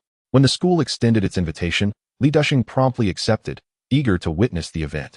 As one of the most prestigious schools in Huainan Prefecture, Liang High School's martial arts demonstration was a grand affair, featuring not only performances but also thrilling competitions among martial arts students. On the surface, it resembled an Olympic-style event. In reality, it served as a military exercise showcasing the strength of Liang High School. Many journalists were present, not only from the Liang County newspaper, but also from various publications in Yunzi County. Major newspapers in Huainan Prefecture, such as Huainan Education News, Huainan Daily, and Huainan Evening News, also dispatched reporters. These journalists found their spots and set up tripods, their flashes illuminating the scene, causing the students to sit upright, fearful of being captured in unflattering poses. The first event was the entry parade of the martial arts students, who, having received military training, marched forward in formation, each class forming a neat row. For Li Desheng, accustomed to various spectacles, this segment did not pique his curiosity as it did for the students. Instead, he focused on 2 elements, the flag bearer at the front and the leading class. According to customary regulations, the flag bearer was always the most outstanding student, and the foremost class was invariably the top class. When the flag bearer, who was none other than Fang Guomin, passed by the podium, Li Desheng recognized him instantly. This 9th-level prodigy was someone he had personally awarded. Thus, he was well acquainted. Turning to Su Haixing, he remarked with a smile, "Fang Guomin, a once-in-a-thousand-years 9th-level genius, truly exemplifies the finest of Liang High School. Perhaps his abilities have further improved. He is indeed a pride of our Liang." Hearing this, the old principal raised an eyebrow before echoing, "Indeed, he is a source of pride for Liang." Yet, the words of commendation for the finest student were conspicuously absent. The other leaders of Liang High School exchanged knowing glances and continued to observe solemnly. In truth, the title of the best had shifted from Fang Guomin to Ming Zhenhai within the school. Nevertheless, Ming Zhenhai consistently declined the role of flag bearer, insisting that Fang Guomin carry the flag. In contrast to the attention lavished upon the flag bearer, standing among the first class did not afford the same level of prominence. As Ming Zhenhai traversed the seating area of Class 8 in his final year, his gaze was immediately drawn to the radiant Guo Meiting, who waved exuberantly. In a moment of exuberance, he blew her a kiss, an exaggerated gesture that did not go unnoticed by the surrounding crowd. Initially, only those nearby erupted in cheers, but as the fervor spread like wildfire, the entire audience became a cacophony of excitement. transforming the once orderly and solemn viewing platform into a raucous arena akin to a gladiatorial coliseum. The journalists present clicked their cameras incessantly, already concocting sensational headlines about the perceived decline of student decorum in prestigious institutions. Li Dushing, along with several officials, observed the scene with furrowed brows, pondering whether today's youth had become so frivolous. Though his words were light, discontent lingered beneath the surface. It was not just the educators from Liang present. Peers from Yunzi County were also in attendance, and with the media capturing every moment, the reckless behavior was tantamount to tarnishing the reputation of the esteemed Liang leaders. Surprisingly, however, the principals from Liang appeared unfazed, wearing smiles instead. The former principal, Su Haixing, even jested, remarking on the vigor of the youth, lamenting that had he possessed such audacity in his youth, he might have won the heart of his own goddess. This elicited hearty laughter from the leaders of Liang schools, rendering the atmosphere unexpectedly jovial and relaxed. Li Dushing blinked in disbelief. Had Liang Middle School not always maintained a rigorous academic ethos? What was unfolding before him? Upon witnessing Ming Zhenhai's kiss, Guomeiting felt her cheeks flush. Such an open declaration of affection in a public setting was utterly unconventional in this era. Typically, girls experienced a more subtle form of ambiguous affection, devoid of such passionate ardor. Despite the distance, she could feel the intensity of his emotions, causing her to shyly avert her gaze. As the tumultuous cheers surged, she initially felt surprised and flustered, but to everyone's astonishment, Guomeiting suddenly rose to her feet. With her arms crossed in a gesture reminiscent of a devout acolyte, she fixed her gaze upon Ming Zhenhai. Her dark eyes, akin to obsidian, sparkled under the sunlight, exuding a profound and fiery brilliance. Through her actions, she conveyed her heartfelt and fervent emotions. In that instant, as Guomeiting stood amidst the throng, Ming Zhenhai understood and clenched his fist against his heart. They exchanged radiant smiles, illuminating the surroundings and rendering the sunlight somewhat dim by comparison. Their unabashed display of affection amidst thousands transformed the solemn martial arts ceremony into a farcical spectacle. Yet, to the astonishment of all students, the leaders and attendees watched the unfolding drama with amusement, resuming the event as if nothing had transpired. Chapter 64. The ceremony in progress. Liang Middle School, with its expansive playground, was not a closed sports arena. Instead, a segment of the area had been constructed as a viewing platform, occupying merely 1/6 of the playground. Even so, the platform remained less than full with over 20,000 attendees. Following the martial arts students' procession, large-scale dance performances commenced. The first act featured hundreds of individuals clad in warrior attire, fully armored and wielding long blades. The resonant sound of a distant horn heralded the simultaneous beating of hundreds of small drums, their rhythms synchronizing with the dancers' footsteps. The drumming intensified and the dancers' movements quickened, blades flashing in a spectacular display. The dancers' actions grew increasingly wild, culminating in a powerful strike, the movements and drums ceasing in unison. In the ensuing silence, a melodious male voice resonated, rich and poignant. Ming Zhenhai, seated beside Guomeiting, immediately recognized the voice as that of director Xia Kuan. He had not anticipated that Xia Kuan possessed such a remarkable singing voice, so unlike the typical boisterousness of others from martial arts backgrounds. No wonder he held a leadership position. He was indeed a polymath. After director Xia's performance concluded, several small dance numbers followed. For the leaders on stage, these performances were inconsequential. Their primary concern lay with the upcoming competitions. These contests included events such as the 5,000-meter race with a 60 kilograms weight, 200-meter sprint, bench press, squat, and combat, totaling 5 disciplines, all essential for martial arts students during college entrance examinations. All third-year students were required to participate, while first- and second-year students could also register. However, in comparison to the seniors, the younger students resembled athletes from lesser-known countries at the Olympics, merely seeking recognition from a place often overlooked on the map. To make a mark, one would need extraordinary talent. Like all competitions, the martial arts ceremony also featured seated athletes. The unspoken standard for seeding in previous years was mid-level 7, typically reserved for the top few students. Yet this year, with the resurgence of ancient martial arts, all participants' physical training levels had ascended a notch. Consequently, the criteria for selecting seeded athletes had also risen, with level 7 perfection now being the baseline. Nevertheless, there remained 19 seeded participants. Unsurprisingly, Ming Zhenhai was among them, thus relegating him to the role of spectator for the preceding events. The martial arts ceremony spanned just a single day, necessitating a swift progression of events. The initial 5,000-meter armed cross-country preliminaries were rather brutal. With over 1,000 registered athletes divided into 5 groups based on their physical training levels, ranging from early level 6 to mid-level 7. Only the top 10 from each group would qualify for the subsequent rounds. Regardless of the number of participants, there were 30 lanes, and at the sound of the gun, they surged forth. The initial competition for early level 6 was particularly crowded due to the inclusion of second-year students, resulting in numerous participants per lane. In their quest for a top 10 finish, jostling and shoving were inevitable. "Don't pull my clothes. You push me first. Then why are you still grabbing onto someone else?" The chaos transformed the race into a brawl, eliciting laughter from both judges and spectators, yet no one intervened. To everyone present, the lower-tier martial arts students seemed superfluous, merely a humorous interlude to the earlier dance performances. This stratification persisted throughout the various events, with lower-tier martial arts students serving merely as filler. Even the journalists seeking standout students found little opportunity. The morning passed in a dull haze, yet nearly all preliminary events concluded, with each discipline identifying their top 10 participants, who would compete against the seeded athletes in the afternoon.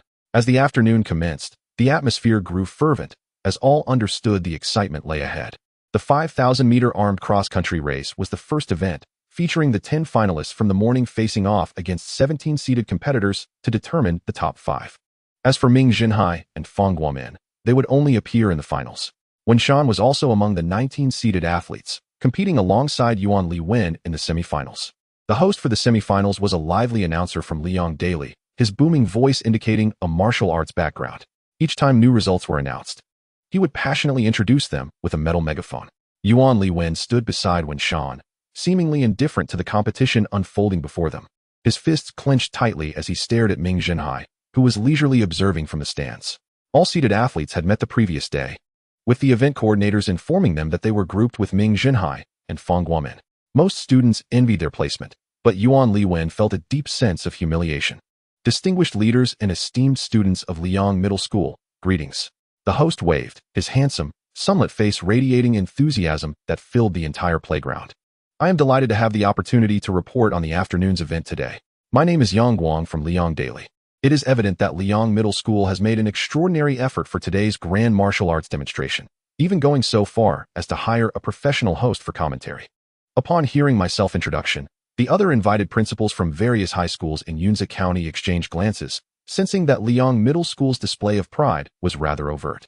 With 10 contestants and 17 seated participants, the 30 racing tracks were perfectly sufficient. As Yuan Li Wen stepped onto the track, there was an eruption of screams from the stands, particularly among the female spectators. He took a deep breath, casting aside distracting thoughts, and waved to the audience, which elicited yet another wave of cheers. Ming Zhenhai touched his face, feeling a tinge of disappointment. Despite the miraculous occurrence of reincarnation, he had not developed the visage of a handsome youth. Observing Yuan Li Wen across the way, who stood at an impressive height of 1.88 meters, with a strong physique and long legs, one could easily mistake him for a carefree gentleman lounging on a Hawaiian beach, not to mention his well-defined facial features that could captivate anyone who laid eyes on him. Nearby, Lu Zhengfeng also watched eagerly, though unlike the other girls, she remained quiet, seated in contemplation. As the competition was about to commence, host Yang Guang seized the moment to introduce the event. "Esteemed leaders, distinguished and beautiful classmates, we are about to begin the semi-finals of the martial arts competition. There are a total of 27 contestants, 10 of whom emerged victorious from the fierce morning round, while the remaining 17 are our seeded participants from Liang Middle School." Yang Guang, with a touch of humor, recounted, "Back in my day, I too was a martial arts student. When my girlfriend learned I would be hosting the grand event at Liang Middle School, she asked why I had never mentioned my participation in such ceremonies during my school years. I responded that I had actually participated twice. The first time, I did not perform well and ended up trailing behind. The second time, in my senior year, I finally excelled and managed to place at the front. Before I could finish, my girlfriend was lavishing me with compliments." He added, covering his mouth with a grin, "However, I didn't mention what happened afterwards. That time, after finally getting ahead, someone maliciously pulled my belt, and I lost my one opportunity to shine. I found it puzzling, surely. That classmate must have been too eager to lighten my load to help me run faster. Couldn't they have chosen another method?" His light-hearted storytelling elicited laughter from the audience, with many girls in tears from laughter. Once the laughter subsided, the charismatic host approached Yuan Li Wen, who stood at the forefront. "Seeing these seated participants fills me with envy. Let us not discuss their capabilities. Merely gazing upon their appearances is enough to steal my thunder. I must ask this young man, Are you planning to join us at Liang daily after graduation? If so, I shall prepare my belongings and be ready to depart. He pretended to interview Yuan Li Wen, prompting more laughter from the students. Next, the host spotted Wenshan nearby, and his eyes lit up. Oh my! Look at this refined and delicate martial arts student. You didn't mistakenly wander in from the humanities department, did you? Be careful, or I might have to report you. Wenshan merely smiled humbly in response to the host's playful banter, further endearing himself to the audience with his charming demeanor. Oh, this is undoubtedly the most exceptional martial arts student I have ever encountered. Should anyone dare to claim that martial arts students are uncouth, I shall invite them to meet this young man. As the competition was about to commence, the atmosphere in the venue turned solemn. Lu Jingfang's gaze remained fixated on Yuan Li Wen, determined to observe every movement he made, no matter the distance. Under the sunlight, even when crouching, Yuan Li Wen's tall stature only accentuated his athletic build. Each muscle on his calves and arms appeared perfectly proportioned, instilling admiration while exuding a quiet strength. Having attended the same middle school, Lu Jingfang had long known Yuan Li Wen as the scion of the first family in Lianshan town. The dashing Yuan Li Wen had always been the center of attention. Surrounded by admirers, he was never short of beautiful companions, while the petite and unassuming Lu Zhengfang felt overshadowed. Just as boys fantasize about being knights protecting their beloved princesses, girls too dream of having a handsome knight by their side. Yuan Li Wen was undoubtedly the dream boy of all middle school girls in Lianshan town, Lu Zhengfang included. In her heart, he was her knight. However, the gap between the privileged and the ordinary, along with their differing classrooms, meant they remained strangers despite 6 years of shared schooling. It wasn't until that evening at the street-side gathering when Yuan Li Wen bravely chased away some ruffians that they had their first close encounter. Although her heart brimmed with joy, she maintained a semblance of reserve. Yet, under the warmth of the spring sun, the ice around her heart melted away in just a few days, leaving her radiant.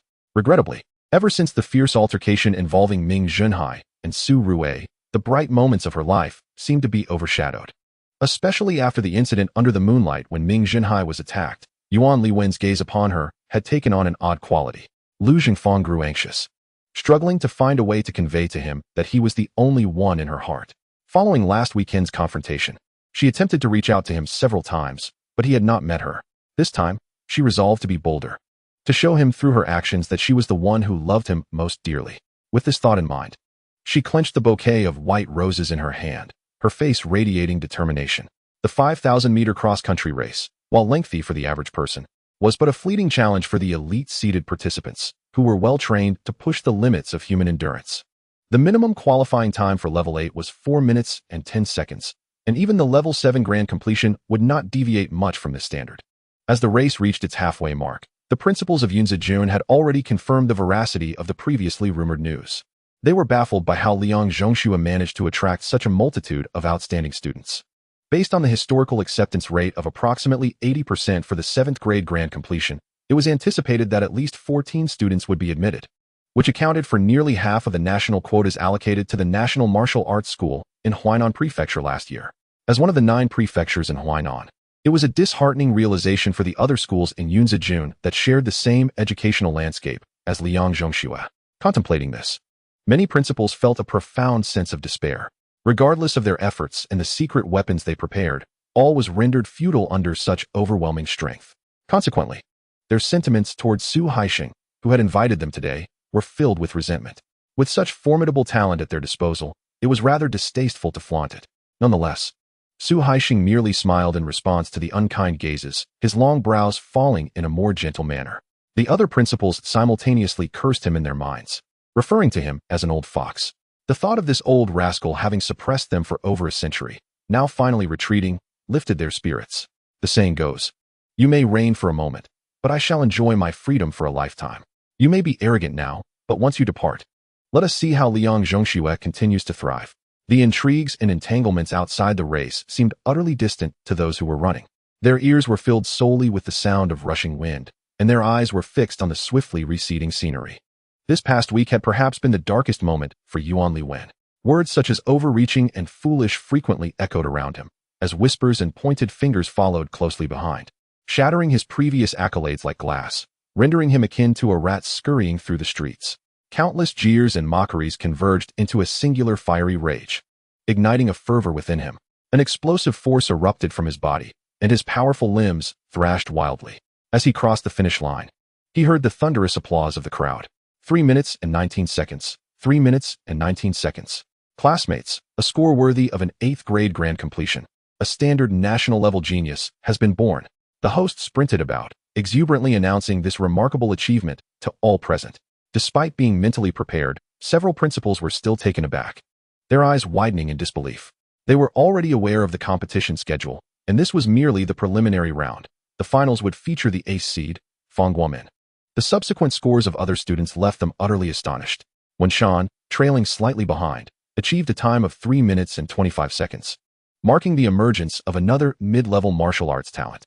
Furthermore, 3 additional students crossed the 8th grade qualifying line, while 12 others achieved near 8th grade grand completion scores. Such an abundance of talent. Merely acquiring one of them would be cause for jubilation, yet here they were with so many. The hands of several principals began to tremble with excitement. As the last of the timers concluded, Yuan Li Wen returned to the field, prompting another round of cheers. Lu Zhengfang, holding a bouquet of roses she had personally picked, rushed toward Yuan Li Wen, eager to present her gift. However, just before reaching him, her steps halted abruptly. A vibrant bouquet of crimson roses nestled in Yuan Li Wen's left arm, while a captivating woman with an alluring figure occupied his right. Amidst the crowd's uproar, the two shared a passionate kiss.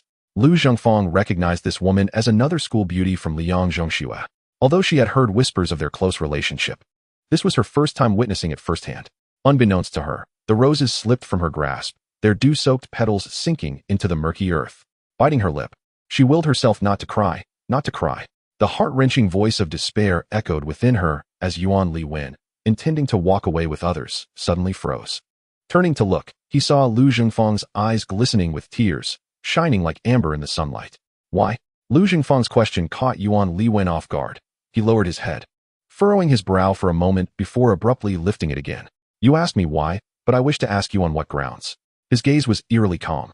What makes you think I would have feelings for you? Wake up. You lack both the figure and the beauty to compete with anyone by my side. Do you think our shared hometown is enough?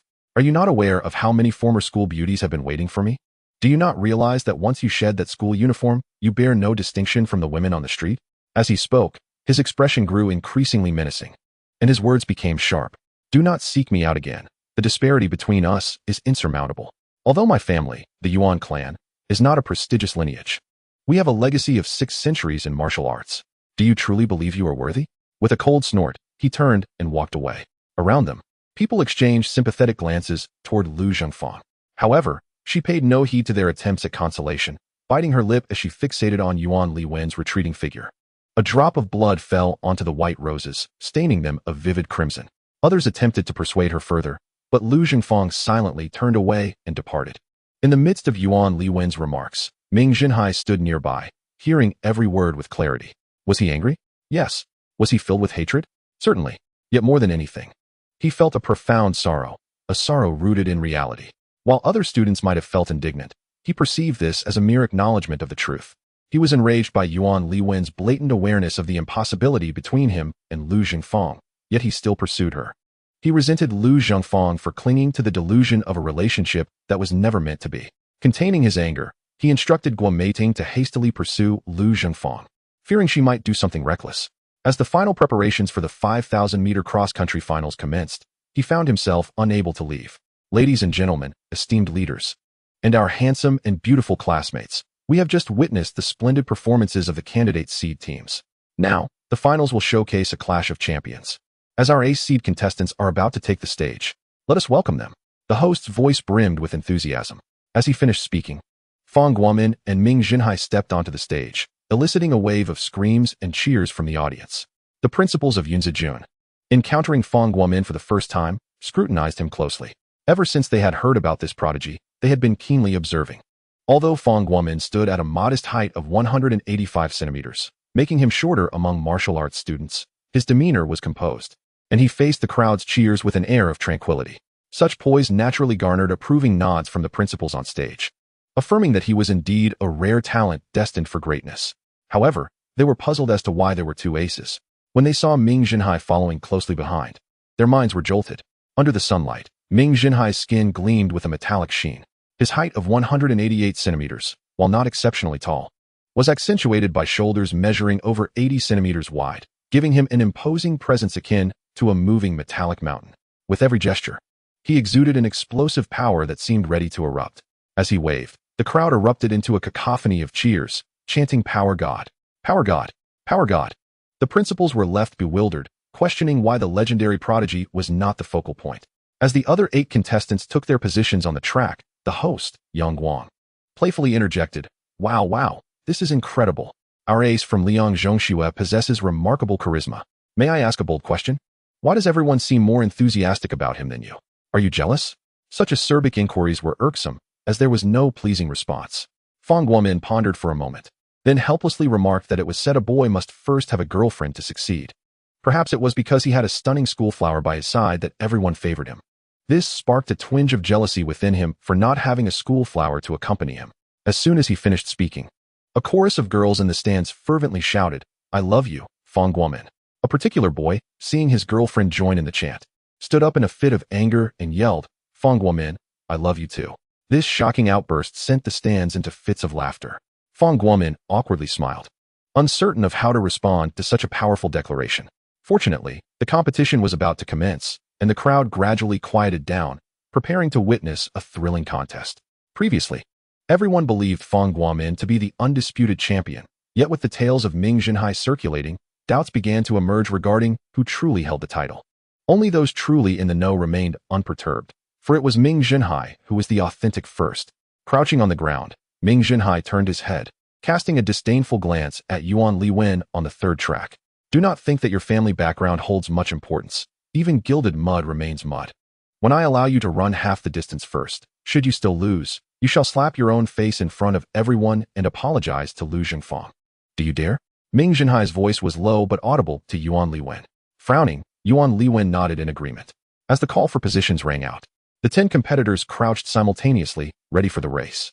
At the sound of the gunshot, 9 of them surged forward with astonishing speed, eliciting gasps from the crowd. However, everyone was soon astonished by Ming Zhenhai's utter stillness. The stands buzzed with speculation about his actions.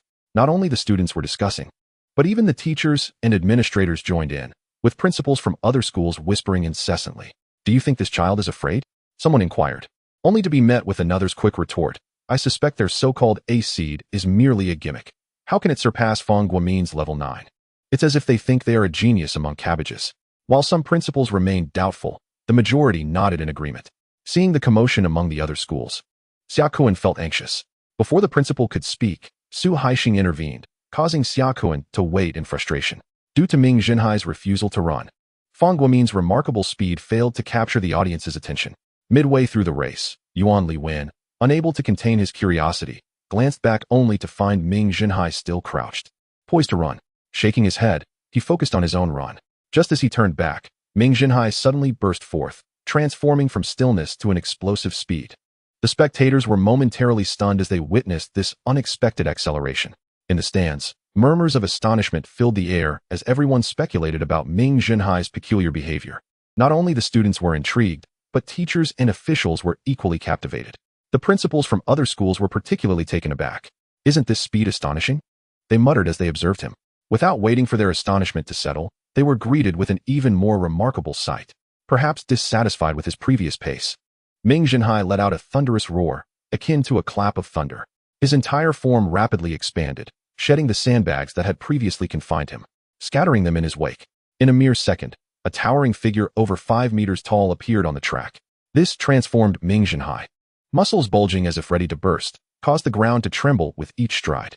The giant raced across the smooth grass, resembling an ancient sorcerer reborn from the depths of time, chasing after the stars.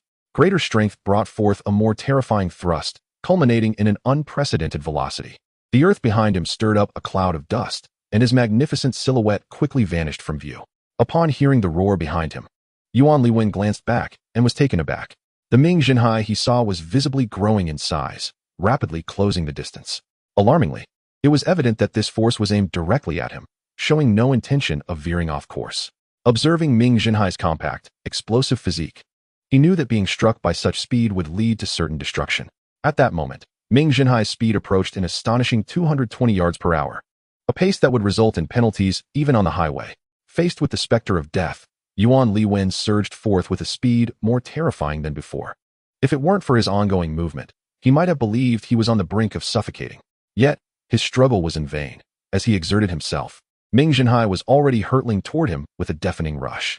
The dust cloud enveloped them, and many students screamed, convinced that Yuan Li Wen could not possibly survive such a collision with a war machine-like giant. As the dust settled, the crowd saw Yuan Li Wen curled on the ground like a monkey. Peeking out to ascertain his safety, he stood up, patting himself down to discover he was unharmed. A boy nearby exclaimed in disbelief, "Wow, that is a clever little monkey." The crowd erupted in laughter. In stark contrast to the audience's concern for Yuan Li Wen, all the principal's attention was fixated on Ming Zhenhai. Although they regarded his late surge as somewhat ostentatious, such an extraordinarily powerful individual could easily be forgiven for any display. At that moment, the principals comprehended why Ming Zhenhai occupied the first track. It was a level 10 completion, a feat unparalleled in their memories. Having achieved a flawless triumph, Ming Zhenhai did not revert to his original form, but gazed down at Yuan Li Wen, coldly uttering the words rotten mud. He then turned toward the stands, where he was met with a thunderous ovation, thousands chanting his name, even prompting a few principals to join in the cheer.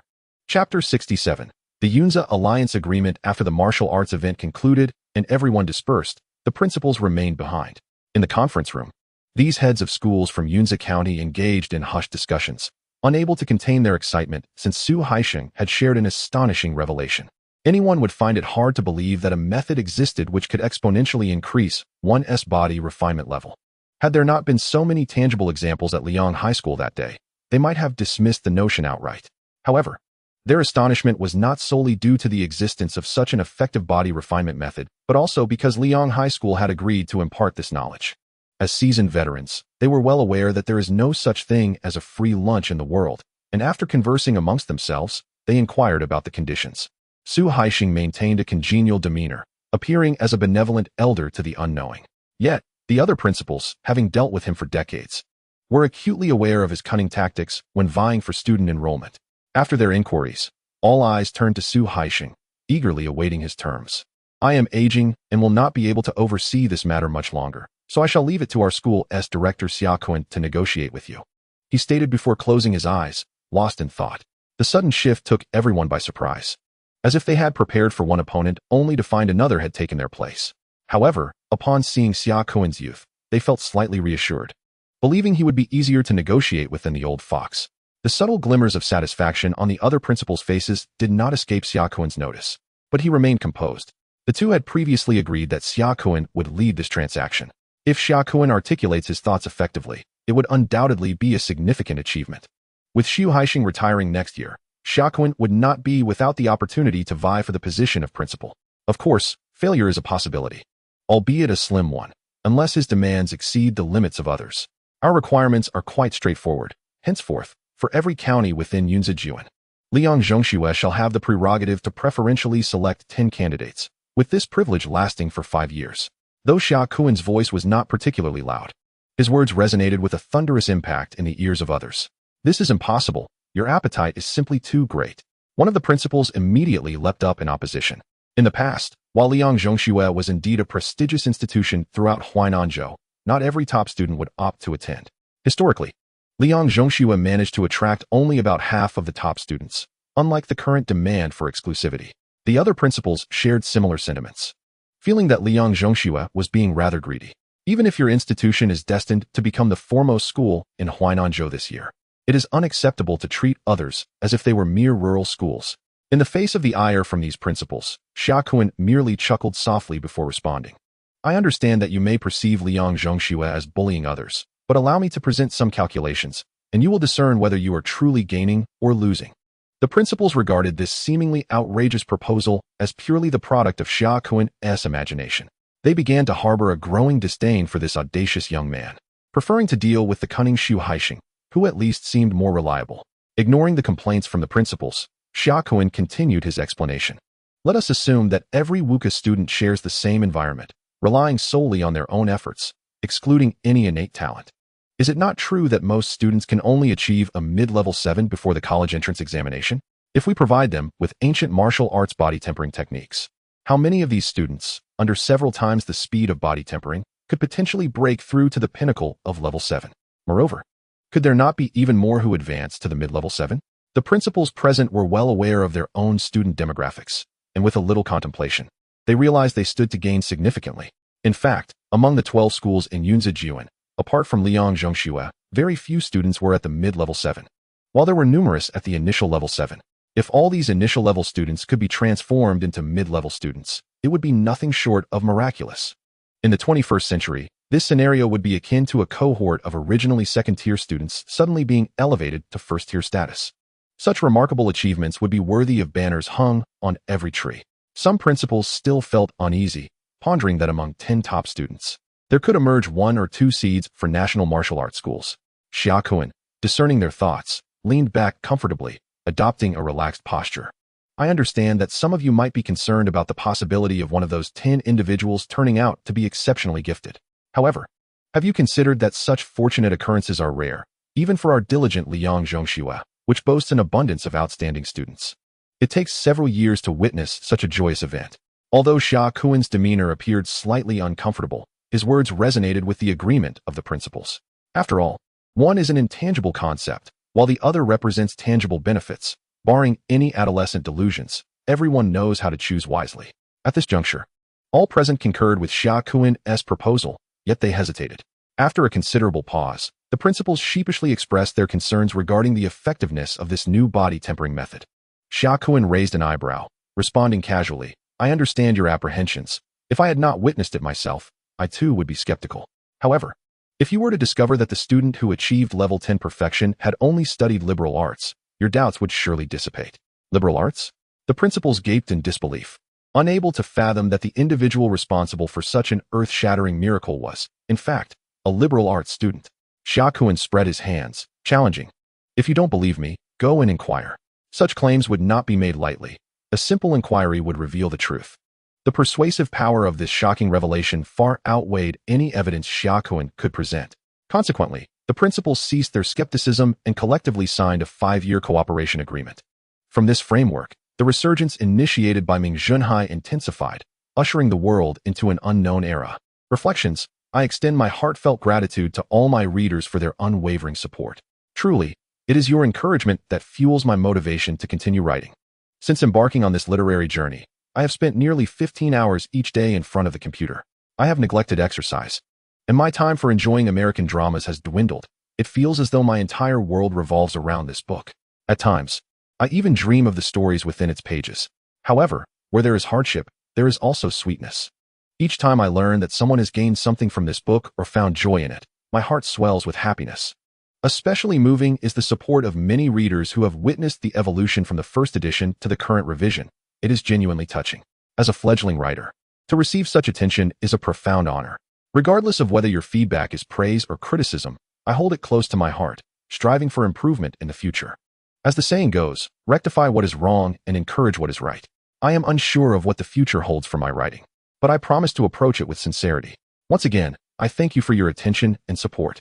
Chapter 68. The roommate Ming Zhenhai awaited Gua Mating's return late at night. "Afang is fine," Gua Mating replied with a furrowed brow. "That cannot be. I thought she would be quite upset." Ming Zhenhai expressed his surprise. Gua Mating brushed her bangs aside with a worried expression. "It is precisely because she neither cried nor made a fuss that I am concerned. However, she will return home tomorrow. Perhaps she will feel better." Ming Zhenhai pondered for a moment, suggesting that perhaps the fatty could take her home the next day. "I think that sounds good. Please ensure Fatty comes tomorrow." Ming Zhenhai was uncertain whether Fatty would be able to come, as they had become mere acquaintances, having not spoken in many days. Due to the need to rise early the next day, they lingered in the grass for a while, attending to necessary matters before returning. The following day, before dawn, Ming Zhenhai awoke to find 2 of his roommates already up, rustling about as they dressed. Though obscured by darkness, he recognized them. In the dormitory, there were 4 of them. He and Liu Hanqing shared a bunk, while Li Yi and Shu Qifu occupied the other. "Li Yi, Shu Qifu, are you both up so early?" Ming Zhenhai greeted them. Shu Qifu replied in a muffled voice, "We are heading home today. I fear it may rain on the road, so we must leave early." Shu Qifu hailed from Tianyaojin, which, while only about 90 miles from Liang County, required a ferry to reach home. To arrive before the ferry ceased operations, he needed to leave promptly. Li Yi, who occupied the upper bunk, was his neighbor from Yolongjian, making their journey home favorable to share. Observing their hustle, Ming Zhenhai considered rousing Liu Hanqing, but the latter had inexplicably remained in a deep slumber. Thus, he resolved to prepare his own belongings first. With the warm weather, everyone wore light clothing. Ming Zhenhai casually donned a tank top before descending from his bunk. The three of them, towels draped over their shoulders and cups in hand, made their way to the water station on the lower floor to wash their faces. Upon stepping outside the corridor, they were greeted by the brightening dawn. The eastern sky was adorned with vibrant clouds, streaks of flowing cloud formations scattered across the expanse. Although the clouds at higher altitudes retained a dark hue, the lower layers to the east were gilded with a golden-red edge, heralding the imminent rise of the sun. At the water station, a long row of faucets was already occupied by several individuals. As Ming Zhenhai and his companions approached, everyone greeted them with enthusiastic nods, their eyes brimming with excitement. Li Yi and Shu Qifu certainly did not assume that the greetings were directed at them. Ming Zhenhai advanced with a smile. Unable to ignore the lingering excitement from the previous day's astonishing competition that had captivated everyone. Upon reaching the poolside, he noticed that people automatically made space for him, as his towering height of nearly 1.9 meters, combined with his formidable muscles, made him resemble a great mountain, exuding an undeniable sense of presence. While Ming Zhenhai washed his face, Li Yi and Shu Qifu occasionally cast sidelong glances at him. Since their schedules differed, this was their first opportunity to observe the transformed Ming Zhenhai closely. His tank top clung tightly to his physique, causing him slight discomfort as he adjusted the straps. The tightness left distinct red marks on his shoulders, tracing a remarkable contour from his trapezius down to his pectorals, creating a mesmerizing silhouette that left even the two boys blushing with heartbeats racing. Unaware of their reaction, Ming Zhenhai splashed water onto his face with a forceful gesture, producing a sound reminiscent of a hippopotamus, as the water vaporized into a mist.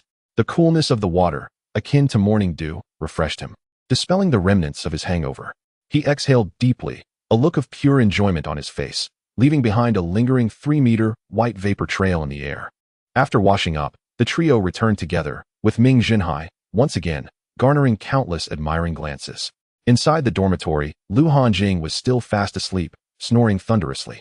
Ming Zhenhai began to organize his belongings, retrieving a cloth bag from beneath his pillow and stuffing it with both clean and unwashed items. After checking twice to ensure he had not overlooked anything, he neatly folded his bedding and packed away materials and books he would not need. The two bulging bags seemed to weigh around 10 kilograms, yet this was a mere trifle for him. Once he finished packing, Li Yi and Shu Qifu had already completed their own preparations. However, they could not set off immediately. They needed to eat breakfast at the cafeteria and bring along some provisions. Given that it was the weekend and many were eager to return home, the cafeteria opened early. By the time the three arrived, numerous students were already carrying bags of food back to their dorms. They first queued for congee and then proceeded to buy steamed buns. Serving congee was simpler than serving rice, so the cook moved quickly, and soon it was their turn. Li Yi requested half a jean of congee, and the cook served him a generous scoop. Shu Qifu also ordered half a jean, but at 1.65 meters, the counter was slightly too high for him, requiring him to stand on tiptoe. In his moment of distraction, he fumbled and ended up with considerably less than intended, leaving him somewhat disheartened. As he turned to leave, a large hand reached over, returning his bowl to the counter. "Master, could I have a little more?" "I wasn't paying attention," he said. The cook, already frowning, glanced at the bowl with impatience. However, upon recognizing Ming Zhenhai's face, his expression brightened, and he cheerfully filled Shu Qifu's bowl to the brim. Ming Zhenhai smiled slightly and requested, "Master, please give me another jean." As he prepared to depart, the cook gave him a thumbs up. Shu Qifu stood in stunned silence. For the cafeteria staff were notoriously temperamental. It was rare to be served extra. He recalled the first time he had been shortchanged, arguing for ages at the counter, only to be met with the dismissive retort, "If you have something to say, stand up and say it. Hiding on the side is not acceptable." The laughter that ensued had made him flee in embarrassment, and since then, he had never dared to complain about receiving less. The unexpected generosity today was astonishing. In a moment of reflection, he realized the reason behind it. Looking at Ming Zhenhai's imposing figure, he felt a twinge of gratitude. Due to their haste, they all ate quickly, with Ming Zhenhai finishing his congee in a few hearty gulps. "Li Yi, are you planning to discuss your college applications with your family when you return home?" Ming Zhenhai inquired during their walk. "Yes," replied Li Yi, "once we return. We will wait until after the college entrance exams to bring our things home." Most students followed their teacher's advice, planning to wait until their families had made decisions before filling out their applications, allowing them to focus on their studies for the final 2 months without distractions. "Hai Yi, you won't need to worry about such matters. Just pack your bag for Yanjing," Shu Qifu remarked, also a top student in his class, often ranking among the top 10 in the grade. Unlike Su Rue, who was rather arrogant. Shu Qifu came from an ordinary family and was generally humble, always willing to help his classmates with their studies. Ming Zhenhai had frequently sought his assistance with problem-solving, and Shu Qifu had never turned him down. Li Yi, a student from class 9, though not as exceptional as Shu Qifu, had previously been a peer of Ming Zhenhai's caliber. Thus, in their dormitory, Li Yi and Shu Qifu typically bonded, while Ming Zhenhai and Lu Hanjing engaged in their own camaraderie. However, since Ming Zhenhai switched to the martial arts track, the dynamic among the four had become more harmonious, with the two often seeking Ming Zhenhai's company for conversation. Please, spare me the teasing. I only handle tasks that require little thought, Ming Zhenhai quipped. Mutual support among friends was essential for camaraderie. Shu Qifu and Li Yi enjoyed chatting with Ming Zhenhai, and the three shared laughter as they returned to the dormitory. Just then, Lu Hanjing, having hastily wiped his face, returned, eager to head to the cafeteria for a meal. Ming Zhenhai handed him a few steamed buns, advising him to have a light snack before indulging in a proper feast at home. Chapter 69. Farewell. By the time the four arrived at the school gate, it was bustling with activity. A casual glance allowed Ming Zhenhai to spot Guo Meiting amidst the crowd, dressed in a loose white t-shirt and fitted blue shorts, with a backpack slung over her shoulder. She exuded a fresh and gentle aura, complemented by her long, elegant legs. As they drew closer, he noticed her sleek black hair tied in a ponytail, her delicate features illuminated by a gentle smile that transformed her usual poise into a captivating charm. Many onlookers were momentarily entranced. In contrast to Guo Meiting's brightness, Lu Zhengfang appeared rather somber despite his neat attire, while a nearby chubby boy kicked stones with a downcast demeanor. Guo Meiting and Ming Zhenhai exchanged glances, both feeling a sense of unease. Hey, brother-in-law. A cheerful voice interrupted their silent exchange. It was Guo Rinchuan, wearing a playful grin. This time, he had taken the initiative to be his sister's protector on the journey home. Seeing Guo Rinchuan brought Ming Zhenhai a sense of relief. Knowing that Guo Meiting's home in Longmen Town was quite distant, and having a family member accompany her made him feel at ease. The sun had risen, and they decided not to linger any longer, setting off together along the tree-lined path towards the nearest west gate. Liang Zhongxue is situated at the northwestern corner of Liang County, with a verdant avenue connecting the county's west gate to the school's entrance. In May, Liang has already begun to feel quite warm. Beneath the towering giant cedar trees lining both sides of the shaded avenue, white roses bloom abundantly. Gazing into the distance, the road stretches for miles, resembling white waves rising amidst a green sea. Sparse clusters of students traverse this avenue, each burdened with backpacks and water bottles, while the girls carry only light bags. Guo Rinchuan dutifully slings his sister's small backpack onto his own, allowing Guo Meiting to carry only a small water bottle. With her petite hunting knife subtly visible, Ming Zhenhai naturally walks alongside Guo Meiting. Have they remained silent throughout? Ming Zhenhai glances back at Lu Zhengfang and the plump boy, who linger far behind. Guo Meiting sighs softly, indicating the absence of conversation. In this situation, both feel helpless, merely observing whether anything might develop between the two trailing behind. After 20 minutes, they exit through the west gate. Guo Meiting intends to head north along the avenue, while Ming Zhenhai and the plump boy venture south. I'm off. Guo Meiting's voice is slightly melancholic, her gaze fixed on Ming Zhenhai, as if unwilling to divert her eyes for even a moment. Ming Zhenhai nearly impulsively offers, I'll walk you home. Taking a deep breath, he nods, advising her to be careful on the road and to ensure her knife is easily drawn. Guo Meiting gently grips the knife's hilt, affirming, it's quite all right. As the moment of parting approaches, Ming Zhenhai feels an overwhelming urge to express numerous thoughts. Yet he finds himself at a loss for words. Similarly, Guo Meiting remains silent, her fingers unconsciously tracing the knife's handle. All right, Hai Yi, let us go. It's not like we'll never meet again. A voice, discordant and grating, disrupts the atmosphere. Lu Hanting, who has been anxiously waiting, bellows, having been thoroughly worn down by their delay. It dawns on them that the others have been silently observing, waiting for this moment to conclude. Guo Meiting's face flushes a deep crimson, and in a flurry, she turns and flees. At this, Ming Zhenhai's temper flares. Upon meeting Lu Hanting's gaze, he quickly withdraws, bowing his head and muttering, Hai Yi, it really is getting late. We still have over 100 miles to go. Just as he is about to teach Lu Hanting a lesson about being overly earnest, Guo Meiting suddenly turns back, her face radiant as she waves goodbye. Her dark ponytail dances gracefully in the wind. Ming Zhenhai reciprocates the gesture. Hai Yi, should we continue watching? Lu Hanting timidly inquires, gazing into the distance where Guo Meiting's figure has vanished. After a prolonged moment of introspection, Ming Zhenhai exhales deeply, perplexed by his own feelings. This is not his first experience with love, yet why does parting feel so profoundly painful? Let us go. he asserts, shaking off his distractions and leading the way southward. Half an hour later, Ming Zhenhai and the plump boy must part ways. He discreetly pulls the plump boy aside and whispers, "Fatty, you've seen what happened with Lu Zhengfang. Let us not forget we're still classmates. If we can say something to help, let us do it." After a long pause, the plump boy finally nods in agreement. Ming Zhenhai feels a sense of relief and bids farewell to Lu Zhengfang, who remains indifferent to his departure. As he walks further away, Ming Zhenhai glances eastward, observing the distance between the plump boy and Lu Zhengfang. It seems they have not exchanged a word. He sighs softly, pondering whether his efforts have been in vain. Turning over a hill, the two remain enveloped in silence. The plump boy steals a glance at Lu Zhengfang, whose once delicate features now appear worn and haggard, her eyes devoid of their usual sparkle, staring blankly ahead. Clenching his fists, the plump boy hesitates before finally asking, "Are you all right?" Lu Zhengfang seems oblivious, continuing her stride forward. "Can't you muster the strength to say a word?" The plump boy's frustration begins to rise. Lu Zhengfang halts, turning to face him with an expression of indifference. "Fatty, I know you care about me, but I'm fine. Thank you." With that, she attempts to move on, but the plump boy abruptly seizes her hand, glaring fiercely as anger ignites in his eyes. "Don't think I can't see through you. You're still hung up on that fellow named Yuan." A flicker of emotion crosses Lu Zhengfang's face, only to be swiftly replaced by her usual coldness as she retorts, "And what of it? This has nothing to do with you. How can it not concern me? Lu Zhengfang, do you realize that from the very first moment I laid eyes on you, I was smitten? For 3 whole years, I've been by your side. And you've not noticed a thing?" The plump boy's voice trembles with emotion, each word a struggle.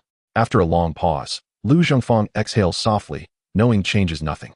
Her near indifferent tone ignites the plump boy's fury. "What do you mean, knowing changes nothing? Yuan Liwen pursued you for a few days, and you surrendered everything. Now that he no longer wants you, you're still pining for him. Do you understand what that is? It's pathetic. You're being pathetic."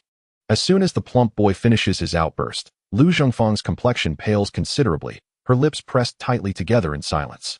Witnessing her pain, the plump boy's anger dissipates, and he cries out to the heavens, "Why do you have to like that scoundrel? Why?" This outpouring of emotion likely releases the pent-up feelings he has harbored for 3 years. After a long while, a cool hand rests on his shoulder. "Thank you for liking me. I'm truly sorry that I cannot return your feelings." Lu Zhengfang gazes up at the plump boy, her face still ashen. Yet her eyes brim with regret. The plump boy wipes away his tears, pleading, "Now that Yuan Liwen has broken up with you, can't you give me a chance?" Lu Zhengfang gently wipes away some of his tears, yet her own silent tears begin to flow. "I'm sorry, I cannot do that. Fatty, you're a good person, and there will be a girl who will love you in the future." "Why?" The plump boy cries out in despair, wiping away her tears. Lu Zhengfang gazes sorrowfully at the wild fields by the roadside. "Fatty, when you find someone you truly love in the future, you will understand that love only happens once in a lifetime." Chapter 70. The fleeing caravan. Unbeknownst to Ming Zhenhai, he is entirely unaware of the plump boy's predicament as he and Lu Hanting focus intently on their journey. Within an hour, they have traversed over 30 miles. At this juncture, the number of pedestrians on the road begins to increase, with occasional caravans of horses passing, some transporting grain, and others carrying fabrics and assorted goods. As they reach the halfway point, the two decide to take a break and replenish their energy. The sun shines brightly overhead, providing a perfect opportunity to seek shelter from its rays. The temperature in this era is somewhat higher than that of the 21st century, and the air is perpetually thick with humidity and heat. Choosing to rest beneath a broadleaf tree by the roadside, they discover a few stones placed conveniently at the tree's base. Setting down their backpacks, Ming Zhenhai produces steamed buns, dividing 3 between them, and uncovers the living allowance provided by Tai Chiyun and his companions that morning, a can of salted fish. This salted fish, prepared with garlic, along with a hint of chili and fermented black beans, possesses a unique flavor. With a bun in one hand and salted fish in the other, they alternate bites. Lu Hanting sweats profusely, having consumed over a liter of water. Assessing their remaining supplies, he concludes that they have sufficient water to reach Day Town. So he says nothing, and they enjoy their meal heartily. Just as they are relishing their food, a mechanical rumble resonates from afar, lifting their gaze. They see a convoy of trucks approaching. This procession consists of 6 or 7 trucks, each towering 5 or 6 meters high. They're robust, square forms unmistakably identifying them as heavy-duty vehicles. Furthermore, these trucks are adorned with sturdy iron plates on their sides, and their cargo areas resemble small cabins, imparting an impression akin to mobile homes. At this moment, the vehicles roared forward with relentless fervor, their engines howling as they surged ahead. 2 individuals stood curiously by the roadside, when a bearded driver from the first car leaned out, waving his arms and shouting loudly, "Hurry, hurry!" The beast tied. Initially, the overwhelming cacophony drowned out his words, but as the vehicle passed, more drivers emerged, calling out urgently. At last, they comprehended the gravity of the situation, and their faces paled. Like startled rabbits, they hastily grabbed their backpacks and retreated. Ming Zhenhai finally discerned the source of the billowing smoke trailing behind the convoy. Internally, he lamented his misfortune. How could he encounter the rare beast tied on his way home? The automotive manufacturing quality of this era was abysmal, with speeds barely reaching 70 miles per hour, and that was at full throttle. Ming Zhenhai accelerated, pulling Lu Hanqing along as he surged ahead, leaving the bearded driver wide-eyed in astonishment.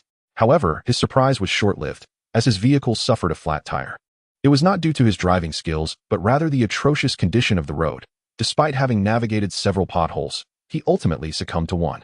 The blowout sent the vehicle tumbling, landing precariously across the road, rendering it immobile and forcing the following cars to brake abruptly, causing them to become stranded as well. Under normal circumstances, they could have slowly cleared the wreck and continued on their way. Yet now, with the beast tide approaching, the priority was not merely to recover the vehicle, but to escape unscathed. The thunderous crash of the overturned car alerted Ming Zhenhai to the calamity, and after a brief internal struggle, he resolutely halted. "Lu, you go ahead," he urged, his expression grave. Lu Hanqing's face drained of color upon hearing Ming Zhenhai's words. His fists clenched and then relaxed, ultimately declaring with determination, "If you don't leave, I won't either." Ming Zhenhai felt a surge of frustration. Even now, they were indulging in camaraderie. However, he had no time for debate and turned to sprint towards the wreckage. Fortunately, the car's speed had been modest, and the driver inside only sustained a head injury with a trickle of blood. Ming Zhenhai attempted to pull him from the driver's seat, but the bearded man stubbornly resisted, urging them to flee. Ignoring his protests, Ming Zhenhai persisted in extracting him. "Child, why are you so disobedient?" The bearded driver lamented from the ground. "Master, could you tell us what kind of beast tide it is?" Ming Zhenhai asked, his face etched with anxiety. Disregarding the man's complaints, the bearded man surveyed Ming Zhenhai's youthful countenance and sighed. "It is the Jifeng 2. When I arrived, I witnessed these rabbits mercilessly attacking a caravan. Nearly all its occupants were gone, and the rabbits were gnawing on their remains." As he spoke, his expression darkened, perhaps anticipating a similar fate for themselves. "How many Jifeng 2 are there?" Ming Zhenhai pressed, his gaze fixed intently on the driver. Although the bearded man was puzzled by the youth's intentions, he figured they had no choice but to converse since escape was no longer an option. "Perhaps 200 or 300, he replied. "I didn't count, but when I saw that caravan, everyone was gone, and I just rushed past. I never expected those Jifeng 2 would follow me here." The bearded man lamented, regret etched across his face. Yet Ming Zhenhai's expression softened. Fortunately, it was merely Jifeng 2. The bearded driver was taken aback. "What do you mean, merely Jifeng 2? Though they are rabbits, they are still magical beasts capable of devouring humans." However, he fell silent as he observed Ming Zhenhai's next actions. The youth unfastened a strap from his back, revealing a 2-meter-long wooden box, from which he extracted a colossal blade resembling a door. This unmistakable weapon, a harbinger of destruction, made the bearded man realize that this young man was no ordinary individual. "Master, what is inside this vehicle?" Ming Zhenhai exuded confidence, assured that the Jifeng 2 posed no threat to him. The priority was ensuring Lu Hanqing's safety. The imposing blade rekindled a glimmer of hope within the bearded driver. "It appears to be cloth intended for the military," he replied. Without hesitation, Ming Zhenhai began to slice the vehicle's cargo with fervor, digging into the iron-plated compartment, revealing large rolls of cotton fabric. Next, he approached the fuel tank, swiftly carving an opening, causing gasoline to flow freely. Ming Zhenhai tossed the fabric beside the tank, allowing the gasoline to saturate it rapidly. "Lu, gather more." Without needing further explanation, Lu Hanqing quickly comprehended Ming Zhenhai's intent. They were to create a torch. While magical beasts had evolved into formidable adversaries, most were still fearful of flames. In this terrain devoid of any advantages, seizing even the slightest opportunity was paramount. "Lu, once you soak the fabric, arrange it in a large circle. Master, please assist as well. I will go find the others. When I return, you will ignite the fire." With that, Ming Zhenhai brandished his blade and dashed back. Meanwhile, several vehicles had come to a halt, their drivers paralyzed with terror and uncertainty. Ming Zhenhai rapped on the window of the second vehicle. "Master, quickly exit. I've set up obstacles ahead. You must hurry." Inside was a man in his 30s, who had witnessed Ming Zhenhai's earlier actions. However, upon hearing his words, he hesitated, touching the car door. Clearly, The idea of leaving the safety of the steel-encased vehicle to confront the oncoming horde of magical beasts in the open was daunting. The driver's indecision momentarily stunned Ming Zhenhai, but he refrained from speaking further. Everyone had the right to make their own choices. With only a few minutes until the beast tide arrived, he lacked the time to explain the comparative rigidity of the Jifeng 2's skull against the car door. Without looking back, he sprinted towards the third vehicle, where the driver turned out to be a woman in her 20s. At that moment, she had opened the door and was preparing to flee farther back.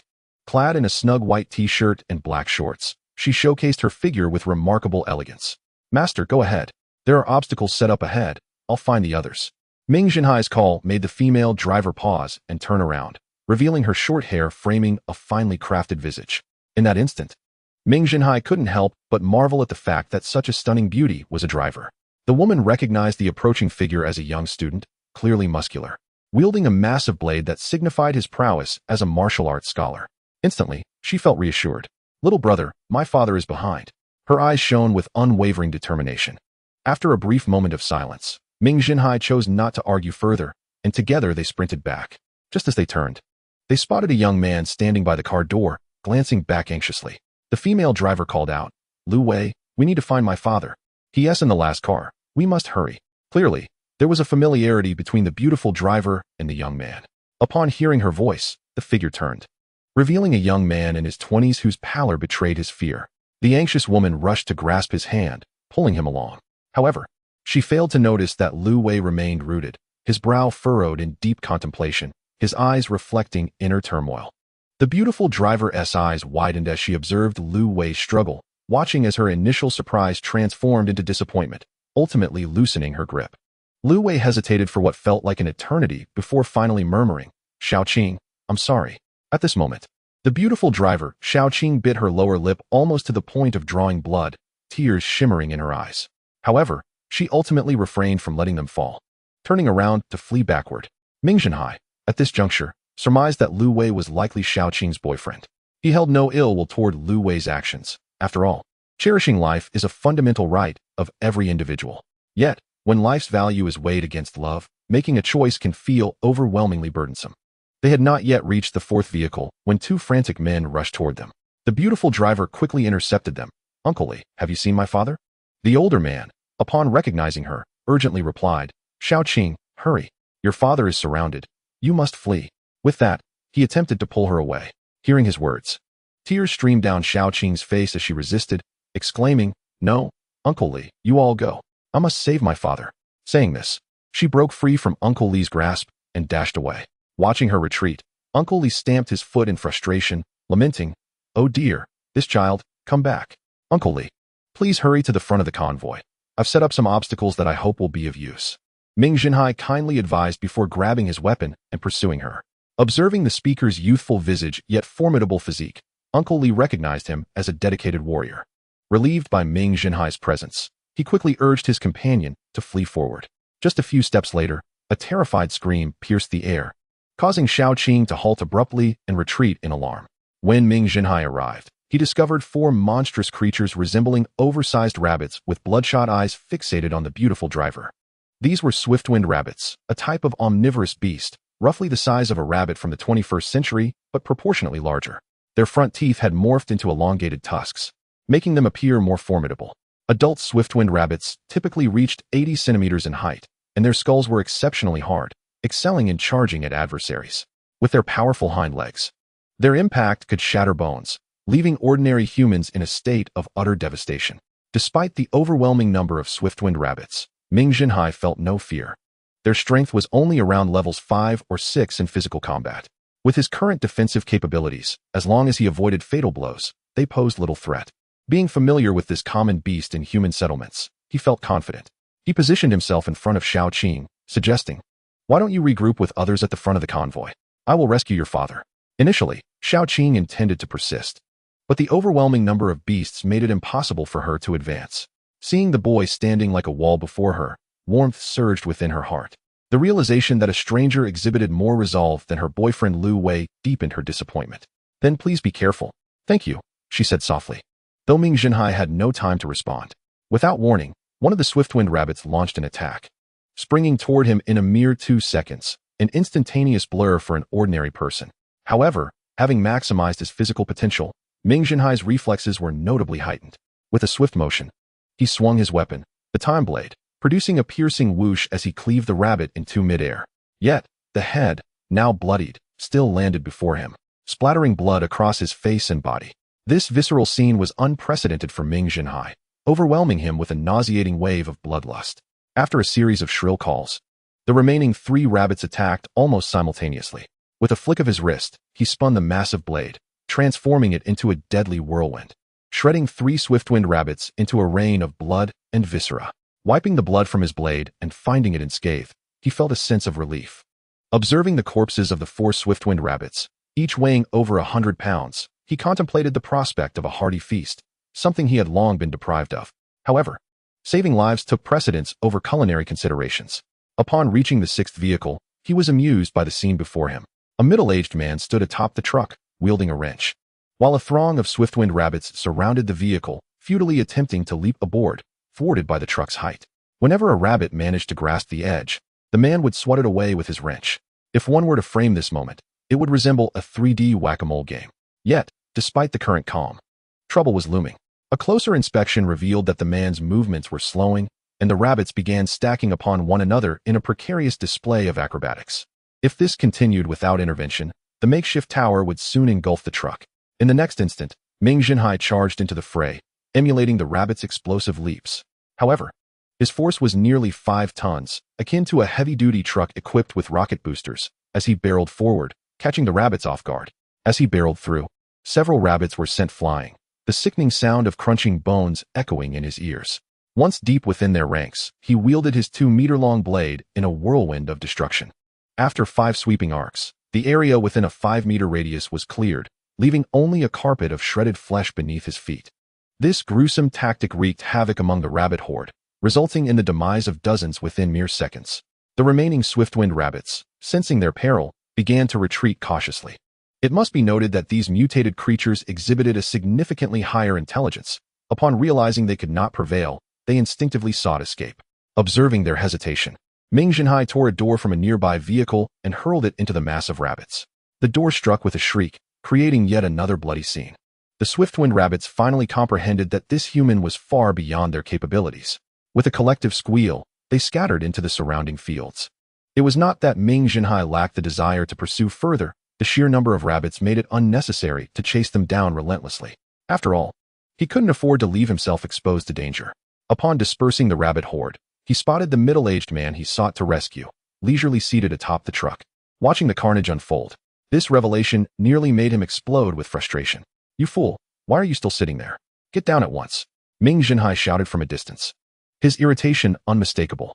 Unbeknownst to the man, Lin Butong was utterly captivated.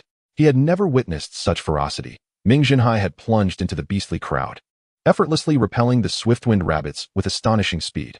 The relentless rhythm of battle left Lin Butong in a daze, momentarily paralyzed by awe. Regaining his senses, he cursed himself for his folly. Someone had come to his rescue, and he had merely stood by, a passive observer.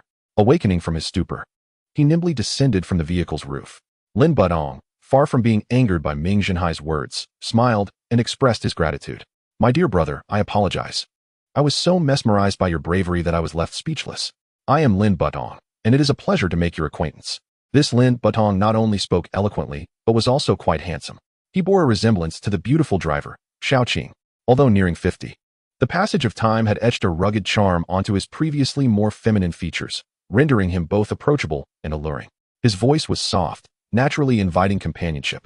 Ming Zhenhai, not one to hold a grudge, extended his hand to Lin Butong for a handshake. "I am Ming Zhenhai.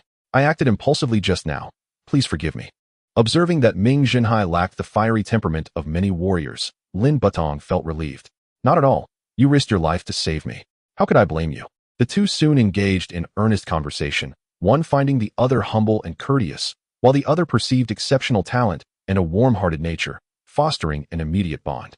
As they approached the front of the convoy to inform them that the beast tide had receded, Ming Zhenhai suddenly crouched, pressing his hand to the ground and listening intently. A faint vibration emanated from the earth, rapidly approaching. Although he could not ascertain its nature, it was undoubtedly a formidable creature. Despite having recently intensified his study of martial sciences, Ming Zhenhai felt somewhat inexperienced. He was uncertain of the beast's identity or whether he could confront it. Especially with so many ordinary people nearby, the only option was to momentarily retreat. Let us go. Something big is coming. We must hurry to the front and hope for some utility there. With that, he dashed ahead, not forgetting to gather a few swift rabbits along the way. Lin Butong hurried after him, recognizing that staying near a strong ally was safer than anywhere else during such perilous times. Chapter 72. The Sawtooth Beast. Upon reaching the front of the convoy, Lin Butong found a large circle fashioned from ample cotton fabric. Lu Hanting and several others were busily unloading fabric from the vehicle, while only the beautiful driver, Xiao Qing, was anxiously scanning the southern horizon. Upon catching sight of the bloodied Ming Zhenhai and Lin Butong racing towards them, the expectant Xiao Qing cried out excitedly, "They are coming! They are coming!" Seeing Ming Zhenhai return safely, Lu Hanting immediately set down the fabric and shouted, "Everyone, get into the fabric circle quickly." He then struck a match to ignite the oil-soaked fabric.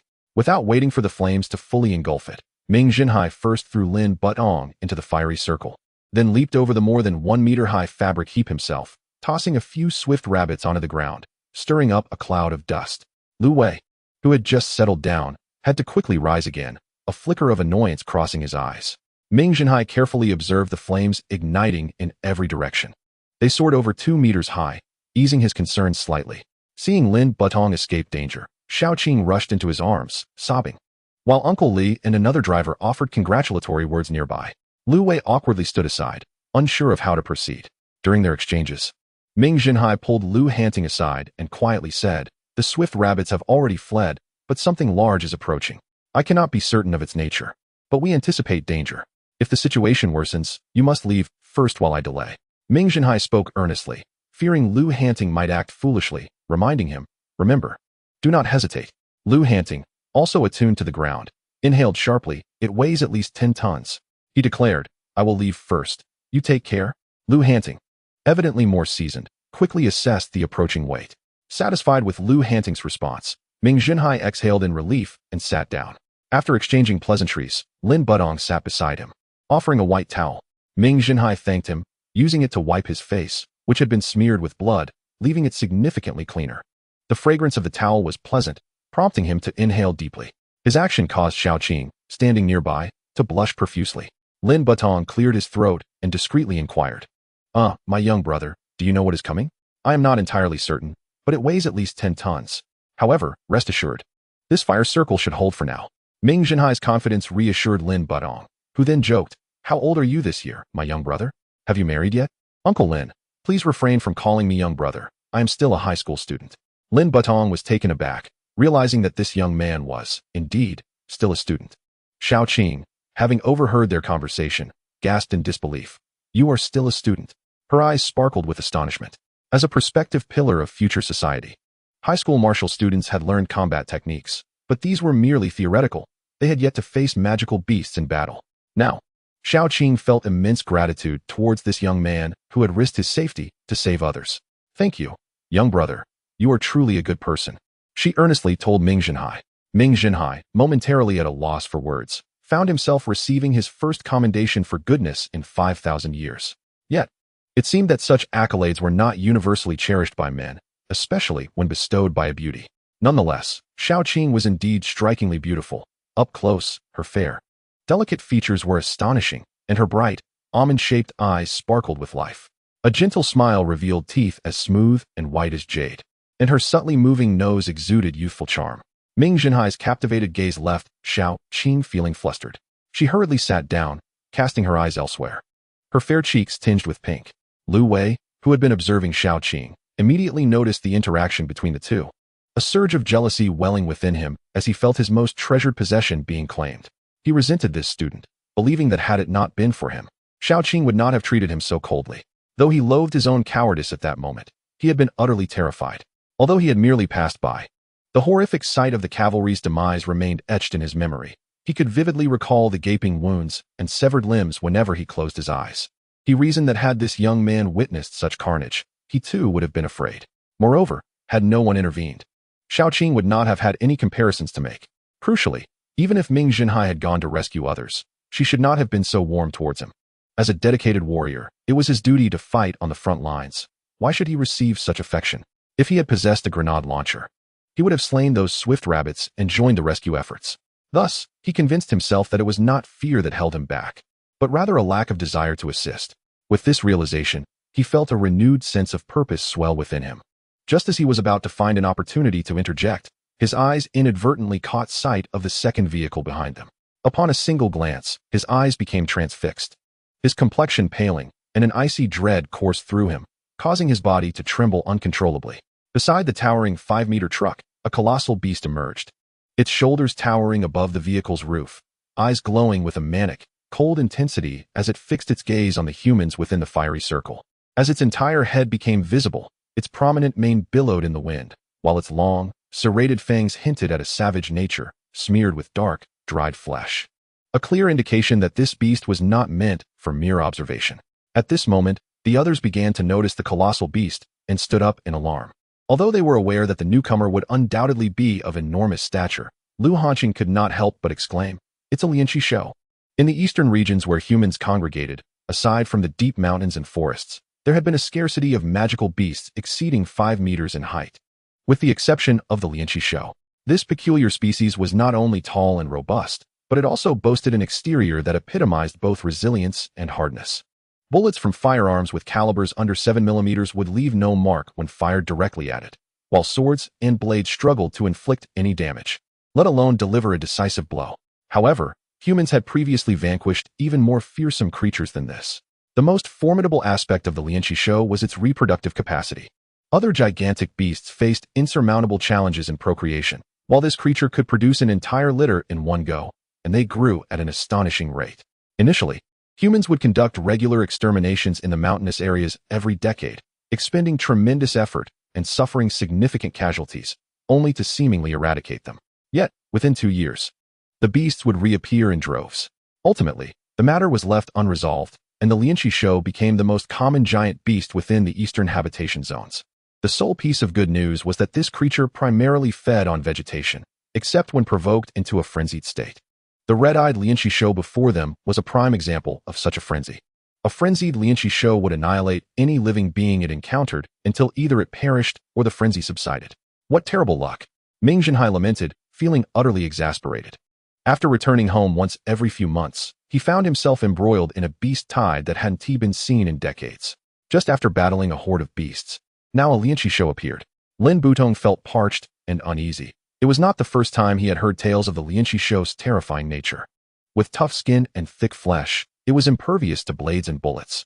Even those warriors in the body refinement stage, and even shape-shifting warriors who could transform into beasts, would suffer under its might. The usual strategies against such beasts involved either employing large-scale artillery or sending in a group of shape-shifting warriors to exhaust the creature until it succumbed. Yet here, there were neither shape-shifting warriors nor weapons. It appeared to be a dead end. What to do? What to do? We are doomed. Lu Wei's voice quivered with despair as he repeated these words nervously, his eyes darting about in search of an escape route. Observing the man's distressed demeanor, Lin Shaoqing, equally perturbed, was at a loss for words. She could not comprehend how she had become friends with such a cowardly individual, defying her father's opposition to maintain their relationship. Noticing his daughter's expression, Lin Butong patted her shoulder and softly reassured her, "My dear, do not blame him. He is merely an ordinary person." "I'm sorry, Dad," Lin Shaoqing replied, filled with remorse. She had never considered why her father opposed her relationship with Lu Wei. She merely thought him an increasingly stubborn old man who failed to understand her perspective. In truth, her father had always possessed keen judgment and had long recognized Lu Wei's true nature. Chapter 73, The Frenzied Maliao. The Lianqi show did not pause its advance due to human thoughts. Its massive strides quickly brought it to the fire circle. At that moment, the flames blazed fiercely, with tongues of fire reaching over 3 meters high. The intense heat had any effect on the individuals within the circle. Most were left feeling cold and clammy. From across the fire, the Lianqi show looked down upon those within, its bloodthirsty desire unmistakable in its gaze.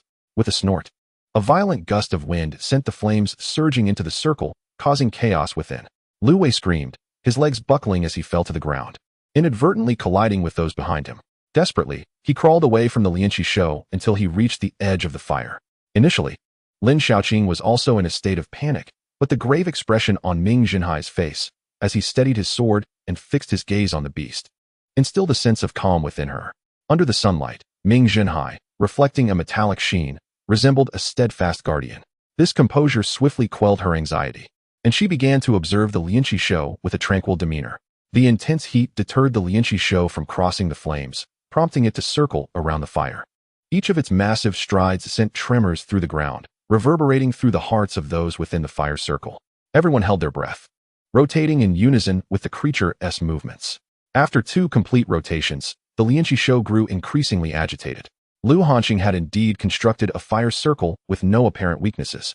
The creature, unable to find an opening, exhibited an intensifying crimson glow in its eyes, its body coiling back as it breathed heavily, expelling gusts of air that stirred up small clouds of dust. Ming Zhenhai, gripping his massive blade, took a deep breath, preparing to transform into a giant to confront the Lianqi show's impending charge. Suddenly, an amusing scene unfolded. The creature that was poised to charge unexpectedly halted, raising its head high. After a moment of observation, the Lianqi show turned and walked away from the fire circle. This unexpected shift left everyone bewildered. Had the Lianqi show's frenzy subsided, and was it returning to the mountains to forage for roots? An unprecedented wave of elation surged within them, a joy surpassing that of an Apple aficionado learning they were the first to purchase the latest iPhone. However, the subsequent actions of the Lianqi show shattered their euphoria. It approached the second vehicle, lifting its enormous head to peer into the driver's cabin. Terror erupted from within, as a man frantically pounded on the door of the now empty cabin. Get away! Get away! This man was the driver whom Ming Zhenhai had once advised to leave. Yet he had chosen to remain within what he believed to be the safety of the driver's seat. After Ming Zhenhai departed, he had huddled in his seat. And when the Lianqi show passed by the window, the earth-shaking tremors had left him too terrified to look up. Fortunately, as the Lianqi show walked, it kept its head lowered, failing to notice the presence of a person inside the vehicle. However, as the Lianqi show circled the fire, the silence outside piqued his curiosity, and he cautiously raised his head for a glimpse. By unfortunate coincidence, the Lianqi show was then facing his vehicle, its highly developed visual senses immediately detecting the movement within the driver's cabin. With a swift motion, it confirmed its discovery, rather than attempting to cross the perilous flames. The creature deemed the occupant within the flimsy metal shell a far easier target. In an instant, the Lianqi show made its decision and turned back. Uncle Ma! Lin Shaoqing gasped, covering her mouth in shock. The driver's frantic actions had evidently enraged the Lianqi show, transforming its curious inspection into a brutal assault. The beast's head crashed into the vehicle, its serrated teeth scraping against the door, producing a spine-chilling sound and showering sparks. This was a heavy-duty truck specifically designed with reinforced materials to withstand attacks from magical beasts, tested to endure several tons of impact. The Lianqi show's initial collision did not succeed in breaching the door, but it was nonetheless dented inward. Clearly, the beast had not anticipated that the door would withstand its assault, and its fury escalated, leading to a series of violent impacts. The deafening noise compelled those within the fire circle to cover their ears, let alone the driver inside. Yet, he was far too preoccupied to shield himself. With each blow from the Lianqi show, the entire truck shook violently, and the door, several centimeters thick, visibly buckled inward. It would not be long before the door succumbed to the extreme deformation and fell away. Ming Zhenhai was contemplating how to divert the Lianqi show's attention to rescue the driver when unexpectedly, the driver took action, under the imminent threat of death. His mind raced at an unprecedented pace. Upon spotting the fire circle ahead, he suddenly conceived a plan, hesitating only briefly before activating the emergency ignition to start the vehicle. The vehicle roared to life, and this colossal machine startled the Kingqishu, which retreated several meters, fixating its gaze on the formidable beast ahead. The heavy-duty truck, with a thunderous growl, began to accelerate, its throttle pressed to the floor. Witnessing the approaching truck, Lin Shaoqing exuberantly shouted, "Master Ma has come to save us." However, at that moment, Ming Zhenhai's expression grew increasingly grave. He did not believe that this Master Ma had come to their rescue. Ahead on the road lay a toppled truck, obstructing their escape, leaving only a narrow path behind them. Yet this heavy truck was nearly as wide as the road itself, making a U-turn an arduous task, one that the Kingqishu would not afford him the time to execute, unless something could divert the Kingqishu's attention. Lu Wei, who had been engulfed in despair, now shouted fervently, hoping that Master Ma could lead them to safety.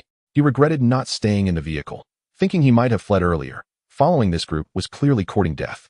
The heavy truck surged forward, its imposing presence striking fear, yet its actions were far from benevolent. As it barreled past the flaming circle, it swept away a large portion of the fabric within, creating a gaping hole in the once intact fire ring. Seeing the truck draw near, Uncle Li shouted, Old Ma. Old Ma. Lu Wei was already stirring with excitement, contemplating letting Lin Xiaoqing and her father board first, ensuring they would no longer blame him. As for the others, he would decide based on the situation.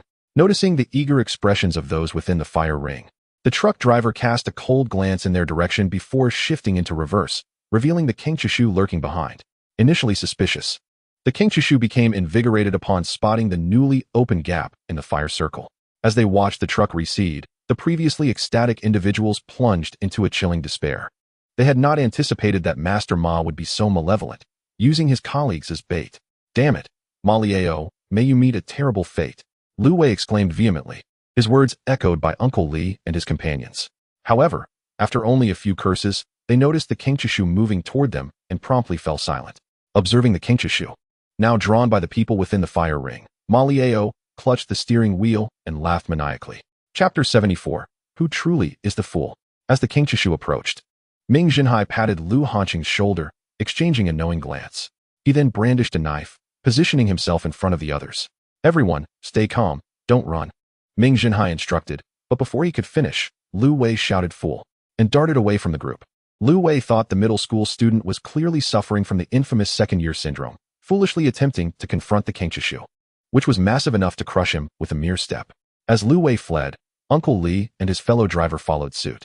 They had initially intended to take Lin's family with them, but the two remained frozen in place. Lu Wei glanced back at the two pursuing him and chuckled. It seemed he wasn't the only one with sense. Watching the three escape, Ming Zhenhai was momentarily stunned, then began to curse. Damn it.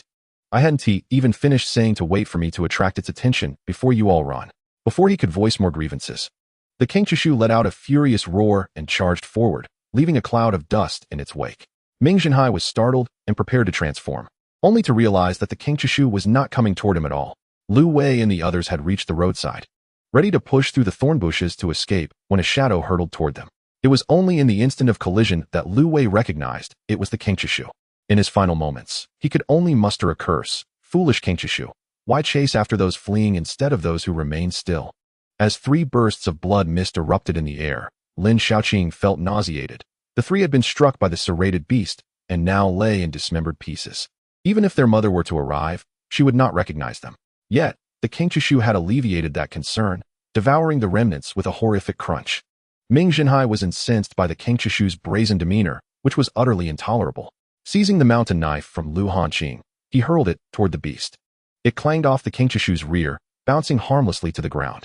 Damn, its hide is tough, he exclaimed in frustration, realizing that his attempt had been futile. Just as he finished cursing, the King Chishu turned, having been drawn to him, and charged violently. Master Ma Liao, seemingly deranged, laughed upon witnessing the three being struck down. His amusement only amplified by Ming Zhenhai's provocations as he muttered, fools, all fools. Noticing the King Chishu pursuing him, Ming Zhenhai offered a smile to Ma Liao, who was bewildered by the sudden turn of events. Before he could voice his confusion, the King Chishu smashed into his truck with a deafening crash, obliterating the front end. Miraculously, due to the angle of impact, Master Ma survived, albeit propelled out alongside the door. After a series of agonizing screams, the King Chishu finally extracted its head.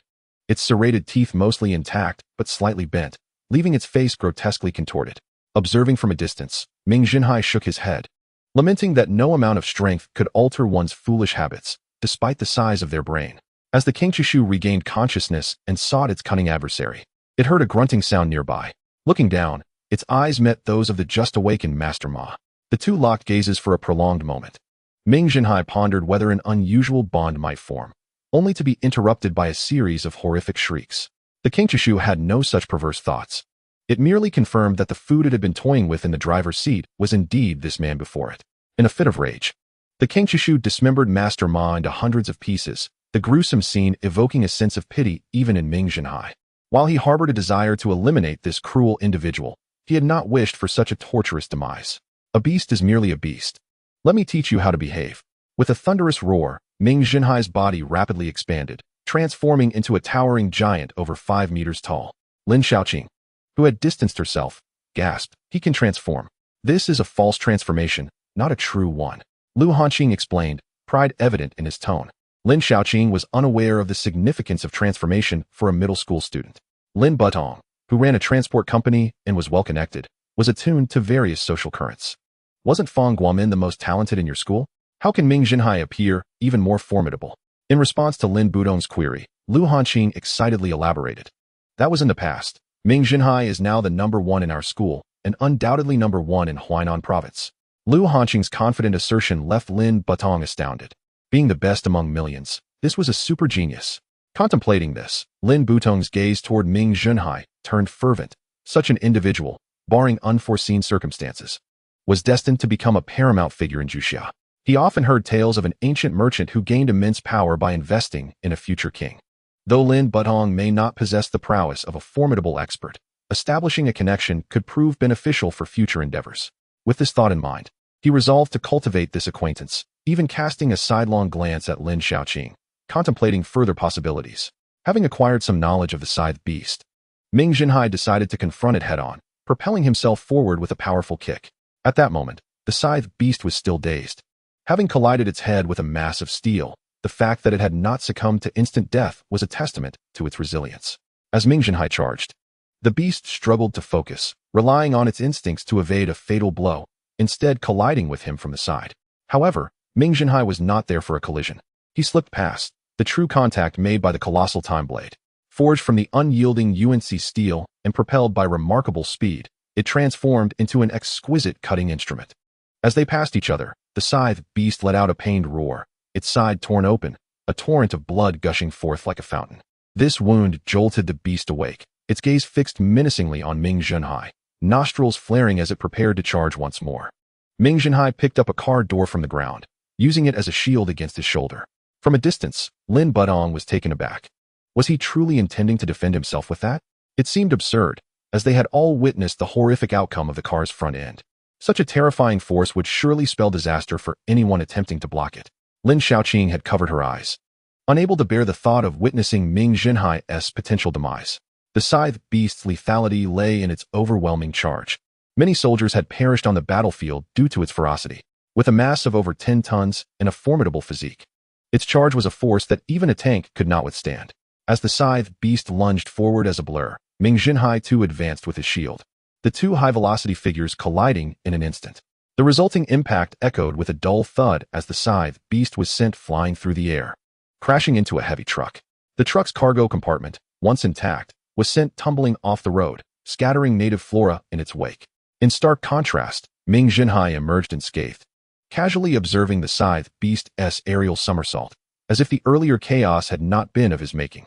Lin Budong and the others stood agape, their mouths agape in disbelief. It defied logic. Even if Ming Zhenhai were as swift as Diamond, escaping unscathed was implausible. The impact of tens of tons was no trivial matter. Even a tank would be sent skyward in a heartbeat. Ming Zhenhai beamed brightly, playfully waving at Lin Xiaoqing and the others. He twisted his ankle, still feeling the pain, yet deemed it trivial compared to the fate of Heir Shixiao. Lu Hanqing and the others, having missed the moment due to their speed, were unaware that Ming Zhenhai had utilized his cellular control ability to make a slight adjustment mid-charge. What was initially a direct collision transformed into a fierce side impact against the scythe beast, sending it soaring like a football, propelled by its own force and Ming Zhenhai's strike. The speeds of both parties had exceeded 170 kilometers per hour. Such a collision on a highway would obliterate both vehicles. Ming Zhenhai had thought Heir Shixiang had met his end, but to his surprise, the beast groaned and staggered back to its feet. However, it was in dire straits, blood pooling from its mouth and nostrils, clearly suffering severe internal injuries. Yet its eyes remained wild with a ferocious resolve to fight on.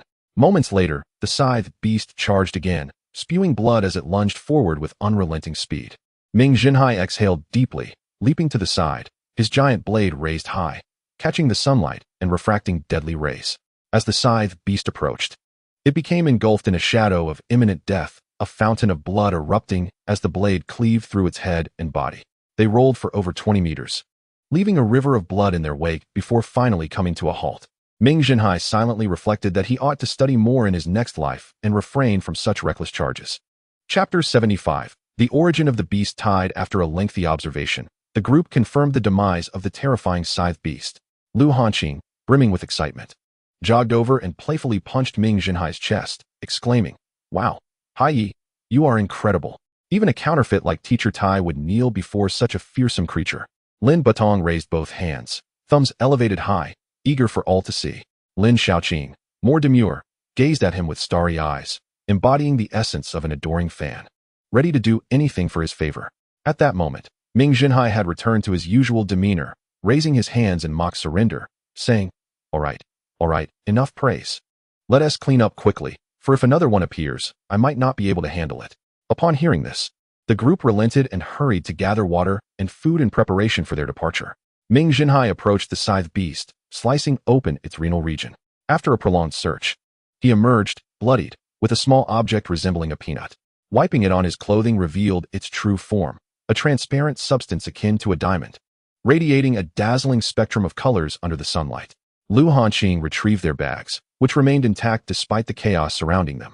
Spotting the object in Ming Zhenhai's hand, Lu Hanqing gasped, it's a crystal core. For a martial science student, if asked what captivated them most, they would eagerly reply, body refinement. If further inquired what surpassed even that, they would answer, items that enhance body refinement. Ming Zhenhai's popularity stemmed from his revival of ancient martial arts, earning the unwavering devotion of martial science students. This crystal core bore effects akin to ancient martial arts, capable of accelerating body refinement. Formed from the aggregation of vital energy particles absorbed by magical beasts and humans over time, this high-energy silicon crystal would disperse upon the host's demise, allowing others to absorb the emitted particle rays to enhance their body refinement speed. Ming Zhenhai tossed the crystal core to Lu Hanqing, saying, here, this is for you. Lu Hanqing, taken aback, stammered, for me? Such a rare treasure could fetch a fortune if sold. Ming Zhenhai smiled gently, of course it's for you. Absorb it in the next 2 months, and your performance might just improve. However, Lu Hanqing hesitated, torn between accepting such an extravagant gift and feeling unworthy of it. Oh, don't overthink it. This isn't your style, Big Lu. If it's for a brother, just take it. These words warmed Lu Hanqing's heart. All right, I'll accept it. We are lifelong brothers, he declared resolutely. Seeing Lu Hanqing accept it, Ming Zhenhai turned to the other side, uncovering yet another crystal core. This time, he swallowed it whole. While others could only absorb it externally, Ming Zhenhai could digest it internally. Like a spark, others could only warm themselves on the outside, whereas he could directly internalize it for warmth. Possessing a highly efficient bodily system, as soon as the crystal core entered his body, he utilized his mental control ability to guide it through a newly constructed pathway leading to his heart.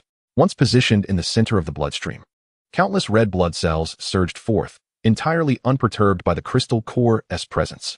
The blood-red cells, once imbued with sufficient vitality, transport these particles throughout the body, eventually converging in the 2 crystalline cores nurtured by the kidneys. The previously slow-growing cores immediately begin to swell with accelerated vigor. This absorption is not only rapid but also remarkably efficient, embodying the principles of modern environmental sustainability. Lu Hanqing has long been accustomed to the extraordinary digestive capabilities of Ming Zhenhai. Subsequently, the duo began to scour the body of the scythe beast for other valuable treasures. As they gleefully counted their findings, Lin's father and daughter were also tallying their losses. As the proprietor of a transportation company, Lin Budong had risen from humble beginnings. His enterprise had evolved from a modest horse-drawn carriage to a fleet of 20 vehicles. After extensive efforts, he had successfully secured a special quota for 6 military heavy trucks, enhancing his transport capacity and establishing himself as one of the military suppliers in Yunzi County. From that point on, not only did his business flourish, but his status also rose significantly, marking a new pinnacle in his life. In his excitement, he personally led a team to Yunzi County City to take possession of the 6 heavy trucks. Due to a shortage of drivers in the convoy, he brought along his beloved daughter, Lin Xiaoqing, assuming that in such a bustling human settlement in eastern Zhuxia, no unforeseen incidents would occur, thus neglecting to hire security. To his dismay, an accident indeed transpired. One truck overturned, and another was completely destroyed, resulting in devastating losses. Tragically, aside from the father and daughter, 4 individuals perished in the incident. Although he bore no responsibility for the calamity, he would ultimately be liable for compensation. The only consolation was that Lu Weiqian's inherent cowardice and selfishness became glaringly evident, leading his daughter to abandon him. As a seasoned businessman, Lin Budong had long been familiar with the harsh realities of life and held Lu Wei in disdain for his cowardice. He had vehemently opposed his daughter's choice of partner, yet she remained steadfast in her affection. Now, not only was she disappointed in him, but she also seemed to have lost her entire essence. From the perspective of his daughter's happiness, this incident could hardly be deemed a total loss. While he rummaged through the debris, a troop of soldiers suddenly burst forth from the roadside. Each soldier was robust, clad in black armor and camouflage, wielding steel crossbows and shouldering grenade launchers, presenting a most formidable appearance. Startled, Lin Budong soon recognized their military insignia and chuckled, "I am Lin Butong from Datong Transport Company. Where is Captain Ding?" The insignia bore the words Suijing Lian, identifying them as part of the Suijing Company stationed in Liang County, responsible for maintaining order and suppressing magical beasts within the region. Typically, their presence in the area was unsurprising. Upon his inquiry, a square-faced officer emerged from the crowd. The officer warmly grasped Lin Budong's hand, exclaiming, "Old Lin, it's truly you. We were tracking a scythe beast, and seeing you safe puts my mind at ease." Good, everything is well." Lin Budong enjoyed a cordial relationship with the Suijing Company. Without their support, he would never have secured the military supplier qualification. "Come, Xiaoqing, meet Uncle Ding," Lin Budong urged, presenting his daughter. "Uncle Ding, your arrival is fortuitous. Otherwise, we would have been at a loss on how to return," Lin Xiaoqing remarked with a gentle smile. Captain Ding patted Lin Budong on the shoulder and admonished, "Old Lin, why did you allow Xiaoqing to accompany you for such a dangerous task?" After reproaching Lin Budong, he turned to Lin Xiaoqing and said, "Xiaoqing, do not say that. I feel quite ashamed that we arrived late." His expression grew somber as he spoke. The recent beast tide had claimed numerous innocent lives, including over 60 martial artists of level 7 or higher. Lin Budong echoed his sentiment. "We also lost 4 individuals. Had it not been for an unexpected benefactor, we might not have survived." He gestured towards Ming Zhenhai in the distance, sighing, "Ah, Captain Deng. Allow me to introduce you to Liang Middle School's prodigy, Ming Zhenhai. You would never guess what he has accomplished. As a being in the transformation phase, one might doubt the capabilities of a mere middle school student, especially in the face of a multitude of beasts." Noticing Ding Dongqing's skeptical expression, Lin Budong continued, "Are you searching for a scythe beast? Look at what that young man is dissecting." The scythe beast, even in death, resembled a small mountain, making it quite conspicuous. "You cannot possibly mean that this scythe beast was slain by that middle school student?" Ding Dongqing quickly deduced Lin Budong's implication, but he found it utterly unbelievable. A creature of such size would pose a challenge even for him, let alone a middle school student who had yet to undergo transformation. Amused by Ding Dongqing's disbelief, Lin Budong laughed heartily. "If you do not believe me, you may investigate the scene. Moreover, there are dozens of shurfing to corpses behind. All of them are his doing. Do not covet another's spoils." Without needing Ding Dongqing's command, others had already begun their investigation, soon reporting back, "Captain, those rabbits were dispatched in an instantaneous manner." Nearly simultaneously. As for the scythe beast, it was cleaved in two.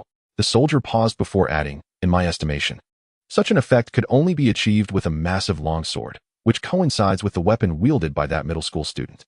Ding Dongqing had also seen the sword, initially believing it to be a flashy accessory, but now recognized it as a legitimate weapon of combat. After a prolonged moment of contemplation, he approached Ming Zhenhai. A single glance at him confirmed Lin Budong's honesty. The sight of Ming Zhenhai revealed not only well-defined musculature, but also skin with a texture reminiscent of iron. This extraordinary appearance, often described in whispered tales, suggested a physique of indomitable strength. While Ding Dongqing could not ascertain the exact nature of Ming Zhenhai's bones, the metallic quality of his skin, combined with the celestial brilliance in his eyes, suggested an individual who had reached the pinnacle of human potential. Such a person, even at the body-tempering stage, surpassed the majority of those in the initial transformation phase. "Did you slay this scythe beast?" Ding Dongqing's inquiry felt less like a question and more like a customary greeting. Acknowledging the military officer, Ming Zhenhai replied formally, "Yes, it was merely a stroke of luck." A youthful hero indeed. "Allow me to introduce myself. I am Ding Dongqing, the commander of the Suijing Company in Liang." Ding Dongqing smiled warmly, eliciting a favorable impression from Ming Zhenhai. "Greetings, I am Ming Zhenhai, a student at Liang Middle School." "Remarkable. You truly are a student. Have you achieved perfection in body tempering?" Ming Zhenhai confirmed, prompting further admiration from Ding Dongqing, who exclaimed, "You are indeed a dragon among men, a prodigy of heaven." His demeanor towards Ming Zhenhai grew increasingly courteous. Finally, gazing at the now severed scythe beast, Ding Dongqing reflected, "With this scythe beast slain, the beast tide should soon subside." Observing the perplexed expressions of those around him, he elaborated, "The Yang family from Date Town cleared the surrounding hills to cultivate Jingliu Lake, driving off several packs of scythe beasts. Consequently, the beasts, provoked by their encounter, became frenzied and began a rampage, leading to a beast tide as other creatures, unable to survive, flocked together. Although we discovered the situation not too late, the scale of the tide was unprecedented. It has been over a decade since such an occurrence, and our vigilance had waned, resulting in significant casualties." Thankfully, the remaining scythe beast has been eliminated, otherwise, we would have been occupied for several more days. Upon hearing Deng Dongqing's account, the others finally comprehended the nature of their unwarranted calamity. Ming Zhenhai took this news to heart, recognizing its implications for Date Town. This time, the clearing is likely to mark a significant expansion for this family, as the situation appeared to be settling. Ming Zhenhai and Lu Hanqing decided to bid farewell to Lin Budong and his daughter. After all, they had only 2 days off, and they needed to return promptly. As they would have to head back to school in the afternoon, time was indeed of the essence. Little brother, I shall assist you in transporting your belongings to the county town. Once you arrive, do remember to find Xiao Qing at the Datong Transportation Company. We are located near the Yiwang Miao in the southern part of the city, Lin Budong reiterated once more. Ming Zhenhai expressed his gratitude, saying, Uncle Lin, I appreciate your help. During their conversation, Lin Xiaoqing gazed at him quietly, her eyes shimmering like water. Ming Zhenhai greeted Lin Xiaoqing before preparing to return home. Suddenly, Lin Xiaoqing, who had remained still, embraced him and planted a kiss on his cheek. In a whisper only Ming Zhenhai could hear, she softly said, I will wait for you. Ming Zhenhai felt a warm tenderness, realizing that she was indeed a refined woman, with a form that was exquisite and harmonious. Very well. I shall seek you out later. Ming Zhenhai called back to those behind him before striding southward. Chapter 76. Say it again this time. The two dared not linger any longer and hurried home, fearful of encountering another wave of beasts. As the sun hung low in the sky, Ming Zhenhai spotted the massive oak tree at the village's edge, glowing in the golden red light. He waved farewell to Lu Hanqing, agreeing to meet in the afternoon at Ming Zhenhai's home. Watching Ming Zhenhai walk away, Lu Hanqing also made his way home. At this moment, Ming Zhenhai's home was shrouded in somber clouds. The long table in the main hall was filled with people. At the head of the table sat a frail old man with hair and beard as white as snow. He trembled as he lifted a bowl of tea, taking a sip before wiping his damp beard with his sleeve. Clearing his throat gently, his murky eyes turned to Ming Ludong, and in a hoarse voice, he said, Xiaodong, the Yang family is determined to make things difficult for us. If we do not find a solution, our crops may very well perish from thirst. Upon hearing the elder's words, several individuals at the long table either frowned in silence, bowed their heads in contemplation, or gazed intently at Ming Ludong. Ming Ludong smiled bitterly to himself. The old village chief was openly inquiring, yet covertly urging him to yield. Old village chief, those 10 acres of land are our family's lifeline. We can manage with a little less food, but Xiao Hai, a martial arts student, cannot go without. He is in his 3rd year of high school and will soon face the college entrance examination. He is the first martial arts university student from our Xinxiang village. A snicker emanated from a middle-aged man with a piercing gaze. Noticing the attention focused on him, he chuckled and explained, Apologies, my stomach was upset, forgive me. Though he spoke with repeated apologies, his eyes conveyed clear disdain. Ming Liudong's expression darkened with anger as he clasped his fists and inquired, Brother Hong, could you enlighten me as to which of my words caused your discomfort? The man waved dismissively, No, nothing at all, yet his demeanor was insincere. Then why not express your discomfort instead of laughing? Ming Ludong demanded sharply. This time, the mirth vanished from Hong Jinda's face, replaced by a cold disdain as he retorted, Well, I am indeed laughing. Did you not claim your Xiao Hai is a martial arts student? Haha. I heard in the county town that he has switched to the liberal arts and no longer attends martial arts classes. Moreover, I have heard that he is performing poorly in the liberal arts, consistently ranking at the bottom. In their school, he is hardly noticed. At that moment, Lu Lanxin, who had been sitting on the doorstep with the children, stood up immediately to refute him. Hong Jinda, do not speak nonsense. My Xiao Hai is the most well-behaved and never lies. He mentioned last time he returned that he was diligently practicing martial arts and has not fallen behind. Hearing Lu Lanxin's accusation, Hong Jinda's expression remained unchanged, and with a slow, mocking smile, he asked, How much food does your family provide for Xiao Hai each month? Lu Lanxin replied loudly, 200 jin. What of it?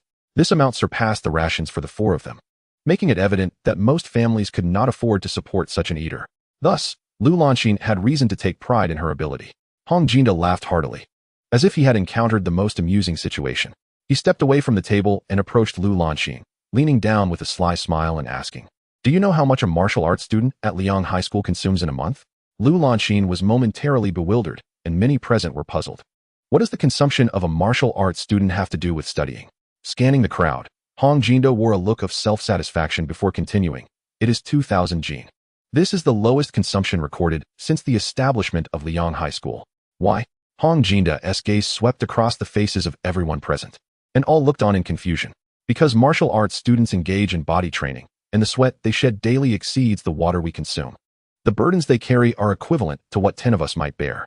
Given such substantial consumption, do you not think their food intake would be considerably higher? With this explanation, everyone grasped the implication that 200 genes seemed insufficient. Lu Lanxin felt uneasy. Although she was reluctant to agree with Hong Jinda's assertion, she could not shake the feeling that he was correct.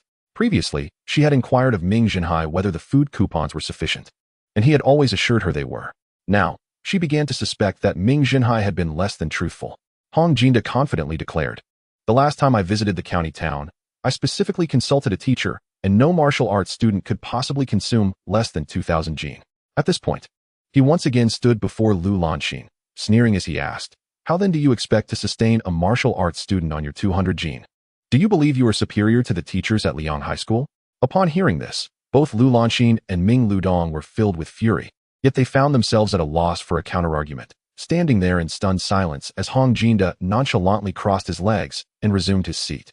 After a moment of silence in the main hall, the old village chief cleared his throat. "Xiaodong, Lanxin, please take your seats. When Xiaohai returns next time, you can inquire with him to find out the truth. The Yang family has issued a final ultimatum. If you do not sell those 10 acres to them, our Xinxiang village will not be able to divert water from Jinglu Lake for irrigation. You cannot be so selfish." As he spoke, the old village chief wore a pained expression, and the previously silent individuals at the long table began to voice their concerns, urging Ming Ludong to consider the welfare of the entire village. Observing the crowd's attitude, Ming Liudong's face darkened, and the veins on his forehead throbbed. After a long pause, he finally spoke solemnly.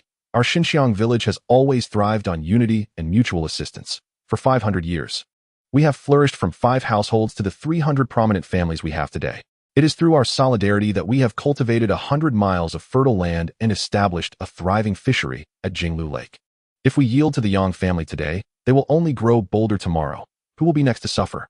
Ming Liudong's words plunged those around him into contemplation. The age-old adage, "When rabbits die, foxes mourn," rang true. If Ming Ludong faced hardship today and they did not assist, would they not be left to face their own troubles alone in the future? Such thoughts flickered in their eyes, and the atmosphere shifted subtly. "Ha, Ming Ludong. Do not exaggerate. The Yang family desires those 10 acres simply because they obstruct their access to the mountains. They possess significant wealth and power and have recently developed 6 surrounding hills. They would not concern themselves with our village's other lands," Hong Jinda interjected. Upon his remark, the few who had shown sympathy earlier fell silent once more. He secretly reveled in his triumph, casting a sidelong glance at Ming Ludong. Seeing the turn of events, Ming Ludong felt disheartened. After a moment of silence, he fixed his gaze on the middle-aged man to his left. "Third brother, do you agree as well?" This man, known as Sengu, had a gaunt face with deeply etched wrinkles. He was Ming Liudong's distant cousin, Ming Liuda, one of the 5 clan leaders in Xinxiang village. Upon hearing the words of Ming Ludong, his expression was one of complexity, filled with hesitation. At that moment, Hong Jinda spoke again. "Ming Zhenhai, Principal Yang of Daytown Middle School, has always been dissatisfied with the children from our village. Some things need not be verbalized for their meaning to be understood. The Yang family is powerful and influential. The principal is indeed a member of the Yang family. Although Daytown Middle School is merely a junior high, it is the sole institution of its kind in Daytown, possessing the exclusive right to select all the students from the area. If this principal were to turn a blind eye, the children from Xinxiang village would undoubtedly be affected significantly." Ming Ludong sighed, feeling the weight of the predicament. "Adong, you see, their power is truly beyond our comparison. Perhaps you should relinquish those 10 acres of land. After all, they have offered 10 acres of mountainous land in exchange." Casting a glance at his elder brother, Ming Ludong felt a profound disappointment and retorted, "Zhenhai, those 10 acres are all barren land. Without 3 years of diligent cultivation, we cannot yield anything. Are you suggesting we go without food and water for 3 years?" Ming Ludong's words left the elder visibly troubled. Such an action would indeed force them into a corner. Not to mention, even for a stranger, it would be unreasonable to offer no assistance at all. Why not sell that 10 acres of land and find some work in the town? Always dreaming of good food and drink without putting in the effort, Hong Jinda interjected, revealing his cunning intent. While Hong Jinda's suggestion seemed plausible on the surface, it was, in fact, a trap. Cultivating 10 acres of wasteland would require substantial human and material resources. Such primitive land was abundant in the wild and held little value. It was merely a facade. Furthermore, opportunities in a small town were scarce. Nevertheless, those around them, having found a means to absolve themselves of guilt, began to urge Ming Ludong and his wife to accept the Yang family's terms. At this moment, Ming Ludong was engulfed in disappointment and anger. He slammed the table and coldly declared, "I, Ming Ludong, proclaim that unless I perish, our family will never yield. You may all leave." His resolute demeanor startled the onlookers, who began to shake their heads and rise to depart. Hong Jinda laughed mockingly, saying, "Ming Ludong, I see you're refusing to heed the warning. Just wait and see how your fate unfolds. It will be a pity for your wife's fine figure." He leered at Lu Lanxin, disregarding Ming Ludong entirely. This brazen audacity incited fury in Lu Lanxin's heart. Ming Ludong bellowed, gritting his teeth, "You Hong, do not presume that becoming a dog for the Yang family grants you the liberty to act without consequence. Beware, for ill deeds invite retribution." Outside, two children playing on the threshold were startled by the loud quarrel from within, bursting into tears. Upon hearing Ming Ludong liken him to a dog, Hong Jinda was instantly enraged, pointing at the children and snarling, "You little brats, I'll drag you out to the wilderness and dismember you. Let us see if you still dare to cry." Before he could continue, a chilling voice interrupted, "Say that again if you dare." As he turned, Hong Jinda was met with a towering figure, a man of imposing stature standing at nearly 6.5 feet tall, his massive frame reminiscent of a formidable warrior, muscles rippling with a metallic sheen. The sight of this colossus sent chills down Hong Jinda's spine, prompting him to plead, "Please, do not kill me," as he crumpled to the ground, leaving a puddle beneath him. Ever since Ming Zhenhai achieved the pinnacle of mastery, he had developed an ability to commune with the elemental particles of the universe, granting him a profound sense of unity with the cosmos. His heightened emotional state, whether in anger or joy, could magnify his mental waves, influencing the very essence of nature, imbuing his every action with a grand cosmic will. As this overwhelming force converged upon Hong Jinda, he found himself ensnared in an illusion, his senses dulled. Observing Hong Jinda's pathetic state, the silver light in Ming Zhenhai's eyes gradually dimmed. Chapter 77. Sweeping through an army at this moment, the onlookers finally emerged from their state of suffocation, gasping for air as if they had just resurfaced from parched earth to refreshing waters. They soon realized that this imposing figure was none other than Ming Ludong's son, Ming Zhenhai, who had traditionally been seen as a lackluster student in the arts. However, his formidable physique and the fearsome weapon slung across his back, coupled with the bloodstains and the prey he bore, transformed him into a fearsome sight. No one dared to believe Hong Jinda's words any longer. It was hard to fathom that this imposing warrior, whose mere presence instilled terror, was merely a student of the arts. Ignoring the astonished gazes of those around him, Ming Zhenhai grasped Hong Jinda's foot and hoisted him out the door like a mere bird. The diminutive Hong Jinda flailed helplessly, resembling a chicken tied at the waist. Seeing Ming Zhenhai drag him outside, the crowd hurriedly followed. At the entrance, a sturdy hitching post awaited, against which Ming Zhenhai thrust Hong Jinda, tearing at his garments with a swift motion as if they were mere paper. In a matter of moments, Hong Jinda found himself stripped bare. Ming Zhenhai then bound Hong Jinda's feet with iron chains from the post, rendering him immobile. Hong Jinda screamed like a slaughtered pig, but a swift kick from Ming Zhenhai silenced him instantly. Lu Lanxin, upon witnessing Hong Jinda's humiliation, retreated indoors, her face flushed. Meanwhile, Ming Zhenhai's younger siblings, emboldened by the sight, bounced over, their earlier fear dissipated. The 5-year-old Ming Zhenjiang, emboldened, turned to his brother and exclaimed, "Brother," he cursed, "let me wash his mouth out." Ming Zhenhai affectionately ruffled the boy's hair. "All right, little one, you play for now. I'll go change." With that, he entered the house. The young child promptly retrieved a toy and began firing, showcasing the marksmanship innate to every child, wasting not a single shot. In his dazed state, Hong Jinda felt warm water cascading down, the liquid forcing its way into his nostrils, inducing a fit of coughing. Those nearby, witnessing his plight, hesitated to intervene, fearing that this embodiment of violence might turn his wrath upon them instead. The 6 men present included the village chief and the heads of the 5 prominent families. In their village, they held some influence, and any widow would gaze upon them with admiration. However, should they be associated with such a spectacle, they would become the subject of ridicule. The village chief, seasoned in experience, subtly gestured to Ming Ludong. Understanding the silent communication, Ming Ludong approached his brother and whispered, "Adong, we see each other often. Should we not show him some mercy? After all, Hong Jinda is the head of his clan. If his kin were to find out, we would be in a precarious position." Ming Ludong cast a sidelong glance at the village chief, internally scoffing at the notion. Now that the situation had escalated, Whether they were aware or not made little difference. Moreover, this so-called patriarch, when his own clansmen are in trouble, remains utterly silent, yet rushes to assist others in need. What kind of patriarch are you? He turned his head, continuing to relish the performance of his younger son. As if the previous words had been swept away by the wind, Ming Ludong, seemingly indifferent, caused Ming Liota's face to alternate between shades of green and white, trapped between the decision to leave or stay. Humans are inherently sensitive to certain things. The dazzling white always possesses a unique allure that captivates the eye. The houses in Xinxiang village are built in orderly rows, devoid of yards. A glance reveals the affairs of dozens of families. And it wasn't long before someone noticed the commotion, especially given the explosive scene. Soon after, a group of fierce individuals wielding knives and clubs emerged from a side alley. These individuals belonged to the Han clan, and upon seeing their patriarch bound and stripped, a wave of heat flushed across their faces, their eyes reddening with rage. The foremost among them, a burly man with a face full of flesh, shouted upon seeing the village chief, "Old village chief, what do you mean by this? Are you declaring war against the Han clan?" The old village chief waved his hand. "Hong Jintao, this has nothing to do with us." His voice rang out with unexpected clarity. "Then explain what is happening. If you don't clarify today, I will sweep away all 4 clans and expel you from Xinxiang village." The burly man concluded, inciting a chorus of furious shouts from behind, as knives and clubs danced wildly.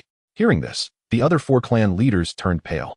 In the early days, the 5 ancestral families were as close as brothers, working together to develop the village. Centuries later, the village expanded to over 300 households and more than 5,000 individuals. Although it seemed strengthened, the previous harmony had long dissipated. In the past 2 years, conflicts erupted among the major clans over land and water disputes. The discord between the clans had reached an irreparable point, especially with the Yang family of Dawazin recently enlisting the Han clan to develop Jinglu Lake, prompting them to plot the expulsion of the other 4 clans to seize sole control of Xinxiang village. The Han clan, being the largest in Xinxiang village, equaled the combined population of the other 4 clans. The added strength in numbers holds true. The more individuals a family has, the more formidable their power becomes. Every member of the Han clan believed that the village was ripe for a name change. Perhaps it should be called Hongjia village. Hong Jintao, the most formidable member of the Han clan, was the finest fighter in Xinxiang village. Although he had never attended high school for martial arts, his physical training level reached an impressive 8th tier. He often delighted in showcasing his strength before widows and young brides, effortlessly lifting a 1-ton stone ball, drawing gasps of astonishment. Not only was Hong Jintao the highest in physical training level in Xinxiang village for the past few decades, but many of his younger relatives also achieved breakthroughs in their training. This group held a long-standing disdain for those of other surnames, firmly supporting their clan's dominance over the village. Upon hearing that their patriarch was detained by the Ming clan, they immediately surged forth to rescue him. However, upon arrival, they were met with an unexpected scene. The Han clan, accustomed to arrogance, often provoked the other clans, and now that someone had dared to lay hands on their patriarch, this could only be a declaration of war. Even if it wasn't war, it was imperative to act. Yet, Hong Jintao hesitated to charge forward directly, preferring to have a pretext for his actions, even if it was merely to tease a neighboring young bride. He would frame it under the banner of neighborly friendship and joint development. The old village chief's words delighted him. He initially feared that the 4 clans were uniting against the Han clan. Although the Han clan was powerful, they could not immediately engage all 4 clans in battle. Hong Jinda had discussed with his clansmen to first target the second strongest Ming clan, and once weakened, turn against the others. Ming Liota, after some internal conflict, felt compelled to step forward. Otherwise, should the blame fall upon all members of the Ming clan, it would spell disaster. Jintao, this is a matter concerning Ming Ludong's own family. We, of the Ming clan, never intended such actions. You can ask Jinda for confirmation. At this point, Hong Jintao was elated, realizing why his clansmen deemed Ming Liota a coward. As tensions escalated, instead of protecting his kin, he inadvertently threw them under the bus. However, this played perfectly into his hands, as he raised his hand and shouted, "Charge, attack this family." In response, a wave of excitement surged through the crowd. As they prepared to rush forward, Ming Ludong quickly shielded his 2 children behind him. The other clan leaders and the old village chief exchanged glances as they witnessed the tide of people surging toward Ming Ludong's home. Their expressions a mix of pity and thrill. This resilient family, despite having a son studying martial arts, stood little chance against such a multitude.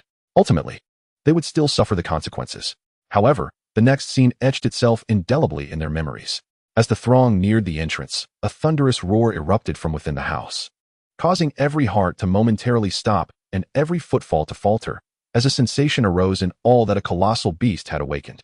In the next moment, a figure of expanding shadow burst forth, and those in the front lines felt an immense force pressing against them, sending them tumbling backward, colliding with those behind them, creating a domino effect.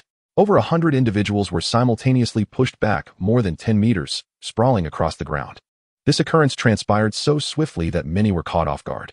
After a brief moment, they realized that the towering giant at the forefront was none other than Ming Liudong's eldest son. Gazing at the magnificent figure that reached the height of the rooftops, all were struck by a singular thought. Was Ming Liudong's son a reincarnated deity? How else could he transform into a giant with such incredible strength? Like a regal beast surveying its domain, Ming Zhenhai strode leisurely through the fallen crowd, with many of the Han clan at his feet appearing as mere ants. Upon meeting his gaze, they instinctively shut their eyes in terror. They could not help but feel fear. In an instant, 100 or 200 individuals were flattened, with those behind them bewildered, subsequently overwhelmed by the cascading force. The front lines bore the brunt of the impact, each collapsing with sunken chests and faint breaths. Hong Jintao, who had not charged in, was merely caught in the wave, rolling a few times on the ground, looking up at the colossal figure before him. It took him a moment to recognize that this was Ming Liudong's son, who was still in high school. Yet it was precisely this recognition that deepened his confusion. Before planning to confront the Ming clan, they had meticulously investigated their background, including relatives and connections. Others were manageable. The impoverished rural areas posed no formidable figures. The only uncertainty lay with Ming Liudong's son, who had garnered attention for passing the entrance exam to Liang High School with a perfect score of 4. This was the first individual from Xinxiang village to study martial arts at the high school level and was likely to be the first to attend a martial arts university. Upon graduating, he would earn the title of warrior. To ascertain the truth, Hong Jinda had personally traveled to the county to inquire about Ming Zhenhai's academic performance. From a teacher familiar with the situation, he received news that sent them into a frenzy of excitement. It turned out that Ming Zhenhai was not studying martial arts, but was rather struggling in the humanities.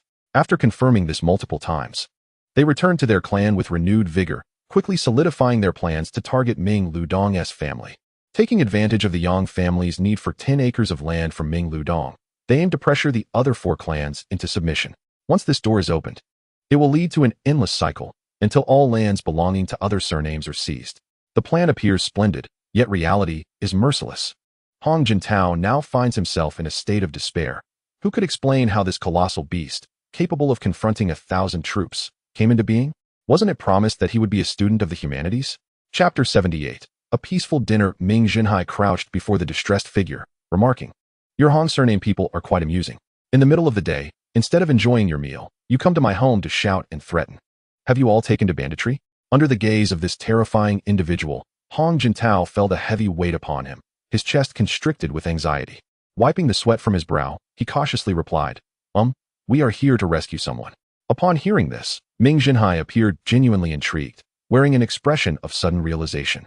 "Oh, so you are here to rescue someone." Hong Jintao promptly nodded in affirmation. Then, Ming Zhenhai began counting the people on the ground with his fingers. And after a while, he turned to Hong Jintao, looking perplexed. "There must be nearly 200 of you, all armed with knives to rescue someone?"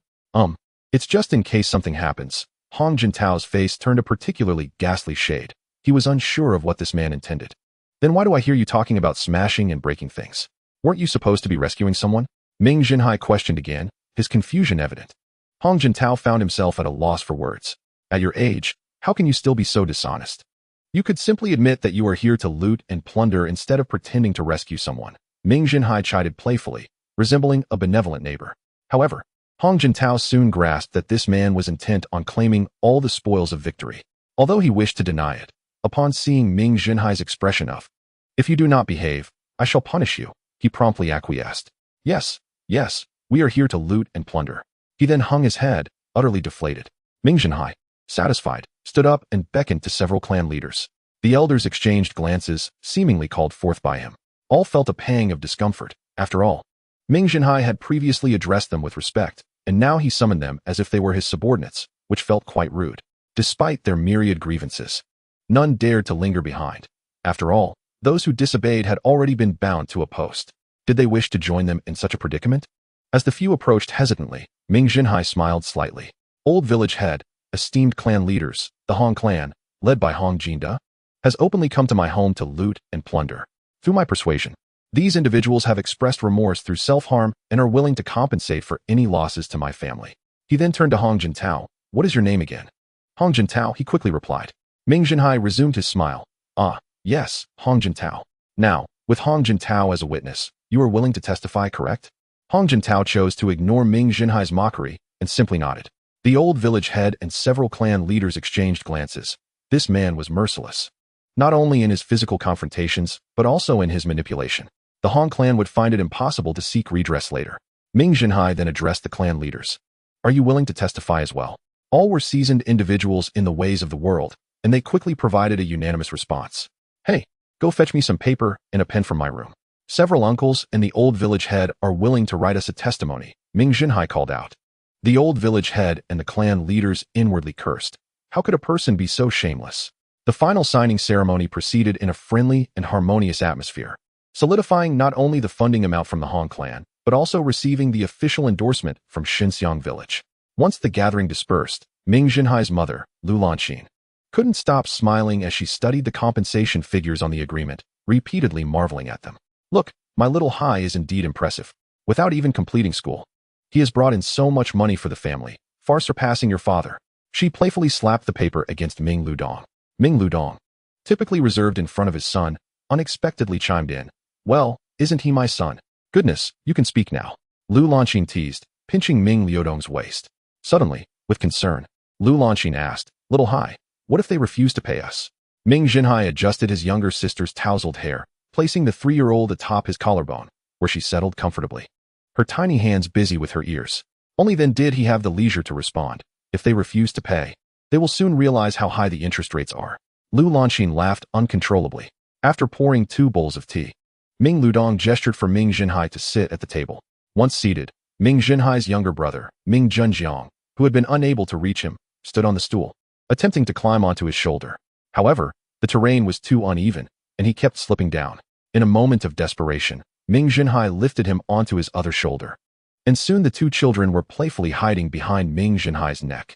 Ming Liudong's expression turned serious. Little Hai, today I heard from that Hong Jinda that the martial arts department requires at least 2,000 jin of grain tickets per month. How will you manage that? Oh, you stubborn fool. That person drinking urine even claimed that our little Hai isn't studying martial arts. Can you believe anything he says? Lu Lanqin interjected, clearly displeased that Ming Zhenhai was facing reprimand. This left Ming Ludong somewhat embarrassed, unable to articulate his thoughts. Ming Zhenhai chuckled, Dad, my tuition has always been sponsored by my teachers. I am now at level 10. Soon, the county magistrate will come to the school to award me a prize. And the monthly allowance from the school is already 5,000 jin. At this moment, Ming Zhenhai had to lie. Otherwise, explaining the truth would take far too long. Upon hearing of the 5,000 jin monthly allowance, Lu Lanqin's eyes widened in disbelief. Their family, excluding Ming Zhenhai, barely managed over 200 jin a month for 4 people, totaling barely over 2,000 jin a year. The allowance their son received in a month surpassed what the whole family gathered in 2 years, leaving them utterly astonished. The 2 could hardly find words to respond, while Ming Zhenhai simply smiled. Mom and Dad, from now on, I will send back 1,000 jin of grain each month, and you can build a large granary to store the grain. He then turned to Lu Lanqin. Mom, please go prepare dinner. After we eat, I will head to the town to buy some things to take to my teachers this afternoon. All right, I will make something delicious for you. Lu Lanqin cheerfully tucked the compensation agreement into her pocket and went off to cook. Half an hour later, a sumptuous feast was laid out, far more lavish than their New Year's celebration, with aromas wafting that even their recently weaned younger sister pointed at in delight. A large pot of dried tofu with cured meat sat in the center, its rich scent enticing. There was also a dish of bitter celery stir-fried with salted fish and garlic scrambled eggs. Knowing her eldest son had a hearty appetite, Lu Lanqin filled a large bowl, typically used for soup, with food. Thank you, Mom. Ming Zhenhai placed the 2 little ones on the stools for Lu Lanqin to attend to, then began to eat. He scooped a generous spoonful of the dried tofu stew over his rice, mixing it until the grains glistened with flavor. During the New Year celebrations, this had always been his favorite way to eat. With a quick flick of his chopsticks, his eyes lit up. Mom, it's still as delicious as ever. He devoured a mouthful with gusto. Lu Lanqin beamed with happiness. Her son loved her cooking, no matter the circumstances. Eat slowly. Next time you come home, I will make this for you again. As she spoke, Ming Zhenhai continued to eat and said, "Mom and Dad, I will be away at school for a while. I won't return until after the college entrance examinations. The teachers said no one should go home during this period." Ming Ludong lifted his teacup, savoring another sip, while he picked up a piece of cured meat and took a bite. Beside him, Ming Zhenjiang persistently reached out for some, prompting him to reluctantly share the remaining half with his younger son. "So, what school do you aim to attend this time?" Ming Ludong inquired. "Zhuxia Martial Alliance Academy." Ming Zhenhai replied ambiguously.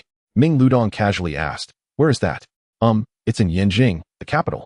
This prestigious martial arts school in Zhuxia might not even be as renowned as a school in Yunzi County, leading Ming Ludong to presume it was merely a slightly better institution. Ming Zhenhai offered no further explanation, as he had yet to secure admission. Chapter 79.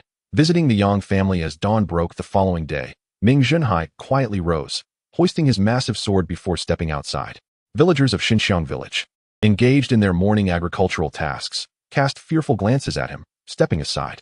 The previous afternoon's altercation had reverberated through this small village, akin to a tempest of magnitude 12.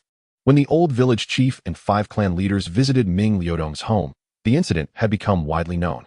Most villagers felt sympathy, expressing discontent towards Hong Jinda and his collusion with the Yang family to bully fellow villagers.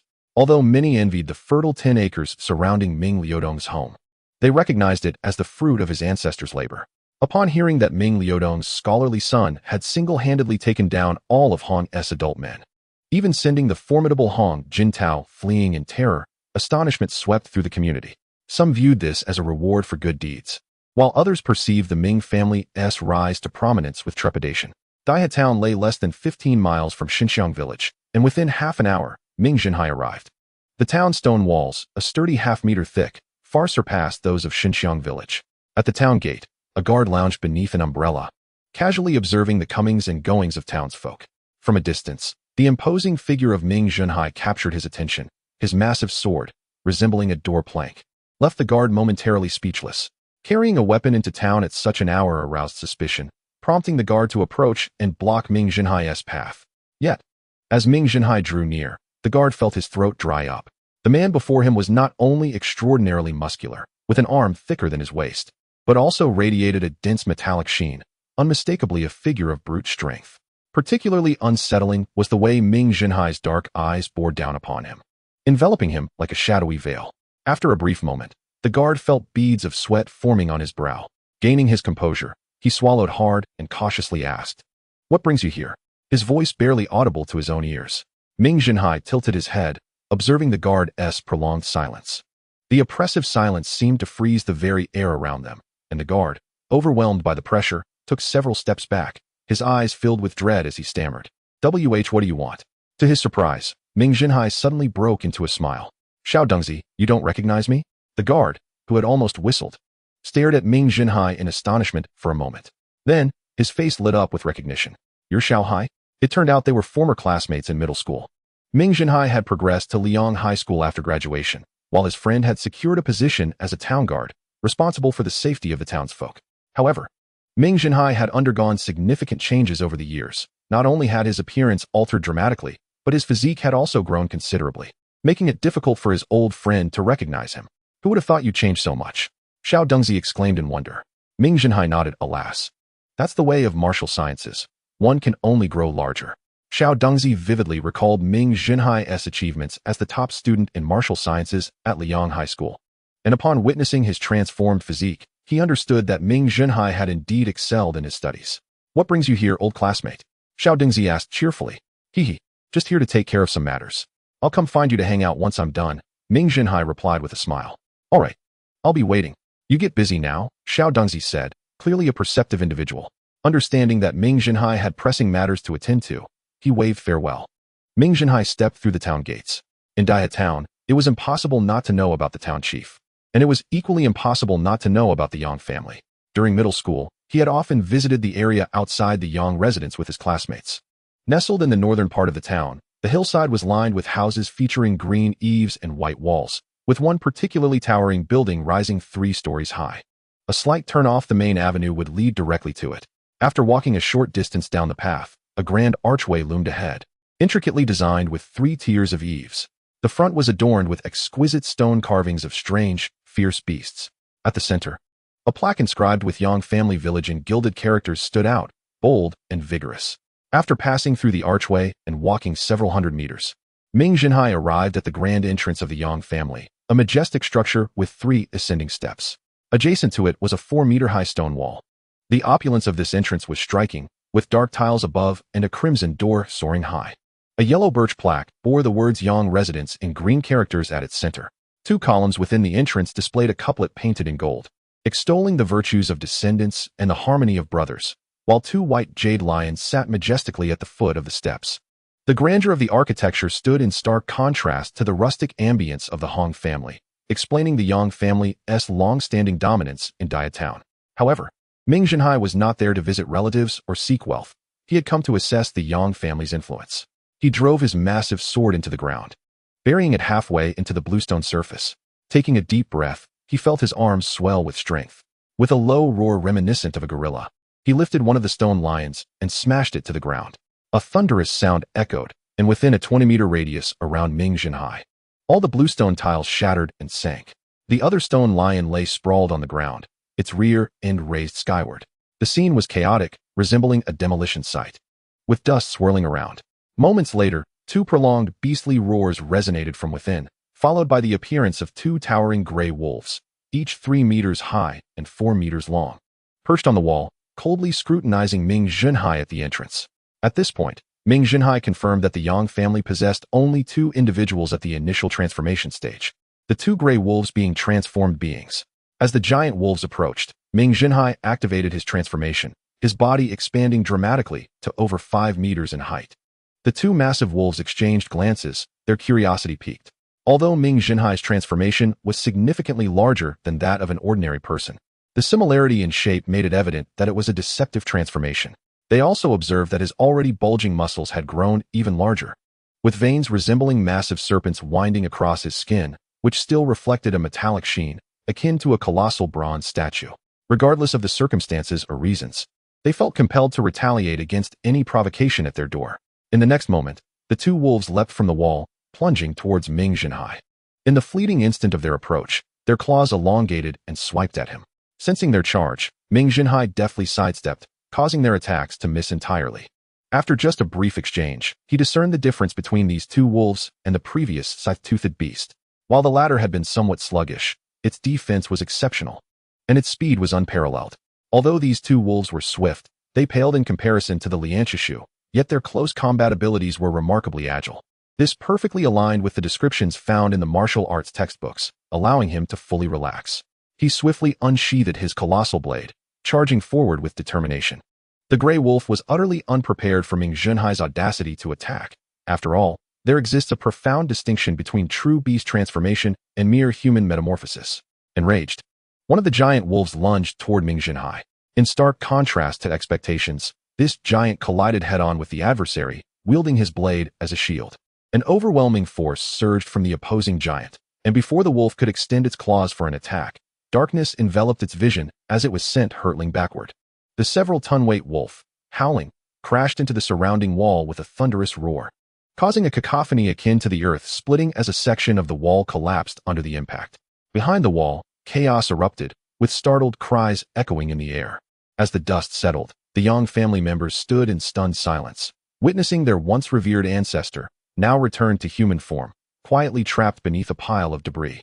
Ming Zhenhai could only express his sincere apologies for the collateral damage and the fright inflicted upon the onlookers, lamenting that the wolf had yet to grasp the concept of feigned combat. This terrifying collision left the other giant wolf thoroughly intimidated. The seemingly false transformation of this giant was anything but deceptive, resembling a mechanical titan forged from steel. Upon witnessing his brother's injury, this wolf became enraged. Yet instead of charging recklessly like the other, he deftly circled Ming Zhenhai, looking for an opportunity to strike with his claws. In typical scenarios, immense strength is often accompanied by sluggishness, making the giant wolf's circling tactic potentially effective. As the wolf searched for an opening, Ming Zhenhai launched himself toward a predicted position. The sheer velocity startled the wolf, prompting it to leap aside with all its might. Unexpectedly, Ming Zhenhai, who should have surged straight ahead, defied the laws of physics by abruptly halting, executing a grand pirouette. The broad blade, akin to a door, struck the giant wolf, which believed it had evaded the attack. With a resounding crash, it too learned to fly, howling in agony as it demolished a portion of the wall before rolling into the courtyard. However, this giant wolf did not rise again. Moments later, it transformed back into human form, lying on the ground, clutching its chest and coughing up blood. With both primary adversaries neutralized, Ming Zhenhai cast a glance at the Yang family members brandishing weapons. Upon meeting his gaze, the already terrified Yang family members felt their resolve crumble, their weapons clattering to the ground. Ming Zhenhai resumed his human form, approached a coughing middle-aged man, and, under the fearful scrutiny of the latter, gestured with his colossal blade, seemingly searching for the most suitable place to strike. Noticing the man's anxiety, Ming Zhenhai offered a reassuring expression, indicating that he was swift with his hand. The man, now coughing even more violently, managed to ask, "Brother, have we of the Yang family offended you in any way?" Ming Zhenhai crouched down, regarding the middle-aged man as if he were a simpleton. "Are you truly unaware of whether you have offended me?" The man nearly coughed up more blood in shock, internally questioning, "I don't even know you. How could I know if I offended you?" However, he dared not voice this thought, instead swallowing his pride and continuing, "We are not acquainted. I truly cannot recall how I might have wronged you." Ming Zhenhai pointed to himself. "I am from Shengxiankan. Now, can you recall anything?" The Yang family ancestor immediately comprehended the situation. This year, the Yang family had embarked on their most significant venture, developing the Jingliu Lake region. Given its proximity to Shengxiankan, it was inevitable that their interests would intersect. They sought to divert water from a valley near Jingliu Lake, but Ming Liudong's 10 acres of land obstructed their access. Consequently, they attempted to acquire his land, but Ming Liudong, holding it dear as a legacy from his parents, refused to part with it, especially since the Yang family's offer felt quite exploitative.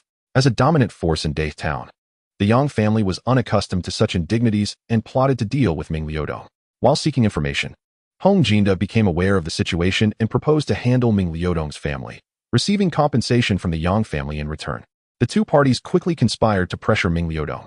However, this Yang family ancestor never imagined that a mere small village like Shengxiankan could harbor such formidable individuals capable of single-handedly confronting two transformed beasts. Had Hong Jinda gathered more accurate intelligence, such a calamity could have been avoided. Now, the elder lamented the significance of having reliable allies, recognizing that sometimes incompetent companions could lead to dire consequences. Yet, settling scores with Hong Jinda was a matter for another day. First, he needed to address the immediate predicament.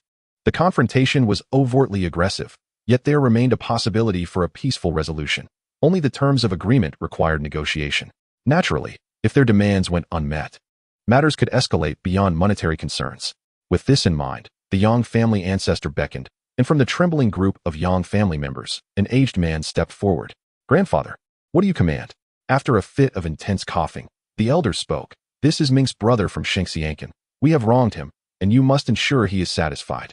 If you fail, you shall no longer be the clan leader." The Yang family patriarch promptly lowered his head in agreement, then respectfully invited Ming Zhenhai inside to negotiate. The outcome remained unknown to the other Yang family members, who only knew that the one who had wreaked havoc within their ranks, sending two ancestors to their sickbeds, departed while humming a tune. At the city gate, Xiao Dengzi basked in the morning light, dozing in a lounge chair. Suddenly, he sensed a shadow loom before him. Opening his eyes, he found Ming Zhenhai smiling down at him. He quickly sat up, inquiring, "Xiaohai, have you finished your business already? It hasn't been long. Feel free to ask if you need any assistance." Ming Zhenhai smiled and shook his head. "No need, no need. It was a minor affair, just dealt with a couple of small bosses, nothing taxing." "Small boss?" Xiao Dengzi mused. Though he didn't fully understand, he felt an inexplicable admiration. "Here, take this. Come visit when you have the time," Ming Zhenhai said, tossing a bottle of liquor to Xiao Dengzi. As Xiao Dengzi was about to decline, Ming Zhenhai had already shouldered a bag of goods and walked away, waving his hand as he departed. Holding the bottle, Xiao Dengzi called out loudly, "Xiaohai, good luck with your studies. I'll stick by you from now on." Chapter 8. Timely justice on the return journey. Ming Zhenhai took even less time, arriving at the outskirts of Shengxiankan in under half an hour. Beneath the grand oak tree, Ming Liudong and Liu Lanxin awaited his return, their anxious expressions transforming into relief as they spotted him striding back. "Dad, Mom, I just want to buy something. Why are you still here waiting?" Ming Zhenhai asked while reaching for Ming Zhenjiang, who had climbed onto a bamboo rack to grab some dried fish, the little fellow kicking his legs in frustration. Ming Liudong and Liu Lanxin exchanged glances, and Ming Liudong remarked, "We were just bringing your younger siblings out for some fun." After inspecting his eldest son closely and finding everything in order, Save for a few dangling pieces of dried meat on his shoulder, he hesitated and asked, "Are you truly all right? Did anyone give you trouble? Perhaps the Yang family?" Liu Lanxin, holding their daughter, wore a similarly concerned expression. It was then that Ming Zhenhai realized that, despite their silence, his parents had been fully aware of his intentions. Their lack of interference stemmed from recognizing that he had grown into a towering figure, now tasked with protecting his family and safeguarding his younger siblings. However, they remained anxious, for they were unaware of the warriors' battles, knowing only that each encounter was a near struggle between life and death. Ming Zhenhai offered them a reassuring smile, declaring that he was fine, and pointing out the warm hospitality of the Yang family, who had presented him with numerous gifts. He then shook off the hundreds of pounds of cured meat from his shoulders and raised the jars of wine in his hands. Only then did the two feel a sense of relief. Ming Ludong took the jars of wine, inhaling their aroma, revealing a look of intoxication. It had been a long time since he had indulged. Lu Lanxin pinched his waist, admonishing him to help Xiao Hai carry the items back first. Yet, Ming Zhenhai required no assistance. He lifted his brother and placed him on his shoulder, and the family joyfully returned home for dinner. Not long after their return, a person rushed in, exclaiming, Seventh uncle, Hong Jinda has brought the police." The newcomer was Ming Zhendong, Ming Zhenhai's cousin, the son of his third uncle. Ming Zhenhai's grandfather had 7 children, 5 sons and 2 daughters, but due to the early demise of Ming Zhenhai's grandparents, the siblings were not particularly close, with his third uncle's family being the most amiable.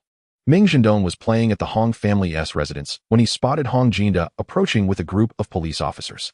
Sensing trouble, he hurried over to deliver the warning. Before he could finish speaking, Hong Jinda stormed into Ming Zhenhai's living room, flanked by several officers. The foremost officer, with a jowly face and a fierce glare, kicked a stool aside as he entered, the loud crash echoing as it struck the wall and rolled over, landing broken. "Which one is Ming Zhenhai? You are accused of assaulting others. Come over here immediately," the officer bellowed, spit flying from his mouth. The little girl, who had been diligently shredding cured meat at the table, immediately burst into tears. Nearby, her brother Xiaobao swiftly hugged Ming Ludong, casting furtive glances at the intruders, his large eyes filled with fear and anxiety. Both Ming Ludong and Lu Lanxin felt a sense of trepidation upon seeing the rotund officer in uniform. Although Ming Zhenhai was formidable, these individuals represented an even greater force of oppression. The fat officer was visibly pleased with the family's reaction, while Hong Jinda wore a smug smile. Ming Zhenhai tore a small piece of cured meat and placed it in his sister's mouth. The moment she tasted the delicious morsel, her tears turned to smiles. He gently ruffled her sparse hair and then slowly rose to his feet. At that moment, the rotund officer finally noticed the figure of Ming Zhenhai, who loomed like a mountain, growing taller with each step. As Ming Zhenhai approached, he filled the officer's view with his imposing presence. "I am Ming Zhenhai," he stated calmly. Gazing up at the expressionless man, the officer struggled to swallow. "I am Yang Aibao, the captain of the security team in Dawazan." Seemingly emboldened by his own words, he raised his voice. "I have received reports that you have injured someone, and I am here to arrest you." Ming Zhenhai glanced at the officer's handcuffs with a faint smile. The officer, sensing the implication, stammered, "Don't think that just because you possess some strength, you can resist. The state will not let you off." The words "the state" swelled the officer's courage. Ming Zhenhai signaled to Lu Lanxin, who quickly understood and handed over a heavily signed agreement. "But I am the victim. It was Hong Jinda who led a robbery against my family, and I merely retaliated. Here is the confession and compensation agreement signed by Hong Jinda, along with testimonies from Hong Jintao and several clan leaders." As he spoke, he presented the document to the rotund officer, clearly unaware of this situation. The officer glared angrily at Hong Jinda. Hong Jinda, wearing a pained expression, felt wronged as he tried to explain, but Yang Aibao dismissed him, claiming, "They're just a few troublemakers. Even if they possess strength, do they dare to resist the security team?" Left with no choice, he followed along. Now was not the time for blame. Hong Jinda, accustomed to his role as clan leader, quickly smiled ingratiatingly. "Captain Yang, we were coerced into signing." Feeling vindicated, Yang Aibao chimed in. "You see, they were forced. Do you still wish to argue?" Ming Zhenhai shrugged. "I have nothing to say. Merely inquiring who can prove he is not lying." The rotund officer faltered. Under normal circumstances, he would not concern himself with the words of others, having already moved to arrest them. However, today, faced with someone who instilled a sense of dread, he could not muster the courage to speak firmly, much less arrest anyone. Yang Aibao quickly glanced at Hong Jinda, hoping for substantial evidence. Just then, a police officer rushed in, finding Yang Aibao, and urgently whispering something in his ear. Upon hearing Yang Aibao's face turned pale, sweat beading on his forehead, his legs trembling uncontrollably. Fearfully glancing at Ming Zhenhai, he forced out a smile that resembled a grimace. "Mr. Ming, I understand that what you said is true." After a moment of silence, Yang Aibao, the soul of the security team, executed a sudden turnaround. Noticing the change in atmosphere, Hong Jinda attempted to salvage his situation by naming individuals to support his innocence. However, Yang Aibao's authoritative shout cut him off. "The evidence is irrefutable. Do you still wish to argue? Seize this individual for attempting to falsely accuse others and deceive public officials." With that, Yang Aibao's nephew lunged to apprehend him. This unforeseen conclusion left the villagers of Xinxiang stunned, their gazes towards Ming Zhenhai's family filled with newfound reverence. The elderly village chief, witnessing the unfolding events, recognized the implications. Though he could not comprehend why even a member of the Yang family, Yang Aibao, had a drastic change in demeanor. He understood that the Ming Ludong family would undoubtedly become the most formidable presence in Xinxiang village. Chapter 81. A night enveloped in spring breeze. As the commotion settled, the sound of gongs and drums erupted at the village entrance. Shortly after, a procession of over 100 people, bearing gifts and instruments, arrived at Ming Zhenhai's doorstep. Leading the way was a herald, who called out loudly, "The Yang family of Dawazin extends their heartfelt congratulations to Master Ming Zhenhai for his success in the examination," presenting a generous gift. Subsequently, baskets filled with an array of items were placed at the door, totaling over 100. Those drawn to the spectacle discovered that the cured meats were merely commonplace items among many valuable fabrics and utensils. The weathered patriarch of the Yang family even handed over a thick envelope containing the land deed for a small valley near Ming Zhenhai's 10 acres. Although it remained uncultivated, the land's exceptional environment promised to become fertile ground in the future. This was a truly significant gift, causing Ming Liudong's eyes to light up with joy. "You Yang family are most generous. I greatly appreciate these offerings. Please convey my gratitude to your ancestors. I accept everything graciously." Hearing Ming Zhenhai's words, the Yang patriarch beamed brightly, bowing several times before taking his leave. The villagers of Xinxiang, overhearing the exchange, stood in astonishment. Hadn't the Yang family intended to confront Ming Ludong? Why did it seem as though they were now attempting to curry favor? Moreover, the reasoning behind this gesture was perplexing, congratulating him in advance, despite the examination being months away. Although they could not fathom why the Yang family sought to curry favor with Ming Ludong, one thing was abundantly clear: the Ming Ludong family had indeed prospered significantly. Listening to the tone of Ming Zhenhai, it was evident that he was establishing connections with the venerable ancestors of the first family of Dave Town, the Yang family, who had dominated the region for nearly a century.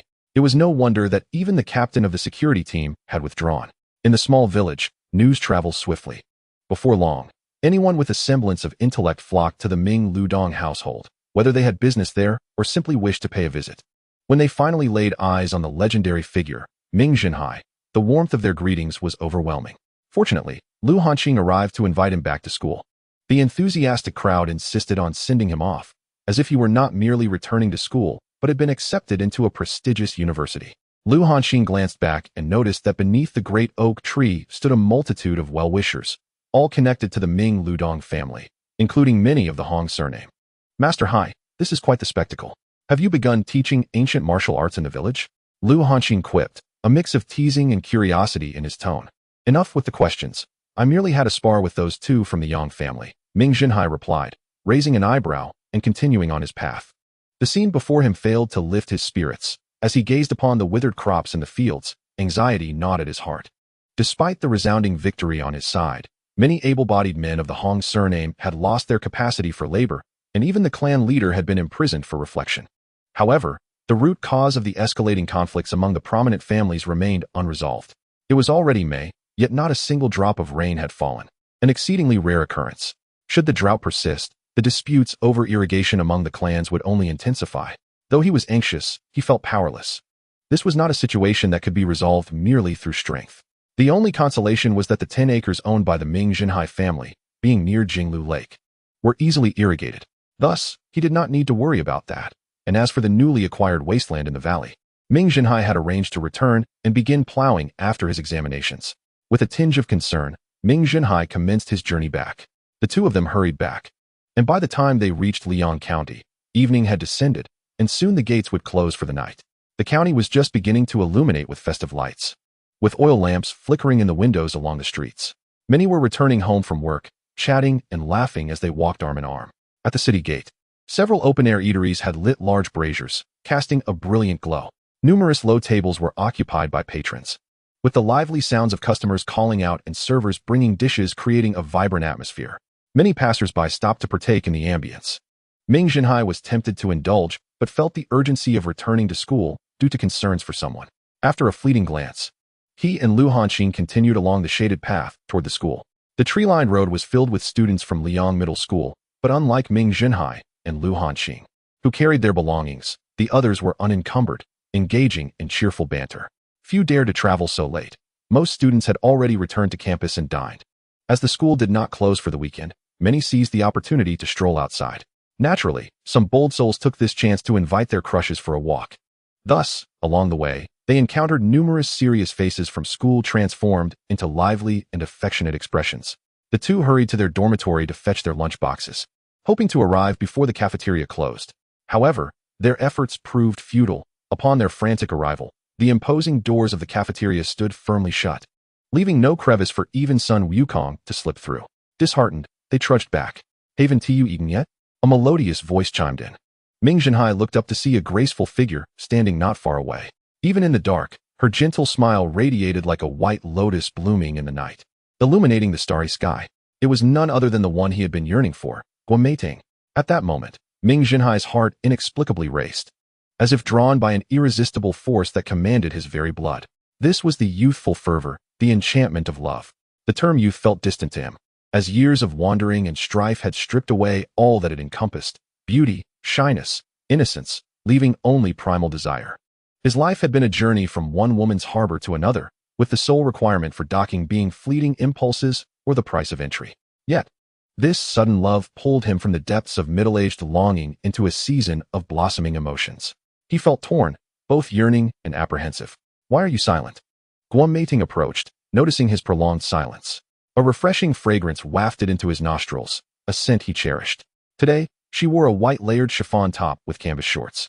Her arms, illuminated like jade beneath the short sleeves, complemented the ethereal fabric, drawing attention even in the dim light.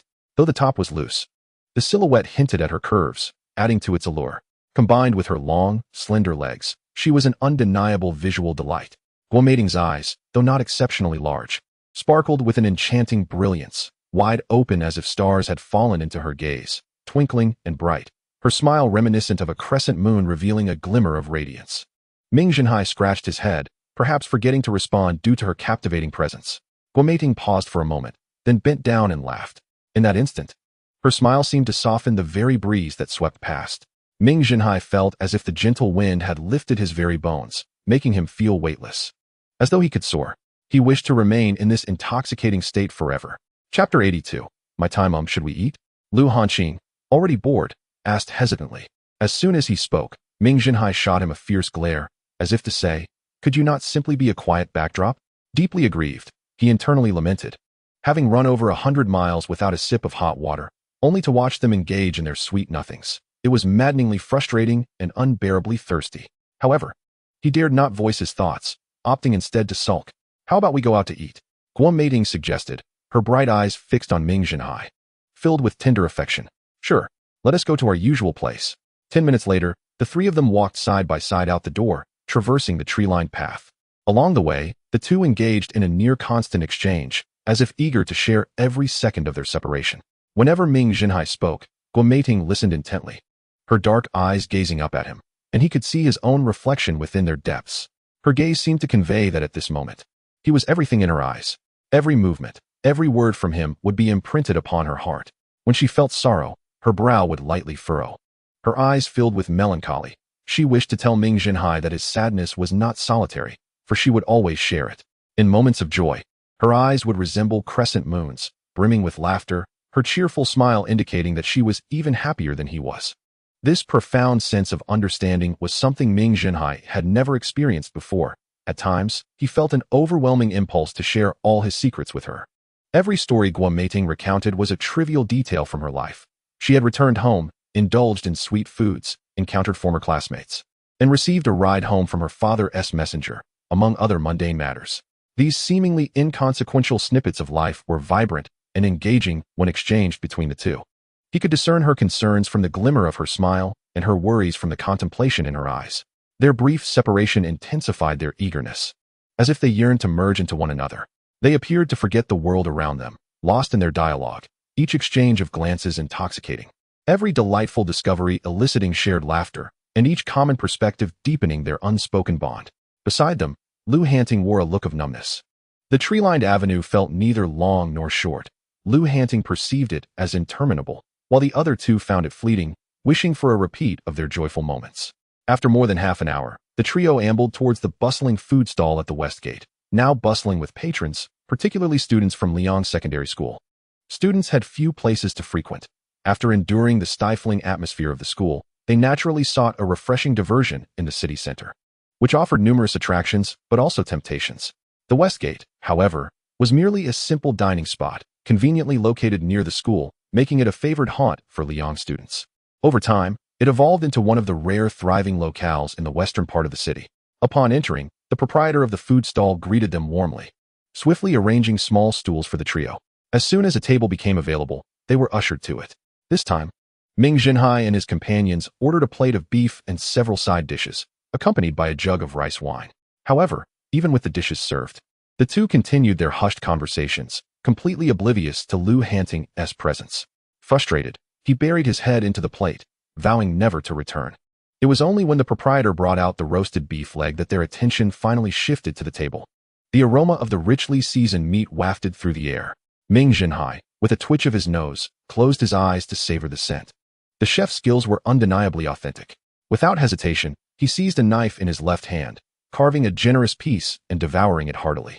Guan Meiting watched him with a radiant smile, as if he were engaged in the most meaningful act in the world, her eyes fixated on him. The establishment served only one type of sweet rice wine, low in alcohol, yet rich in flavor. With the wine, both Ming Zhenhai and Lou Hanting grew even more animated. With Ming Zhenhai playfully yanking a piece of beef, his fingers plucking at the stretching fibers of meat, producing a sound akin to a stringed instrument. His mock performance of playing the piano elicited peals of laughter from Guan Meiting, whose brightness captivated the attention of those around them. Unbeknownst to them, they had become the center of a small gathering. As their merriment reached a crescendo, a deep guitar melody resonated from nearby. Following a poignant prelude, a weathered voice began to sing of the north wind and the frost-laden plains. This was the song Feng Dao, though its rendition was far more engaging than the monotonous versions often heard. The singer's deep, magnetic voice pierced through the atmosphere, resonating with the souls of the listeners. Initially, the crowd continued to eat and converse, but gradually, they were drawn in, silence enveloping the area as the haunting voice narrated an ancient tale beneath the night sky. After a prolonged silence, when the singer concluded, applause erupted, the sound of gratitude echoing in the space. Nearby, a disheveled middle-aged man with a beard bowed in appreciation. As some patrons tossed coins into his bowl, calls for an encore soon arose, prompting the bearded man to lift his guitar and begin the next song once silence returned. The opening notes of a heartfelt ballad elicited laughter from the crowd, revealing its romantic essence. As the song unfolded, an air of exuberance enveloped the audience. Numerous men joining in a raucous chorus, laden with a palpable sense of camaraderie and fervor. After repeating the chorus thrice, the lively tune reached its conclusion amid collective reluctance for it to end. The spirited melody, infused with the singer's poignant voice, evoked a unique charm. Following the performance, cheers erupted once more, though Guan Meiting found herself blushing, feeling a bit uneasy amidst the exuberant atmosphere. The fervent glances of the men inevitably fell upon her. Radiant as a blooming flower, Ming Zhenhai gave her hand a reassuring pat and offered a comforting smile before walking over to the bearded singer. Without uttering a word, he smiled politely and said, "Hello, your singing is truly remarkable. I thoroughly enjoyed your performance." The bearded singer was taken aback by the compliment. In an era marked by struggle, few had the luxury to appreciate the beauty of music. People often valued strength over artistry, leaving singers like him without recognition. So, when a figure resembling a warrior approached him, expressing admiration for his song, he found it difficult to articulate his feelings. He had never anticipated that someone of such stature would appreciate his music. Lost in his moment of self-admiration, Ming Zhenhai continued, "I lack the means to offer a monetary reward, but may I borrow your guitar to sing a song? Should others find it enjoyable, they would surely compensate you generously." Regardless of how absurd his reasoning may sound, a warrior's request was one he could not refuse. To the astonishment of onlookers, Ming Zhenhai accepted the guitar. Testing its resonance, he found the sound remarkably exquisite. Perhaps it was the quality of the wood, for the high notes were clear and penetrating, while the low notes resonated powerfully, rivaling the craftsmanship of legendary guitars from ages past. With immense satisfaction, Ming Zhenhai prepared to present his first performance in 5,000 years. He waved to Guo Meiting before strumming the first note. A gentle, whisper-like prelude emerged, simple yet enchanting. The two notes danced in the air, making all present feel as if they were witnessing the first rays of sunlight breaking through the leaves, swaying with the breeze. With this singular opening, the audience fell into a hushed reverence, and Guo Meiting's eyes sparkled with anticipation. Moments later, a sudden elevation in pitch heralded a joyous journey akin to a bubbling spring. Then Ming Zhenhai began to sing. In the warm spring sunshine, walking amidst the city's throng. In a fleeting moment, I think of you. You are the most beautiful spring in my memories, a yesterday I can hardly return to. You bloom like a flower, stirring my heart. In the warm spring sunshine, walking amidst the city's throng. In a fleeting moment, I think of you. Perhaps in this very moment. Your smile remains as radiant as the evening glow, vibrant amidst the ceaseless flow of time. This is the beloved song Shiguang from the album Shiguang Manbu by the esteemed singer Su Wei. Its melody is simple, and the lyrics are straightforward. Yet, within its understated elegance, the song captures the ephemeral nature of time and perfectly expresses the helplessness of yearning for a past that cannot be reclaimed. In a past life, Ming Zhenhai, amidst endless wandering, would occasionally pause to quietly play and sing this song, tenderly revisiting the beautiful memories within the music, which then transformed into deeper nostalgia. Each time he sang the song anew, his heart was filled with sorrow for the departed loved ones and all that had faded away, leaving no trace of familiarity. Initially, Ming Zhenhai's voice could only be described as rich, yet his tonal control was not exceptional. Like other martial arts students, his singing could only be classified as shouting. However, after acquiring remarkable cellular control over his voice, something miraculous occurred. When he desired a particular effect, a mere thought would cause his vocal cords to resonate in harmony, producing whatever sound he wished. His high notes were rich and magnetic, while his low tones were melodious and soul-stirring. He could conjure every sound known to mankind at will. This extraordinarily expressive voice not only captivated others, but also allowed him to immerse himself in the song.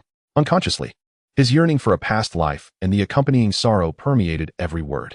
His simple humming transported the audience into a realm of sorrow and solitude, evoking memories and a sense of helplessness deep within each heart. By replacing the original "we say" with a nasal hum, the repetitive melody enveloped the listeners like witnessing the undulating waves of wheat in a field, timeless and imbued with a faint sense of loneliness and melancholy. Watching the boy hum continuously, Guo Meiting suddenly recalled that sunlit morning of separation.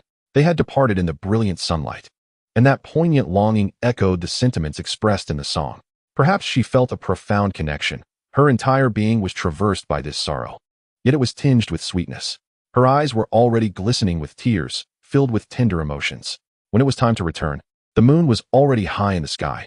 Ming Zhenhai waved 3 times, only turning back after the graceful figure of Guo Meiting had vanished into the night. He pursed his lips. Today, Guo Meiting had been remarkably proactive, leaving a lingering sweetness on his palate. Chapter 83. The commendation of the county magistrate the following day. The first rays of morning light illuminated the playground as the weekly assembly of Liang Middle School commenced. Nearly 20,000 faculty and students, including the chefs from the cafeteria, were all present. On the podium stood a crowd of dark figures, among whom was the familiar director of education, Xia Kun, who had only managed to secure a spot at the edge, while the central area was filled with unfamiliar faces. Vice Principal Zhu Chengchuan, his face aglow, strode to the center of the dais, clutching a large metal megaphone, and boomed, "Before we begin today's assembly, please allow me to introduce the esteemed leaders who have come to inspect Liang Middle School and express our gratitude for their attention to our educational work." After a brief pause, he continued with fervor, "Now, let us welcome the County Magistrate of Yunzi County, Lord Zhao Dongyang, to address us." Upon finishing, he led the audience in vigorous applause, which was echoed by the assembled faculty and students. In the next moment, a tall, resolute-looking middle-aged man stepped forward from the crowd, making his way to the podium. However, he did not take the megaphone, but instead began to speak directly. According to customary speaking protocols, he would usually start with, "I am honored to be here," but today he stated, "I am genuinely honored to visit Liang Middle School, a school with a history of over 3,000 years, a place where heroes emerge and talents flourish." Although he did not use a microphone, his voice resonated powerfully, reaching every ear in attendance. At this juncture, he paused before continuing. Previously, when I said I was honored, it was often just a formality, a scripted phrase. But today, I genuinely feel honored. And this is no mere flattery. This light-hearted jest elicited laughter from the audience, making the county magistrate seem far more approachable. Once the laughter subsided, he gestured for silence and continued, "Why do I say that? Because you, Liang Middle School, are the most illustrious and exceptional cohort in history." Pointing at the assembled 20,000 faculty and students, he nearly exerted all his energy to declare his final statement. The county magistrate seemed to possess a certain charisma. A simple phrase stirred the emotions of everyone present. As soon as he finished speaking, a chorus of approval erupted, accompanied by a wave of applause that lasted significantly longer than before. He gestured for quiet once more, and the audience fell silent. "Why do I say you are the most illustrious and exceptional cohort? Because from among you, the greatest genius of Liang County has emerged, a genius of Yunzhi County." Most thrillingly, two equally extraordinary geniuses have appeared almost simultaneously. This is not only an unprecedented event for Yunzhi County, but also for Huainan Prefecture. Allow me to represent the people of Yunzhi County in honoring the teachers of Liang Middle School. It is because of you that our genius has been born. Thank you. As the waves of applause gradually subsided, he continued, "What excites me most is that one of these geniuses has revived an ancient martial art that has long been lost. This is not only a miracle for Yunzhi County, but also a miracle for the entire realm of Zhuxia. I can assert here that the future of Zhuxia will greatly benefit from this remarkable discovery, and the scales of our war against the beasts have tilted in favor of humanity. Please allow me to express gratitude on behalf of those fighting on the front lines of Zhuxia." After bowing deeply to the audience, he stepped back slightly. Another wave of fervent applause erupted, clearly indicating that the county magistrate had won the admiration of the faculty and students of Liang Middle School. Subsequently, Vice Principal Zhu Chunchuan seized the megaphone and announced, "Now, let us invite Fang Guomin and Ming Zhenhai from Class 8 of the 3rd year to the stage to receive their awards." In truth, the prizes being awarded that day were merely symbolic, as the actual material rewards would be distributed quietly afterward. 2 plates, covered with red cloth, were presented by 2 elegantly dressed young women. Fang Guomin stepped forward first to receive his award. Upon accepting the gift from the county magistrate, he knocked his fist against his chest and performed a warrior's salute. As they passed each other, Ming Zhenhai noticed that Fang Guomin had received a short sword. When it was Ming Zhenhai's turn to step forward, the county magistrate surveyed him with keen interest, his face alight with excitement. He then unveiled the red cloth to reveal a small gift, a short axe wrapped in animal hide, entirely black except for the blade, which gleamed coldly. "Young man, you are quite impressive. Train diligently, and we shall surely meet again," said the county magistrate, unexpectedly patting him on the shoulder. Ming Zhenhai, after respectfully bowing, cast a puzzled glance at the county magistrate as he descended the stage. To his surprise, the magistrate maintained a serene smile, his deep-set eyes glimmering with an enigmatic light. As Ming Zhenhai stepped down, the school erupted in a tidal wave of applause. He smiled, raising the short axe high above, drawing the gaze of tens of thousands towards him. In the sunlight, Ming Zhenhai traversed the sea of people like a king, basking in their reverence. Following the award ceremony, the morning assembly concluded. Upon entering the classroom, Ming Zhenhai naturally became the center of attention. For most, this was merely another delightful surprise. A familiar replay of Fang Guomin's past accolades. They had grown accustomed to it. Yet, there were those who resented this surprise. Su Rui, once a favored child of destiny, remained silent, unresponsive to discussions around him, occasionally displaying signs of irritation. His mind was consumed by anger and humiliation, akin to a powder keg ready to explode. Observing the glances directed at Ming Zhenhai, he felt like a forgotten specter. This sense of loss gnawed at his heart like a venomous serpent. Ming Zhenhai, however, remained oblivious to Su Rui's deepening animosity. "What time do you finish class tonight?" Guo Meiting inquired softly. Ming Zhenhai, alongside her, felt preoccupied, for he had other commitments. "We want to have class tonight. There's a banquet attended by the county magistrate and the city guard, along with prominent figures from Liang. Both Fang and I will be there." Upon hearing this, Guo Meiting's eyes dimmed momentarily, but soon she brightened with a question, "Will many people be attending?" "I'm not sure. Teacher Time mentioned a significant turnout." Ming Zhenhai shrugged. Satisfied with her inquiry, Guo Meiting turned away. Ming Zhenhai seized the moment to examine his newly acquired treasure, the small axe. As he unveiled the dark-hued axe from his waist, the nearby plump boy gaped in astonishment. The axe, though only 25 centimeters long, weighed over 20 jin. Feeling weighty in his grasp, the boy examined it closely, muttering, "Its dark hue and cold texture are several times heavier than fine steel." "This is Xianyuan Heidi," he exclaimed, startling Ming Zhenhai. The boy continued, explaining that this metal emerged after a cosmic upheaval, with formation conditions being exceedingly stringent, making it a rarity typically wielded by elite warriors. If infused with elemental particles, it becomes a formidable weapon. Ming Zhenhai was bewildered. Such a high-grade item could hardly be part of a symbolic ceremonial gift. The only plausible explanation was that it was a personal present from the county magistrate. Recalling Tai Chiyun's earlier jest, he suspected it to be true. However, the truth would be revealed later that evening. As night fell, the grandest tavern in Liang, Wangjianglu, buzzed with excitement. Situated atop the exquisite Xioshan in the eastern city, the establishment was heavily guarded, while inside, waitstaff busily prepared for the evening's festivities. Tonight, they were to host the esteemed county magistrate Zhao Donyang of Yunza, alongside influential officials and affluent merchants from Liang, not to mention two exceptionally rare prodigies. Chuya Wan, the owner of Wangjianglu, personally oversaw every detail, ensuring perfection for the rare visit of the county's head. The city guard, Li Dushing, had emphasized the importance of a flawless reception, warning of the consequences of any oversight. At precisely 8 o'clock, the banquet commenced. The banquet was organized across 4 levels, each featuring numerous tables. The central table on the top floor hosted the county magistrate Zhao Donyang, city guard Li Dushing, former principal Su Haixing of Liang Middle School, along with Feng Guomin and Ming Zhenhai, accompanied by other prominent figures. As the banquet began, Li Dushing stood first, raising his glass in welcome. "On behalf of all sectors of Liang, I extend a warm welcome to Magistrate Zhao." Upon his words, the entire hall rose in a toast. Zhao Donyang surveyed the room and smiled. "Dear colleagues and esteemed friends, I deeply appreciate your hospitality. In such a remarkable place, I believe not only will I visit frequently, but others from the province will as well." Laughter erupted in response. The former principal Su Haixing then raised his glass, but before he could rise, Zhao Donyang quickly gestured for him to remain seated. "I have long heard of your esteemed presence in Liang. Your contributions over the past 2 centuries have been monumental. This toast is for you." With that, he downed his drink. Su Haixing, though modestly declining, bore a hint of pride in his smile. After Su concluded his toast, a robust man with hawk-like features stood to raise his glass. "I, Gang Luguang of Liang, toast to the magistrate's continued success." He promptly drank to his health. Li Dushing leaned in to clarify, prompting Zhao Donyang to sip from his glass, remarking, "The first family of Liang, indeed impressive. I hope you contribute further to our community."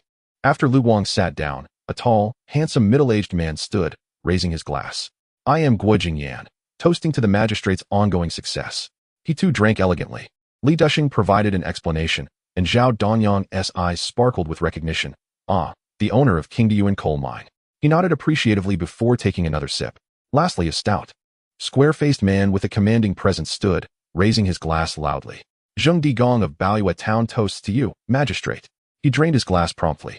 Following Li Dushing's explanation, Zhao Donyang raised his glass, exclaiming, "Baoyue Tiangong, I have long admired your work in Yunza."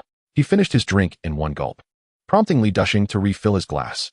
Feng Guomin and Ming Zhenhai exchanged glances and rose to toast. "As a student, I raise a glass to my esteemed seniors." After which, they drank. Zhao Donyang, clearly impressed by Feng Guomin's composure, urged him to sit, exclaiming, "Our genius." He then consumed his drink. As Zhao Donyang's gaze fell upon Ming Zhenhai, the latter hastily raised his glass. "As a student, I toast to my esteemed senior, thanking you for your kindness." Just as he finished speaking, Zhao Donyang stood and patted Ming Zhenhai's shoulder, saying, "Young one, I have great expectations for you. Should you encounter difficulties, feel free to seek me out with that token." He clinked his glass with Ming Zhenhai's and drank first, leaving the others at the table wide-eyed in astonishment. Even Lianqing's commander Li Dushing was utterly astonished, his heart filled with suspicion. Although these two individuals possessed first-rate talent that merely represented future potential, not only might they falter along the way, but even if they matured successfully, it would take at least a century for them to fully develop. By then, many present might no longer be alive. Moreover, a prefect of such high status and authority certainly did not lack connections or resources, rendering it entirely unnecessary to cultivate relationships with these future luminaries. Yet, the minds of those in power are not easily deciphered by just anyone. All they needed to understand was that henceforth, these two prodigies were absolutely not to be provoked. After all, a future prospect suddenly backed by tangible, reliable ties made a world of difference. Subsequently, the banquet table grew lively, no longer revolving solely around Zhao Donyang alone. The two geniuses also became the focus of attention. Gang Luguang laughed heartily and declared, Gang, raise a toast to Liang's two outstanding talents here. When you achieve greatness in the future, do not forget the elders and Shangqin of Liang. Fang Guomin and Ming Zhenhai promptly rose to their feet, humbly declining the praise. Gang Luguang placed a hand on Fang Guomin's shoulder and addressed the others at the table. To speak of it brings shame. My own son also attends Liang Middle School. Yet he idles away his days, mingling with unsavory companions. In comparison to you two, it truly embarrasses me to mention him. At this, Ming Zhenhai and Fang Guomin realized he was referring to none other than the notorious Gang Deli, whom they had both encountered. However, their impressions of him were far from the wastrel Gang Luguang described. Quite the opposite, they found him remarkably memorable. Ming Zhenhai modestly replied, Sir, you are too kind. Gang Deli merely has a carefree disposition. Though he enjoys socializing, it hasn't hindered his studies. To be able to command influence while burying oneself in learning is something we deeply admire. Unlike us, who only possess these meager martial skills. Upon hearing these humble words, Gang Luguang's eyes lit up immediately. He knew full well what his son was like. The title of young tyrant had reached his ears more than once. While the praise was greatly exaggerated, coming from a genius like Ming Zhenhai, it felt entirely different. Instantly, his estimation of Ming Zhenhai rose several notches. No wonder the prefect held him in such high regard. Not only was his talent top tier, but his interpersonal skills were equally exceptional. Beside them, Guo Jingyan inwardly marveled at the composure. To converse so effortlessly and fearlessly in such a setting demonstrated a poise that rivaled their own. Thus, he too raised his glass. To you two distinguished youths, I, Guo, offer a toast. Incidentally, I have a daughter who is your classmate. Her grades are passable, and I hope you might engage with her more when time permits. Guo Jingyan's appearance was particularly striking, and his words immediately captured attention. Ming Zhenhai and Fang Guomin quickly raised their glasses in response, after which Ming Zhenhai bowed slightly and said, Senior, you flatter us. As a titan of Liang's business world, your contributions to the local populace are immense, far beyond what we juniors can match. Should you have any requests, please do not hesitate to speak. At this, Guo Jingyan truly understood that Ming Zhenhai was no ordinary student. Exchanging a glance with Gang Luguang, both wore expressions of astonishment and bewilderment. Thereafter, the group conversed cheerfully and harmoniously, with only the head of the Boshengingzheng family remaining silent, drinking alone. As the banquet progressed, everyone grew increasingly exhilarated. Faces flushed with excitement. The hall erupted into a fervent atmosphere. Drinking, playing finger-guessing games, chatting, all manner of boisterous activities created a scene of joyous celebration. Suddenly, a prolonged, resonant voice echoed from downstairs, seeming to tear through the festive ambience and instantly silencing the surroundings. Shortly after, two soldiers, drenched in blood and clad in armor with swords at their sides, rushed up to the fourth floor straight toward Zhao Danyang. Saluting with a fist to the chest in a warrior's gesture, they retrieved a white envelope marked with 3 red lines from within their armor and presented it to him with both hands. After carefully inspecting the wax seal, Zhao Danyang let out a soft sigh, opened the letter, and read it intently. His expression grew increasingly grave as he finished. Did the 63rd Regiment not go? He inquired sharply, his gaze piercing. The soldier opposite scanned the room briefly, then leaned in to whisper a few words into Zhao Donyang's ear. Upon hearing them, a flash of horror crossed Zhao Donyang's eyes before he took a deep breath. Turning to the hall, he announced, fellow colleagues and esteemed friends of Liang, thank you for your hospitality. Urgent military affairs now compel me to return immediately to the prefectural city. I beg your forgiveness and promise to personally make amends upon my next visit. With a bow, he departed downstairs accompanied by the 2 soldiers, followed closely by Li Dushing. Leaning against the window, Ming Zhenhai watched as Zhao Danyang hurriedly joined a row of fully armed warriors and vanished into the night. Soon after, Li Dushing and several soldiers also exited Wangjiang Tower in haste, disappearing from sight. With the central figure's departure, the banquet came to an abrupt end. Fang Guomin and Ming Zhenhai assisted the elderly principal downstairs, where they reunited with teachers like Tai Chiyun and left Wangjiang Tower together. In the main hall, Ming Zhenhai unexpectedly encountered Guo Renchuan and Guo Meiting, who were looking around anxiously. Spotting Ming Zhenhai, they rushed over delightedly. Why are you two here? Ming Zhenhai asked, puzzled. Guo Meiting blinked and laughed. We came to see if you'd be drunk under the table, so we could rescue you. Though he knew that wasn't the real reason, he felt inexplicably moved.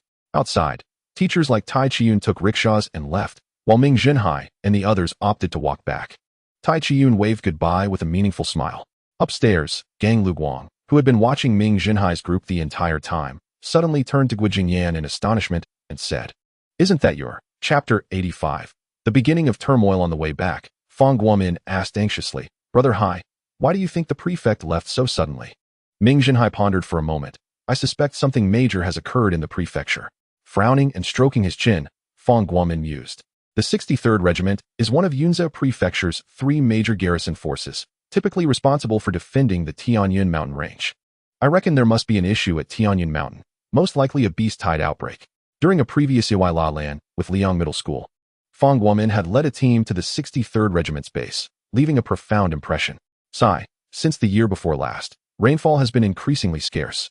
Many wild beasts, in search of water, have been emerging from the mountains in droves, encroaching upon the towns.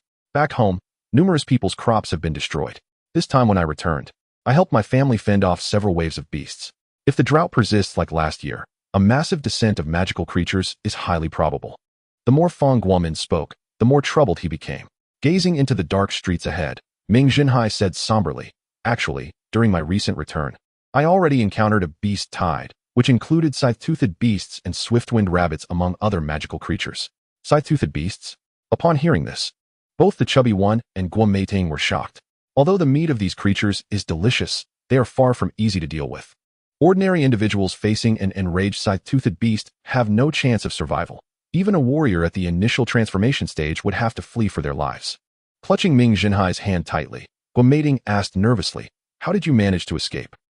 Well, we ran into the pacification platoon. Subconsciously, she assumed the platoon had saved Ming Zhenhai. Ming Zhenhai wasn't unwilling to disclose the truth about slaying the scythe-toothed beast. It was merely that explaining would be troublesome, and it would only cause Guo Meiting further worry unnecessarily. Although this beast tide was triggered by land reclamation in our area, the reclamation itself was due to reduced yields of jade rice. So, ultimately, it all boils down to the lack of rain. At this, Ming Zhenhai's face was clouded with concern.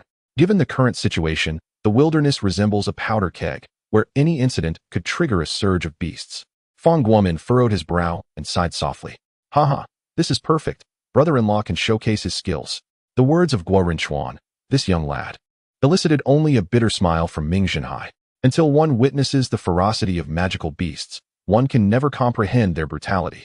To think of showcasing skills as if merely participating in a school race, where one simply breaks a sweat and calls it a day?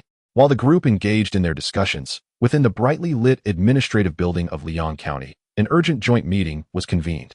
Seated around the long tables were the military and political leaders of Liang County. The foremost figure on the right was the head of the station troops, Deng Dongqing, while the left was occupied by the director of the Public Security Bureau, Wu Shiqian, followed by heads of various departments, including science, education, culture, and health. Li Desheng, the city guard of Liang, spoke with a grave expression, stating that they had just received alarming news from the county.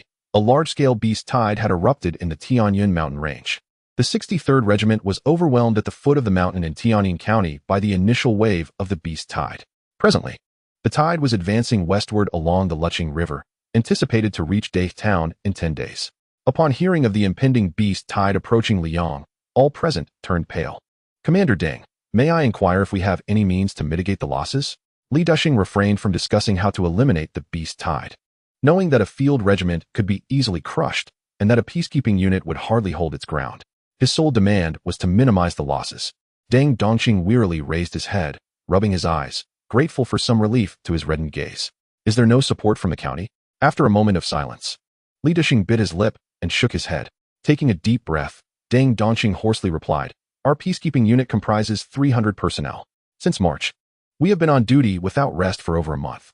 As the challenges we face have escalated, we have already slain over 120 large magical beasts, and this number continues to rise. With more beasts emerging from the mountains, we would have to confront an outbreak even without this large-scale tide. He paused before continuing, Currently, most of our forces are stationed in Hengshan Town to prevent beasts from emerging from the Tianshan mountain range. We simply lack the capacity to assist Dai Town. After saying this, he lowered his head in silence, perhaps dozing off. Li Desheng's complexion was pale, mirroring the expressions of the other department heads, who had never imagined that the military force they relied upon would face such a dire predicament. The room fell into a dreadful silence. Knocking his fingers absent-mindedly, Li Desheng eventually raised his head to inquire of Wu Shiqian. Director Wu, how many police officers does your bureau currently have? Upon being called upon, Wu Shiqian fidgeted and pondered for a moment before responding. Our Public Security Bureau has 4 squads and 1 company in the urban area, totaling 260 personnel, including civilian staff. Li Deshing expressed satisfaction with Wu Shiqian's answer. Please provide me with the list of personnel at level 7 of physical training by 9 a.m. tomorrow, and they must be prepared to depart for Daytown by noon. After a considerable pause, Wu Shiqian hesitantly asked, what about the public security in the county town? What of the safety of the county office? What about your safety? After observing Wu Shiqian's discomfort for a moment, Li Deshing smiled. There are still civilian staff in the county town, and the county office has a security department, not to mention I can look after myself. Is there any issue? Furthermore, I am instructing you to devise a plan to evacuate the populace, not to engage in a direct confrontation with the beasts. Wu Shiqian blushed and nodded vigorously, promptly turning to arrange matters. Chapter 86. Anxious and restless following the departure of the county magistrate, it seemed that Ming Zhenhai's life fell into a tranquil rhythm. His relationship with Guo Meiting deepened, and though the fatty and Lu Zhengfang did not communicate, they both took the rare opportunity to concentrate on their studies. On this sunny day, after dinner, the four unexpectedly gathered together again. Their intention was merely to take a stroll and aid digestion. Upon reaching the playground, Guo Meiting chose a soft patch of grass to sit down. Throughout their walk, it was primarily Ming Zhenhai and Guo Meiting engaged in conversation, while the other two remained silent, as if they were not present. The sky above was a crystalline blue, deep and pure, devoid of any impurities, captivating to behold. Ming Zhenhai reclined back, sinking into the grass. Seeing his relaxed posture, Guo Meiting followed suit. Perhaps fatigued, the other two also lay back. At this moment, the sky began to unveil its marvelous canvas. Fluffy white clouds floated by, soft and delicate like little rabbits, dancing lightly in the azure expanse, their gentle forms inviting to the touch. Gazing westward, the sky gradually transformed into shades of red. Between the blue and red, hues of purple, lavender, rose, and violet emerged. A closer inspection revealed an even broader spectrum of colors, all subject to one's imagination. In the distant west, a golden sunset intermingled with rosy clouds. A brilliant sun playfully basked in the middle. Occasionally, unknown birds hurriedly flitted across the western horizon. Further west, the inky darkness loomed, signaling the end of the world. Ming Zhenhai's eyes, akin to wandering fish, chased every visible aspect of the sky. The heavens reflected within his gaze, adorning his eyes with a splendid hue. Unbeknownst to him, Guo Meiting turned to observe Ming Zhenhai, captivated by his serene contemplation of the sky, his silence speaking volumes. The brilliance in his eyes resembled the world's most exquisite gemstone, rendering her unable to avert her gaze. Suddenly, an emotion of uncertainty washed over her, and after a pause, she softly inquired, "Do you think we will always remain good friends?" Lu Zhengfang, who had been gazing at the sky in a daze, turned to her, his eyes glistening with moisture. "I hope we will always be good friends." Surprised by Lu Zhengfang's response, Ming Zhenhai had an inkling as to why she felt sorrowful. The fleeting clouds perhaps signified that these friends were all he had left. With a gentle sigh, he contemplated how time would dilute many things, yet that which is meant to endure would surely do so, for it exists solely in one's world, untouched by the vicissitudes of time. As they engaged in their quiet exchange, voices of several boys from the nearby woods captured Ming Zhenhai's attention. Despite the distance of over 100 meters, his exceptionally acute hearing allowed him to discern their words clearly. I wonder how that fellow named Ming will remain so arrogant. Perhaps he will even lose his home now." The venom in their words was palpable. Had it been anyone else, Ming Zhenhai might have ignored the remarks, but this particular voice was one he could not forget. Following this, several voices chimed in. "I bet he is still oblivious to the news. What a pitiful soul." Indeed, so pitiful. Ming Zhenhai abruptly sprang to his feet and headed towards the woods. The group within was engrossed in their disdainful remarks about the pitiful guy. When they noticed the figure pushing through the foliage, their spirits sank as they faced Ming Zhenhai, who towered over them, his eyes gleaming with ferocity. An eerie silence enveloped the scene, a palpable dread descending upon the group like an oppressive weight. Ming Zhenhai roughly pushed aside a small tree and slowly approached Su Rue, a familiar face. The others hastily scrambled backward, attempting to distance themselves. "Classmate, I have always admired your relentless pursuit of both spiritual and physical pleasures. For someone like you, I shall strive to fulfill every soulful cry you express," he stated, smiling, while cracking his knuckles ominously. Su Rue's complexion had turned pale as he stammered, "Why you? What brings you here? This is school, you must not act recklessly." Ming Zhenhai retorted, "How could I act recklessly? Once I tidy up, I shall inform the teacher that I was merely acting in self-defense, claiming that someone bore ill will and attempted to assault me. Of course, my methods may have been somewhat severe, perhaps even resulting in the severing of a hand or something of that nature. But whose fault is it that you are so weak? It is not difficult to be less brutal. To Su Rui's ears, these words were far from jest, for the two harbored a profound enmity. However, someone mustered the courage to speak up for Su Rui, stating, Ming Zhenhai, our Dai town is about to face a beast tide, and you are here quibbling with a fellow student. After scrutinizing the student for a while, Ming Zhenhai concluded that he did not appear to be the type to lie. How do you know this? He inquired. I heard it from teacher Su Rui. He mentioned that the city guards have dispatched the police to Dai town to assist civilians in their evacuation. The student replied, fearful that Ming Zhenhai might doubt his words, thus spilling out everything he knew. This revelation convinced Ming Zhenhai entirely. After all, it was implausible to fabricate such a comprehensive tale. He himself had once experienced a beast tide, and given the current drought conditions, such an occurrence was indeed likely. Do you know the scale of this beast tide? He probed further. The student was at a loss for words and turned to Su Rui. Initially, Su Rui intended to resolutely refuse to divulge any information. But upon noticing the metallic gleam of Ming Zhenhai's clenched fists, he relented. I do not know the specifics, but I have heard it has migrated from Tianyin Mountain. This statement reminded Ming Zhenhai of the hurried departure of the county magistrate 3 days prior during a banquet, leading him to deduce that the beast tide indeed originated from Tianyin Mountain. Such minor incidents would not warrant a county magistrate's overnight intervention. Tianyin Mountain, spanning 1,000 miles, teemed with countless magical beasts. Thus, the forthcoming beast tide would undoubtedly be of an extraordinary scale. It was conceivable that even fully transformed magical beasts could be among them. Creatures of such immense stature, often exceeding 100 meters in height, would easily demolish the walls of Dai town, leaving devastation in their wake unless they were met with heavy artillery and formidable warriors. With this thought, he felt an urgent desire to return home immediately.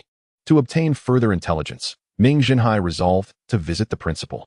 As the only individual privy to such military information within the secondary school was the venerable principal of Liang High School. Guo Meiting and a few others observed Ming Zhenhai enter the small grove, and before long, he dashed away without so much as a greeting. Guo Meiting promptly followed after him, sensing that something significant had transpired. In the principal's conference room, a multitude of individuals was already seated. The city guard of Liang faced the principal, while various department heads of Liang filled the seats below, including the director of the Liang Education Bureau. Although Liang High School's finances were governed by the Education Bureau, it held no personnel authority over it. The principal of Liang High School and the city guard shared equal standing. This time, city guard Li Dushing sought assistance from Liang High School, hoping the institution would aid the government in overcoming its difficulties.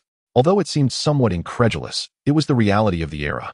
Despite the city guard ostensibly controlling the most formidable armed forces within the county, the ultimate line of defense against a beast tide in any city would invariably be the local highest educational institution.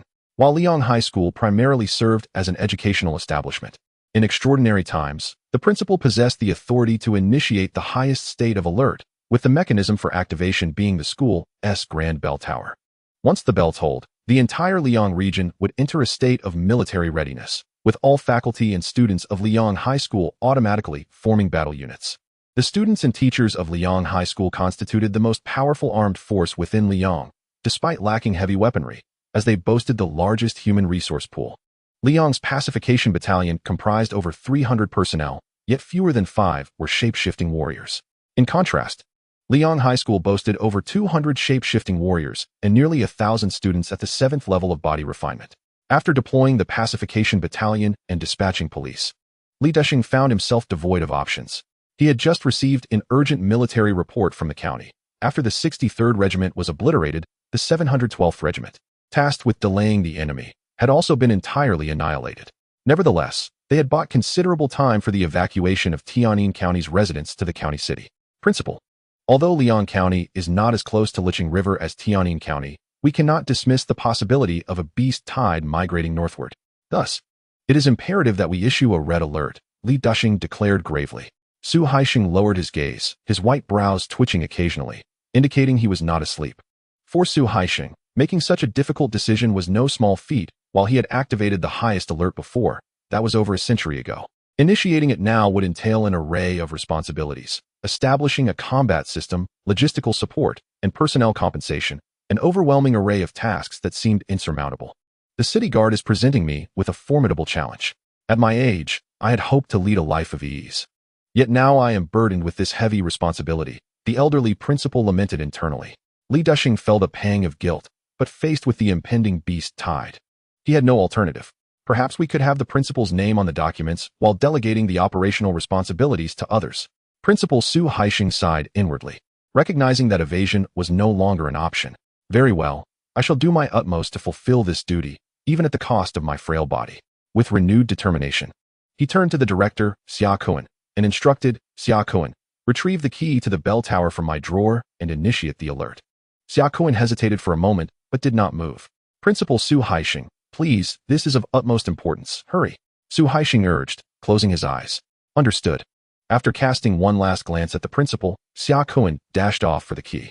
With a sense of relief, Li Dushing swiftly produced the document labeled Activation of Red Alert Government Announcement, requesting the principal Su Haixing to affix the official seal of Liang High School, thus completing the final legal procedures for activating the alert. As Ming Zhenhai hurried towards the administrative building, he heard a resonant tolling of the bell echoing through the air. The sound was so uplifting and stirring that it caused his heart to skip a beat upon its first ringing.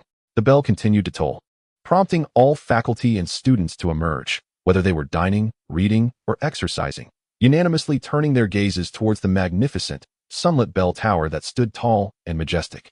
When the sound emanated from the 200-meter-high tower, it instantly reverberated throughout Liang County, spreading further afield. Across Liang's landscapes, red signal fires were ignited in towns, soaring into the sky. Within Liang School, following the bell's resounding toll, piercing whistles began to sound, signaling all martial arts students to assemble on the playground within 10 minutes. Ming Zhenhai cursed under his breath and turned back towards the dormitory, coincidentally encountering the dazed Guo Meiting. Meiting, it seems the beast tide is upon us. You should stay at school and study diligently without wandering about, Ming Zhenhai advised solemnly. All right, Guo Meiting gently replied, offering no further words. Their interaction reminiscent of a long-married couple.